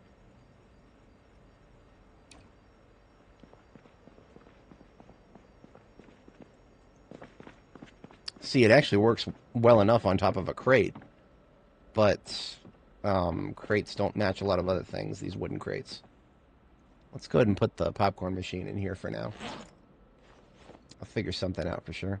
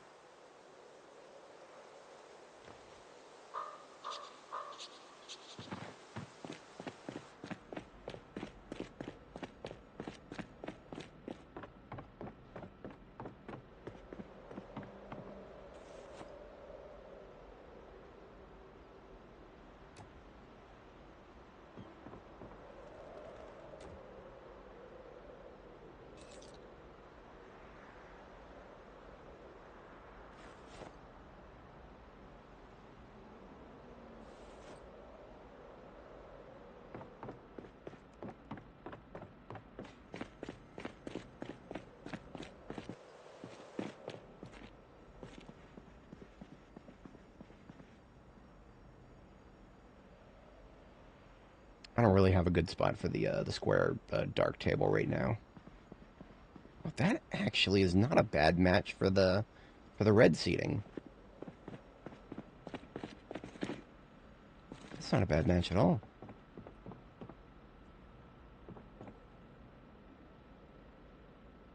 If I wanted to make I was thinking about making this right here the theater area.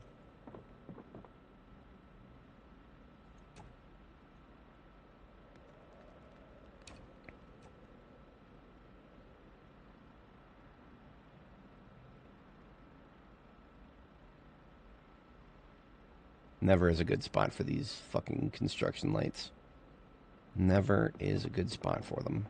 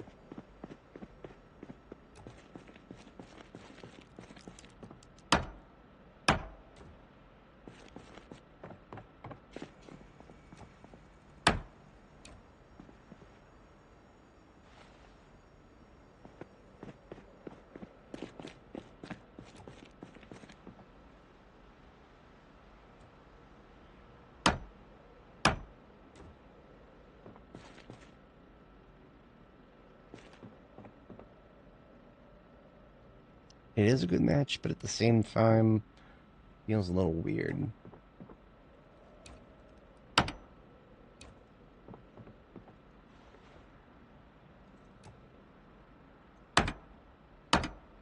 Not on that side. Maybe.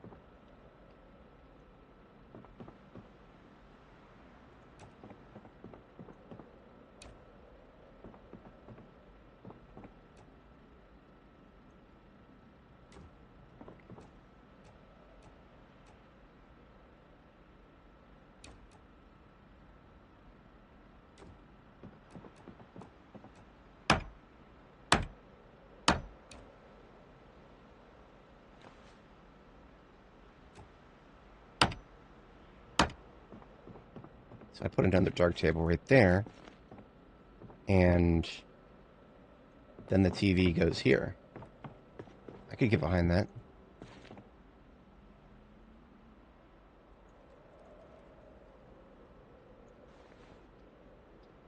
The question of what to put the TV on is an open one, but that would make a good spot for the TV itself. See, then you can see it from the treadmill. You can see it if you're well, yeah. Like say you're sitting down here doing your dumbbell curls. Yeah, yeah. Okay.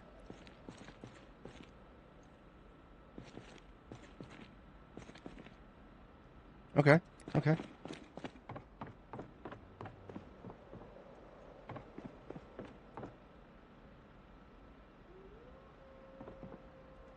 And then okay. Then I could do the conservatory over here.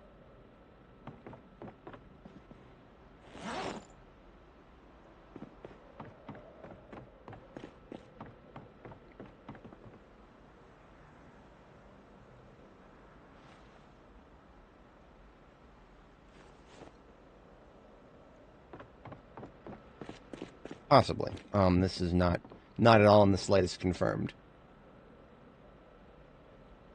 What I will do currently is I will use my imagination for the piano until I've like 100% confirmed where I want it to be.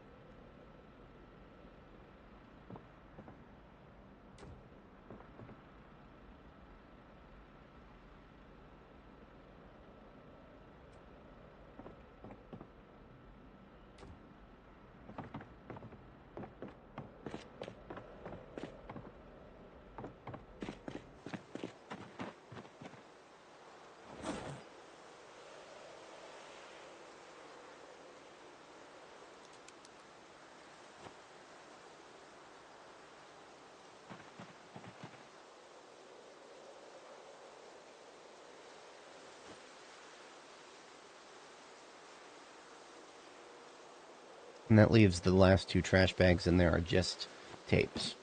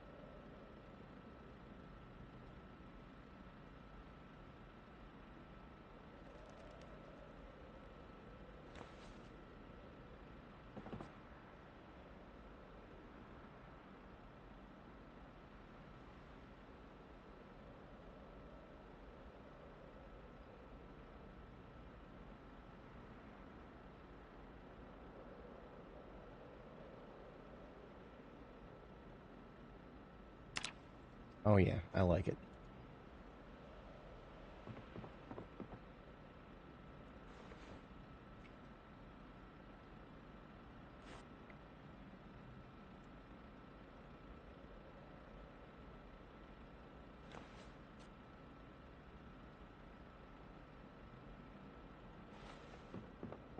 I'll find other places for the instruments. In the meantime, it can they can chill here.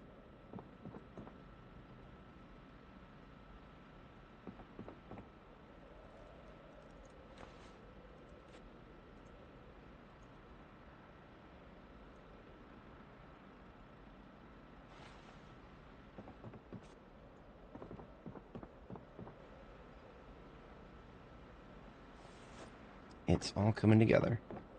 Very slowly. I think that's the vehicle emptied, with the exception of these tapes and what else is in these bags? Oh, a couple magazines. Easy peasy.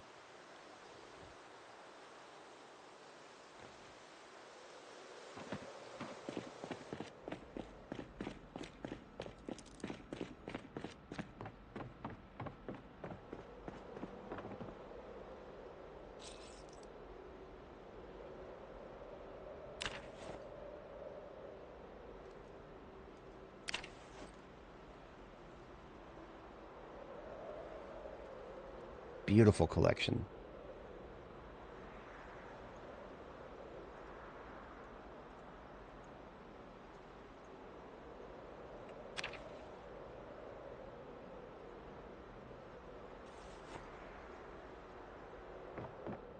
Tapes and then CDs.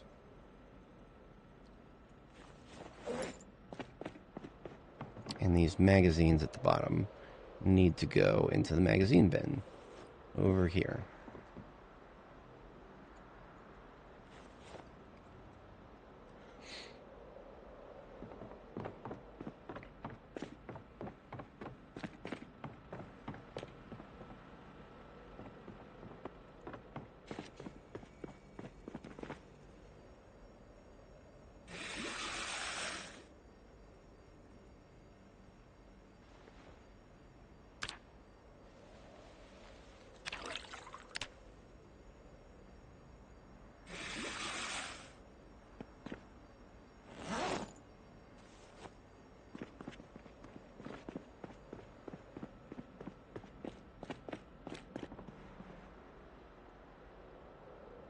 Oh, with that, we've got knee pads and elbow pads for the white gear. We could put together a full set of white gear here.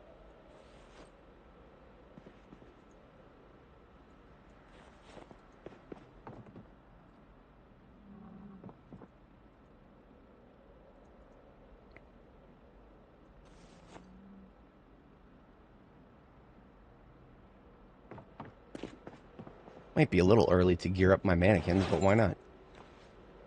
We've got a little bit of everything right now.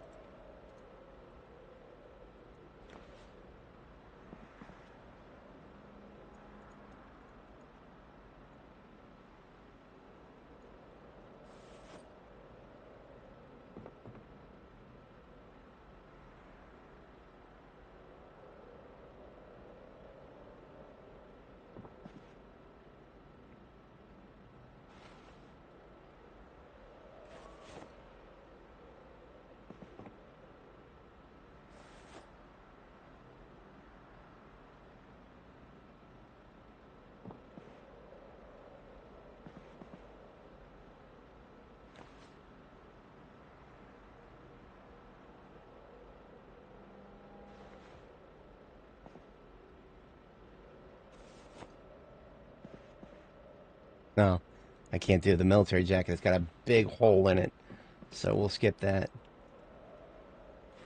What about my urban camo? Is that intact? I don't have a jacket. I just have a shirt.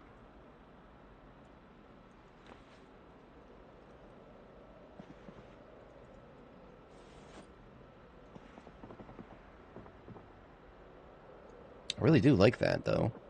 It's a decent look. Now, I don't have a hat that would match, or I don't have a helmet in urban camo. Got a matching beret, though. So my 5 a.m. alarm is going off.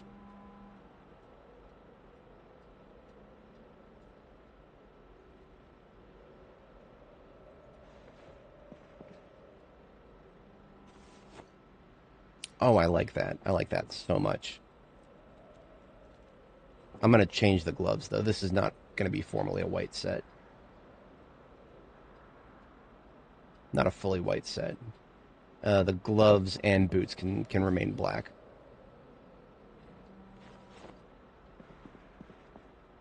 So we got a pair of black gloves here. And a pair of military boots, right? Hell are my spare military? There they are. Doof moment. Oh, I like that. Oh, yes, that's beautiful. Okay. So we've gotten one of our sets sort of lined up. I'll be right back. You just close up the door and... Alright, yeah, all the doors are closed. I'm going to take a quick break. Get a refill of my water. Character will read a book in the meantime. Alright, back in a couple minutes.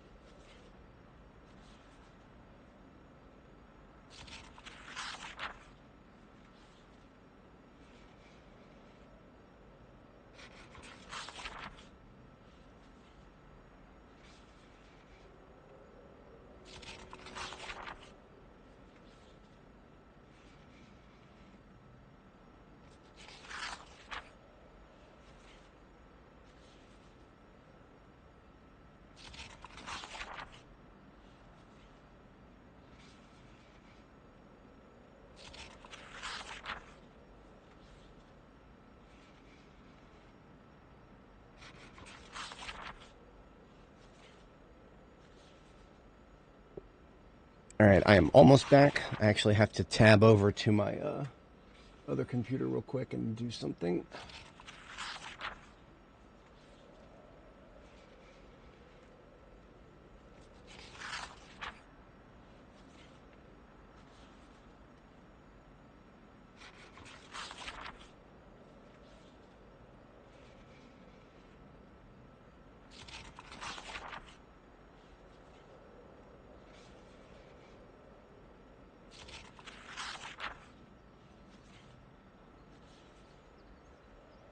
Is today Tuesday? It is Tuesday. Wow.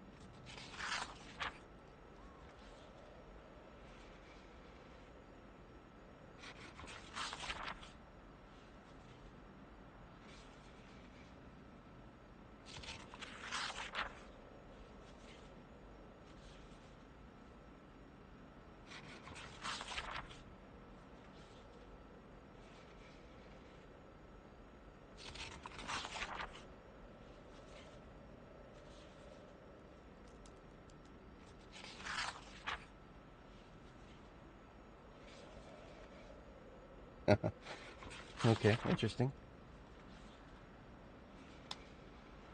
So I was told that there was going to be a huge change to something, and then nothing changed. That is the world of IT for you right there. I just got to sign in for my day job here. Alright, I'm back.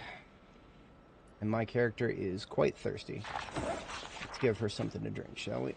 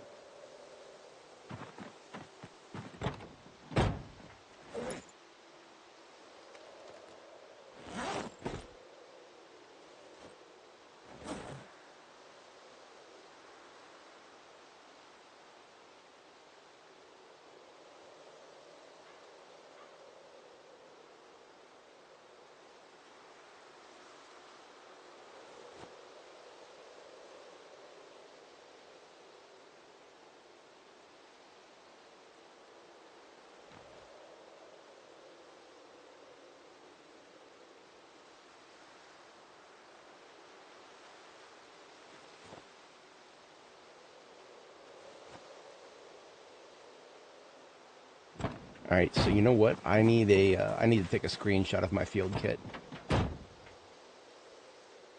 It is quite an interesting collection of things that I'm probably not going to memorize. So there's a screenshot of my field kit. I'm going to pull that up in Steam so that I can reference it. There we go.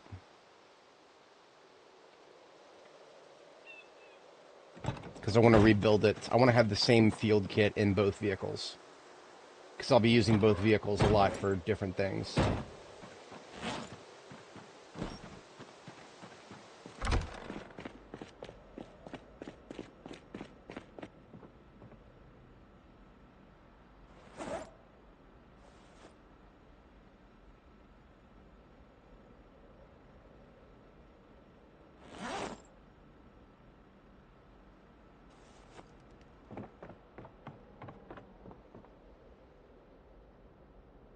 Alright, let's check the first aid stuff.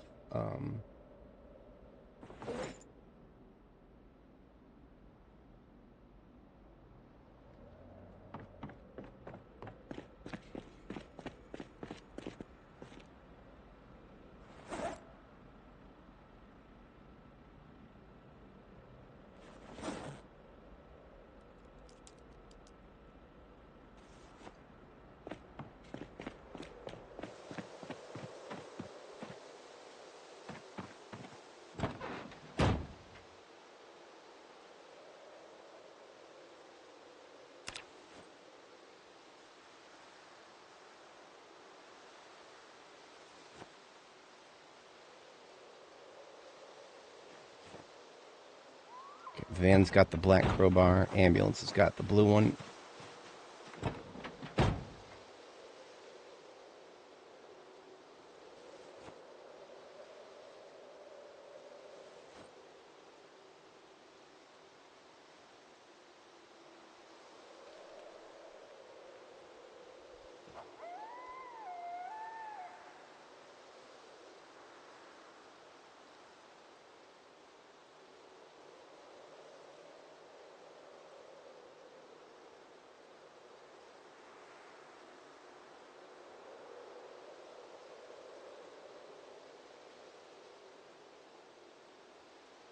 Okay, there's my field kit. I can actually save that to its own little image. So this is what I need to keep in both vehicles. I'll need to make another pair of bone gauntlet. The armor I'm not too worried about. The armor primarily can stay in the field kit of the ambulance. I can get that filled out later in the other vehicle.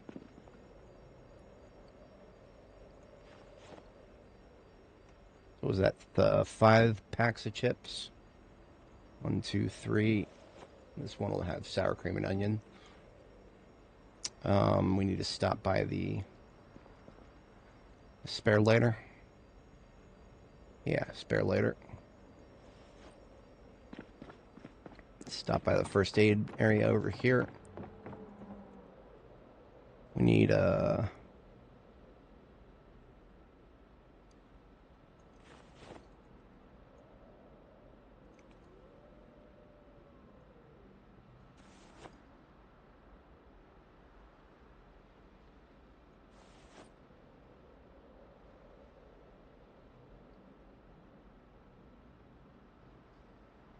Alright, 2 bandages, antidepressants, beta blockers, forceps, painkillers.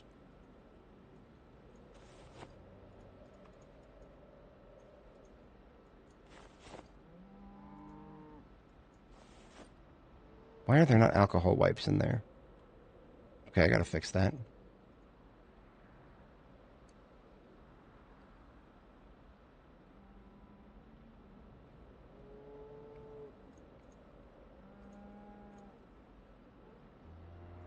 Forceps.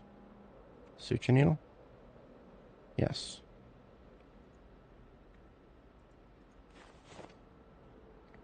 That's all the first aid. Duct tape, twine, pliers, welding kit.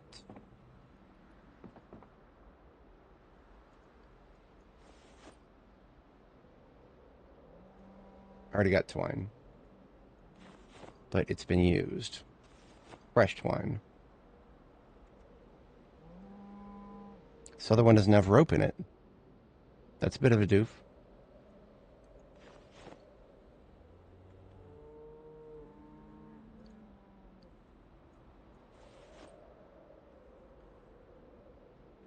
Whetstone handy knife.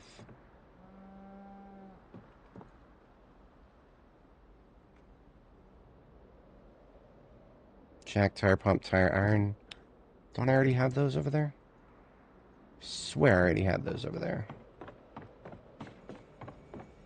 They're just not in the glove compartment. That's the thing.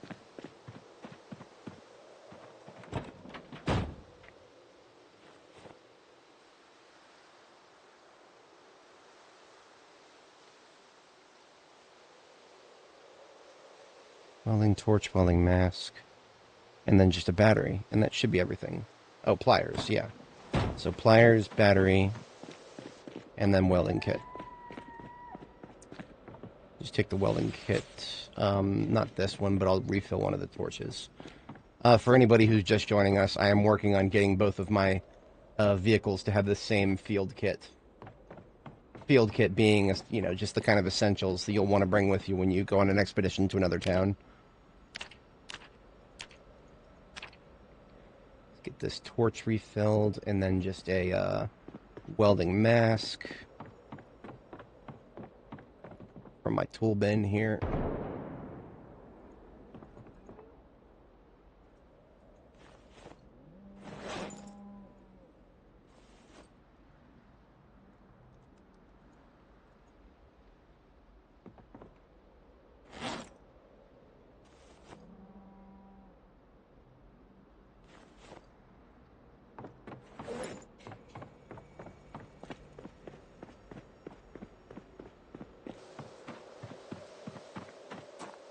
Is the ambulance missing here?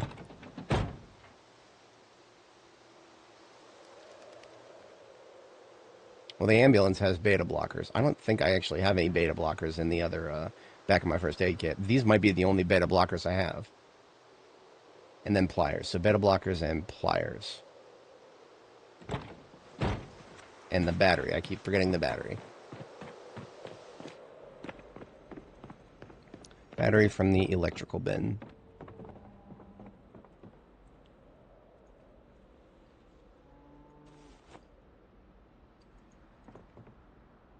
Of course I have beta blockers. What was I thinking?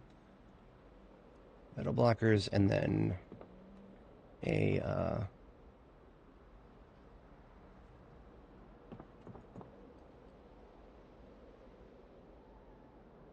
pair of pliers. So that brings me to 12.5. I have 0.5 left. I don't think I need anything else.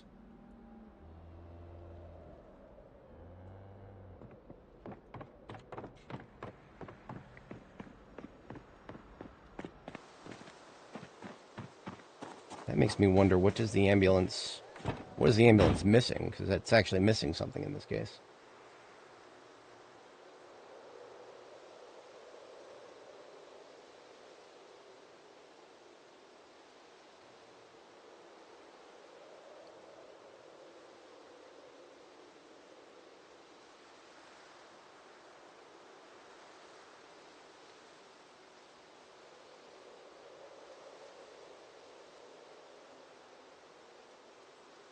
Alcohol wipes, of course. I remember that because I had to replenish my alcohol wipes out in the field. So I forgot to replace them. Okay. So this is for the...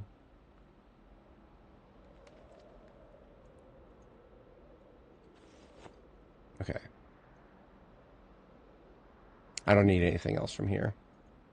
Sleeping pills are literally 100% useless. Unless you are trying to pass the time. Like, sleeping pills are only useful if you just want to fast forward through several days straight.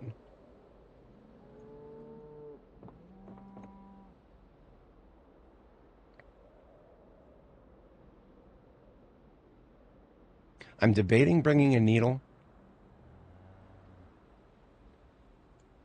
But then I would need to bring more than just a needle, like a, you know, some thread and other stuff that I would need to sew with. I don't think I need that. There's unfortunately not enough room for rope. And that actually kind of bothers me. But I'll survive, yeah.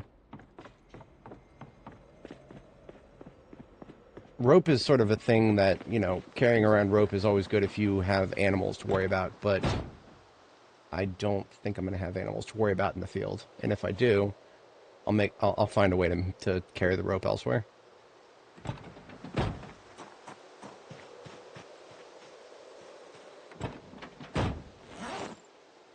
Okay, I have assembled the perfect field kit.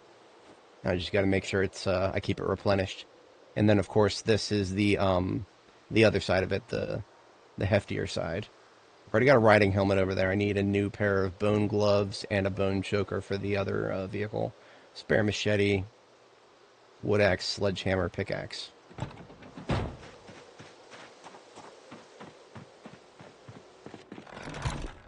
think I'm done using the sledgehammer around the base for now. I think. If I'm not, well, that's a problem for later.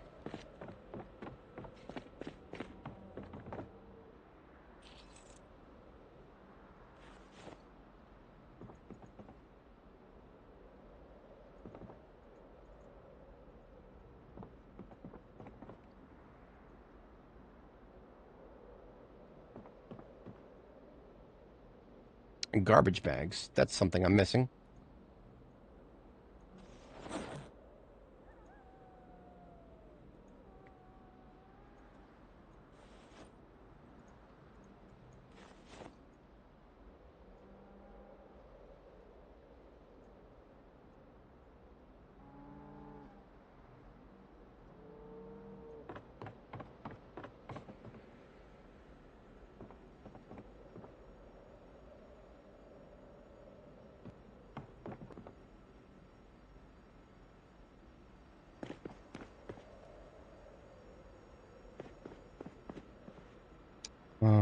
My wood axe that I'm currently actively using, I'm going to go ahead and leave there. Let me grab my main, so I got a spare mace here as well. This is sort of a combat axe here. Entrenching tool, I should already have. I should already have an entrenching tool in there. Take that with me in case I don't. I'm going to make myself another axe. Another wood axe.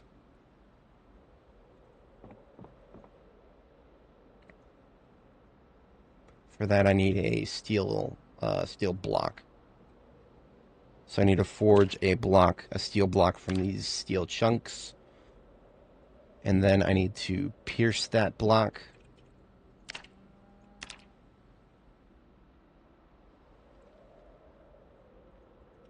And then I need to forge a wood axe head. Then I need to assemble a wood axe with one of the large handles in my storage over here. We have another wood axe. And that needs to be sharpened, and then I need to go to sleep. I can continue the... Because I'm going to need to build another pickaxe as well for the field kit in the other vehicle.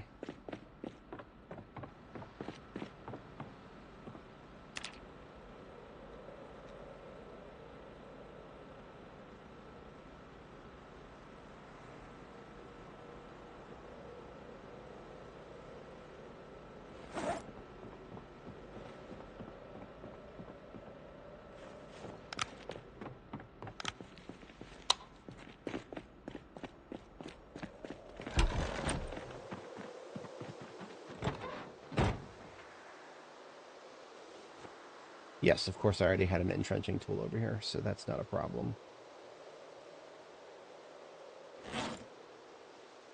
Fresh wood axe for the field, okay.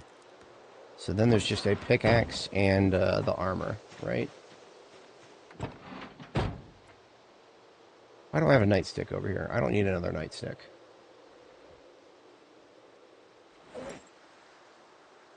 I need a mace instead. Perfect.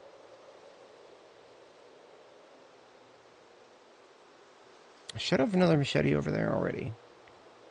Pickaxe and machete. That's what I want to double check on.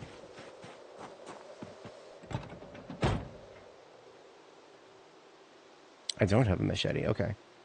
So pickaxe and machete is going to be 5 encumbrance, and then the bone choker and bone gauntlets should be another 1. So that's all I need. We need to assemble a new pickaxe then. Let's, I think I've never made a pickaxe before. It is just a pierced steel block, same as the wood axe. So I just forge another steel block from all these chunks. And then pierce that steel block. And then forge a pickaxe head.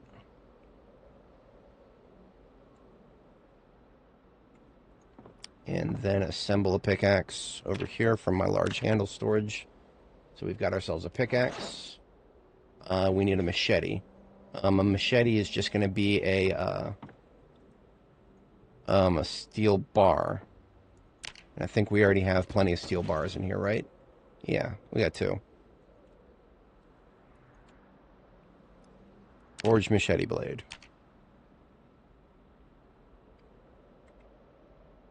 And then it just needs a small handle, which I actually have some small handles over here already. And then we just sharpen it.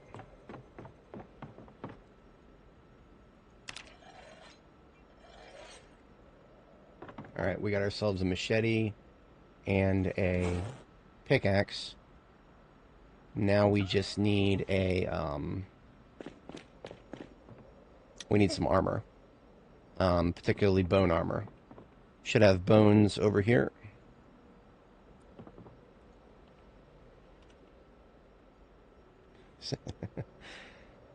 Bone armored gloves. I don't want to use my gloves. There's some gloves on the table here. Just to ensure that the game doesn't use my gloves, I'm going to put my gloves on the table right here. And these other gloves that I don't want to be used, like these brown ones, I'll put them in here. And this pair of black gloves that's in my inventory right now, I'll use those. Then I just need, how do I not have any bone fragments? I believe I can make bone fragments.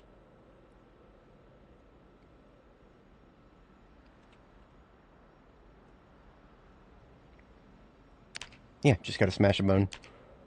Easy peasy.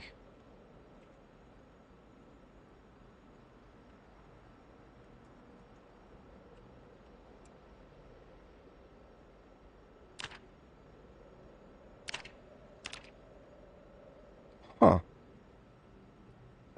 Small punch and chisel set. I don't have one over here. Let's get a small punch and chisel set in the,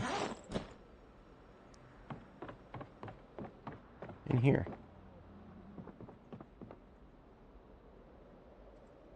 Billions of those. I'll even put a thimble in there for good measure.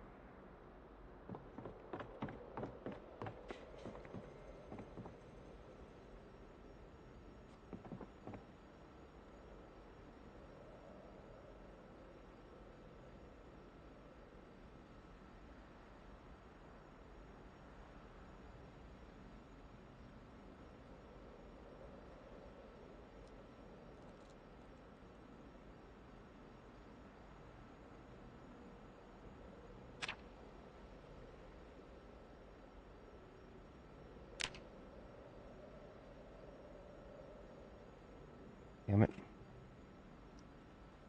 What am I missing?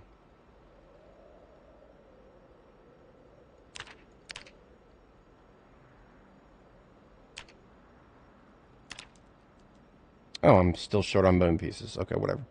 Let's smash one more bone then.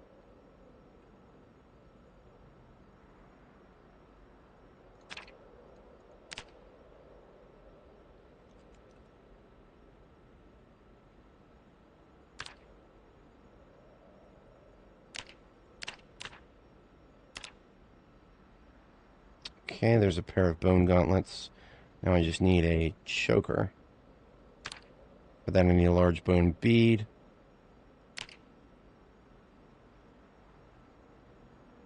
Can make 4 of those.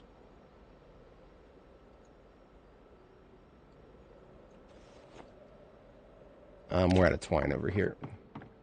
Grabbing another roll of twine.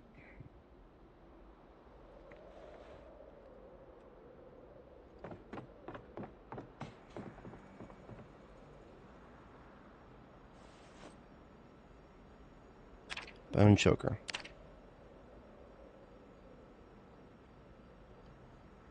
Alright, there is the rest of my armor.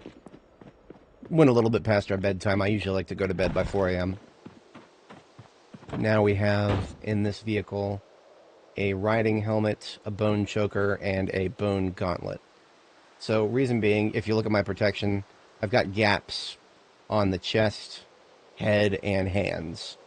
If I wear these gauntlets, and the choker, and the helmet, that takes care of everything but the chest. The chest will be taken care of by a, whatchamacallit,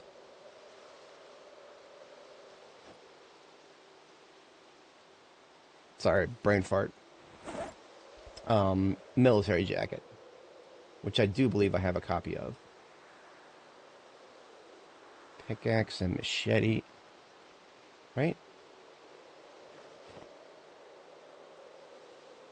Am I over?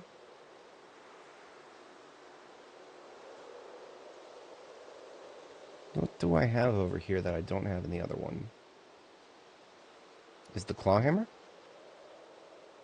It is.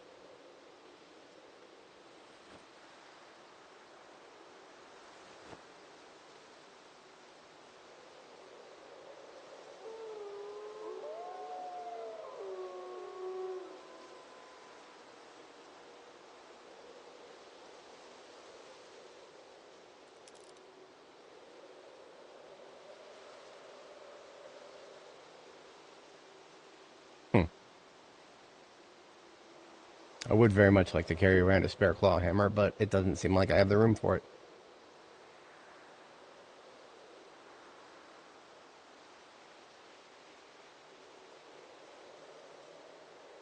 See, there's other stuff I'd like to carry around too, but it doesn't seem I have the room for it.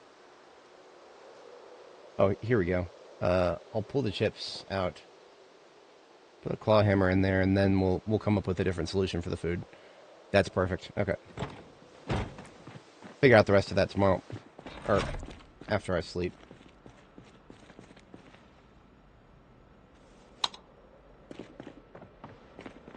Yeah, I forgot to shut off the other light, whatever. My absolute king. Yes, this is my main base. We are doing a little bit of everything here. I took a little break from working on the base itself to get my vehicles a little bit better equipped. So a little tour of the base. The exterior, we've got our agriculture zone on the north to the left here, and then the animals directly behind the base. That's a chicken coop, the fully enclosed area. We basically just built an extension out into the river. That's one of the best ways to dodge the zombie spawns in the current build.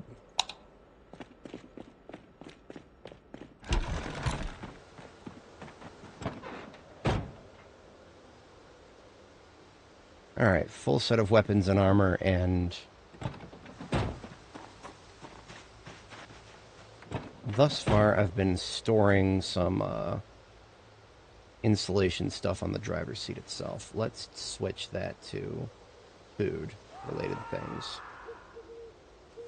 Griddle pan, some chips, and how about a box of garbage bags, too? Wait a minute, no, I should already have... No, I don't. Okay, interesting.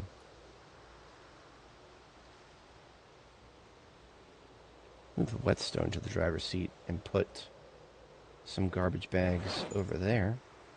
That's something we could do.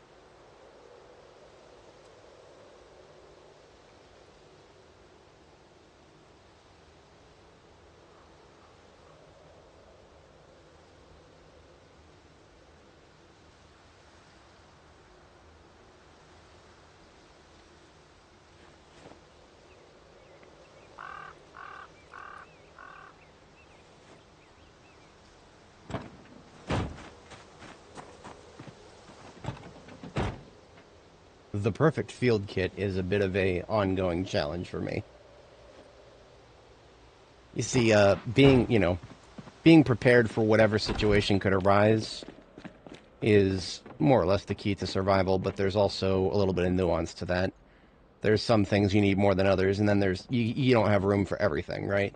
It's a priority game. How about a...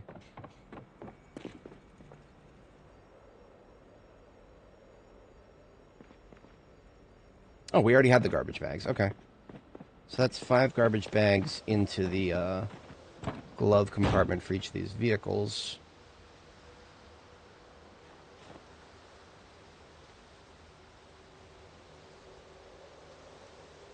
Boom.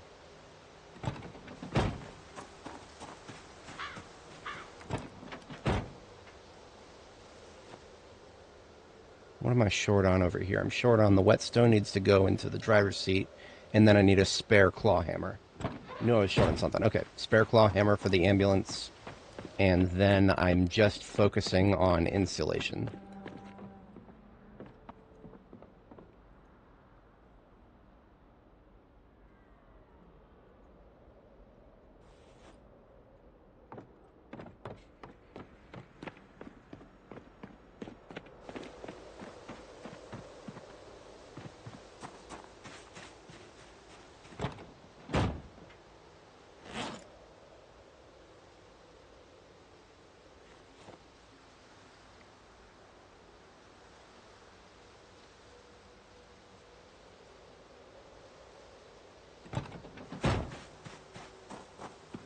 So right now, when it comes to layers, what I'm currently wearing. Let me get my gloves back on. So what I'm currently wearing is just an all around sort of outfit that I can wear most of the year.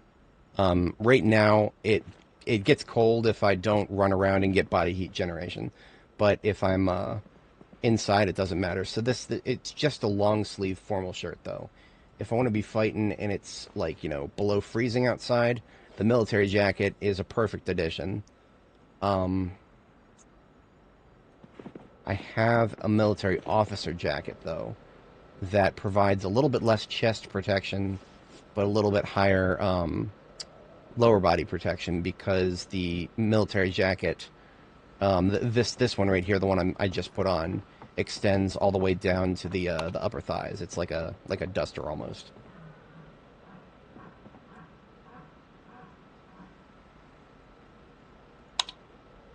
I have not yet reached a level of tailoring where I can add armor padding to my gear yet. So, what is something ambiguous? You know what? A military T-shirt and a hoodie. If I put those on the driver's seat, that will take care of me in terms of field insulation. I need to wash the military jacket, the officer jacket. Got way too dirty. Okay.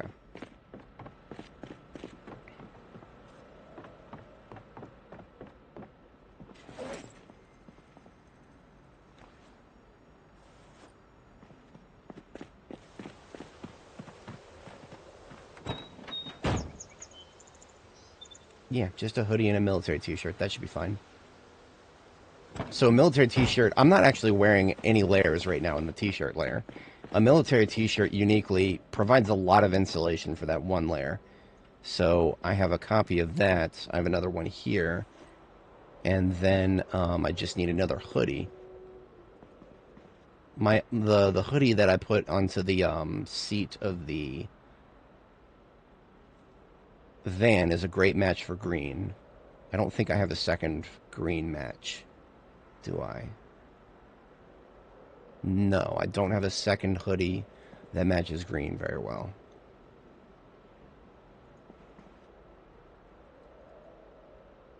I do, though. I think I have a hoodie that matches black. All right. Let's give this a shot.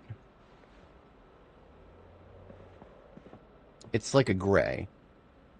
Yeah, that's like a grayish hoodie. If I take the military jacket, we can see it better. Let me pull that off, and you see it's close, but it's not a perfect match.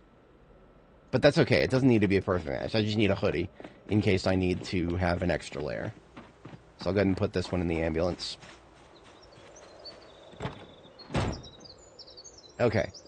We spent a little bit more time on that than I would have liked, but now we have an identical field kit in both of our primary vehicles.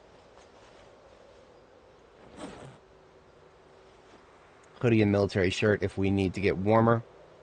And I do not have any spare ammo or magazines that I intend on carrying around indefinitely. 3 for my Alice kit here.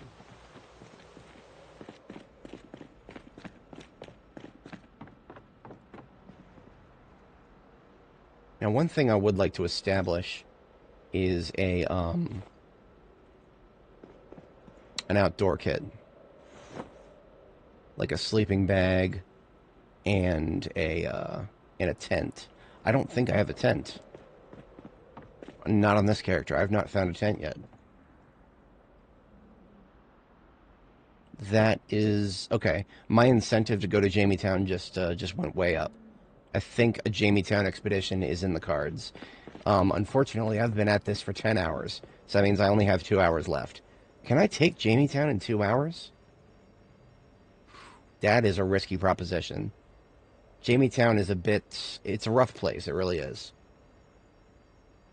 But I might be able to handle that. Got my milk dispenser here.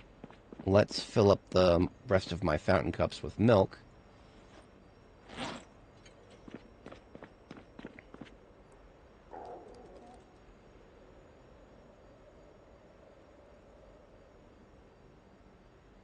Okay, the dispenser is now empty.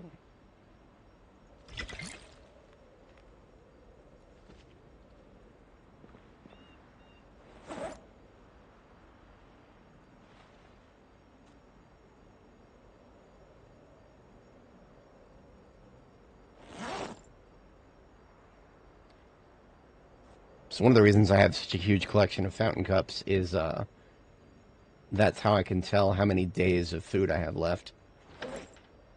Okay, so 26. 5 fountain cups of cow's milk equals 1 day. So 26, that's 5 days. I should be able to take Jamie-Town in 5 days. If I can't, that would be utterly embarrassing. Alright, now I just need to get some of this extra stuff out of my bags that I don't need. The trenching tool.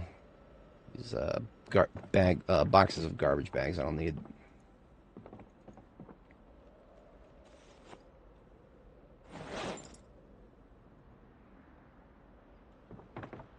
Picked up some guy's badge.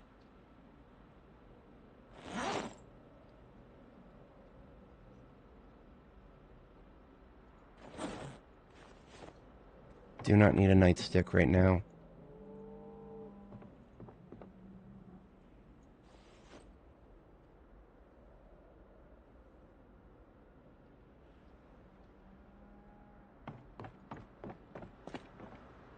Okay, so our goals when we go to Jamie-Town are primarily guns, ammo, aiming and reloading books, and camping gear.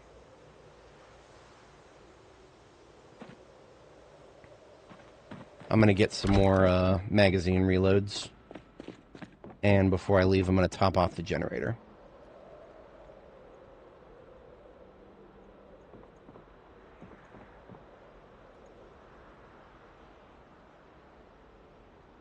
Oh, this is actually perfect.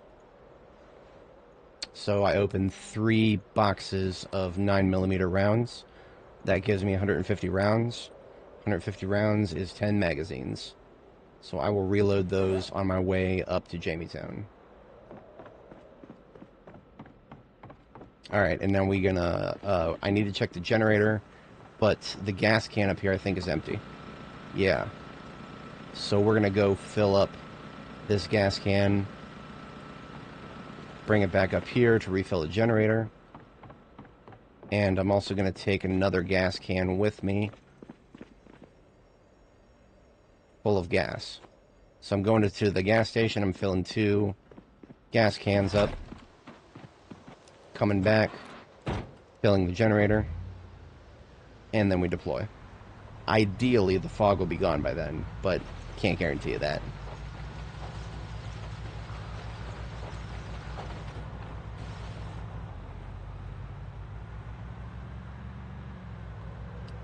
So the gas station right here is, I just keep a generator at it.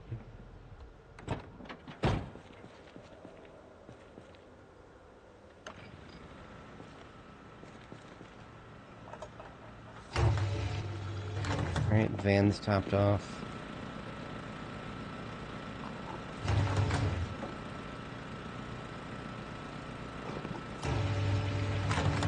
Alright, so we have a can of gas to put in the trunk.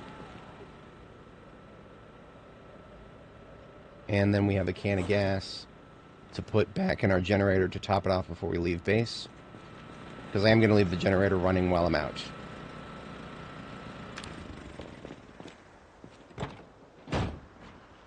I got stuff in the freezer that I don't want to spoil. Well, it's all eggs, really, but there's also some rabbit meat to keep my proteins up.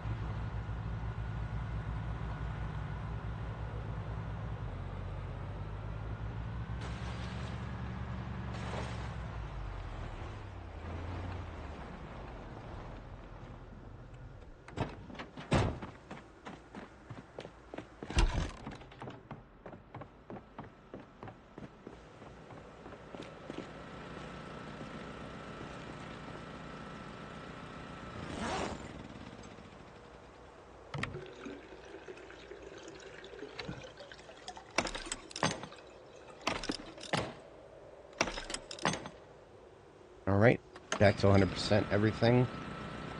Gas and spare parts back into there.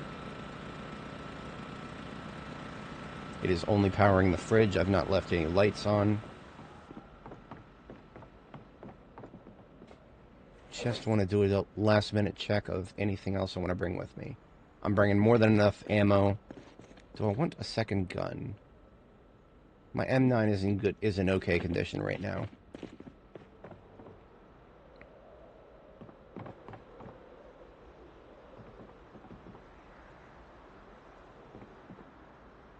I'm gonna pretend I didn't see the piano there. Don't think I need any light reading on the way. Tell you what, before I leave, I'll chug a 2-liter of milk from the fridge here. And the rest of the eggs can go into the freezer. Oh, you know what? I should also take the eggs from the chicken coop. Yeah, I'm going to go take the eggs from the chicken coop and toss them in the freezer as well.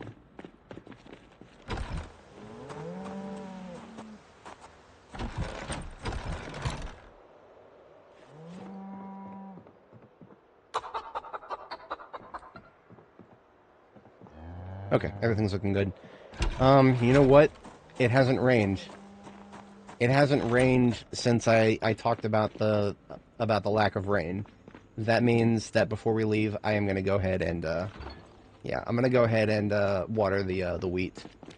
So I've got crops here that you plant in fall. What have we got? We've got this is barley. We've got hops. We've got rye, and then we've got flax. And I've already watered all those. But then we have winter wheat. Now I didn't water the winter wheat because honestly, it's really hardy, and it can deal with low water. But it still hasn't rained since I did the last watering, so we're gonna go ahead and water the wheat. And now that I've decided to water it, it's gonna start raining any minute now. I can just tell.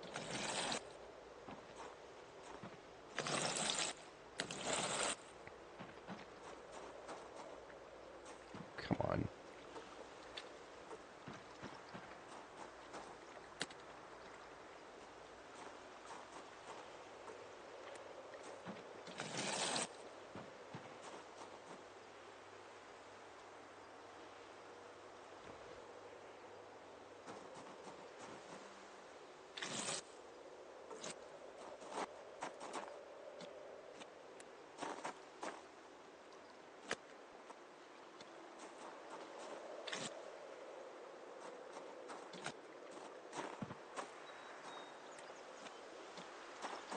At least this gave us enough time to make sure the fog went away.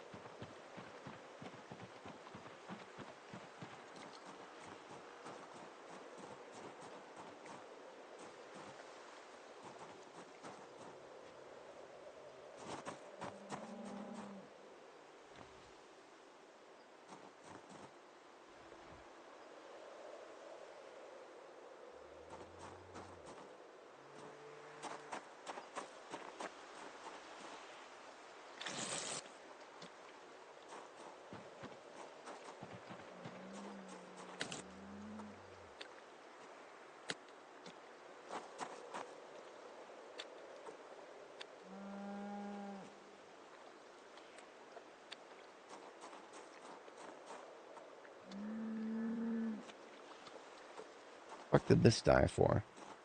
Huh. I have no idea why, but one of my... This wheat crop right here died. There's some plants have died that I have reason for, but... Like, the wheat over here, I killed it myself, because it had an unknown disease, and I'm too low-level agriculture to figure it out, and I didn't feel like wasting a bunch of materials with trial and error, so I killed it myself. But that one right there, I have no idea what killed that one. That's a little bit disconcerting. Buckets need to be in groups of 2. Paint buckets I don't really care about. Alright, last 2 crop rows.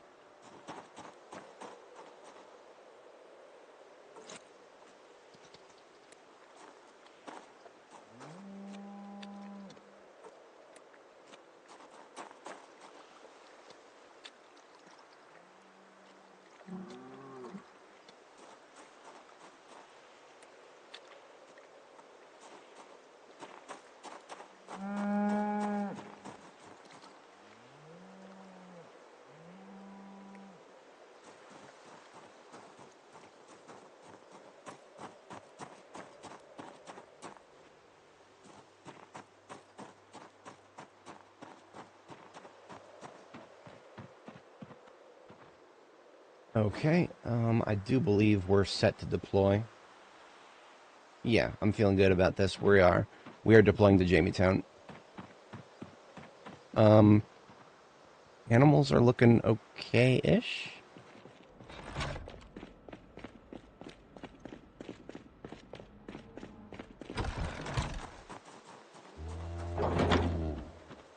Peeking at their food. 255, empty feed bag.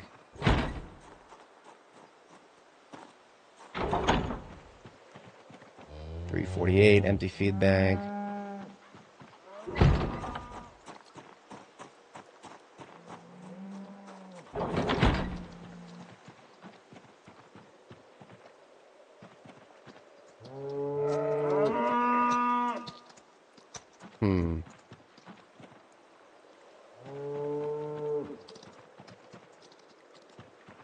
That's a bit of an open question.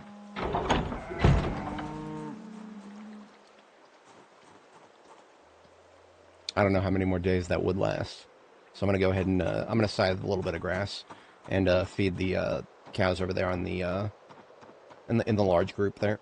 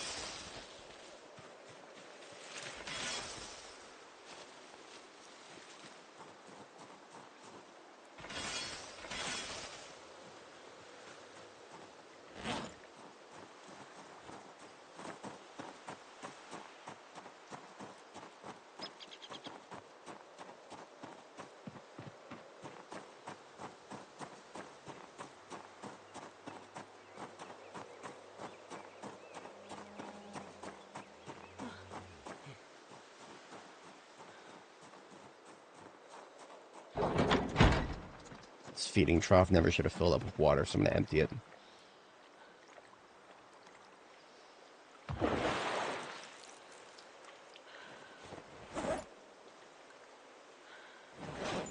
Okay. That should leave them fed for guaranteed for a while. I am trying to get them to completely eat up the animal feed bags before they eat into the grass, but no, they're fine for now. Okay.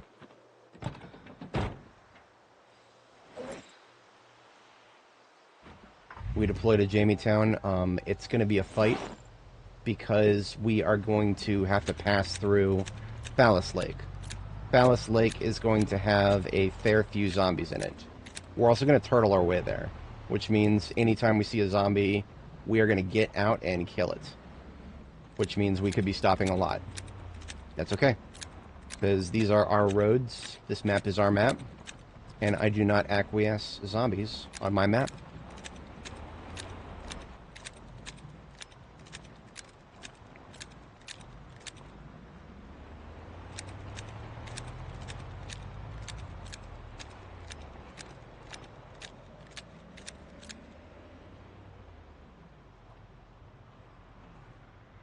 I was kind of hoping to have finished all these reloads before running into a zombie. But I guess you could say I haven't technically run into one yet. He's over there doing his thing.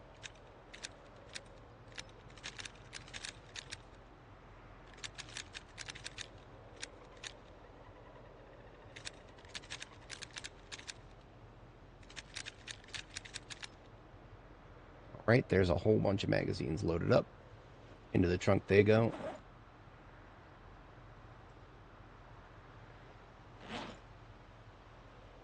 And the fights begin.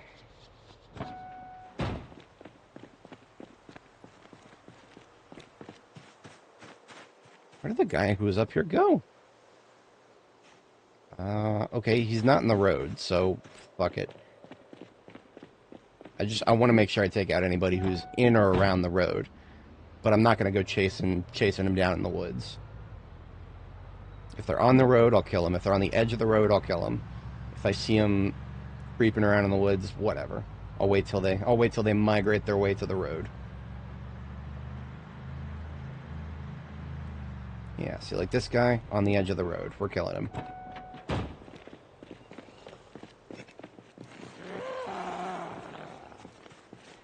What other weapons am I going to level? I should do my short blade. So whenever you're trying to level a new weapon, always think about having a weapon you're good at on hand, and then just switch into that the weapon you're trying to level for execution kills. In my case, I've plenty of weapons I'm trying to level. I don't want to switch back to my machete until I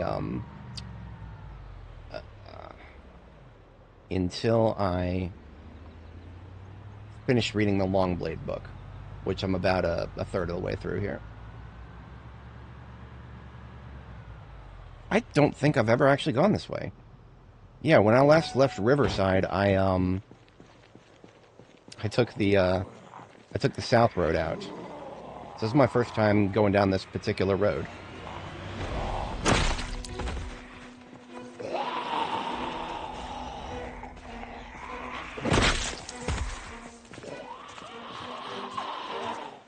Let us clear the road, please.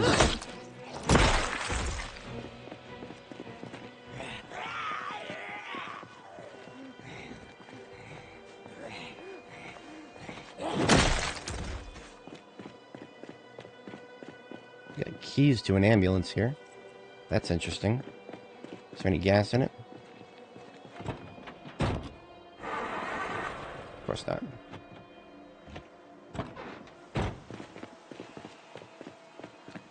I accidentally took the scythe with me. Whoops. Well. Worst things have happened, I suppose. I'm just going to bypass it. I'll come back and move these vehicles later. Oh, I kind of want that backpack just for the hell of it.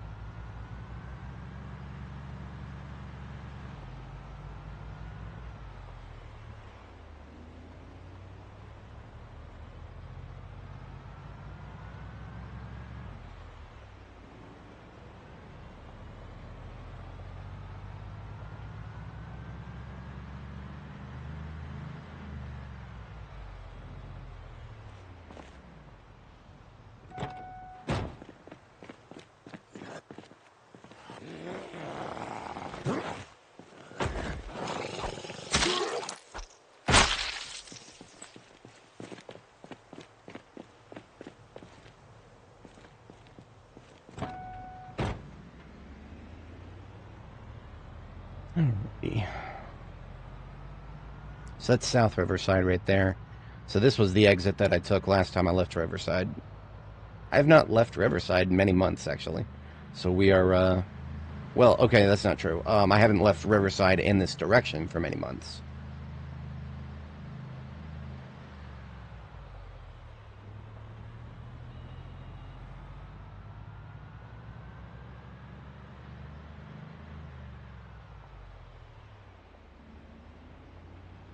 So our plan right now is to make it to, oh shit, what am I at? I'm at 10 hours and 23 minutes. Okay. That's all right. That just means I need to budget my time.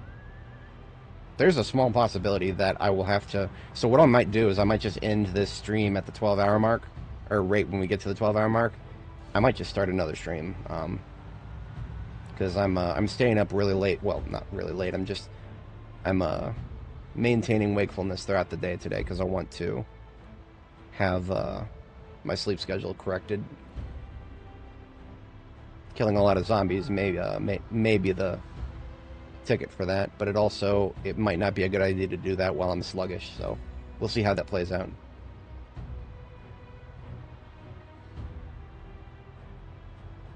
Would have been amazing to have not spent, like, I don't know, an hour and a half on this stream fighting a stupid piano that would not go away no matter what I did. But it was smack dab in the middle of my base. I was not gonna deal with that. I was gonna delete that piano, or hell would freeze over. And I deleted the piano. It was good. It was a good time.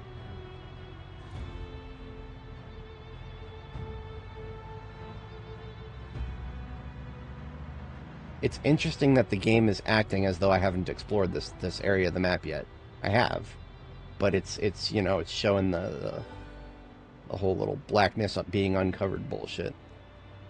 So you would think I've never been here before, but I've explored most of the friggin' map. I mean, look at this map. I've explored a large chunk of it.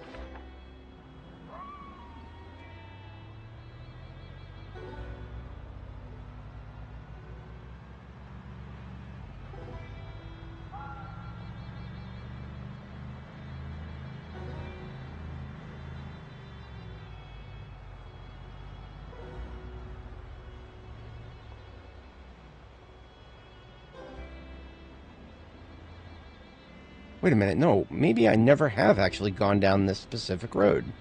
I left, okay, so when I did my initial map tour, I left Riverside from the east. Yeah, see this side road here. This was the road that I left Riverside through.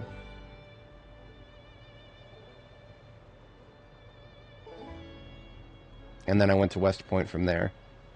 I wrote that because there are male chickens. That's it. Okay, yeah. So we're about to arrive at Jamie-Town from here.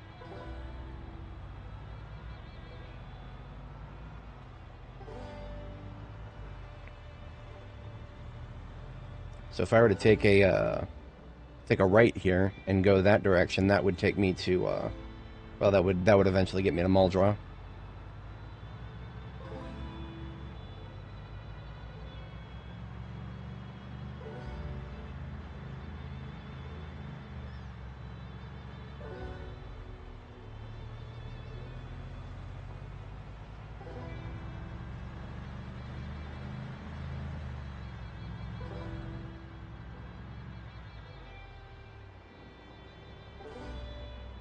Alright, Phallus Lake. And a bunch of fucking rabbits in the middle of the road. Stupid things. You will, if you watch my stream and you're a rabbit lover, I'm sorry. I have nothing against them in real life, but in this game, rabbits are hellspawn. Hellspawn that show up in the middle of the road and cause 5% damage to your hood every time you run over one of them. Interesting. Okay, so here's our, this is Phallus Lake temporary base, and I left some stuff here, including a premium generator. I completely forgot about that. Let me double check also what I left in these bags. Nothing of particular interest. Carlo's Crystal Guide. How the hell did I leave that there? Holy shit, okay. And just some other random stuff.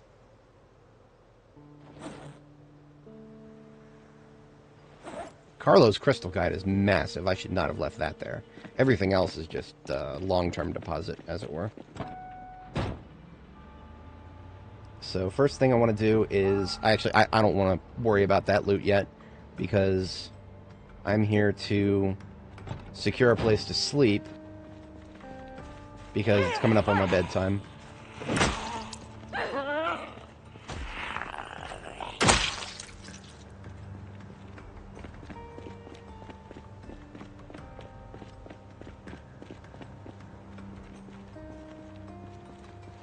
I do believe I've already left a pillow in that house on the upper floor. Alright.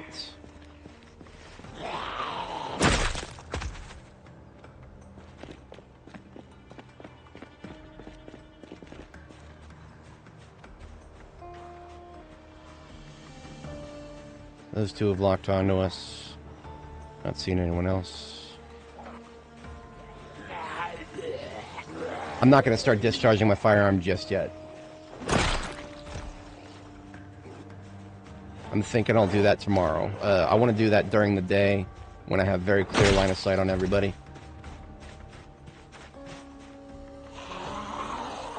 Yeah, see, there's a very large group to the south there. Doesn't look like I aggroed any of them. I want to go deal with them tomorrow.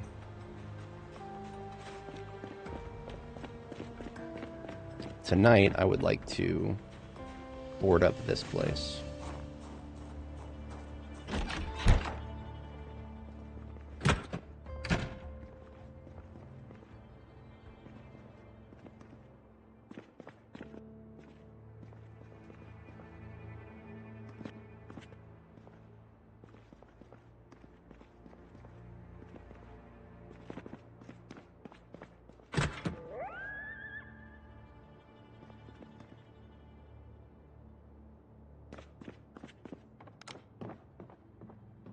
Yeah, I can tell that I've already been here. Okay. Did I do... No, I did not. Oh, so there's a pillow on the bed. I can't reach it, though. It's in the corner. That's fine. As long as there's one on the bed. And we've got water in here. Okay.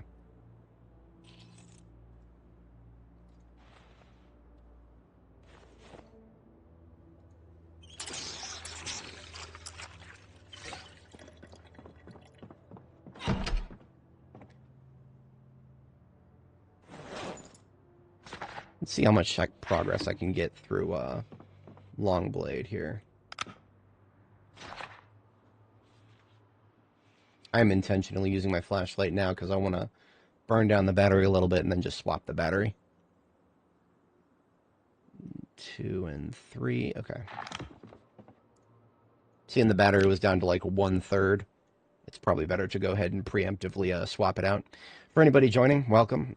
We have done quite a lot of base design, and I've decided to have a little change of pace here. We are doing an expedition to the south of Riverside, and we are at a stopping point on Phallus Lake. I need to get Phallus Lake secured so that I have a supply line. The destination is Jamie-Town. We're coming up on 10 hours, 30 minutes. I don't think I'm going to actually be able to start an assault on Jamie-Town in this stream, but I also might, depending on how my combat goes, I might just continue. I might start a new stream as soon as this one ends. So we will see how that plays out. It is 4 a.m. Sleeping a second time here. And then we are going to start clearing a path through Phallus Lake to Jamie-Town. Now, Phallus Lake here, for some reason, in my world here, Phallus Lake has a massive population. Way more than it has in previous playthroughs for my characters. There have been times where I've gone through Phallus Lake, and there have been, like, 50 zombies total. Like in the road area. Now, there's 50 zombies just around me, in this particular small area here. So there's an order of magnitude more zombies than there have been in the past. I'm seeing a little bit of fog roll in. I don't like fighting in the fog very much. I'm actually going to see if I can't finish reading this Longblade book, because I have a machete that I would very much like to grind experience on. So I'm going to go ahead and pass a little bit of time here.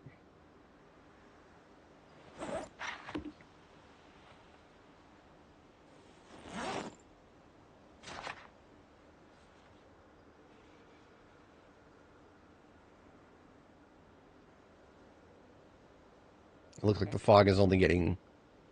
It might clear up by midday. It's kind of hard to parse. But we finished the book. Book is going in the trunk. I'm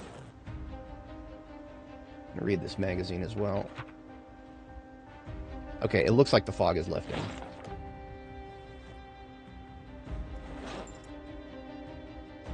Alright. So now I have 2 weapons that I'm working on, machete and guns. I have a 9mm for the gun. And ready to get started? We're ready to get started. Okay. Okay. Time for some combat. Oh. Remember, we are playing default vanilla apocalypse settings. So, a single touch from a zombie is all it takes to kill us.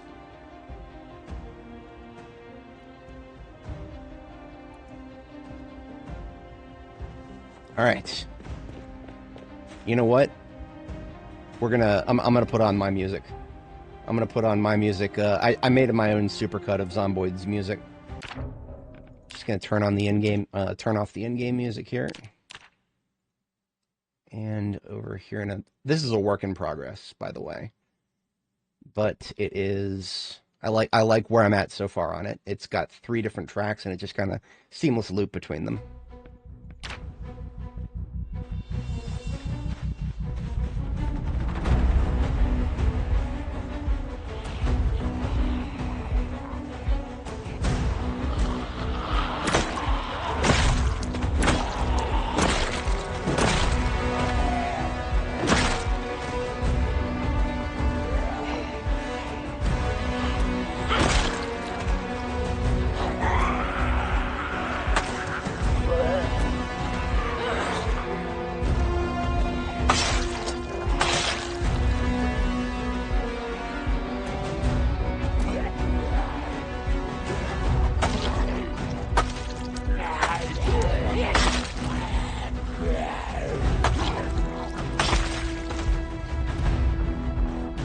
So basically, as an opener to thin the herd, I'll use what I'm best at, which is short blunt with a mace. And then once the numbers are down a little bit, I can switch to a different weapon for the sake of leveling it. Alright, we got 3 to the south and a large group to the left. Fast Shambler first, come here. Let's bring this guy up.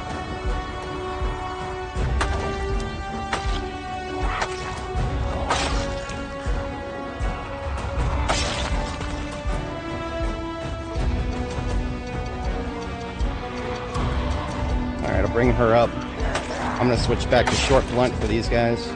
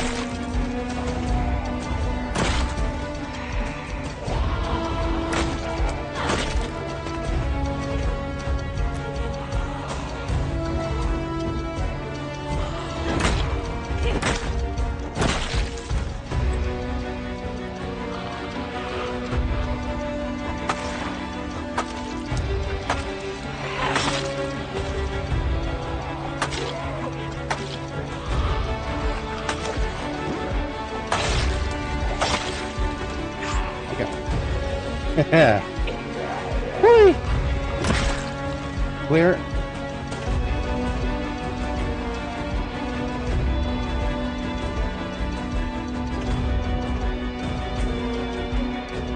I want to bring him out of the woodwork, so we're going to discharge the firearm in this area here.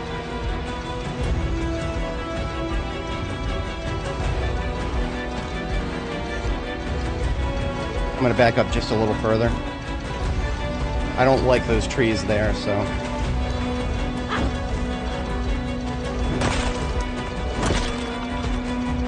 Said I was gonna discharge, but... got a little paranoid.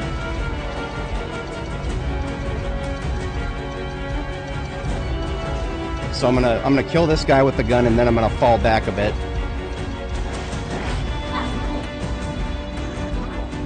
Come on, man.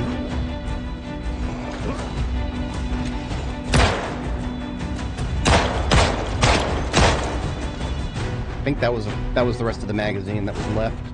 Yeah, we'll reload. You're gonna see who that attracted, if anybody. Yeah, from the south.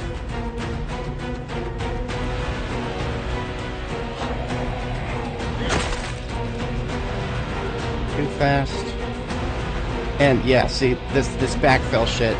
This is why discharging a firearm in a tree-filled area is very dangerous. I'm backing up a little further. Yeah, we've got them coming from all over the place to the south now. I think the north is still safe. Nope, we got them closing in from the north. See the parking lot up there? Pinpoint hearing, motherfuckers. I'm gonna clear him out now.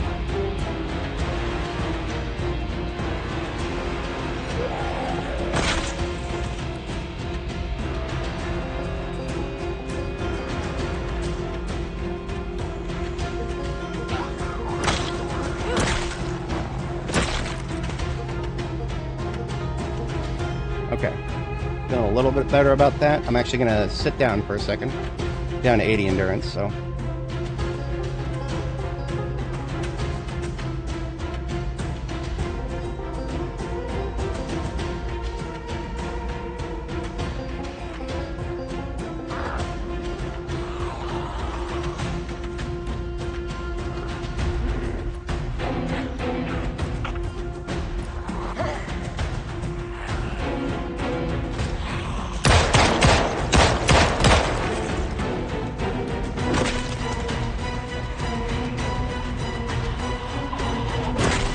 Now there's no question that they're coming from the south, but I need to check the north now.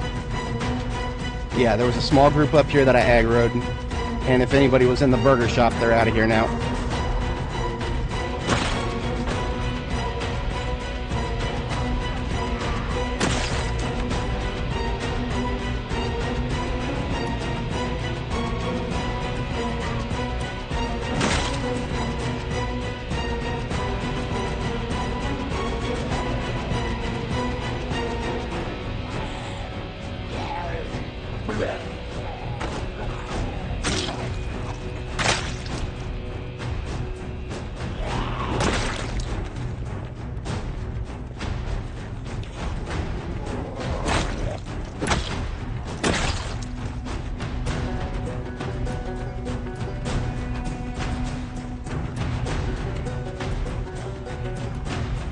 Okay, I think I have control of this. It's gonna be difficult though. Fuck!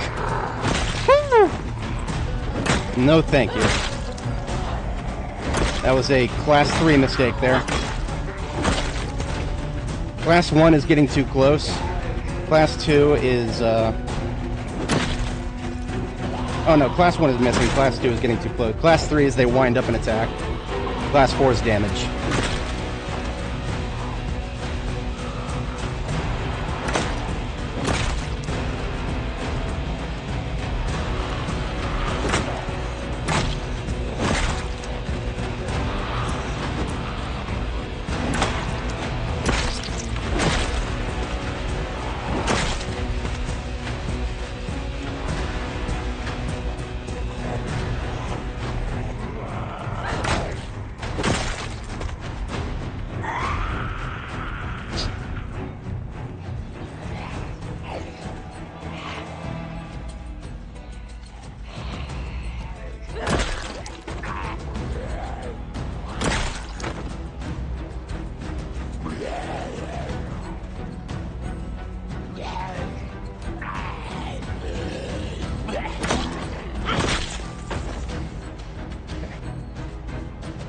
So, this is not good for my blood pressure, but it's good for my reflexes. I don't know. I don't like how some of them are closing in and then stopping. I feel like this guy up here, why did he just close in on the tree there and then just stay there? Probably lost line of sight of me.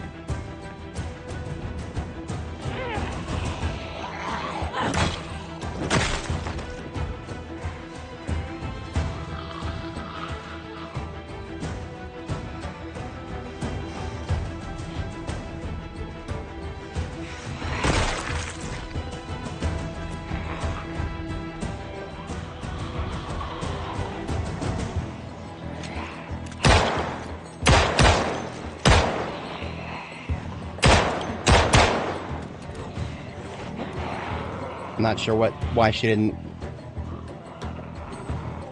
Everything missed her for some reason. There's something really wrong with ragdolls right now.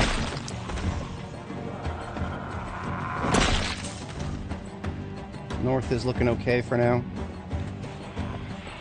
Slow shamblers, we'll pull them apart. I'm hungry, I'm having a drink. Bullet check in the gun. We're down to 5.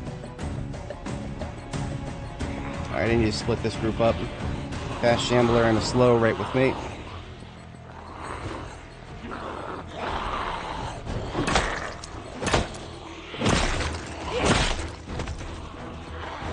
Double these two back.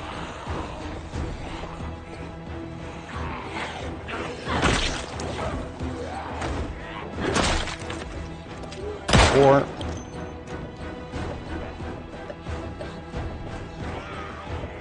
See one from the north to the leftish area there. South. Let's deal with this one.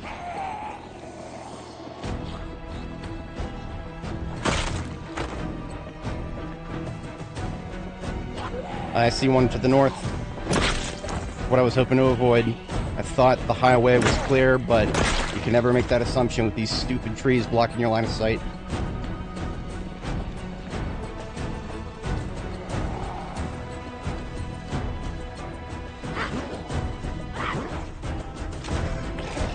Four, 3. Double check that. Yeah, we got 3 left in the magazine.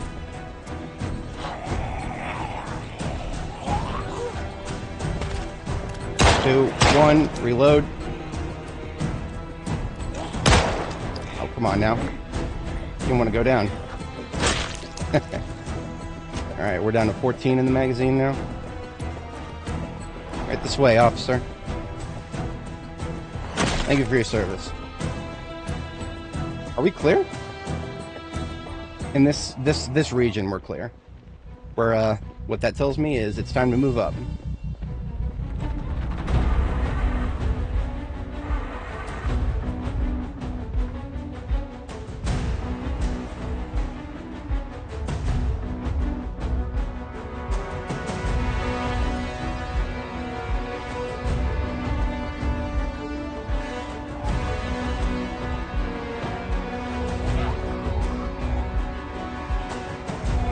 I'm actually going to ditch the trailer. I'm going to ditch the trailer for now. I'm going to come back and get it when the streets are clear. The trailer makes it hard to back up reliably, so I'm just going to leave it right here at my temporary base up here.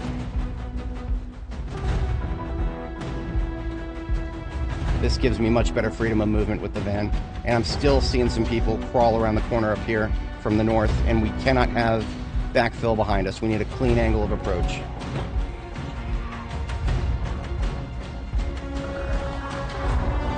Yeah, look at all these assholes. So many of them.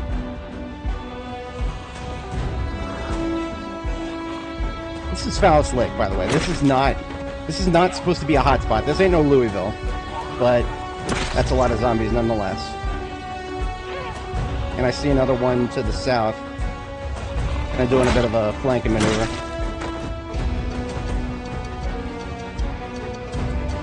Let's get him over here.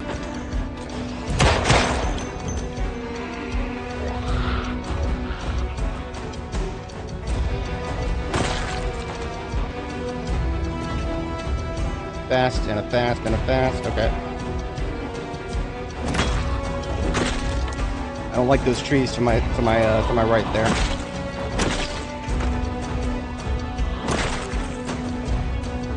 I really don't like those trees to my right. Running past them for a moment. Alright, I no longer care about the pile for her.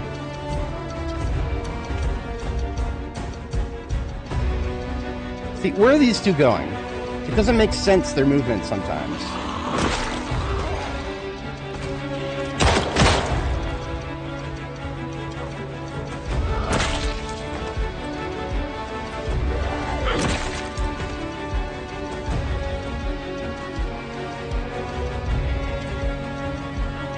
I shouldn't have discharged the firearm that far north. See, one of them stopped, but the other is still on his way. We cannot have backfill. If we get flanked, it's our own damn fault. Have a clean angle of approach or don't advance. That's my policy.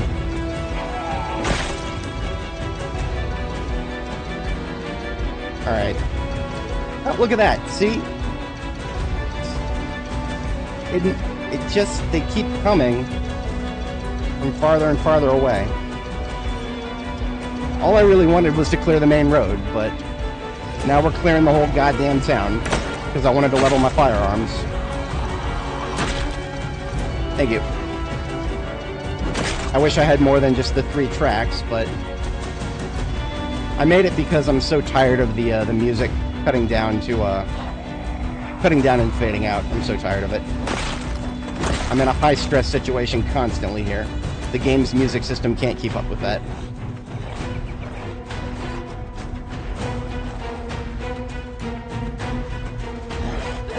Keeping my distance from any of the trees that block my line of sight.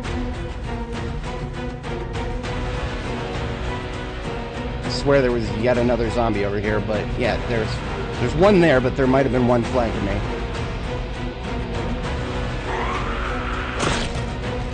Alright, I'm out of here. Anybody remaining in this area is probably not going to get pulled all the way over here. Remember, this is the area, this road right here is the one I'm trying to clear. But I can't have them coming up from behind. So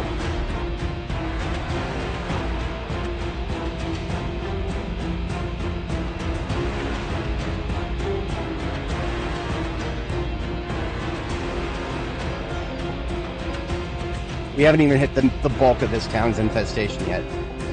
As you can see, this is an outsized spawn zone or an outsized spawn quantity for the for Phallus Lake.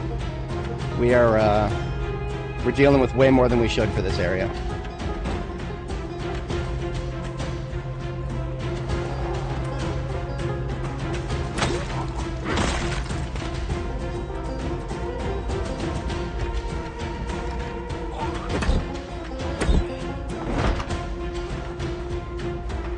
I helped her damage that door, so she should break through it a little faster. Alternatively, I could just crash a window and go deal with her myself. Or somebody could come out. Yeah, I'm not going in there, not right now. With how dense this place is, I don't feel like doing short close quarters combat. Not in this place.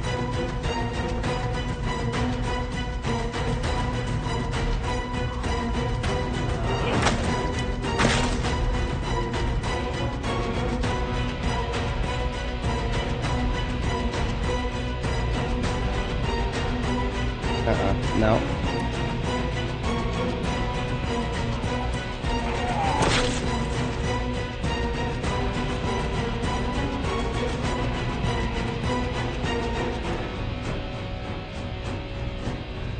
Alright, did Little Miss Bonnie Blue clear the front door yet? No. Of course not. Alright, fine. Jesus Christ! Alright, fine. You know what? Come on out here, Frank. Fuck you. See, why didn't I hit him? Why didn't I hit him, Indy Stone? Explain that shit to me. Fuck you. I lost a character because of that. Missing a ground slam was the nail in the coffin for Barbara Butters back in 42.8. 104 hours on that character. Single missed ground slam was her demise.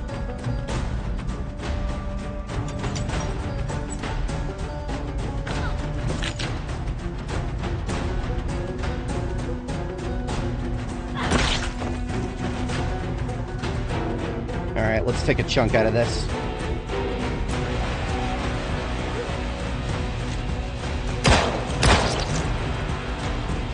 Yeah, that's right. Calling you motherfuckers out. Let's go.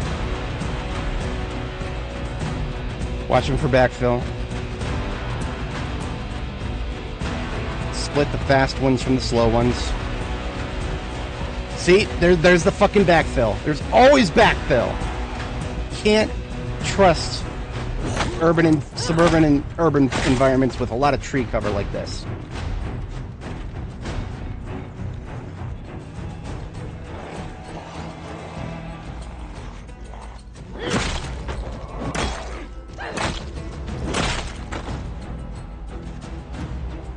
Alright, I'm gonna bring these two over here. Put them up.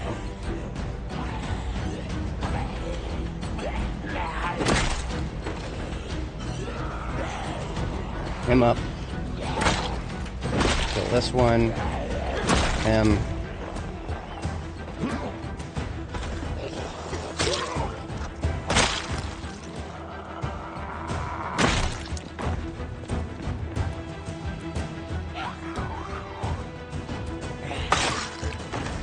You know what?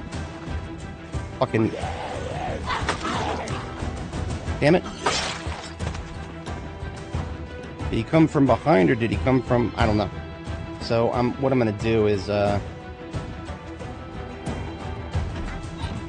close the doors up. Now that they're unlocked, I can open them at will.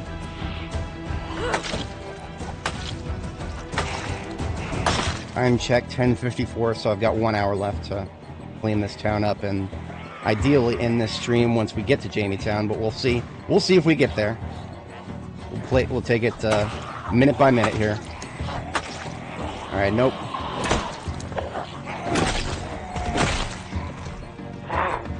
Nope. You're not getting up. Alright, endurance and hunger are creeping up.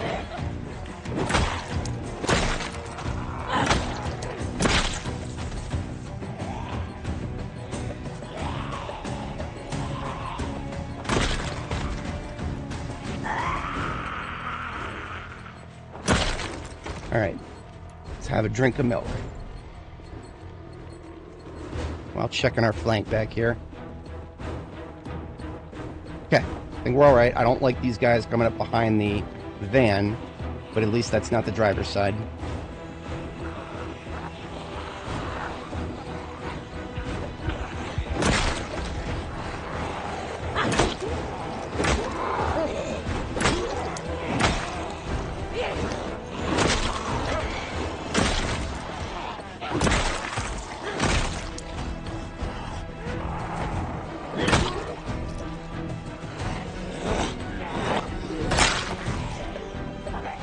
I hate that tree right there.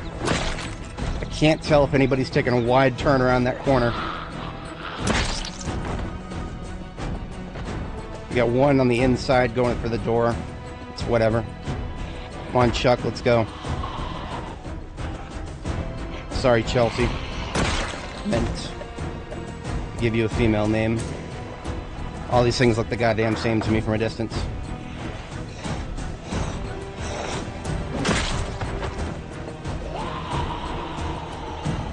South. He's gonna pop through the window.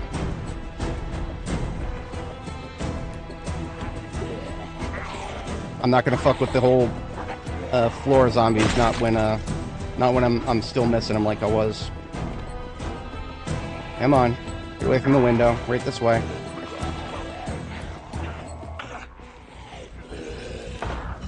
This is one of my longest fights I've had on this character. I've been at this for most of the day. I'm backing up a little bit because she just hit the endurance threshold. Do I need any sharpening? No, I'm good.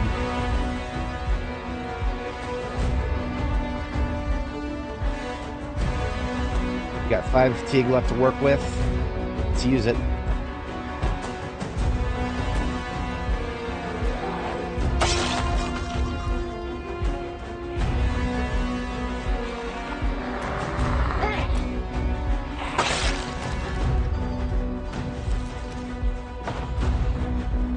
way, ma'am. Alright, so the last time I looked at my total kill count, it was about, I don't know, 30,000, like 3080, something like that. We're now up to 3275. So we've killed about roughly 200 zombies, and we haven't even got halfway through the town yet.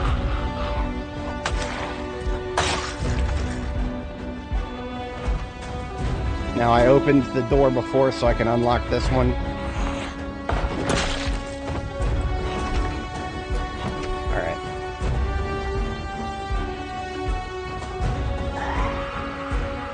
Come out of those fucking trees, would you?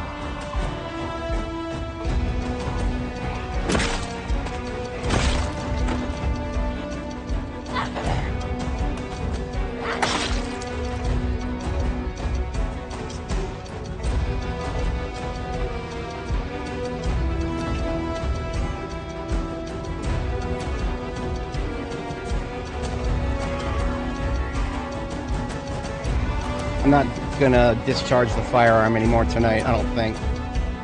There's just so many opportunities for backfill that it's making my head spin. We're not doing any super loud activities at the moment. Alright, what have we got? That is at least 6 fast shamblers. I need to split them up as much as possible. Okay.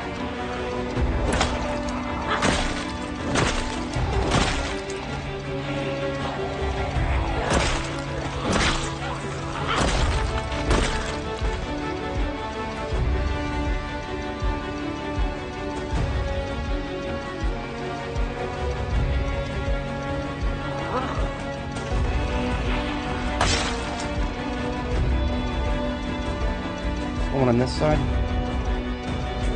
Yeah.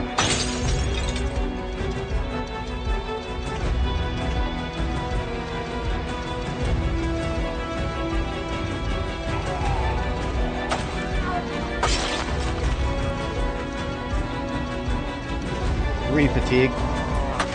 Losing daylight too.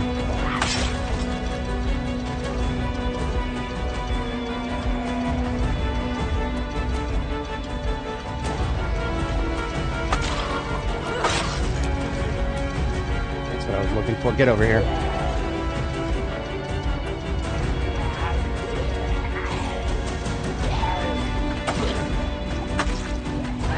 Okay, I'm calling it there. We've had a good day of killing.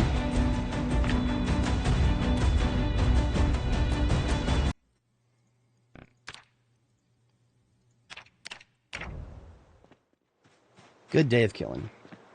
Gonna do another one tomorrow, but for now we sleep. Even though it's a little early, that's fine. There's no shame whatsoever in just calling it a little early, because we're losing daylight in addition to just about getting ready to be tired. And look at this backfill, motherfuckers up here.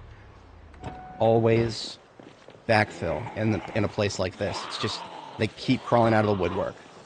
Friggin' cockroaches.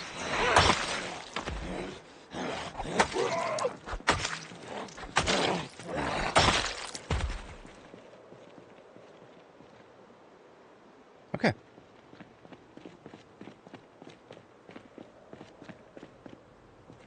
I don't usually like to park in this direction. See, look at this. Can you see my character right now? No, you can't. If there was a zombie right in front of my character, could we see it?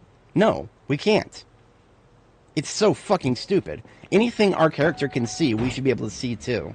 That's a prevailing logic that it mostly applies to this game, but there's certain little blind spots, like standing behind a vehicle.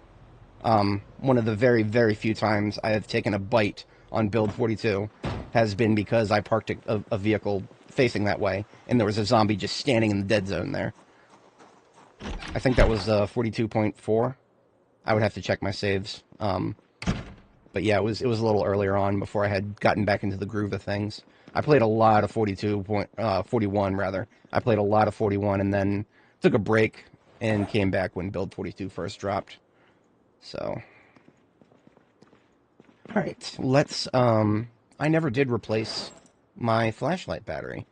Let's grab a replacement for that. So if you're out in the world and you need a replacement for your flashlight battery, your best bet, and I don't even think this requires any skill, just a screwdriver. Go to the nearest vehicle, just any vehicle really. Pull up the hood, pull out the radio, and then dismantle the radio. Radio has a very high likelihood of producing a battery. In this case, a battery with 100% capacity. So I'm just gonna... I'll keep reading tonight by the bedside and eat up the rest of the battery and then replace it tomorrow morning.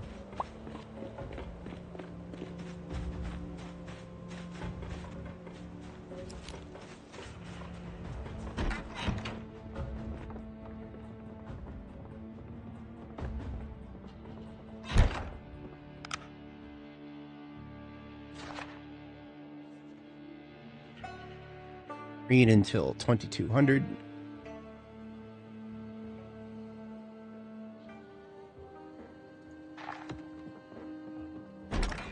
Girl's a little thirsty. We're going to give her something to drink.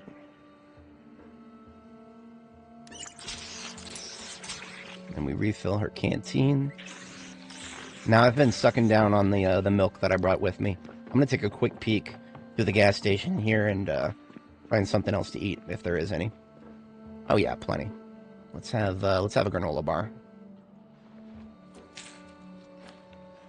The rest of this chips and candy, I'm gonna hold on to that. Chips and candy are great if your character starts getting a little sad. Eat those; it'll make the sad go away. And speaking of sad, I never even put my I never put any of my armor on. That's a little sad if you ask me. All right. Still eating up this flashlight battery. Let's read a little bit more of this carving book. As a restless sleeper, you're guaranteed to wake up in the middle of the night, so I like to have designated sleep times. 22:30 and 4 a.m. is my favorite at the moment.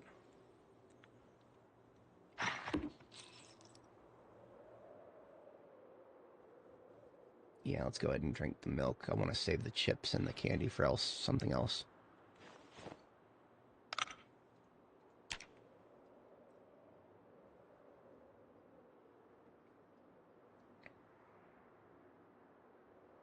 Alright, next day. Got some more killing to do. I'm going to remove the battery from my flashlight now. Drop the dead one on the floor.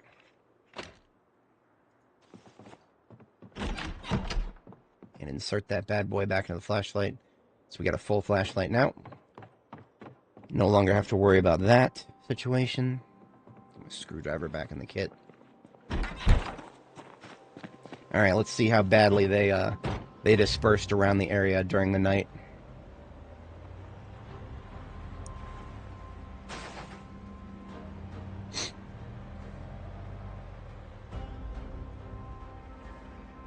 Look at that, we got some to the north there.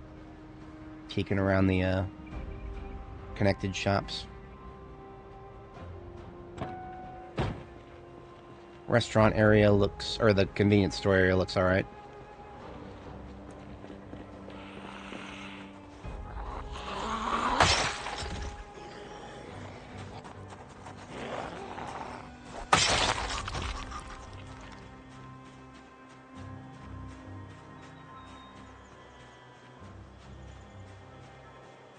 I do remember there being some flags in here.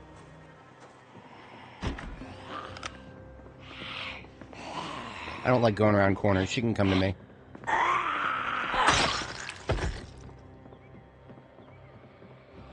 Sounds like there's several back here. Hugging this wall. Turn the wrong way, lady. I'll take your bandana, though.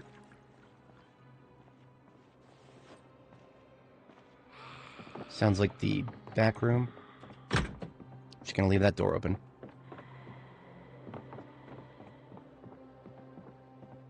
Anyone? You know what? I'm gonna close that back door. Because I don't care about anything back there. I only came in here to pick up the flag. Everything else in here I do not care about right now.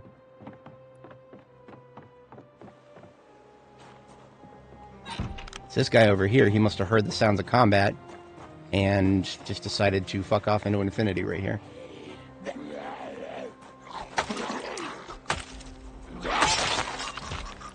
Does this place have a flag? It's got a state flag. That's actually a little bit more rare. Give me that. I'm always down for a little bit of capture the flag.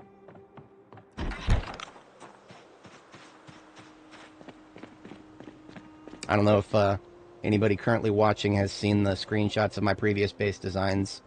You look at the front. I like to play a lot of capture the flag there.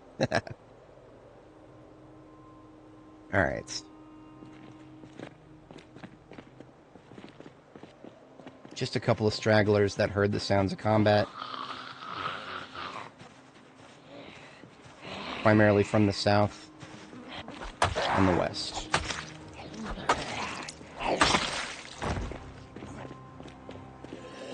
Right this way, sir. You know what? I said some shit about not wearing my armor, and then once again, I'm not wearing my armor. I need to put my armor on. I'm in heavy combat right now. Alright, bone fingerless gloves, bone choker, and helmet. As you can see, my protection no longer has any massive holes in it. Just my groin and my upper and lower torso. Those are basically my only weak points at the moment. There's no good options for protecting those until you have a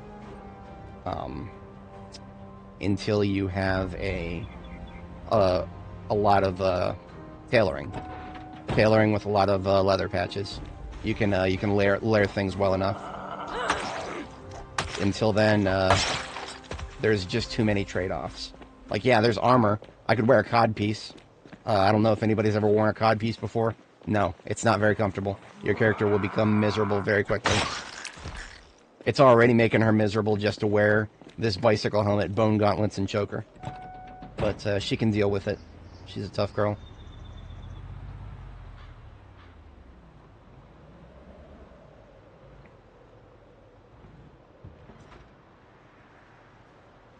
I'm moving up real close to these guys to let the sound of the engine pull them. The ambulance has a much, much louder engine because I purposefully gave it an old muffler. This one's got a nice and quiet one, so I actually got to get close. One going to come from the south through that window.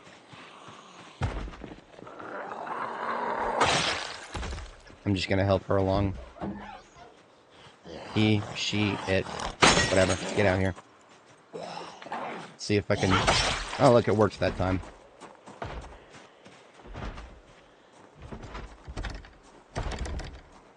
Doors are locked. I don't care about this place.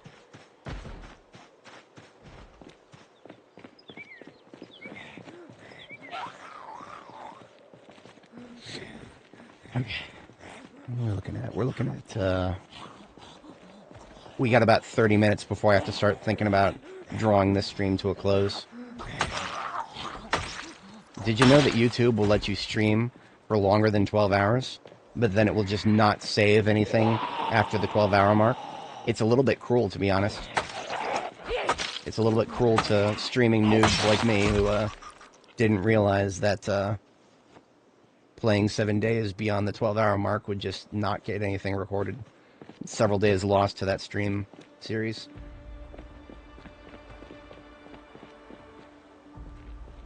So we still have a substantial group to the south here. Looks like the pharmacy's been looted and trashed. That's unfortunate. And look at that. We got some from the north filtering around farming and roll. I don't like that. Let's fix that.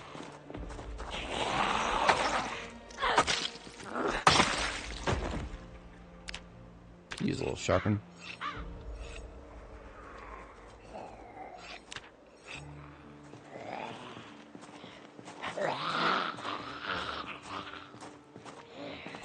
There have been times where I brought a grindstone out in the field with me.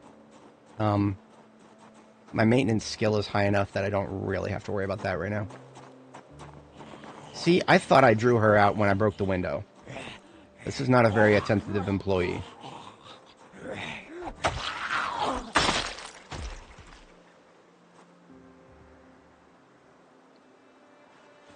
She doesn't even have a key to the joint. hear mouth breathing. Is it on this side? See, it had a level of muffle to it that could indicate it was a target inside or outside, I don't know. Now, farming and rural supply is one place I will loot, because I am here for firearms and aiming books and whatnot, so there's actually a chance of that inside of the farming and rural supply. Look at that! Look at that, another one, another clone of my current van. I even have the key to it. What's the trunk quality? Pretty good. That's surprising.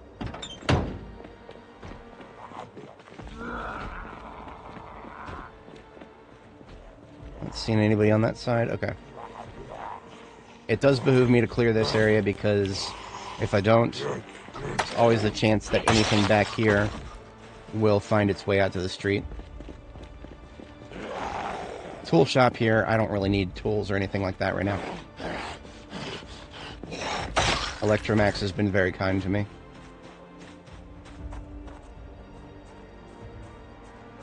I might check for paint. Haha, this guy's stuck. Okay, you're not just gonna spawn 2 handy knives and not let me take those. Okay, I'm taking those. That side's clear. Proud of you. Figured out how to get out of that corner. So I'm just specifically looking for... Well, I'll take seeds. They're small enough. I'm specifically looking for, paint, if there is any.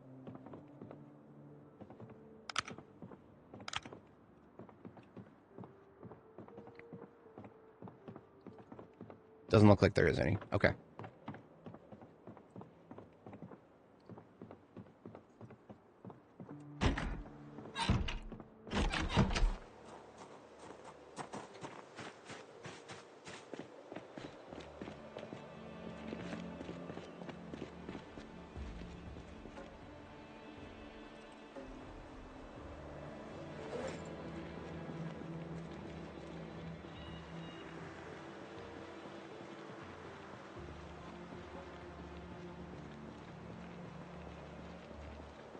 I do see some movement to the south here, and I don't like it. A little group down here.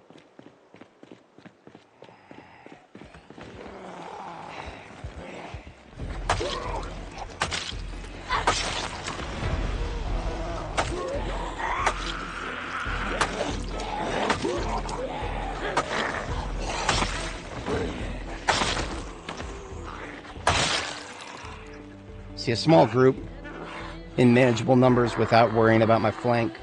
I can stick with the machete entirely. That's fine. I just need to, if there's ever any concern that my flank is not going to be secure, then I'm going to primarily stick to what I'm best at, just out of precaution. You don't get to survive for months upon months in this game and not be extremely cautious. The reckless tend to die in the first couple weeks, all the time, every time. The game does not reward recklessness.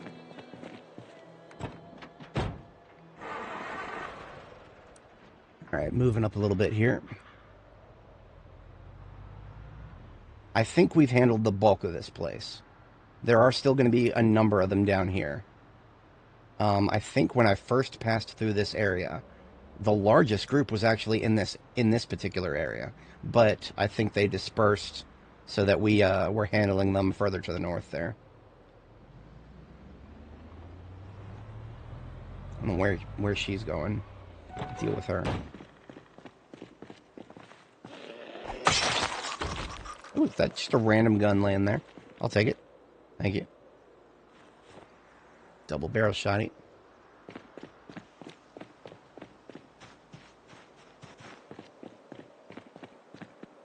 I have never once fired a shotgun in Build 42. I've heard a lot of other players complaining about it, but really it doesn't behoove me because it is, I feel like it's one of those things that is much better when you have higher skill. And I've found that 9mm is the best way to level skill.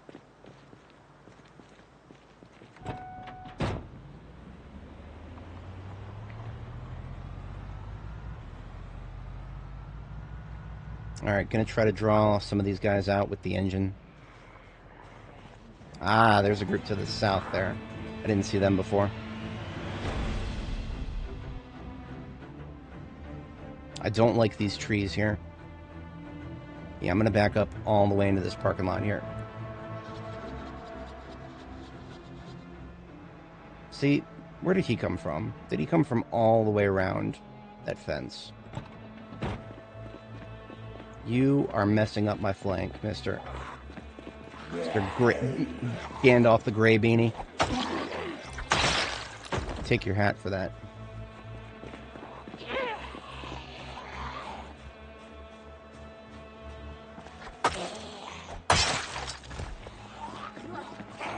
I hate fighting from the south, which is why I'm just going to lead them this way so that I can fight them from the west here. Look at that. Longblade level 3 already. We got through the first 2 levels. I think last stream I got through the first level. This stream, much earlier on, I got to the 2nd level.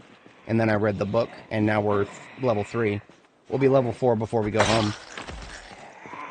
Probably not by the end of this stream, though, because we've got about 20 minutes left before I really got to wrap things up. I think I have decided I'm going to go ahead and start another stream after this one. I will start another stream after this one. I don't think I've ever done back-to-backs before, but that is fine for me. I've played video games for much longer than 12 hours before, so that's not a problem. It's just YouTube cutting me off at 12 hours that I gotta preempt here. Alright, speaking of cutting me off, I'm switching from machete to short blunt now.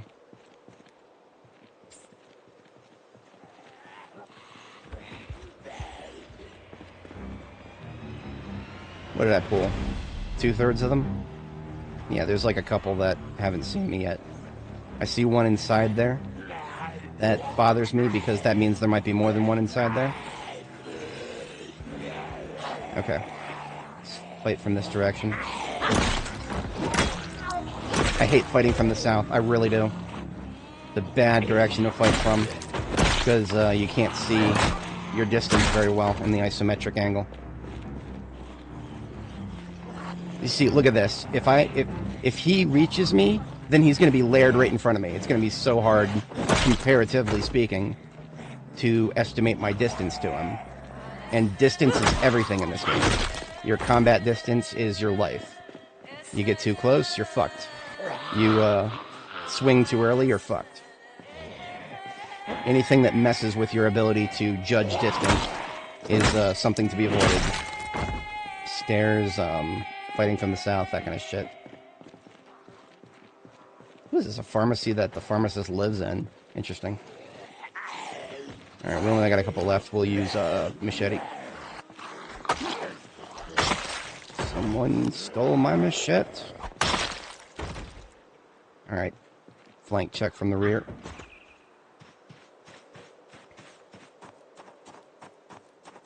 See, when a place is looted and trashed, it means all the windows and doors are busted out.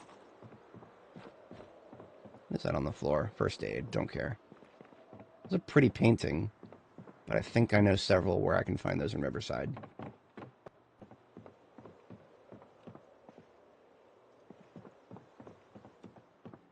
What do I want in here? I want the curtains.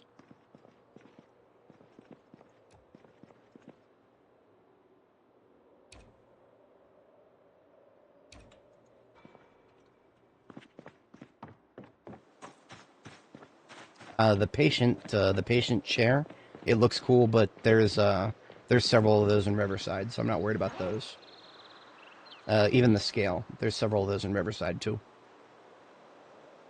Wouldn't it be funny if the devs made it so you couldn't see your character's weight unless you had a scale? Hardy har har. Let's kill this guy from coming up from behind the police station here.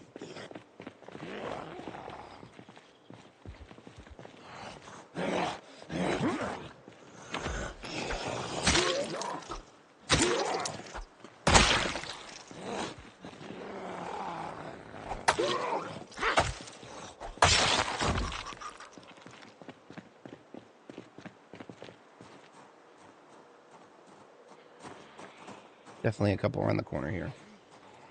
More than a couple. That sounds like multiple inside. Yep, backing up.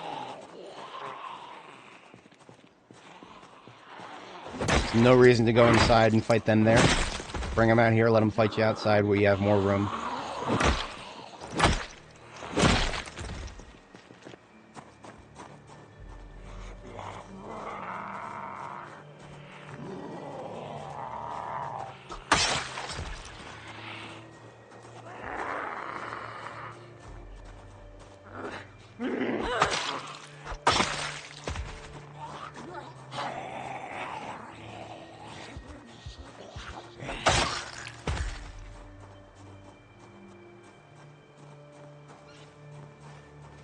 Hey man, nice helmet. I like your taste.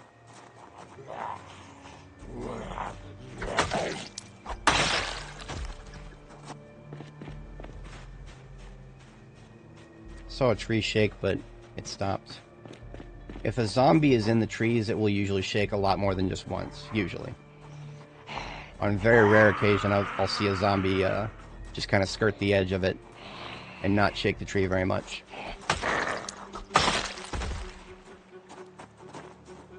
Alright, so the police office, or the police station rather, is a bit of a target because guns and ammo. And also because there were so many zombies here.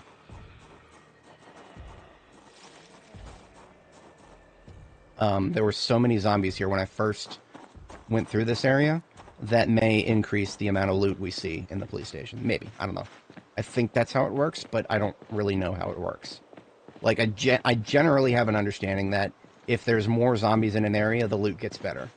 That's all I know how it works. I don't know the specifics.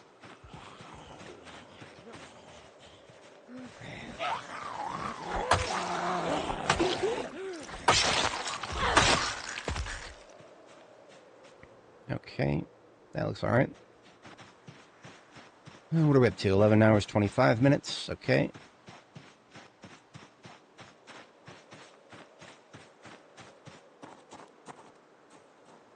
Switching to my best weapon for close quarters here.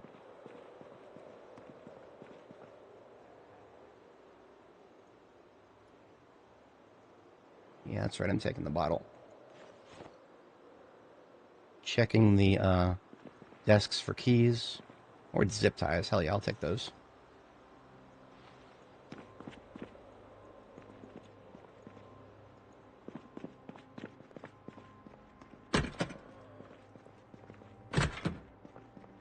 Oh, right, this is, so there is a lot for a single gun locker, but that's all this place has, is a single gun locker. And I need to get, another container because my backpack is actually completely full. Hello there, he's guarding my truck for me, thank you, sir. Why don't you come over here and, take a seat.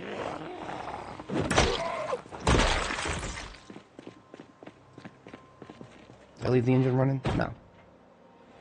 Alright, let's see here. Furniture directly into the trunk. Guns directly into the trunk, too. And books, if I have any, but I don't. I always like to unload the guns before transporting them. Keep weapons and ammo separate. It makes it easier to predict the sizes of things. How much they weigh in terms of encumbrance. I see one coming from the left. Is not fully aggroed. Just kind of bouncing around.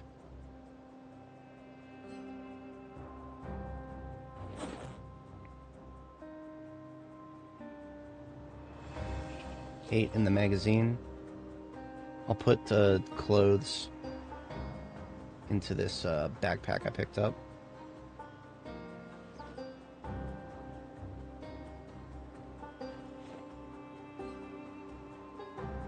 Is it still weighs 16 in my back here? What is going on back here? Oh, it's the milk. That's what it is. Okay, that's fine. Speaking thereof, let's have a drink.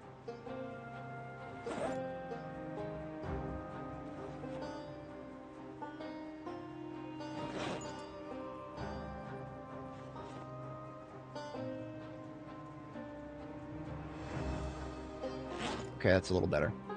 So my main backpack has room. Let's kill these people who just decided to show up.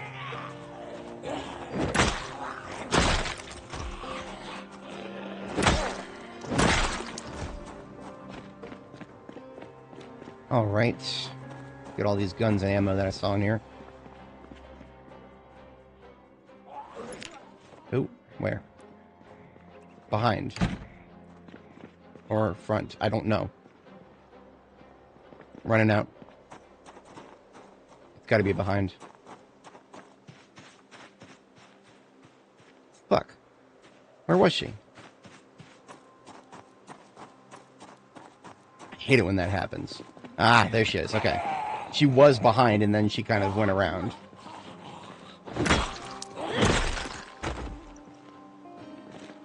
Are we done with the random migrations yet? Can I loot the place? Thank you.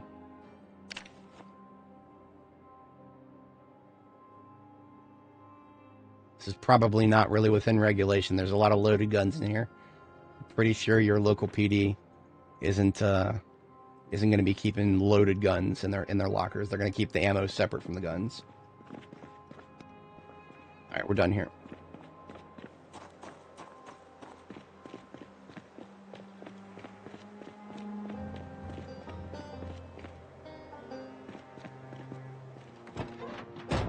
Okay, several handguns. Let's eject the magazines and rack.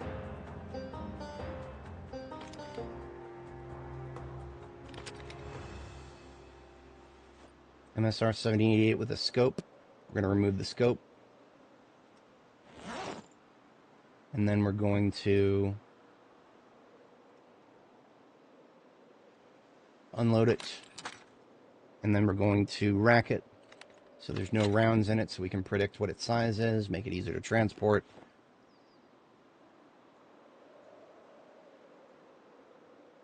Empty M9 magazines into the backpack.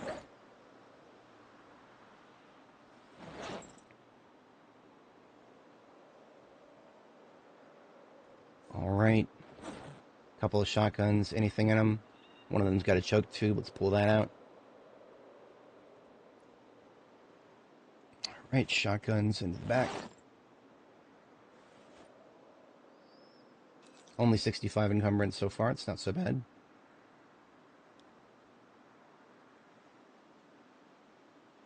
How did these magazines get mixed in with the others? I don't want empty magazines in this list. Okay, those are all full. Empty magazines go in here. How did that one get in there? Maybe some of them actually had full magazines. Oh no, I picked up some magazines. Okay. Alright, so all my empty magazines are now in this backpack. Okay. Organization is important, folks. Don't let anyone tell you otherwise. Alright, that's everything. I'm going to dismantle this radio.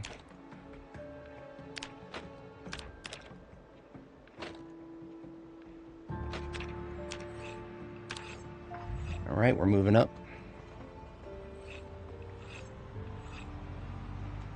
Once again, I'm just going to pull on forward and let the sound of the engine pull anybody who hears it. Even though the road is clear now, I gather them. Stand by just a moment. I had one of my colleagues message me. I will be right back. 30 seconds about. That's that over there. That was Friday.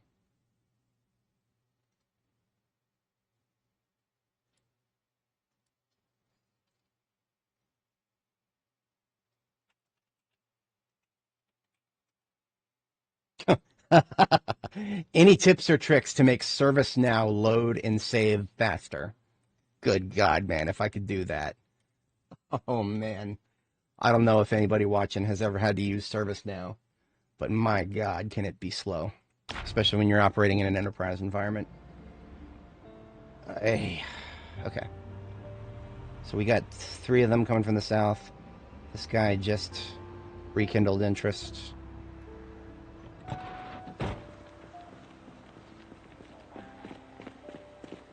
let's just take them piecemeal. Got PTSD trauma from these fucking fences here, these low wooden fences. That was how Barbara Butters met her end, was a zombie spilled over the fence.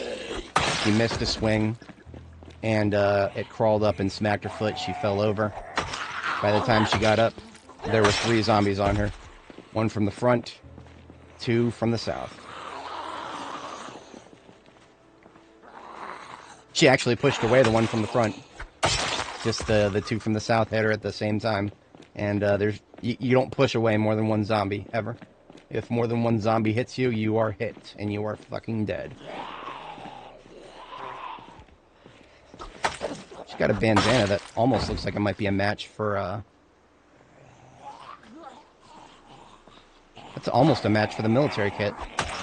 It's just ever so slightly too light of a green. See that? Damn, that's unfortunate. Okay, we have a clean road. This basically leads out of the town. You know what? It leads almost out of the town. There's a bar to the south, and I think there's a number of them over there. But I did forget something. The Farming and Rural Supply Store has a gun locker. The gun locker for the Farming and Rural Supply Store is behind a security door. So I'm going to take the sledgehammer with me.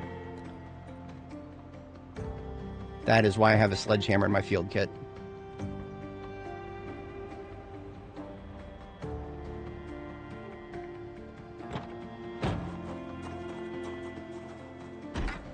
Sledgehammer probably shouldn't be equipped yet. No, I'll take the, what the hell? Which door is that? That one? Okay. There's multiple here. Because this door is broken. Upstairs? I can't tell. Could be in the bathroom. I'm checking the bathroom. Yep! She didn't do us the fucking dignity of smacking the door. She was just waiting on the other side of the door like a fucking asshole. I'm going to approach the rear. I'm going to approach the back side of this place from outside. You can tell I've been at this for a while. Okay. I had a feeling that there was more. Okay, I'm leaving my sledgehammer on the floor. Oh, you know what? Speaking of sledgehammers on the floor, look at that shit. That's funny. I'm laughing right now. There's been a sledgehammer just laying on the floor around here this whole time. Not that I'm particularly starved for sledgehammers, but, you know, anybody who plays Project Zomboid is always on the lookout for one. Alright, let's clean up our inventory for a moment. 36, so I've got about... I need to think about drawing the stream to a close in about 10 minutes. But don't worry, like I said before, I'm going to open up a new stream right after this one. I just need to, after I end this stream, I'll just make a thumbnail for the next one. I'll take, like, I don't know, 5 or 10 minutes or so.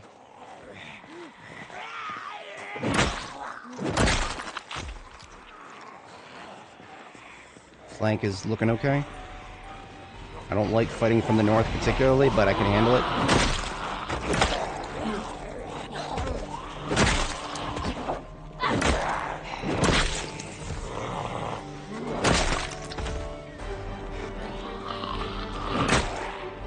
That was a little risky.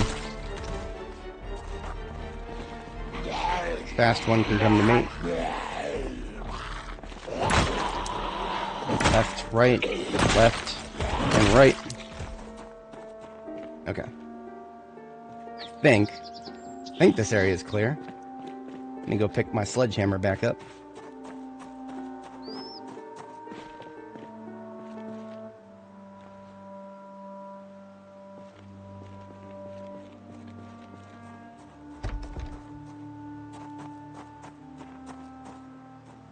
The fucking ragdoll, dude. It's... Okay. What the... I don't want to go upstairs.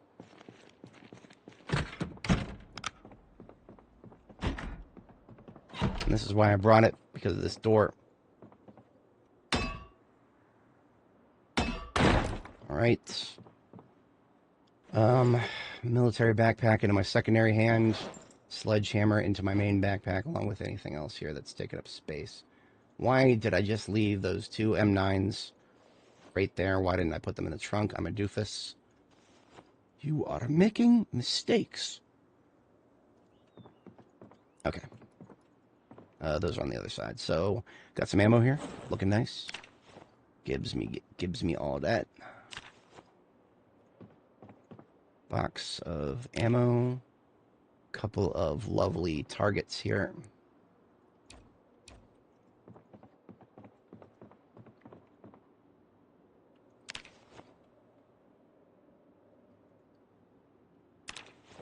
Okay.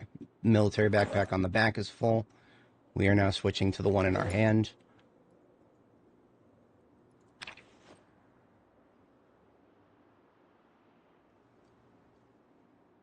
Once again, display weapons are being loaded. It shouldn't be a thing, but it is a thing. Empty magazines I'll put in my inventory.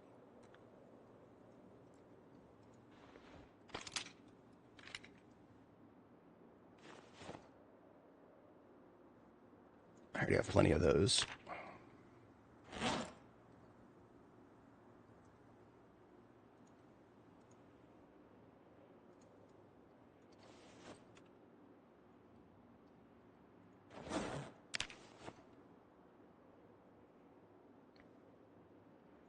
Don't need those, but I will take that key ring, so it looks cool. Hell, I'll even take another one of those key rings. These are empty magazines. All these other magazines are empty, but they're not M9 magazines, so I don't really care about separating them. More M9 magazines, both empty, main inventory. All this into the backpack, an MSR 7088 with a couple of upgrades on it. Removing those.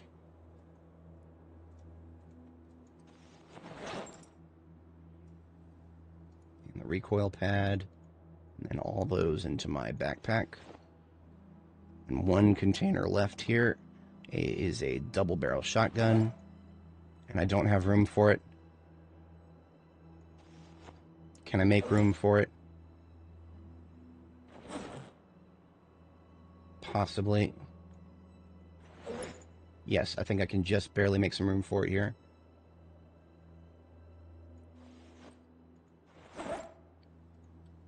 Actually, no, there's no way to make room for that.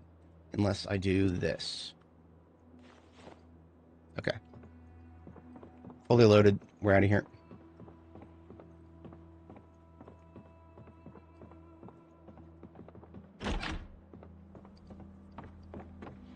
Uh, 11 hours, 40 minutes. Okay, I'm now thinking about drawing the stream to a close, but it's just a logistical question now.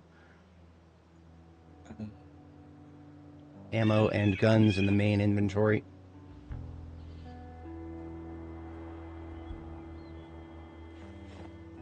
Sledgehammer back into the passenger seat.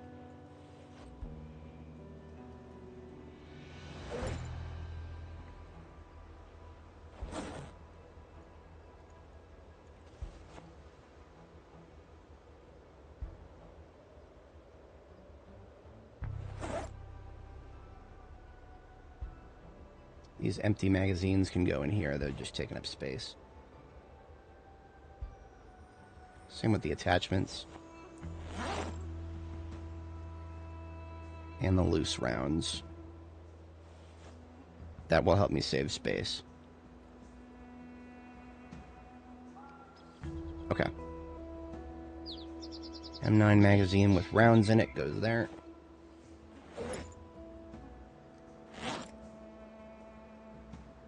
The non-key rings go here.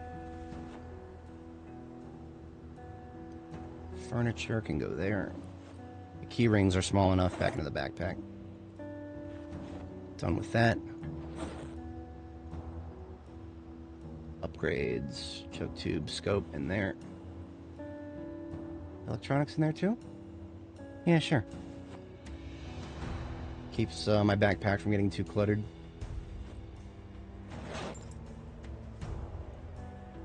Empty magazines in there. Screwdriver back into the kit.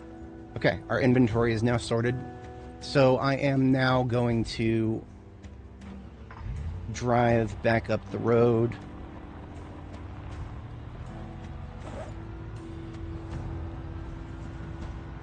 And kill the backfill, because fuck backfill.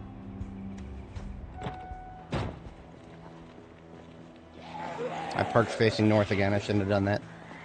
Get over here, backfill.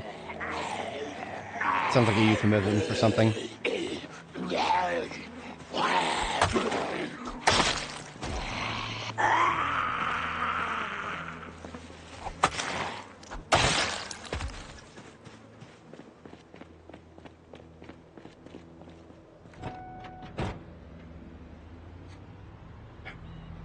We've done good things here. We've killed about 300 zombies since we got here. Pretty nice. I'm pretty happy about that. 300 zombies in the space of about an hour or so. That's pretty good for vanilla apocalypse. I see 2 to the left there. Gonna kill them as well.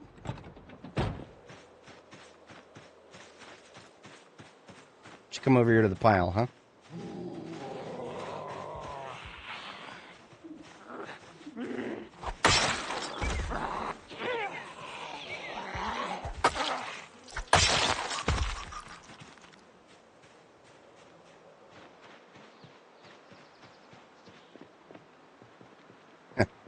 I use this as a screen, as a whatchamacallit, as a thumbnail for my next stream. Just streets littered with bodies. That'll make a compelling thumbnail, I suppose. And we are now. Let's see. I'm going to take off my armor.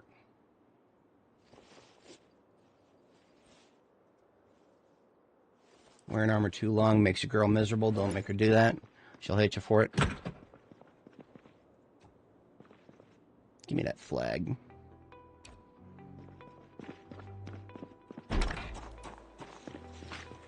More successful capture the flag.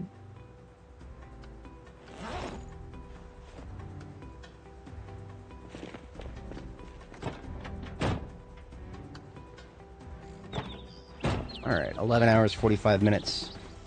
Enough time to do a little bit of maintenance. I'm going to clean myself up over here. There is a lake, multiple lakes in Phallus Lake, as it were. I'm not sure which one of the lakes is actually supposed to be Phallus Lake, but this one right here is close to the gas station. Whenever I clean myself in a lake, I like to try to face a direction that would let me see any incoming zombies, and that is not one of those directions. Now, thankfully, the game is kind enough to, if you fast forward, it is kind enough to not, or cancel the fast forwarding if a zombie is within a couple tiles. So if for some reason you're fast forwarding and then the game suddenly stops fast forwarding, start running. Just immediately run. Drill that into your brain and you'll have a survival increase there.